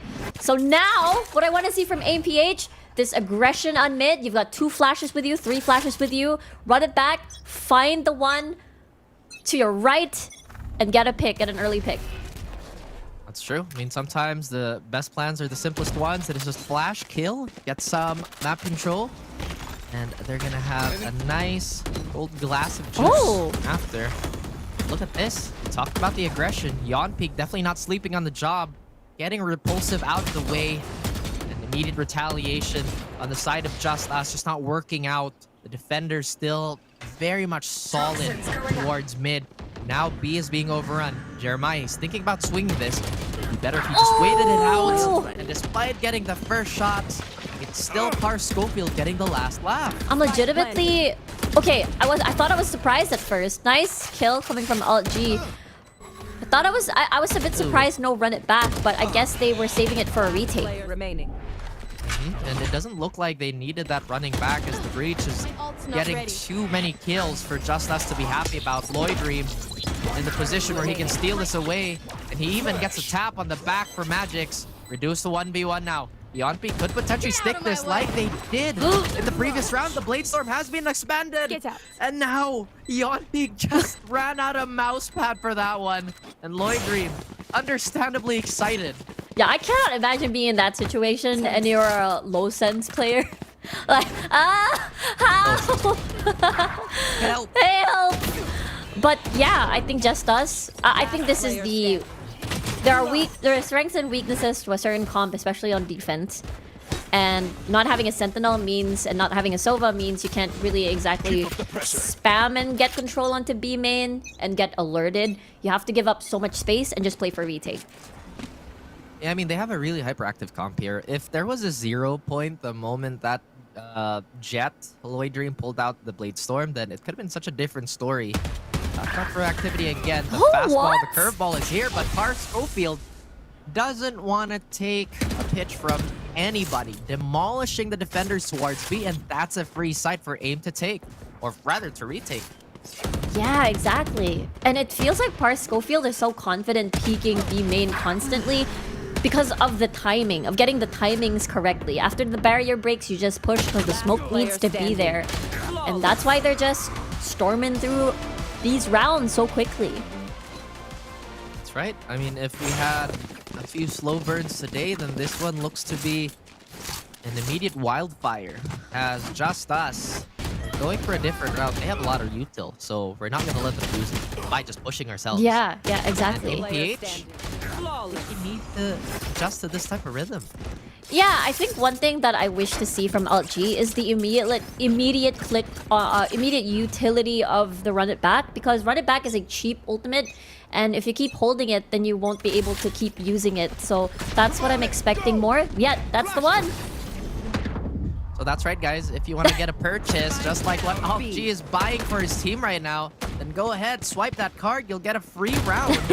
Apparently, the numbers are still dwindling on the side of JustUs as they try to contest this. Not advisable as Second Love, last to be left alive. Tries to go for a duel, but now is getting boxed in. The rest of JustUs looking and perhaps giving him some words of encouragement will not be enough for AimPage to stop their onslaught. Yeah, gotta love the switch in tempo here, being more confident to push far forward right at the get-go. I think the reason why the previous round was much more difficult for AIM was because they were waiting for JustUs to make the first move. But again, AimPH, this comp, always gonna be doing the first move here. Ooh, and it looks like it's going to be a battle of assertiveness at this point. Doesn't look like they're slowing down either. I mean, another small fight towards mid. Look how much damage Alt G has taken, and maybe not lead it towards your teammates so you don't get kebabbed. JustUs, an undeniable advantage now. Yonpi could use the ult to equalize, but maybe he should just kill everybody.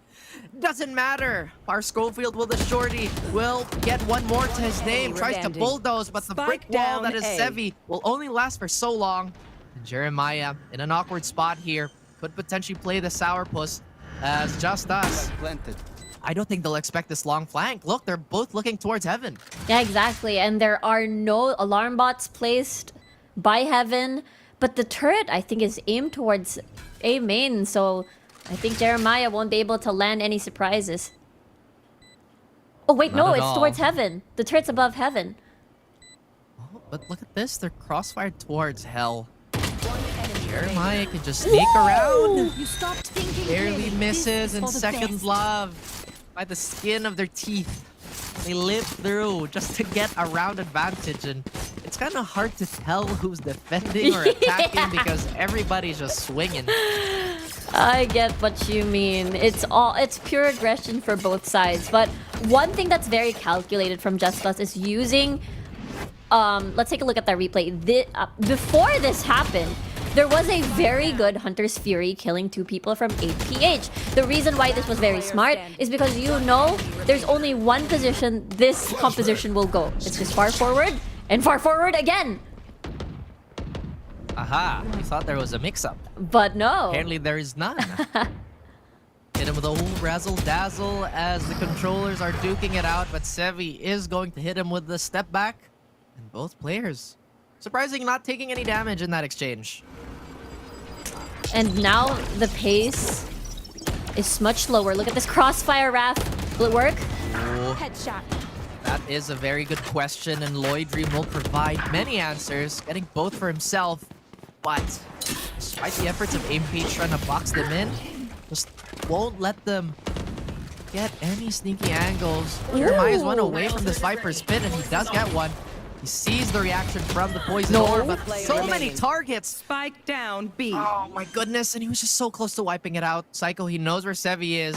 Spike planted. Sevi, incredibly healthy, has one more smoke, so he can isolate this angle. And Psycho has to play bait. His HP slowly, well, sitting still here, has 2 shock darts. Here. Like we said, JustUs. All they have to do is be patient. Taking a gamble here is Sevi. He can't really cross. Yeah. So many bullets flying his way. Very difficult angle to even cover. You got the turret, you've got basically 3, unless... Oh my gosh. Unless they're both half HP. And you have 4 bullets. 2 each could be enough. 3, no. Running out of time, running out of ammo. Psycho finishes it off, and JustUs trying to wrestle this away. I believe AimPH is not gonna have the best economy for this one. Yeah, and the fact that they had, I think, Null Command and as well as Rolling Thunder, but again, having to push far forward, but not winning the duel means you won't have utility for retake purposes like these. I think that's one of the weaknesses that the comp has for AimPH. If you don't win, basically, the gunfights, then you have nothing left once the spike has been planted. So it's a very straightforward approach once more. And understandably, AimPH goes for a timeout. I do like that about that comp, though. It's very intentional. That's true. It's like, yeah, we're not gonna mess around with just generalists. Yes, we're gonna have a few of them here, but this comp is just tailored to fight, and fight they will. JustUs, though, they've been taking a few rounds for themselves. Par Schofield has definitely gotten his gears going, as well as Lloyd Dream. And a timeout by AimPH just to reassess. I mean, as you mentioned, right, the only way they can go is forward. I think they just have to keep JustUs guessing at this point.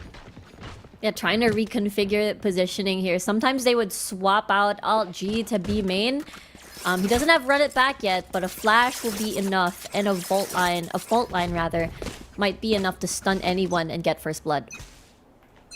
Fault line, electrifying is something that AimPH is looking for. And JustUs definitely avoiding any of these accidents. They do even get rid of that 0 point, so the jet dash is safe. You should run. Once again, maybe they're becoming a little predictable. That Vandal is gonna fall into the hands of Aim.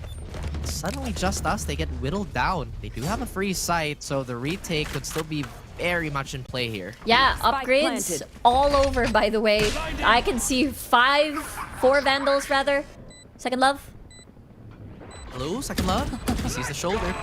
Oh, he's Rolling Thunder! gonna disengage. Rolling Thunder, they can't avoid it, but nobody's here to really follow it up. And as I say that, they get picked apart. A few shots with Jeremiah swinging, knowing that the crosshair was trained on Yon Peak. AMPH while taking a round with just Sheriffs away from JustUs. Yeah, the magical timeout doing wonders here on round 9 for AIM. Again, it's that B main push. And then trying to find a pick, even without run it back, it's still very effective if you're with 2 other flash users on your team. And they were able to get upgrades, 3 upgrades at that. Very economical of them. I feel like mid has just had so much importance for both these teams, but you can't help but it's a little bit of a gotcha pull, right? It's like the SSR here is all of us win and live, but if we don't get a good roll, then we're all just gonna flat out die. I mean, no. Oh my gosh. Well, at least Alchi does get space to swing out. That was actually a beautiful Lovely. flash by Yonpeak, freezing the offense in place. Lovely for AMPH, but JustUs now hobbling away yet again. Psycho and Lloydream, they could get some value out of this lurk. But look how occupied mid is again. You gotta love this from AIM. I think this is a huge improvement from when they went up against Valhalla. They have a plan in mind. They have the mechanical skills to just utilize and maximize this composition that they have.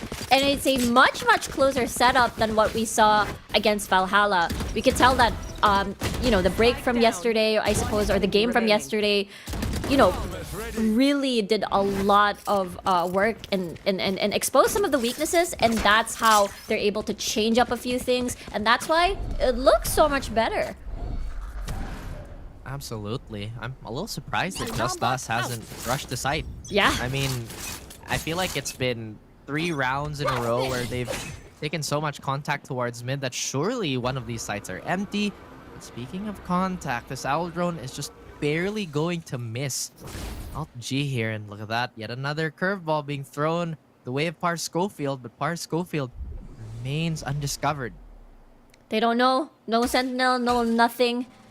But the arrow will signify and signal them, basically, that they have intentions in mid. Look at this. I mean, we already have a Phoenix posted up towards CT, and maybe the call for JustUs was surely they don't fight mid this time around, as right the there. defenders are just so unaware of this presence towards Market. But look at this, an early run it back. Schofield gets the first, avoids that stun, and what are you doing? Staring into the abyss as Jeremiah doesn't blink, and now Psycho tries to go into that side, and Sevi can't confirm the kill. It's kind of falling apart for this offense. Jeremiah is already leading them away. He's the last man alive with 14 health. Psycho will finish him off in a massive 4K. JustUs takes yet another round. That dismiss was very beautifully timed there by Par Schofield. Let's take a look at that again. Jeremiah had a very good defense, but already been damaged to 14 HP, so couldn't really hold down this site. And either way, there was 30 seconds on the clock still to, or rather 40 seconds on the clock to rotate to A. So that Viper Spit, unfortunately, couldn't be maximized to its full potential, and now there are 0 ults on the side of AIM. I feel like every time we talk about a situation where a Sentinel would have been useful, yeah, I feel a little bit of you just be in pain. But imagine if they had a bot, so they wouldn't have to fight mid, and Magix would still get that free kill. Oh my goodness, and Yonpeak, he's in a position where he can shred the opposition. He does have that Molly. Sevi with a 2-man game. He continues, and where are all the heads? It's gone the way of AMPH, and JustUs just bamboozled by all that attention being drawn away from Catwalk. And the operator was the answer, I suppose, on the very last tail end of that first half.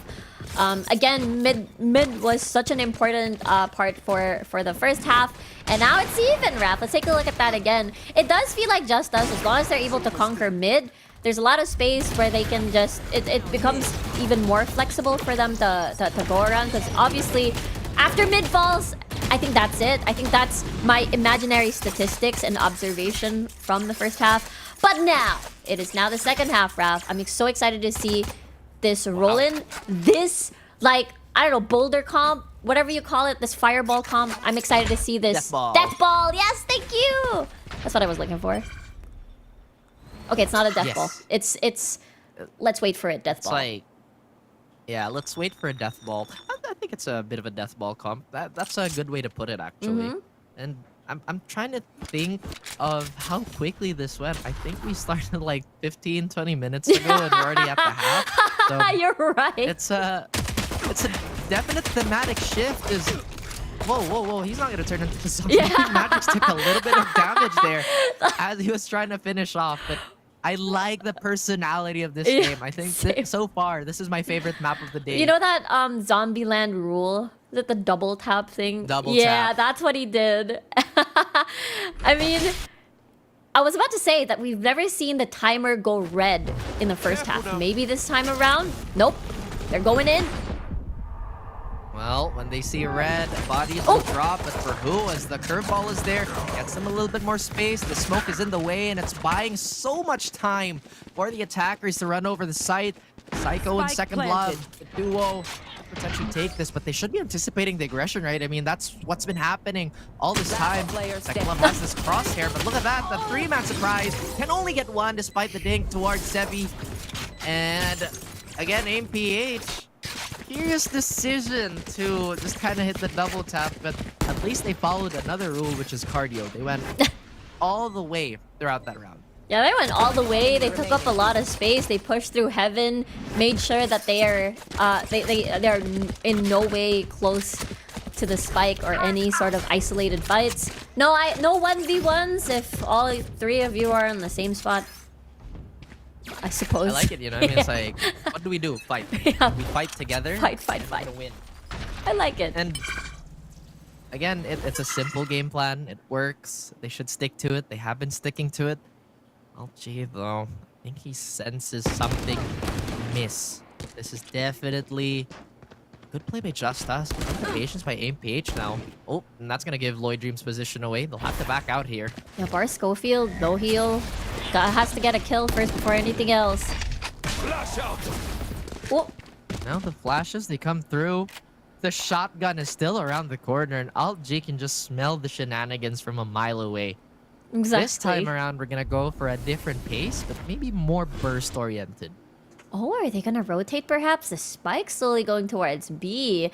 They might get spotted out by a turret here, but maybe this will be the first time we're gonna be seeing the timers go red. Oh, double back. Oh, I saw I that. have no idea. They tried. They tried is the important thing. And as you mentioned, this is about the first time we've seen this timer hit the 30-second mark, and 30 seconds they're left. trying to pull attention away just so they can get a free sight. The spike is in no man's land, so whatever may happen, they'd have to make a mad dash towards it. A seems to be the Uh-oh, call. There's a shotgun. He's not gonna have a lot of room to miss. I'm telling you, don't do it. Oh, and what? Lloyd Dream jumps around. What? Do they have enough time? 8 I don't think seconds. so. Spike down A. Oh, They no, don't have- it's falling apart. You have to run. Enemy remaining. Well, there you go. That's the point of no return unless he finds the last member. Thrifty. It's a game of cat and mouse. But this mouse has a gun. Oh my Nice. goodness. Oh. Okay. Interesting statistic. Every time Aim PH has pulled out a knife, they drop the map. Oh, They did it twice on wait, Sunset, they Yeah, lost that's Sunset true. twice. They did it on. There was an attempt on Naos as well. Yeah, you're right. Oh, interesting. Oh my I mean, they gosh. could feel the fire in their hearts for sure. That's why this comp is very fitting for them. The actions are very fitting for them. But you know what's not fitting for them? Long timers. I don't think. Yeah. I feel like maybe I don't know what's the word. The playstyle of like extending and then trying to play the mind games. I think the comp is much better just going forward.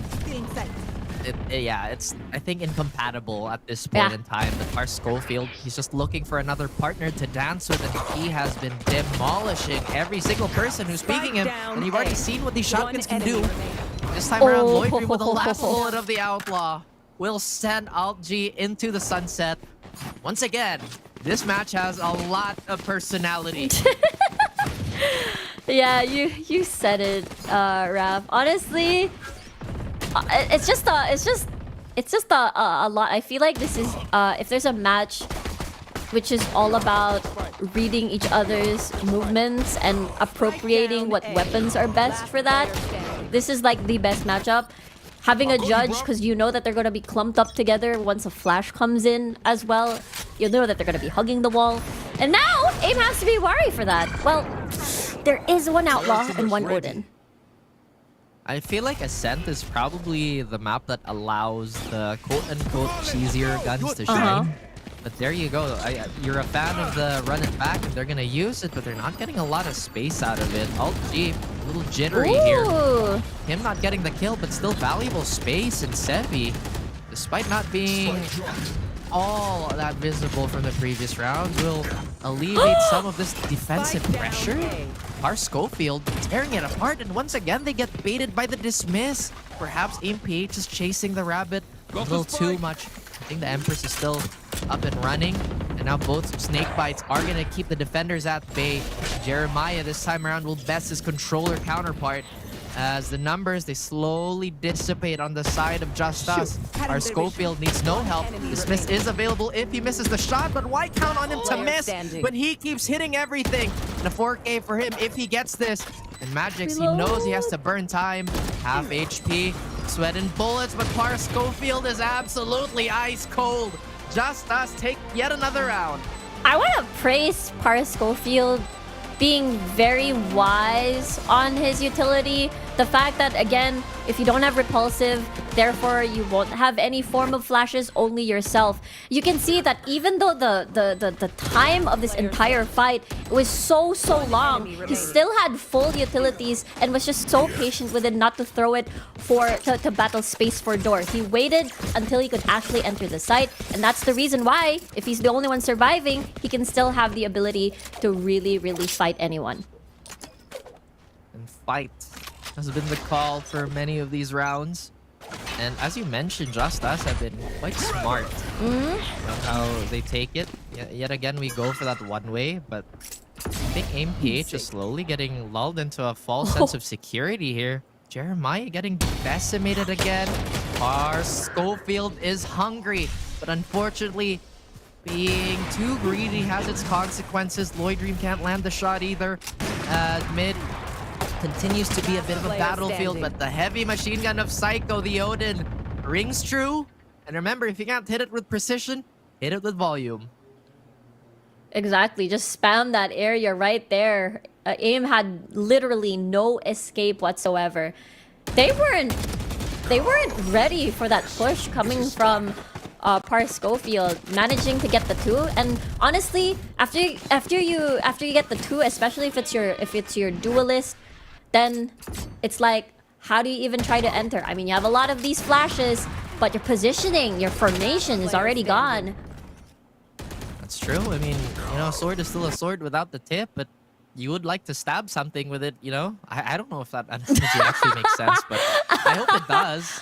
I just know a dull blade still hurts. Yeah, but imagine if it was sharp. It's like the analogy here with the duelist, right? That's true. I think that's where we're going. That's true, yes.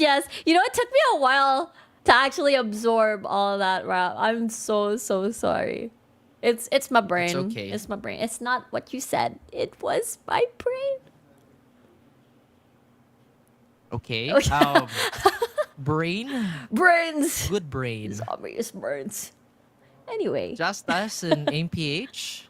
I think that's their strat. Aim for the brain. Oh yeah, and it's absolutely. been working. Yeah, it's all about these still headshots. Yeah, it's been decently competitive, right? But this Rolling Thunder has, I think, directly translated to a round win for AIM-PH. A while back, I think they're hoping for that one. So far, we haven't seen a lot of scouting ults from the Omens. And speaking of, Sevi is having a good time. Repulsive. Slow day for him at the office as well as Second Love. But then again, the backline's not really getting any breathing room because AIM-PH is just going at it too. Yeah, that's true. It's just the second half.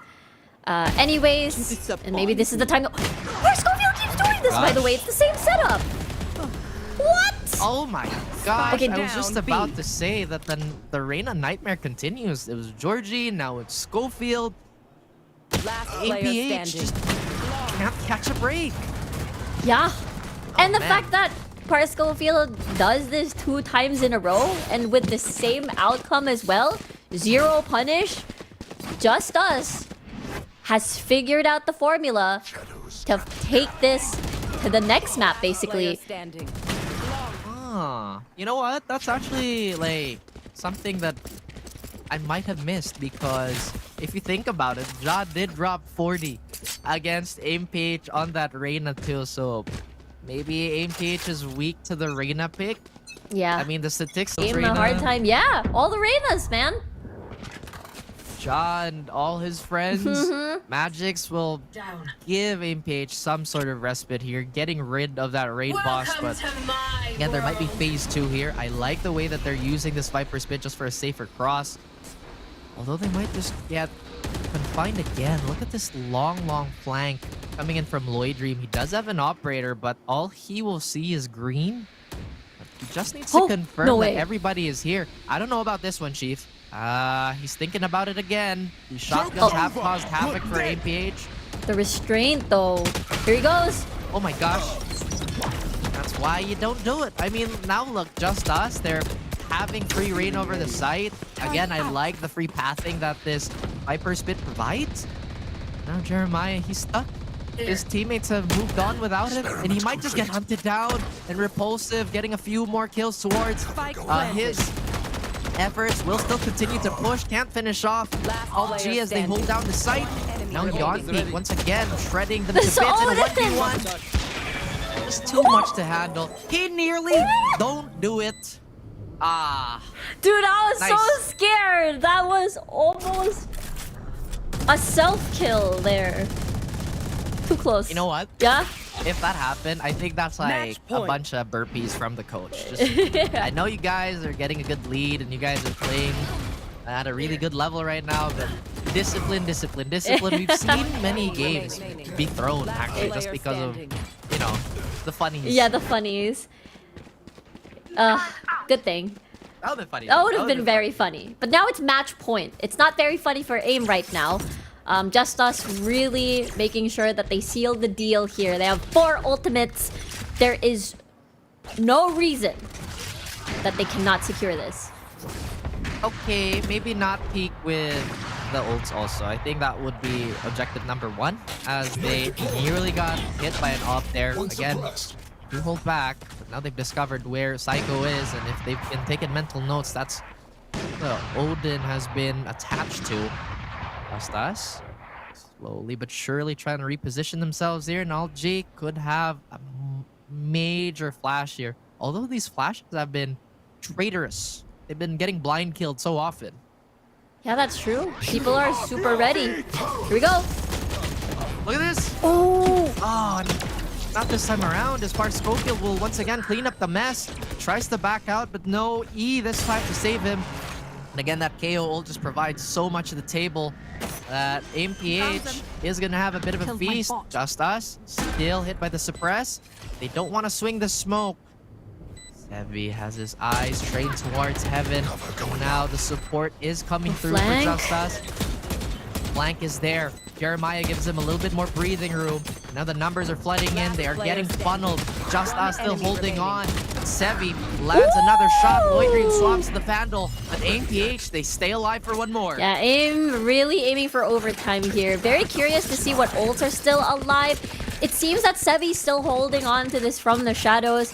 But anything else, Alchi needs 2 orbs, 2 kills to be able to gain access and get that ball rolling. But again, just as I said, 4 ults on the side of JustUs.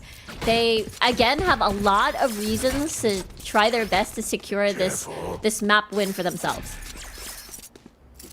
It's going to be the killing blow. I mean, there's really no point in saving all these ults, right? Yeah, really no point. Considering everything and just the math, just go for it. I mean, there's no real reason not to. Oh, especially when you get a kill like that. What? Oh my word. Jeremiah. What is going on AimPH?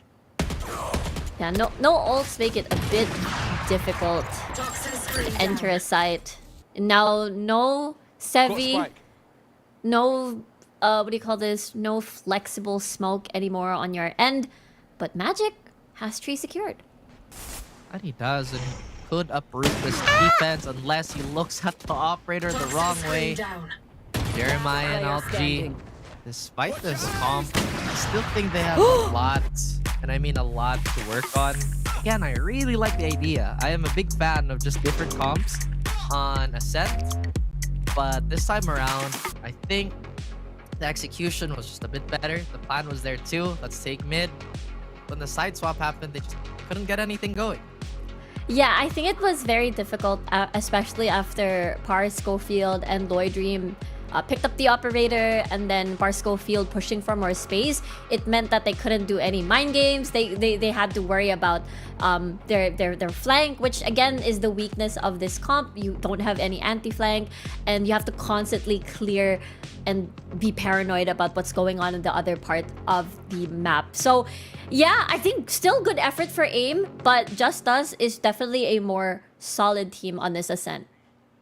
That's true, and we're gonna be jumping into the stats yet again to see where it really went well for JustUs. I mean, Par Schofield, it's one of those things where if you look at it from an analyst standpoint, it's like, why would you push that? And then he gets a few kills and just kind of snowballs. It's like, it still doesn't justify it, but like, okay, it worked. It worked. I think there was just so many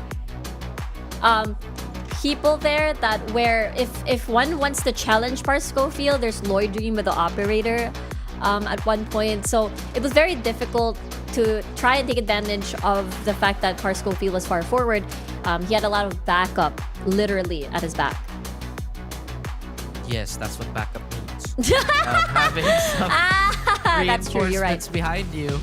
And I think this was the first round here. I thought this was such a great start for AIM-PH because they finally, or at least it felt like they fixed their routing and gotten a little more refined. But then again, I feel like that's also such a gigantic ask for a team that just entered the league with, again, very little data to back them up, right? So kudos to them. But at the same time, my goodness, JustUs was disgusting today, or at least for this map. Yeah, I think they just knew what to do. There are some shining moments for AIM, like for example this execution, this post plant as well. Again, as long as they get the plant, I think post plant positioning is when they feel like they're the strongest because they can get more forward spacing with a lot of the utilities that they still have in the bank. But I think JustUs feels like a team where, okay, I'm fine losing a couple of rounds. After that, that's all it takes for us to figure you out, and the adjustments are gonna be made.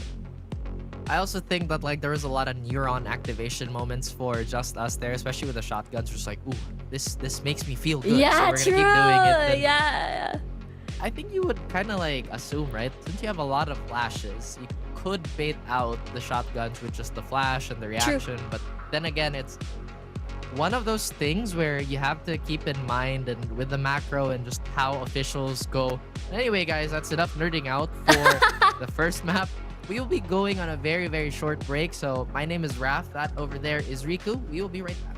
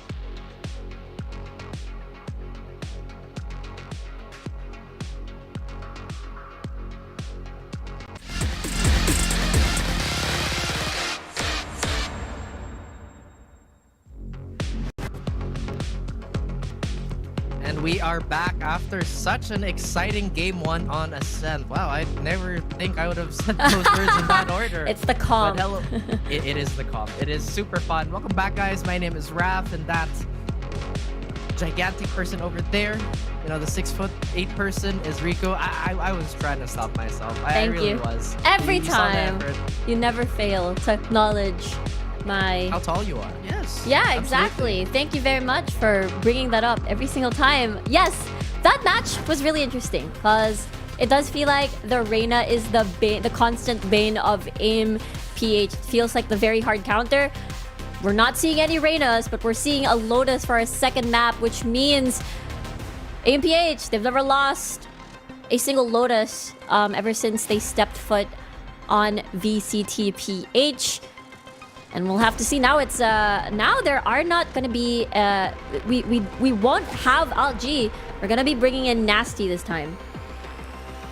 I'm thinking about that stat though. It's like they have such a good presence on Lotus, but can't really translate really well on all the other maps. So what is it that they're doing here that they should really, you know, try to ingrain in themselves and, you know, just to get better at the other maps? But going back on the comp, we do get Nasty back. So, you know, that anti-flank that you wanted to see so much, and the Sentinel play is finally on the field. And I think one thing I really want to see for AIM, if they want to take this to map number 3, is more of the Magic's clutches, the Magic's multi-frags within the rounds. We couldn't really see that earlier, but maybe the Lotus, this map, might enable that somehow. How is a good question for this is Yon Peak and company. They will hold down to this. And Nasty's actually on that Killjoy. I would have expected him to stay on that Cypher, considering Cypher is pretty hard to deal with on this map, as that stun might be massive here. Jumping into the loving arms of the defenders is the rest of JustUs. Second Love all alone through this door. Might actually take a few scrappy fights here. That sentry is going to take so much HP. Again, that is where probably the turret is going to be at its most powerful. No armor on a pistol, you're going to have a lot of problems. Yeah, that was very painful without armor. And APH, I think they're really consistent when it comes to pistol rounds. It's what happens after round 4 and beyond is always the question mark for APH. They look really good at these earlier rounds, but the pattern seems to be like they've fallen off. So with that said, really good start for them. Let's see how they do this aggression now as they push forward onto a main question mark. I mean, that just means that their aim is really sharp. No pun intended. I just realized what I said. Ha ha ha. Nice one. It is no funny business whatsoever as they try to cross this. Beautiful job getting rid of that nano swarm. And Repulsive, despite getting that entry kill, will get shredded to bits with... Spike down. Goodness, Nasty and his Spectre, and just super trusty. But Second Love, don't give this man too many 1v1s. JustUs is just as mechanically inclined as any other team. Again, respect the Sheriff, can't really line up the shots. On peak with easy insta-kill. Could have looked, actually that looked really good for JustUs at the beginning, but then again, the discipline and just the mechanical prowess of Nasty carrying the day. Yeah, and I think that's going to be very important, right, when it comes to round 4, because Killjoy ult, lockdown is very good when it comes to the retakes. I think Nasty is already more than halfway to his lockdown. So imagine if you get C control, you get an orb, then you get a couple of kills. And then boom, you have a very good retake option come round 4. But we'll have to see. It's still round number 3, and it's bye round for JustUs. Bye round. It is. And wow, the Outlaw actually just penetrating that wall enough to get Lloydream out of position. Again, that is a bit of an anti-flank, but they could overrun the seaside here. Although this close angle is going to allow the Spectre to do major damage. Still waiting outside of the site. The crossfire. Oh, Nasty barely dodging that too. With the halo around his head. Sending someone else to heaven, not him. And JustUs devolving into a 3vx situation. 3v5 rather. Yeah, you gotta love that paranoia timing as well. Good thing no one's there to catch anyone after this door opens, but there's 2 members on B. They don't have a lot of time, and while this map has a lot of easy access to get through one point to another, they're crawling with MPH members. Crawl as long as you get to the end goal, and somehow this bonus is just not translating for JustUs. This should have been their round, but the Outlaw and the rest of the weapons are just too accurate. MPH, as we've said, if only they could do this with the other maps. Yeah, I think we're beginning to see why Lotus is their best map, and I think the reason why they haven't exactly played Lotus, I think on the regular season, I think they only played this during the qualifiers. So imagine now it's finally unleashed. I know it's a bit too early, but we talked about round 4, which is so important to get that 4-0 start. Nasty only needs 2 kills, 2 orbs to gain access to lockdown to increase space. And now C, though, is gonna get constricted. Constricted like Predator, unfortunately. But wow, what in the blink of an eye? AIM just annihilate the forces of JustUs. I was about to make some sort of snake reference, but Ouroboros apparently is JustUs end up eating themselves alive with that funnel. What is that? I know! I have my hands on my face out of shock, and yeah, that's a very valid reaction. Get that timeout on board as we check out the replay. The paint shells, the door opening, the sandwich play that AMPH did. Again, just beautiful, swift and decisive. And imagine, that was supposed to be guns carried over, but because they lost the previous round, the bonus of JustUs was just completely dismantled. An expensive round over expensive rounds. It's a timeout. Understandable. I mean, I think this is like a common problem too with newer teams. It's like they have one really, really good map. Yeah. And then every other map is just about okay. Yeah.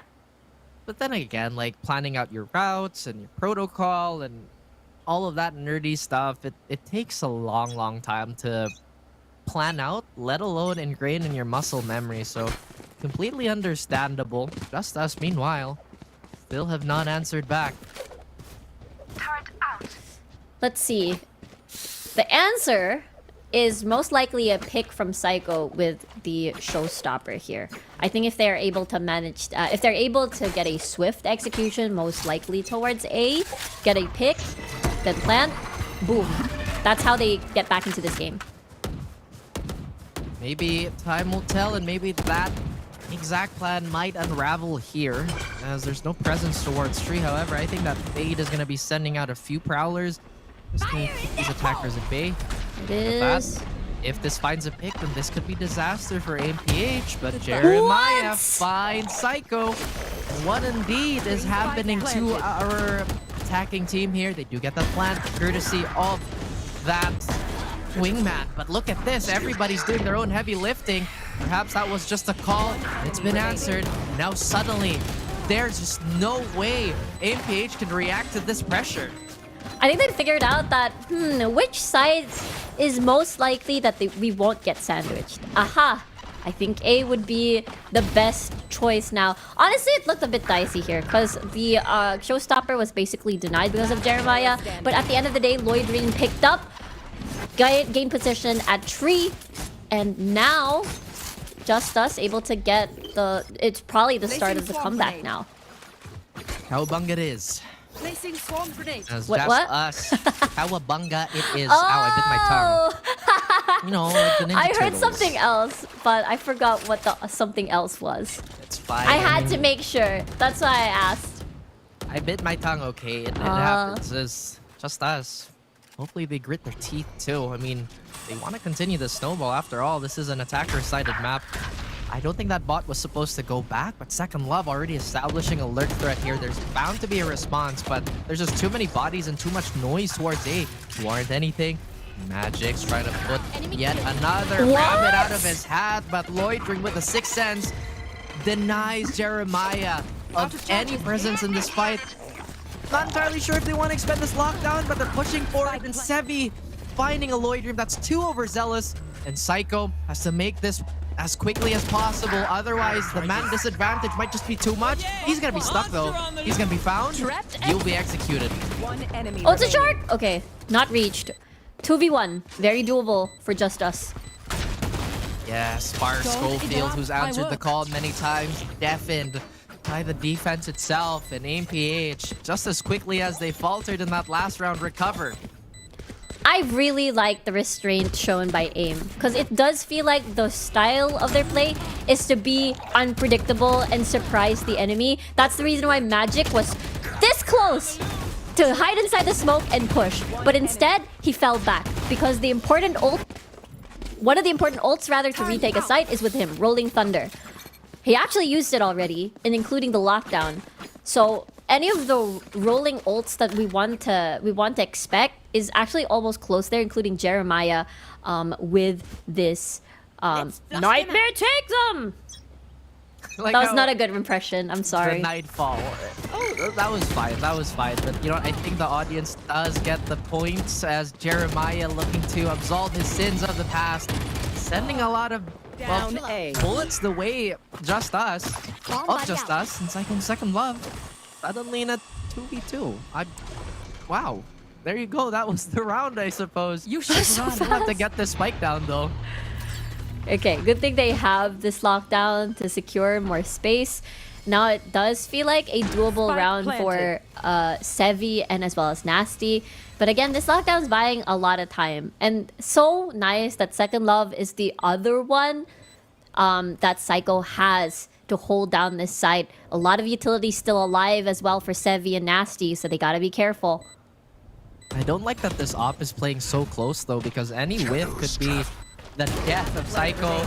And as I mentioned, as it comes to life, the alarm bot plus the paranoia, it might just be enough to get Second Love, and it looked so good again. But AIM-PH, I guess they want to continue the trend of going 3 maps. I really love the swap in, swap out of Alt G and Nasty. As we take a look at that replay, it looked really good, by the way, for JustUs.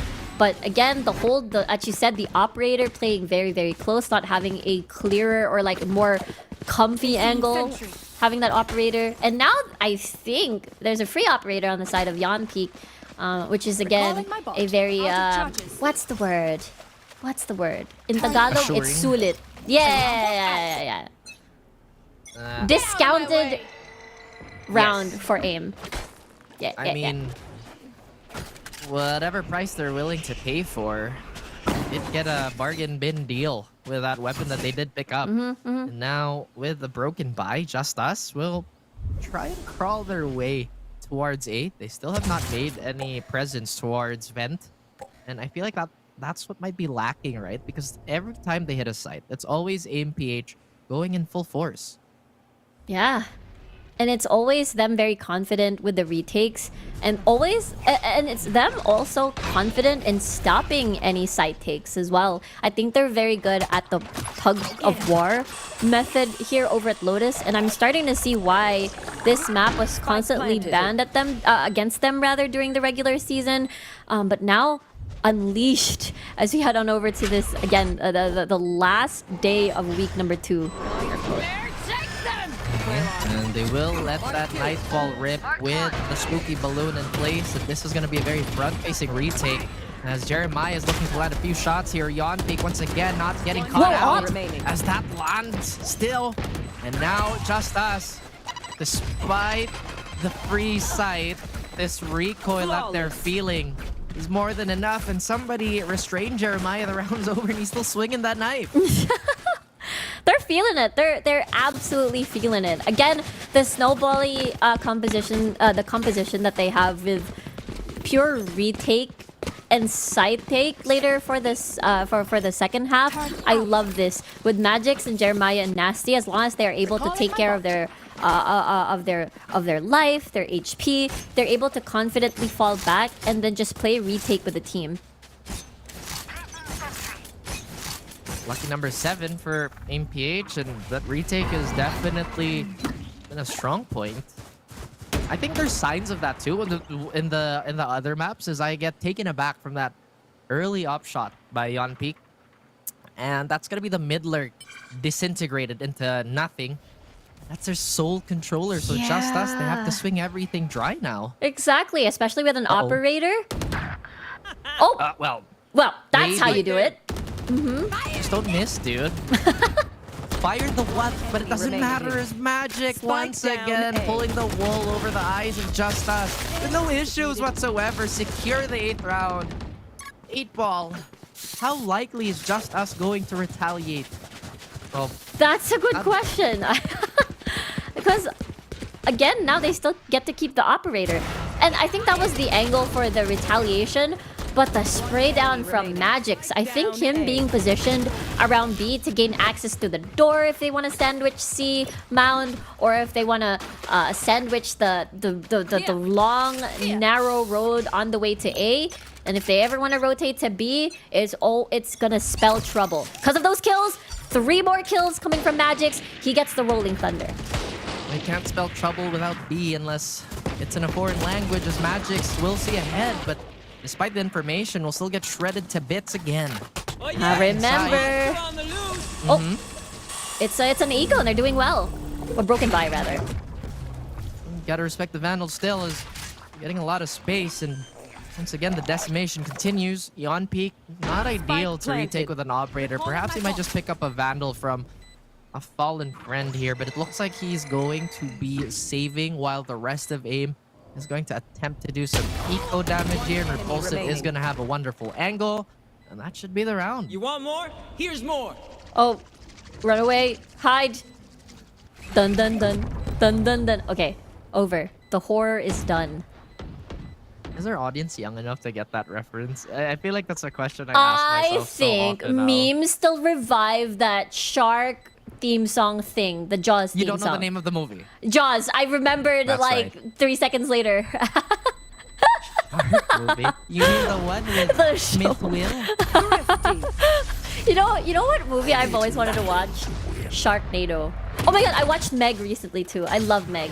Is Meg good? I heard it's like a really well, you know, I mean, a movie about sharks is almost It's always good. campy. Yes, that. Good that or campy, either way, right? Sometimes it's so bad, it's so good kind of That's movies. what Sharknado is. It's like, I've never how could this watched. happen 5 more times? There's apparently like so many Sharknado movies. Let me look that up for you. I'm so happy. I wish there were more shark monster movies. There are 5 Sharknado. Wait a minute. That's great.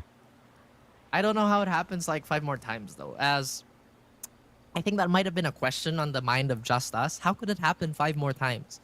As they are going on a 6-round gap, and hopefully they will answer this. I don't even remember if Just Us was not too bad on this map, because it looks like AIM PH is just so dominant. I think this is their specialty. This is what they brought to the table. They were definitely excited to play this, and now they're showing them the reason why they're so good at this map. I know, yeah, I said 100% win rate, but before this game, they only played it twice in this split. But still, this is a very 2 for great 2. showing. Yeah. Now it could possibly be 3 for 3. Well, AIM PH looking to be the Sharknado of Just Us. Looking to Stay safe. again be merciful. Just Us, I'm not entirely sure, because this is supposed to be the strong side. Their defense might just be as powerful. Yeah. Maybe the secret was the Reyna pick. I mean, not having a Reyna, lose. Having a Reyna, win. Second Love getting a few kills, perhaps win. Maybe them pushing far forward is the key here. They might get another pick off onto Sevi. And, you know, before this round started, I was about to say, they can actually finish off round 11 with a strong win, because they have a lot of ults so close to coming up online. But with everyone dead, how are you going to charge them all up? How are you going to charge them all up? With a few kills, perhaps. As Yonpeak sees the sweater of Har Schofield and is going to wish him happy holidays. It's only February. And now he's worried about that flank. Not for too long, though. I wouldn't be surprised if they go for a safe ball here. They do have enough to buy more. 2 heads pop out, and a third, just like a Hydra, will make Just Us the conquerors of this round. Last round PH in the half. still in a very, very healthy lead. In fact, I feel like if they can just keep this 8-4, or at least if JustUs can keep this at 8-4, I think it'd still be decently competitive. Yeah. A 4-round gap is so much closer because when you win pistol, and you increase it to just automatically 2 more less of a gap, I suppose. So it's not too bad for JustUs right now. But if it's a 9-3, that's when it gets a little tricky. We talked about the ult, Rolling Thunder, lockdown from the shadows as well, and almost nightfall. No, so far away from that, but we'll see. Oh my. No darkness to speak of, and oh my indeed, as far as Schofield wants to get a bit on that action, as Jeremiah will answer back. Now that Operator has been discovered, Nasty. albeit not the way they want to discover it, and Nasty, despite being so consistent, has an uncharacteristic witch that They had JustUs and ult! only. They had ult! Yeah. Everyone who had ults are dead now! Player standing. Oh, wow. Okay, well, again, it gets reduced to Pandemonium, and Jeremiah with 13 health could still land a few good shots here. But look, they just avoid it. They just go somewhere else. Oh, they left a spike. Okay. Well, unintentionally, might just create some sort of guessing game here for Jeremiah. Yeah, staying at B would be the safest choice. Easier for you to traverse through the entire map with such a big map. But anyway, Raf, I felt like AIM was ready to take this to 9-3. They had Rolling Thunder, they had Lockdown, they had all left. the abilities for a beautiful retake. And I think they got a bit antsy, no? Like they wanted to push, they wanted to catch people off guard. Maybe that's the approach and why they, sent the ult, the players that had ult online. And now with 13 HP, there's nothing you can do. It's definitely going to be an 8-4 here. I agree. I mean, it's always good to play outside of the box sometimes. Nobody expects that many curveballs in a row, I guess. Yeah, but the thing is, AIM is just really good at the retakes. We've seen that before, and that's why they had a huge lead. But now, with the switch sides, I think this is one of the other tests on how did AIM-PH perform really well on this particular map. But JustUs feel like they've grounded themselves now, or like they're really good at punishing some of these over-aggressive approaches, I suppose. And now it's AIM's turn. Because I feel like there was no reason to really walk up that far. Yeah. You could have created an advantage for yourself, and obviously I think Repulsive could have made the call to just keep it a 2v3, but again, momentum is such a deceptive thing, right? You have to know when to kind of put the brakes on. And now AIM-PH on this attacking side. I really forgot that was still their defense because they're so far forward and far Yeah. But again, remember, AIM is so good at these pistol rounds, so it could be a chance. That could be a big chance, but as we say that, they just get caught out like plate pigeons here. And it's a shooting gallery. Nasty with the classic, and the turret that's facing the wrong way won't survive for too long as Lloydream from behind will just give him a gold smack, and just let them try. Now it's competitive. I would not be surprised again if AIM-PH go for a slight force buy here. Yeah, they're very close to the double digits. And I guess JustUs gave AIM a taste of their own medicine earlier, where they really like to sandwich, use the doors, and hug mound into a crossfire on the person at the site of C. It's so weird saying it that. The site of C. It's so weird. Anyway, JustUs though. That'll be the site of the attack. The site of the attack of C. The C area. C. The C. See no evil, hear no evil, as no info's been given, but a sudden swift shot from Yon Peak and Nasty will soften up this defense and even give themselves a few upgrades. Now they have a free B site. They're still trying to hold down that door, but double dipping without armor is really not the best idea. They still managed to hold on, but post-mortem, Psycho lands a fader. And he's still alive, but Sevi, he's also as quick. 1v1, a Spectre and a Guardian. It's speed versus precision. And he has to run away and he gets stuck. Oh no, door stuck. Door stuck out of the way. Ah. He couldn't make it. It's like, oops, sorry, door is closed. That's so sad. Yeah. Womp womp. Womp. That was definitely a womp womp moment. out of my way, son. My goodness. It looks so good. I gotta get out of here. Last player standing. But this one's really good wow. too. The paint shell before the door closes. And of course, Second Love's timing and the unfortunate timing on the door as well. And that could have been an aim win here. But because of that, JustUs has a hero vandal now on Repulsive. And that was a mighty fine yeet if I've ever seen one. As JustUs with the lesser weapons again. And as you mentioned, there is that hero vandal, but I feel like they could have upgraded here on some of their players, but bonuses are bonuses. AimPH looking to go on an NPC site. JustUs maybe taking a play from the playbook of AimPH here as they go for the spray. Okay. I mean, anyone would be rattled seeing 5 people immediately right in front of you. And here comes the retake. It's just everyone coming from the same direction. There we go, though. Psycho with that well-farmed ult. Nothing's gonna stop him. Not a mosh pit, not a mark, nothing except himself for whipping. The rest of his team is here to pick it up, and Yonpeak so quick. Ooh, fancy footwork by Lloydrin to get that vandal. It's still not giving him any result whatsoever. Par Schofield has his own weapon here. Tries to push for CT, but Jeremiah knows that he only has to play for patience. 7 bullets and a few dwindling teammates is all he has. Swinging still, but time running out. And Par Schofield, despite his efforts, can't get this defused no matter what he does. And can't even get the shot. Ooh. Expensive, only keeping a bulldog on the side of aim. I think that's one of the best outcomes that JustUs could get from that. And now half shields. We're seeing a lot of half shields on the side of aim just because they couldn't transition most of their weapons over. When are we gonna get a full buy? This just has been such a scrappy game. It's... Yep. As expected, right? Yeah. Alarm out. That's interesting, because I kind of lost track who had the bonus there, right? 'Cause they had Pandemonium with the nade in the 1v1. And it looks like they're still continuing this type of aggression, but this time towards C. Look at JustUs, though. They're being a little more defensive. A lot more presence towards this door. And AimPH are still not backing out. Oh, I remember who had the bonus now. It was aim. Yeah. I was confused myself, honestly. But then I remembered as well. Now a slow push, Raph.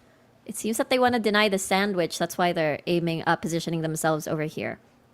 No more aim sandwiches. Not this time around, but Repulsive might need a little bit of help here because Jeremiah does have a Prowler. If he makes any sound whatsoever, then he might just get cleared out. Jeremiah is thinking about it. And now they have a little bit more presence towards door. No pushes whatsoever, as they're just kind of baiting out reactions. I think Magic's tried to cross, but he got stuck again. Yeah, I saw that too.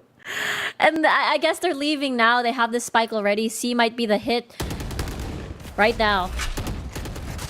30 seconds Is it left. though? I mean, it's bamboozling everybody. The paranoia is beautiful, but nobody to follow up. And Jeremiah is still here. He might actually catch one off guard. The Jet might actually get him, but there's no height on that position. Yeah. Perhaps maybe caught a jump timing. I don't know. JustUs off screen being the terror of the waters for AimPH. And you did mention these prolonged rounds just not biting well for them. They're forced to plant. Can't confuse the attackers here. As Second Love denies it, he has to run away. Oh, that's done. Yeah. They just have to hold. There's no time. And that's going to be a round win for JustUs here. And yeah, just as we talked about earlier, I don't think the red timers are in favor of aim at all. It does feel like JustUs is just so good playing off of these. They take advantage of that chaos and then they just deny any of the plant whatsoever. I feel like aim is not doing enough to Placing alarm bot. create a launch pad for themselves on these 30-second hits. Because that's exactly what you want to do. You want to shut up the rest of the map, freeze defenders, and overwhelm with numbers. Or at least that's the basics of a hit like that, right? And it looks like they're going to try and pull attention here. Yonpeak nearly puts himself in danger. I don't think he knows how many players are behind this box, but they'll have to crawl out. The smoke is there. Absolute pandemonium again, and Magix, despite all of this, gets clarity and will shut down all these players from JustUs. Jeremiah has crawled up, and AimPH almost assuredly taken this round already. Yeah, look at them go. Magic's having a moment there earlier. They're gonna go to B instead, but because of the amount of kills that he racked up, if he kills Lloyd Dream, he's gonna have ult immediately for the next round. There we go. Rolling Thunder online. Will materialize. AMPH, they wrestle control away from JustUs. Like you mentioned, the Rolling Thunder might just aid them in again, just a brute force hit on any of these sites. I think B is right for the taking here. Although the economy again on JustUs just can't catch a break. Yeah. If nothing happens here for JustUs, if they can't get a pick or two, then the issue is it's gonna be what, 11-7, and with the double digits already here for AMPH, it's gonna be a bit difficult. Like, imagine if AMPH sort of not necessarily layer their ultimates, but be a bit more smart about their ultimates. Like, okay, I'll use Nightfall for round 19, but round 18 I'll use the Rolling Thunder, and that would ensure rather you get to match point here. So you're saying managing your ults will win you the game? Shush! No, because there's also the option of layering your ults. Nasty gets the lockdown because he's only 3 left. 3 orbs left to come for this to be online. So that's also an option. That is true. I mean, yes, you could go for one killing blow here, and I think what will dictate that is if they get early picks towards JustUs, which I think will be likely. I mean, they do have the sheriffs. At the same time, we kind of don't want to push the eco weapons willy-nilly because that's where they shine, right? Yeah. And when this alarm bot goes off towards A, I think AMPH is just going to full send towards C. Here we go. I might have just spoken that into reality. As they jump in, but no resistance whatsoever. Oh! Nope, I lied. Second Love has one shot. That was the shot to soften up again, to weaken this offensive endeavor. The smoke is going to be there for Sevi. Everybody else has already planted their feet, albeit a little late, actually. Never mind. Yeah, the spike is ticking. It's out in the open, and that's the reason why AIM is playing on site. Oh, they're gonna run it down, but now the trades, they're still going on here. Psycho, way. who's been a hero. 4v2. The cape again. The Rolling Thunder you talked about, this could be massive. But the Cloudburst is just enough to keep them alive. The numbers are still definitely in the favor of JustUs. They have to peek this diffuser, but still patience in the midst of everything. Second Love picks up a Phantom. The flash is gonna be there, but for some reason they can't clear it off. And AMPH, they stumble. JustUs will win through the power of just sharp shooting. That's an expensive one. Like, okay, AIM is able to have leeway economically to buy more guns after losing everything.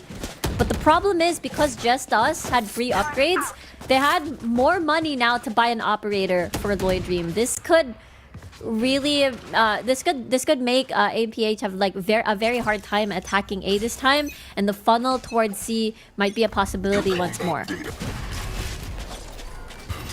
Likely would that be though, as again they really want to keep ulting towards C and JustUs. They respect this a lot. I mean, it's been so long since we've actually seen JustUs economy stabilize. They don't want to give that away. Yeah. And Magix, he's crawling up alongside Nasty here. They're wary of that high-low position, which has been seen quite a few times. And despite his performance in that previous round, Second Love just can't stop the push. Yeah, interesting too. I would have thought that Nasty, or rather Second Love, would want to back away because lockdown was about to be in place. Bring them down. Well, where is it though? As JustUs. Oh, they're going for a save call. Okay. Operator. I don't know why I said it that way. Operator. I was about to say operator for some reason. The weeb that I am. Yeah, exactly. You've exposed yourself. I did. So I had to switch midway. But this is a very understandable call. And it's so fascinating to me that the Thrifty earlier was amazing. It was still the same call from AMPH to still go for C. The scary part about the next round is that Nightfall is still intact. Lockdown is still intact. So JustUs never had the chance to force anything out of aim this time around. Okay, operator's still intact, so that's a good thing, at least. And we'll crush it. Oh, those early fights just really did not pan out in the long run because you saw how quickly they had to exit. And now they have to work with a Bulldog. It's not the end of the world, but you know they would have wanted that round because now AMPH, they know that JustUs is slowly hemorrhaging away their money. That's my job. And this operator has to find value in the first 30 seconds, especially with this brisk pace, right? Yeah. Look at this position. The sandwich could possibly happen here. There's the paranoia, the door could open, and I think that's why they're pulling away. They are pulling away, but Jeremiah is on top of it. He does have a Nightfall. This could very well spell doom for JustUs, and I think this would still be a wise investment. If they don't check this corner, Psycho just has to pull attention. This could be an easy 3K. They're already going for it. Trigger discipline. Repulsive is here. That's absolutely disgusting from the rest of JustUs. Spike down. Attacker spawn. Executed the same PH. They're lost for words here. Nasty. As long as you give him 1v1s, you might just have a good chance of winning it. But the spike is in no man's land. That's already a third for him, or a second. 55 seconds left on the clock. A mad sprint, a mad dash towards one of these sites has to happen. But perhaps C might not be the best choice. Look how much utility is surrounding that entrance. Yeah, alarm bot on B, C with a turret, and an operator on the side of Lord Dream guarding the entrance to A. This is the perfect setup to find out where Nasty is going to be going. Oh boy. 30 seconds left. Again, with 30 seconds left on the clock, the rest of the map is still available, but that that turret is going to expose his position, or rather that getting eliminated from play. It's just going to alert JustUs. I like the patience here by Nasty. He still has a lockdown here, so that's going to burn precious time. But they might need it in coming rounds. As long as JustUs play this smart and play together. It's so close, Raf. It's super close. Very competitive. Finally, all that saving has gotten them a win with up. And I think it's all due to the fact that on top of the numerous kills, I think Nasty was able to almost recover this round for AIM. But the issue was, it is the Sentinel, it is the Killjoy left with just a lot of utility still at the entrances and one operator surviving. So it's just one of those things where it's the ideal 1v2 scenario to protect a 3-site map. So here's the thing, right? If they use their ults, they wouldn't have given JustUs the chance to build their own bank. Yeah. And now it's somewhat stabilized, so they can trade ults. If they chose to do that, then Yonpeak nearly gets taken out. But they have discovered where Schofield is. He will have to run back to his hole. And he manages to survive. Oh my goodness. So much utility. Yeah. Let's see now, though. More space for AIM to go either to B or to commit to A, but there's just a lot of members nearby already for the response. It is the entire club. And once again, those ults that you were talking about, the Rolling Thunder, just not there anymore. They had their window. But AMPH, they don't want to freeze here. JustUs, I think they've not had the greatest success coming in from height. But this post plant, they try to bait something out, some sort of response, and they're respecting it. They're playing super clean. You should run. I think they were trying to get the lockdown at least immediately so that they get the time advantage. Spike's not... Yeah, not yet. Not ready yet.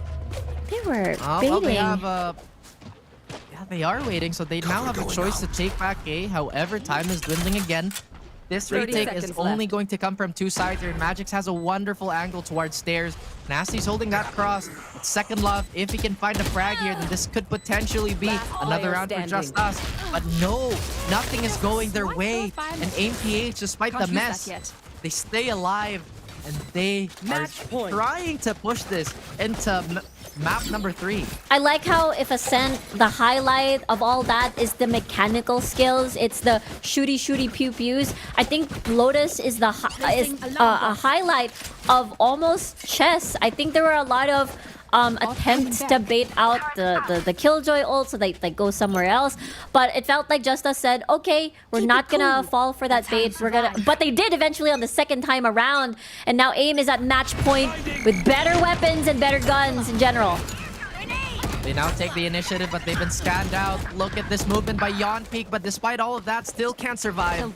Jeremiah will eventually snuff out the Jet, and the rest of the team is moving towards C. And look at that, Second Love has no idea. The rug has been pulled under his feet, as Magic's also setting up a lurk threat here.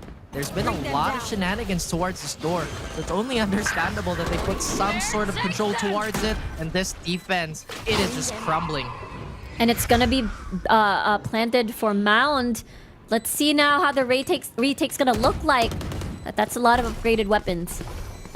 Why do they like fighting through doors so much? I mean, there's now Crossfire here. They can't get tunnel vision. They can't land the shot, and they're stuck again. The routing is just too much. And Jeremiah will finish the job. And now we have a third map on the board. And the trend, the pattern of today continues with a map number 3. Honestly, this continues the Lotus 100% win rate of AIM-PH, and we can now understandably see why a lot of the teams decide to ban this against them.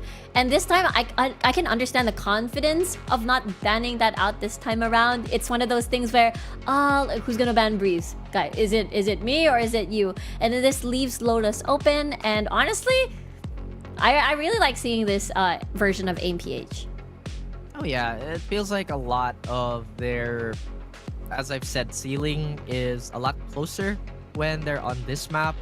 And that out of the way though, they definitely need a second map to be a good one. Rather. So now, stats, numbers, excitement. Magix! Magix was able to, again, he was the he was the guy that's always standing by the door, just because of the flash that he can supply and the crossfire with Nasty as well. And you pair that up with Yon Peak staying sometimes at C, but that paint shell is just so good, like a very big surprise factor to just really deal a lot of hurt against JustUs in these closed, actually open spaces rather. But the point is that JustUs is always like clumped together at that point. And Zero clutches once more, but we got 2 thrifties, and one of them was definitely on JustUs' side from earlier and was still a bit like dicey, but AIM-PH was still able to make that work. But they did. And I'm really liking this more organized look from AIM-PH, where, again, the retakes are a little more concise. They don't necessarily waste a lot of utility. And when they get pressured early, they don't panic and they keep themselves composed. I think that's the biggest thing that we haven't seen from them on the other maps. It's just this composure and no hesitation to really act on the information given. Yeah, exactly. I think just a lot of more, more plans ahead. And we want to see that on the next map for sure. That's right. So we will be going on a short break, guys. My name is Raf, and that's Riku. We will be right back, so don't go away.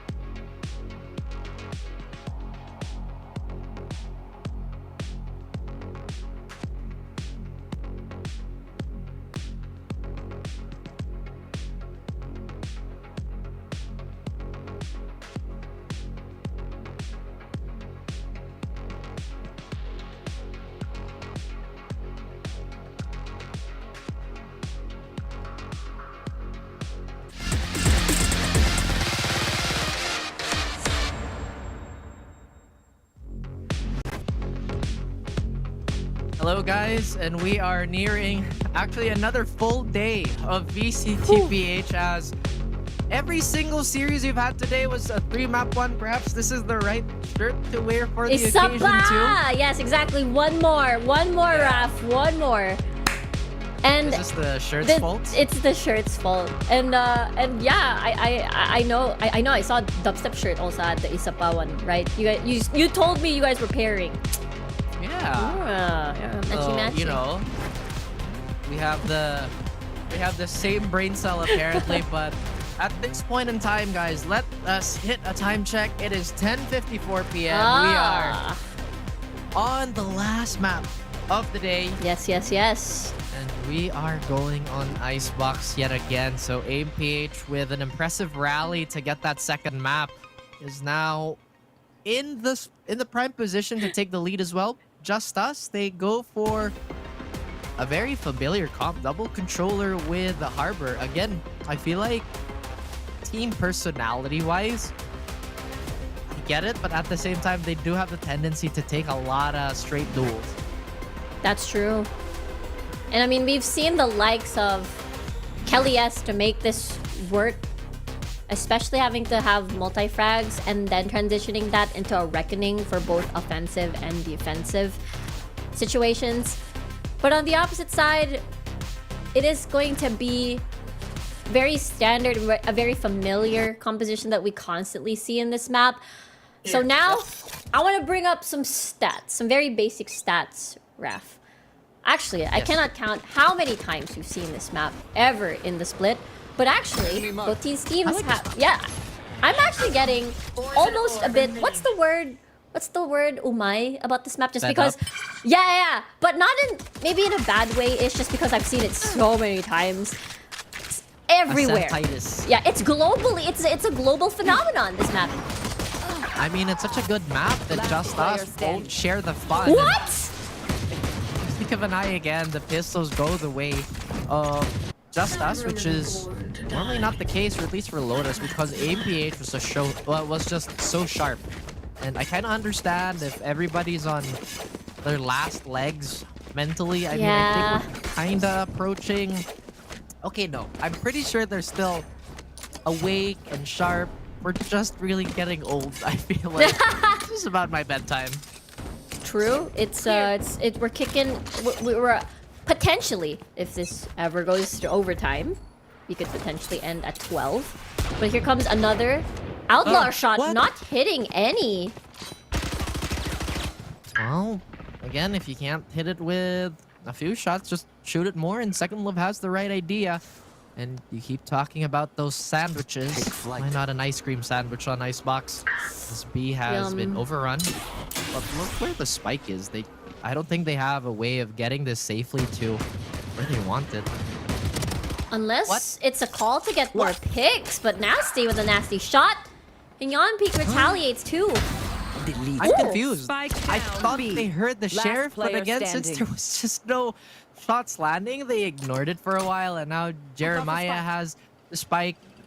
He has a sheriff. Wow! Oh, wow, again, another impressive flick. However, superior weaponry and range, still very much in play for JustUs. Although they're quite separated, I think this is still doable. 22 health though, so literally anything could kill him, even a stray shock dart. That's true. And there's a lot of tripwires and a cam.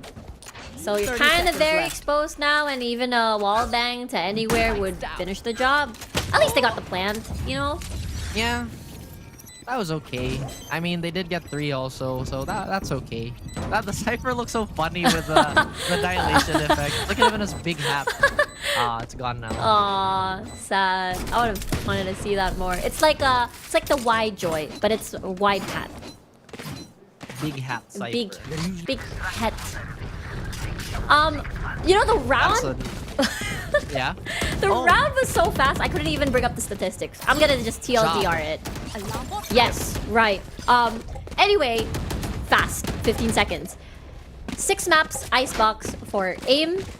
And they lost 4, only won 2. Meanwhile, for JustUs, 4 times played on this map, it's a 50% win rate. So I think they're on equal footing for this. lose more equals bad.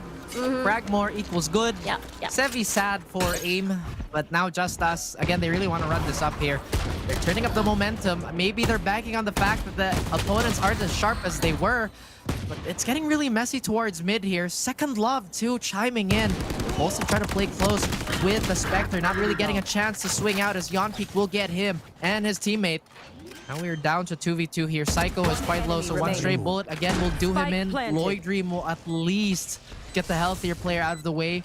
Shock Dart in place. Yonpeak isolates the 1v1, but now he is just, again, a brisk breeze away. Yonpeak, they have info on each other. Now the pre-fire is definitely in favor for Yonpeak. But again, if it came down to the numbers, Lloyd Dream just had too much left in the tank. Job well done coming from JustUs. And let's take a look at that replay again. There was just so many things happening at the same time. I think they had a lot of individual duels. And AIM, again, almost won their bonus. But because Psycho was able to get a dink, get a lot of damage off of it, which made the Lloyd Dream versus Yonpeak rather 1v1 much more doable. With that being said, Icebox, not necessarily a great map for both these teams. And I was just about to say that all these raw peaks JustUs is doing isn't necessarily utilizing Second Love's toolkit, but Second Love, he's been landing all these impressive shots. Now Magic's senses are correct with a quick adjustment towards Par Schofield. It's like they just started playing. They're so fresh still. The flash might catch out a player. Now there's a little bit of traffic here. They go for the bait and switch. Sandwich. Except maybe a fight towards the middle portion here. Nasty. Oh dear. They walk by each other. Yeah. But yeah, now, the timing. Hero theft. Dropped one. Oh man. I feel like right now, what we've seen so far from AIM-PH, remember when you said that they look kind of directionless in some of their fights? Yeah. I think it's happening again. Yeah, it does.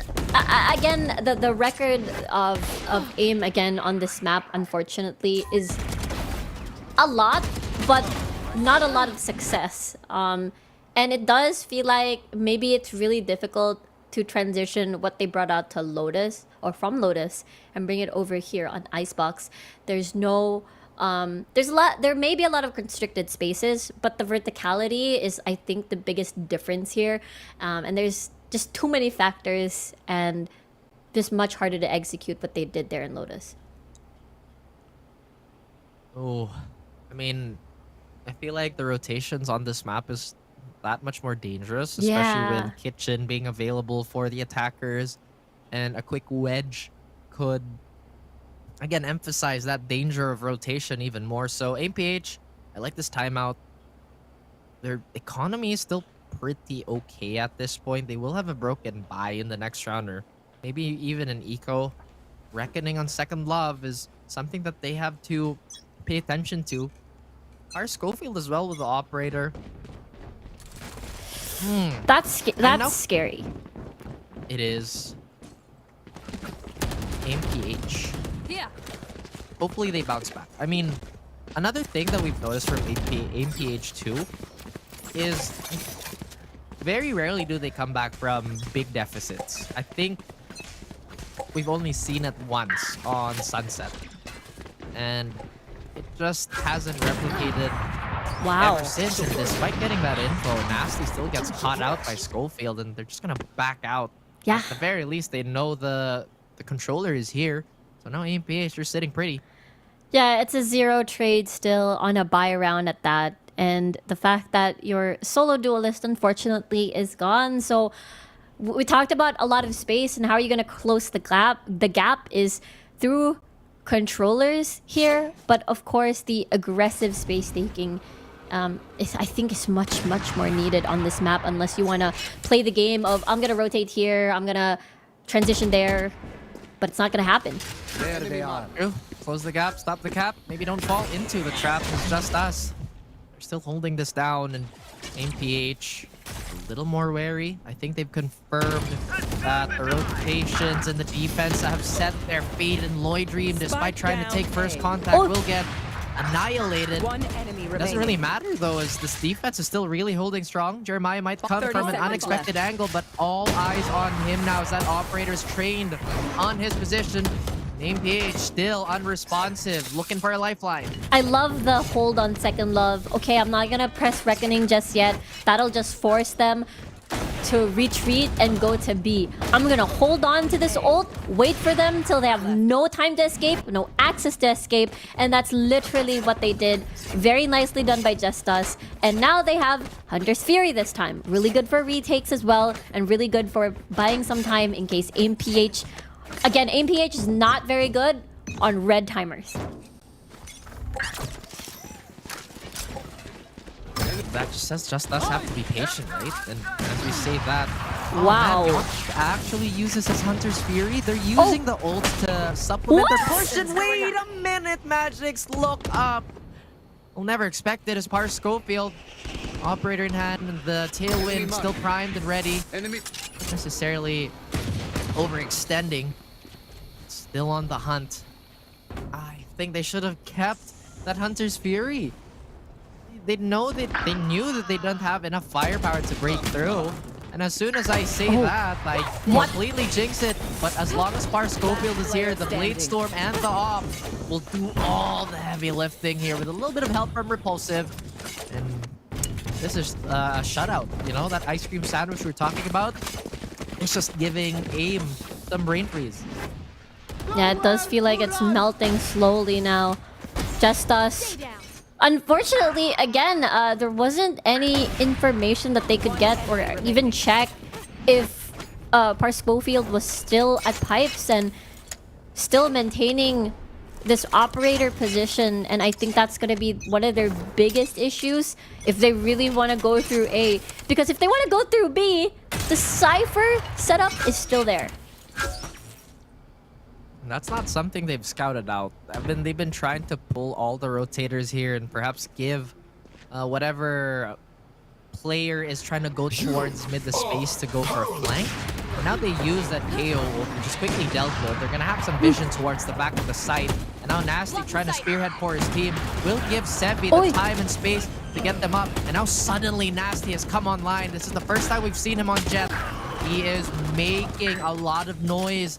The wind is just shredding and tearing the skin off all these defenders. Can't even get rid of him for the amount of time given. Repulsive in a 1v3. He knows the flank is coming. Now Jeremiah cannot land a critical shot to give his teammates an extra hand here. Even giving Repulsive time to cross. The wall is down, and Sevi's playing from height. A bit of an off angle here. Now he's been discovered.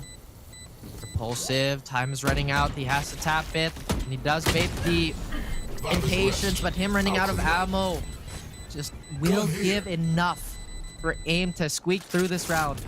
Good news for AIM is that there's not gonna be any operator. Oh, joke.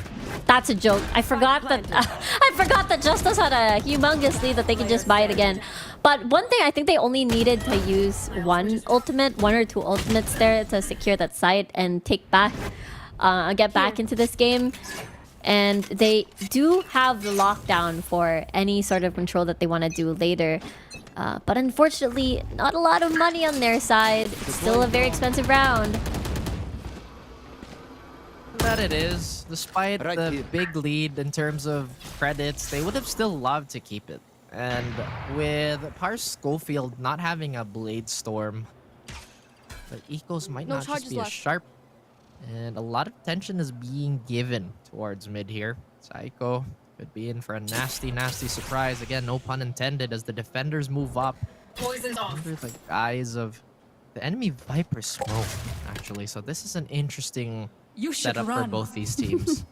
It's so funny looking at the minimap. You know, Jet, Nasty is still on top of this, trying to watch if there's anyone that's gonna rotate like literally like this, and he gets first pick.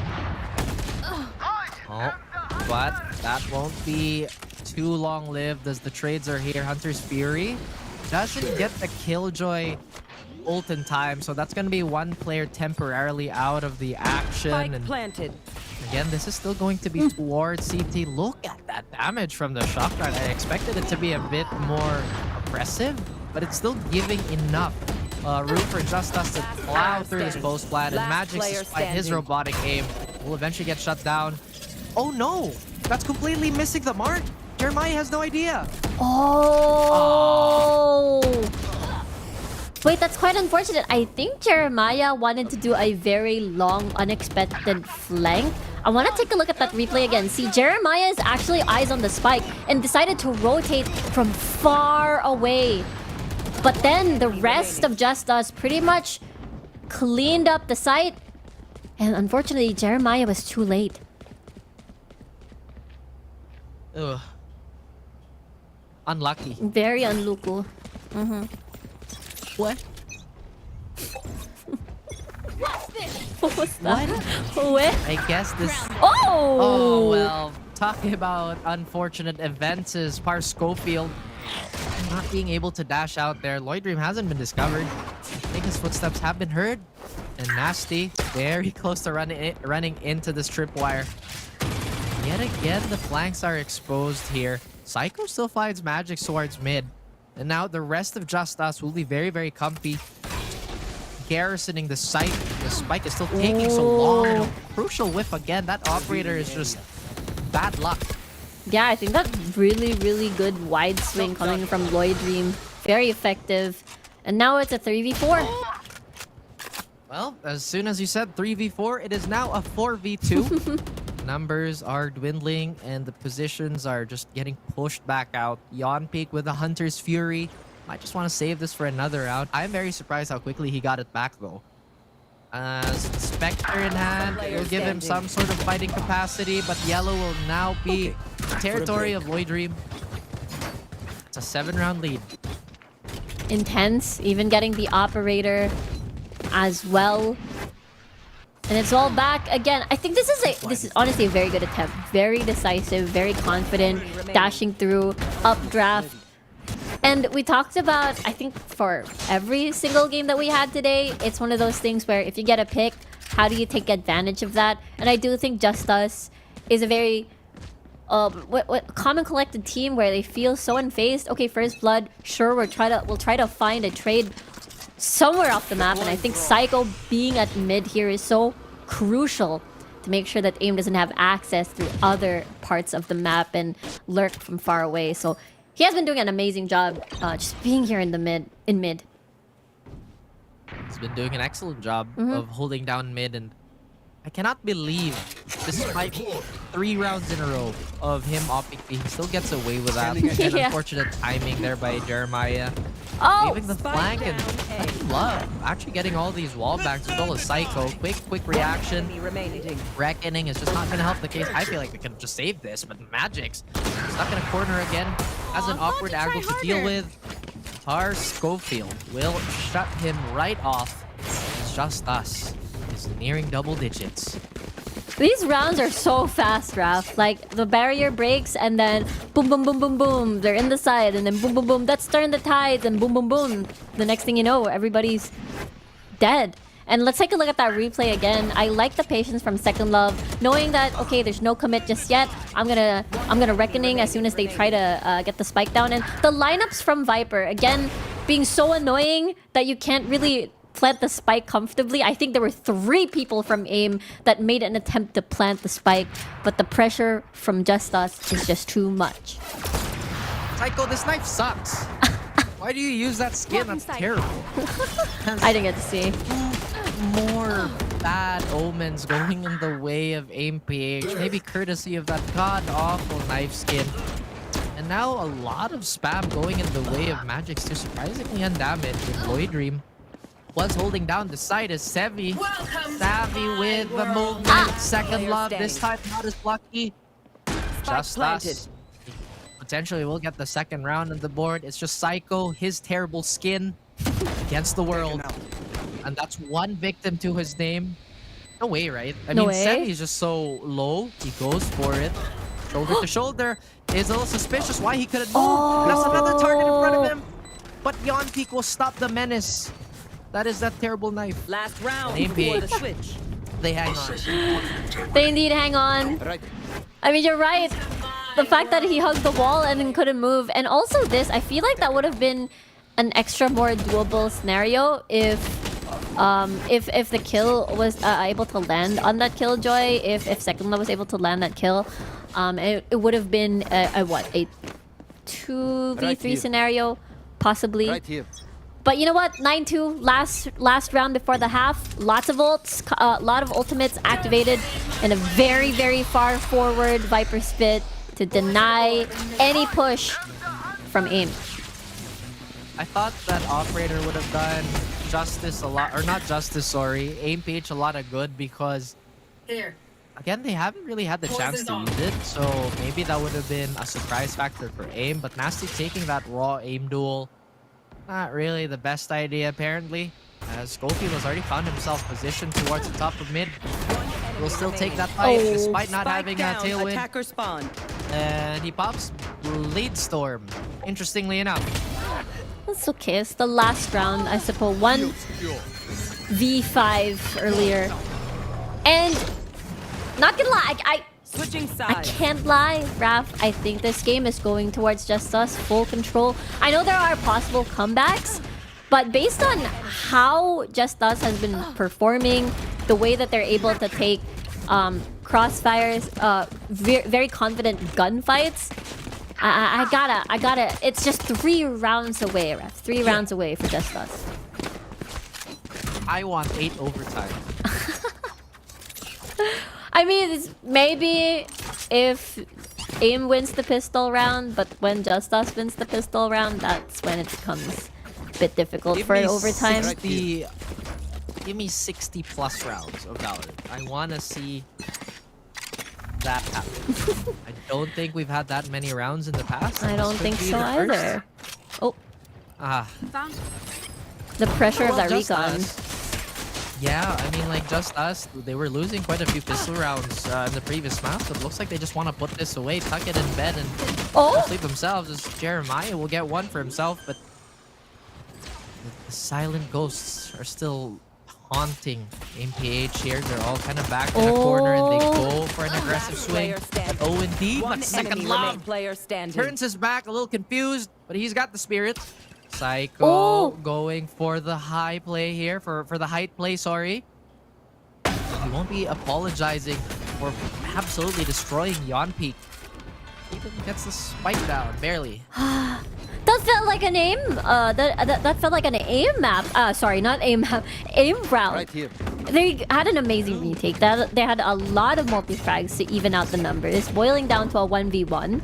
Even having the whatchamacallit, having the circle around that part to make sure that he wasn't seen, but in the end, it's still a very, very good round for JustUs, and now they've got the buys, they've got the guns, Raph. If they win this, it's match point. What can AIM do? I think, why did AIM go for a force? I mean, them landing that first kill is, I guess, a good case for it, but if they had maybe even slightly better weapons, then this could have been a different outcome. But as you mentioned, this round swing can go in the way of JustUs. It's such a fragile balance for AIM at the moment that with them getting whittled down like this, it's even looking more bleak. Sevi still has not been dealt with, has been scanned, has caught a few strays to his name too. Unpeak and Nasty. Oh, you hate to see that happen. The draw animation was too long, and now Yon Peak, despite surviving. And the shot, one body shot to get Lloyd Dream out of the way. They're trying to knife him again. They want to bring out the knife, and this time it's from JustUs, and now it's match point.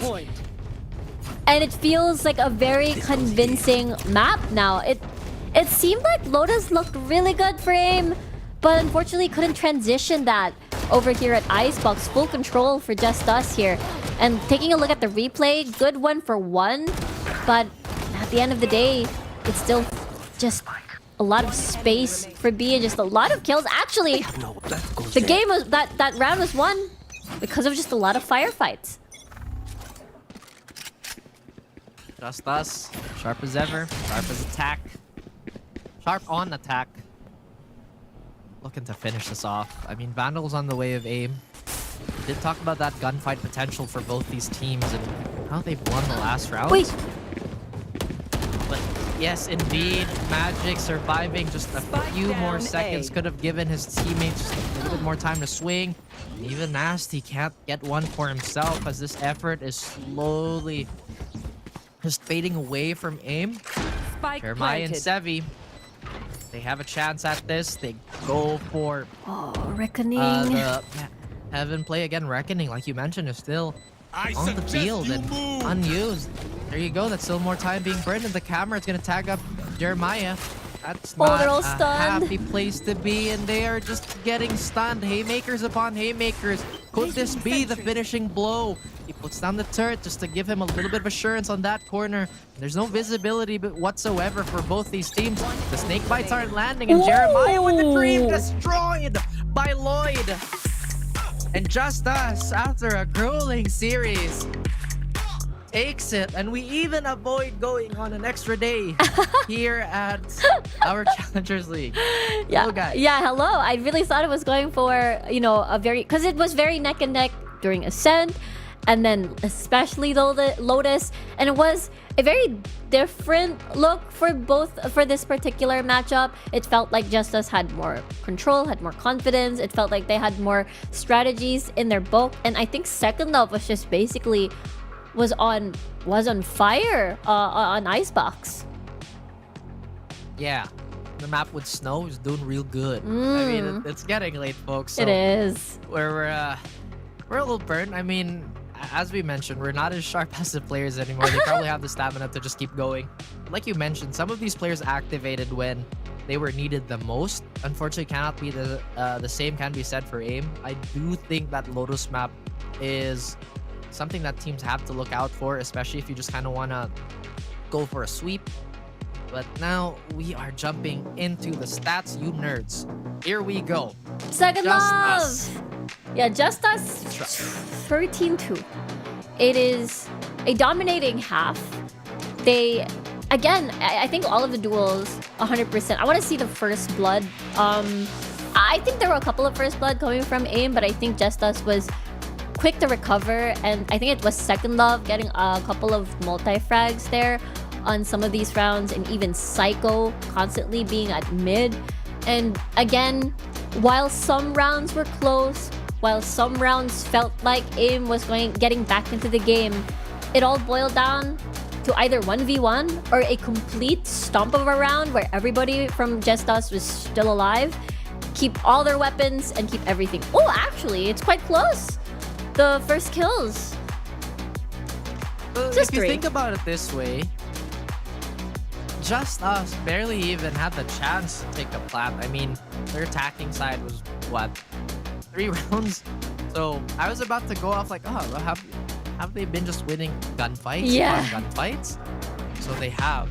And that's really unfortunate, you know, because I feel like AIM, we've been talking about their just ability to learn, and perhaps it could be overwhelming. To be honest with you, they're getting exposed to so many playstyles and so many teams that have been around for very, very long.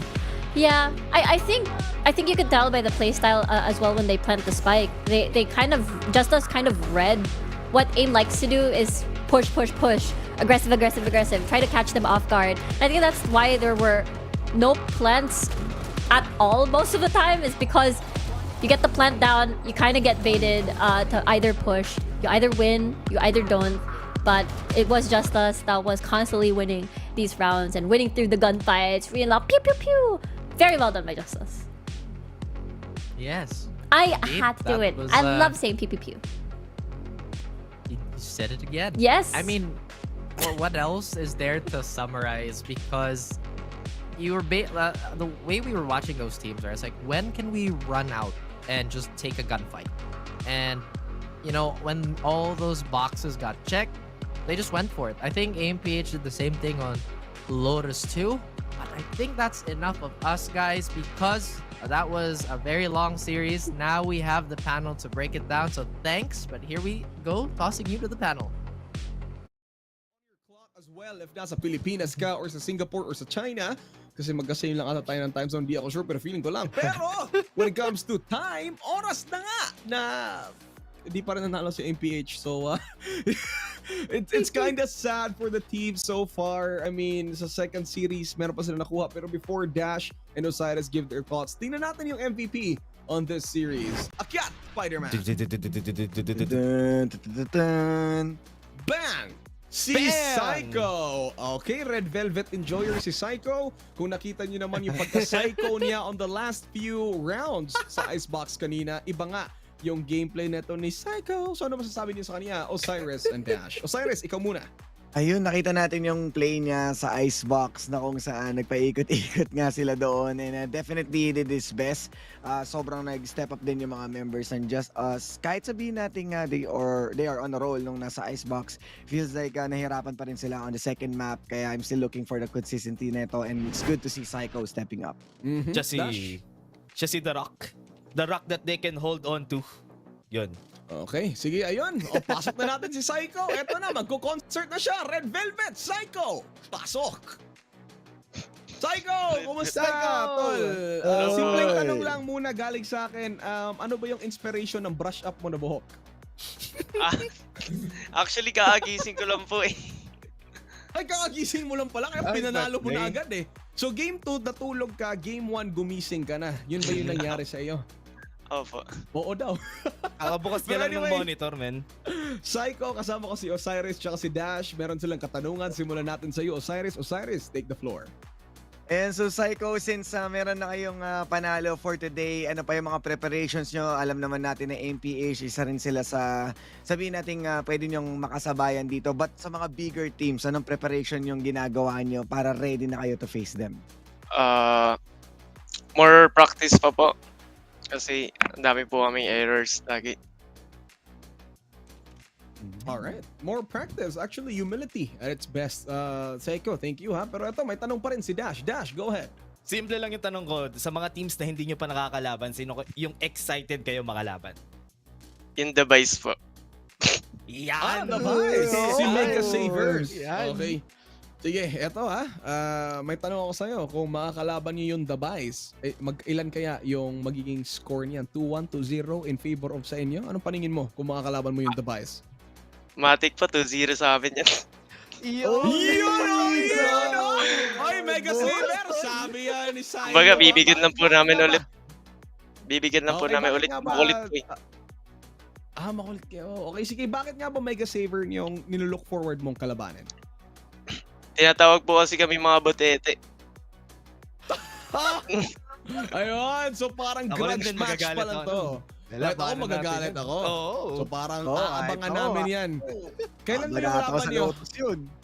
Tingnan natin kailan ba yung laban nyo. Tingnan natin muna. Alam nyo ba kailan? Hindi po. Okay, wala yung schedule ko eh. Pero basta, malapit na. So excited kami matingin yan. Psycho, maraming salamat. Pero anong masasabi mo sa mga makakalaban nyo soon in the upcoming weeks before we let you go? Excited po ako kasi nakaapak po ulit ako ng VCL and makalaban ko po ulit yung mga idol ko. Alright, so there you go. Thank you so much, Psycho. Congratulations on the win again. Congrats. And so hoping to see more wins coming from JustUs. Maraming salamat, Psycho. Thank you po. Ayun, no? So may grudge match pala tayong inaantay dito sa VCTPH. Psycho looking forward to match up against Mega Savers. So pero eto, tingnan natin yung updated standings natin so far with this second week. Especially nga, ito na nga yung last day natin for week number 2. And so far, leading the charge at the very end of our week is now Esports. Surprised ba kayo sa standings dito? Osiris, Dash, Osiris, ikaw muna. Actually, masaya ako sa mga standings natin dahil nga most of them are expected, most of them is yung mga teams ngayon, they are standing in close to each other kasi may mga teams tayo parang ina-expect natin would be staying at the top. Pero may mga shake-ups tulad nga ng OSC at saka itong Oasis na sounds like pero different standing ngayon.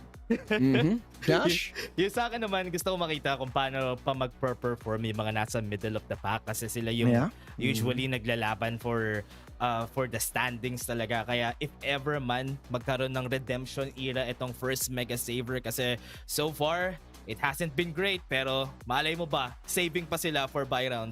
Aim pa rin. Aim. Actually. Still waiting for 1 point ng aim. Tiwala lang. May tiwala yan. Pero eto, tinignan ko na yung schedule. Mega Saver versus Just Us happening actually this Sunday. Sila yung magiging last series natin on week number 3. So parang dyan ako super excited. But before anything else, before tayo, mag-break at everything, I would like to remind everybody that Mineski Global is the official tournament organizer for the 2024 VALORANT Challengers Philippines, presented by PPGL, the largest multi-game esports league in the country. Also, thanks to our official super app, Grab. Score Grab's lowest prices ever with up to 15% cheaper fares on Grab Car Saver. Delivery fees as low as 15 pesos with Grab Food Saver Delivery. And thousands of budget-friendly meals as low as 99 pesos with Grab Food Saver Meals. Last but not least, this tournament is officially sanctioned by the Games and Amusement Board. Maraming salamat, Dash and Osiris! Pero atin nyo na nga, natapos na ang week number 2 ng VCT PH and looking forward for March 1 kung saan magsisimula ang week number 3. Highlight talaga natin yung Sunday. It's Just Us versus Mega Sunday's Savers. best. I'm personally looking forward for it. But anyway, 11:30 about to be. Walang So tulugan. we'll take a short break. Bukas mag-break kami. We'll be back on March 1. Huwag kayong umalis. Keep nyo lang yung PC nyo naka-on. Kasi kami ay magbabalik sa March 1. We'll see you the next time.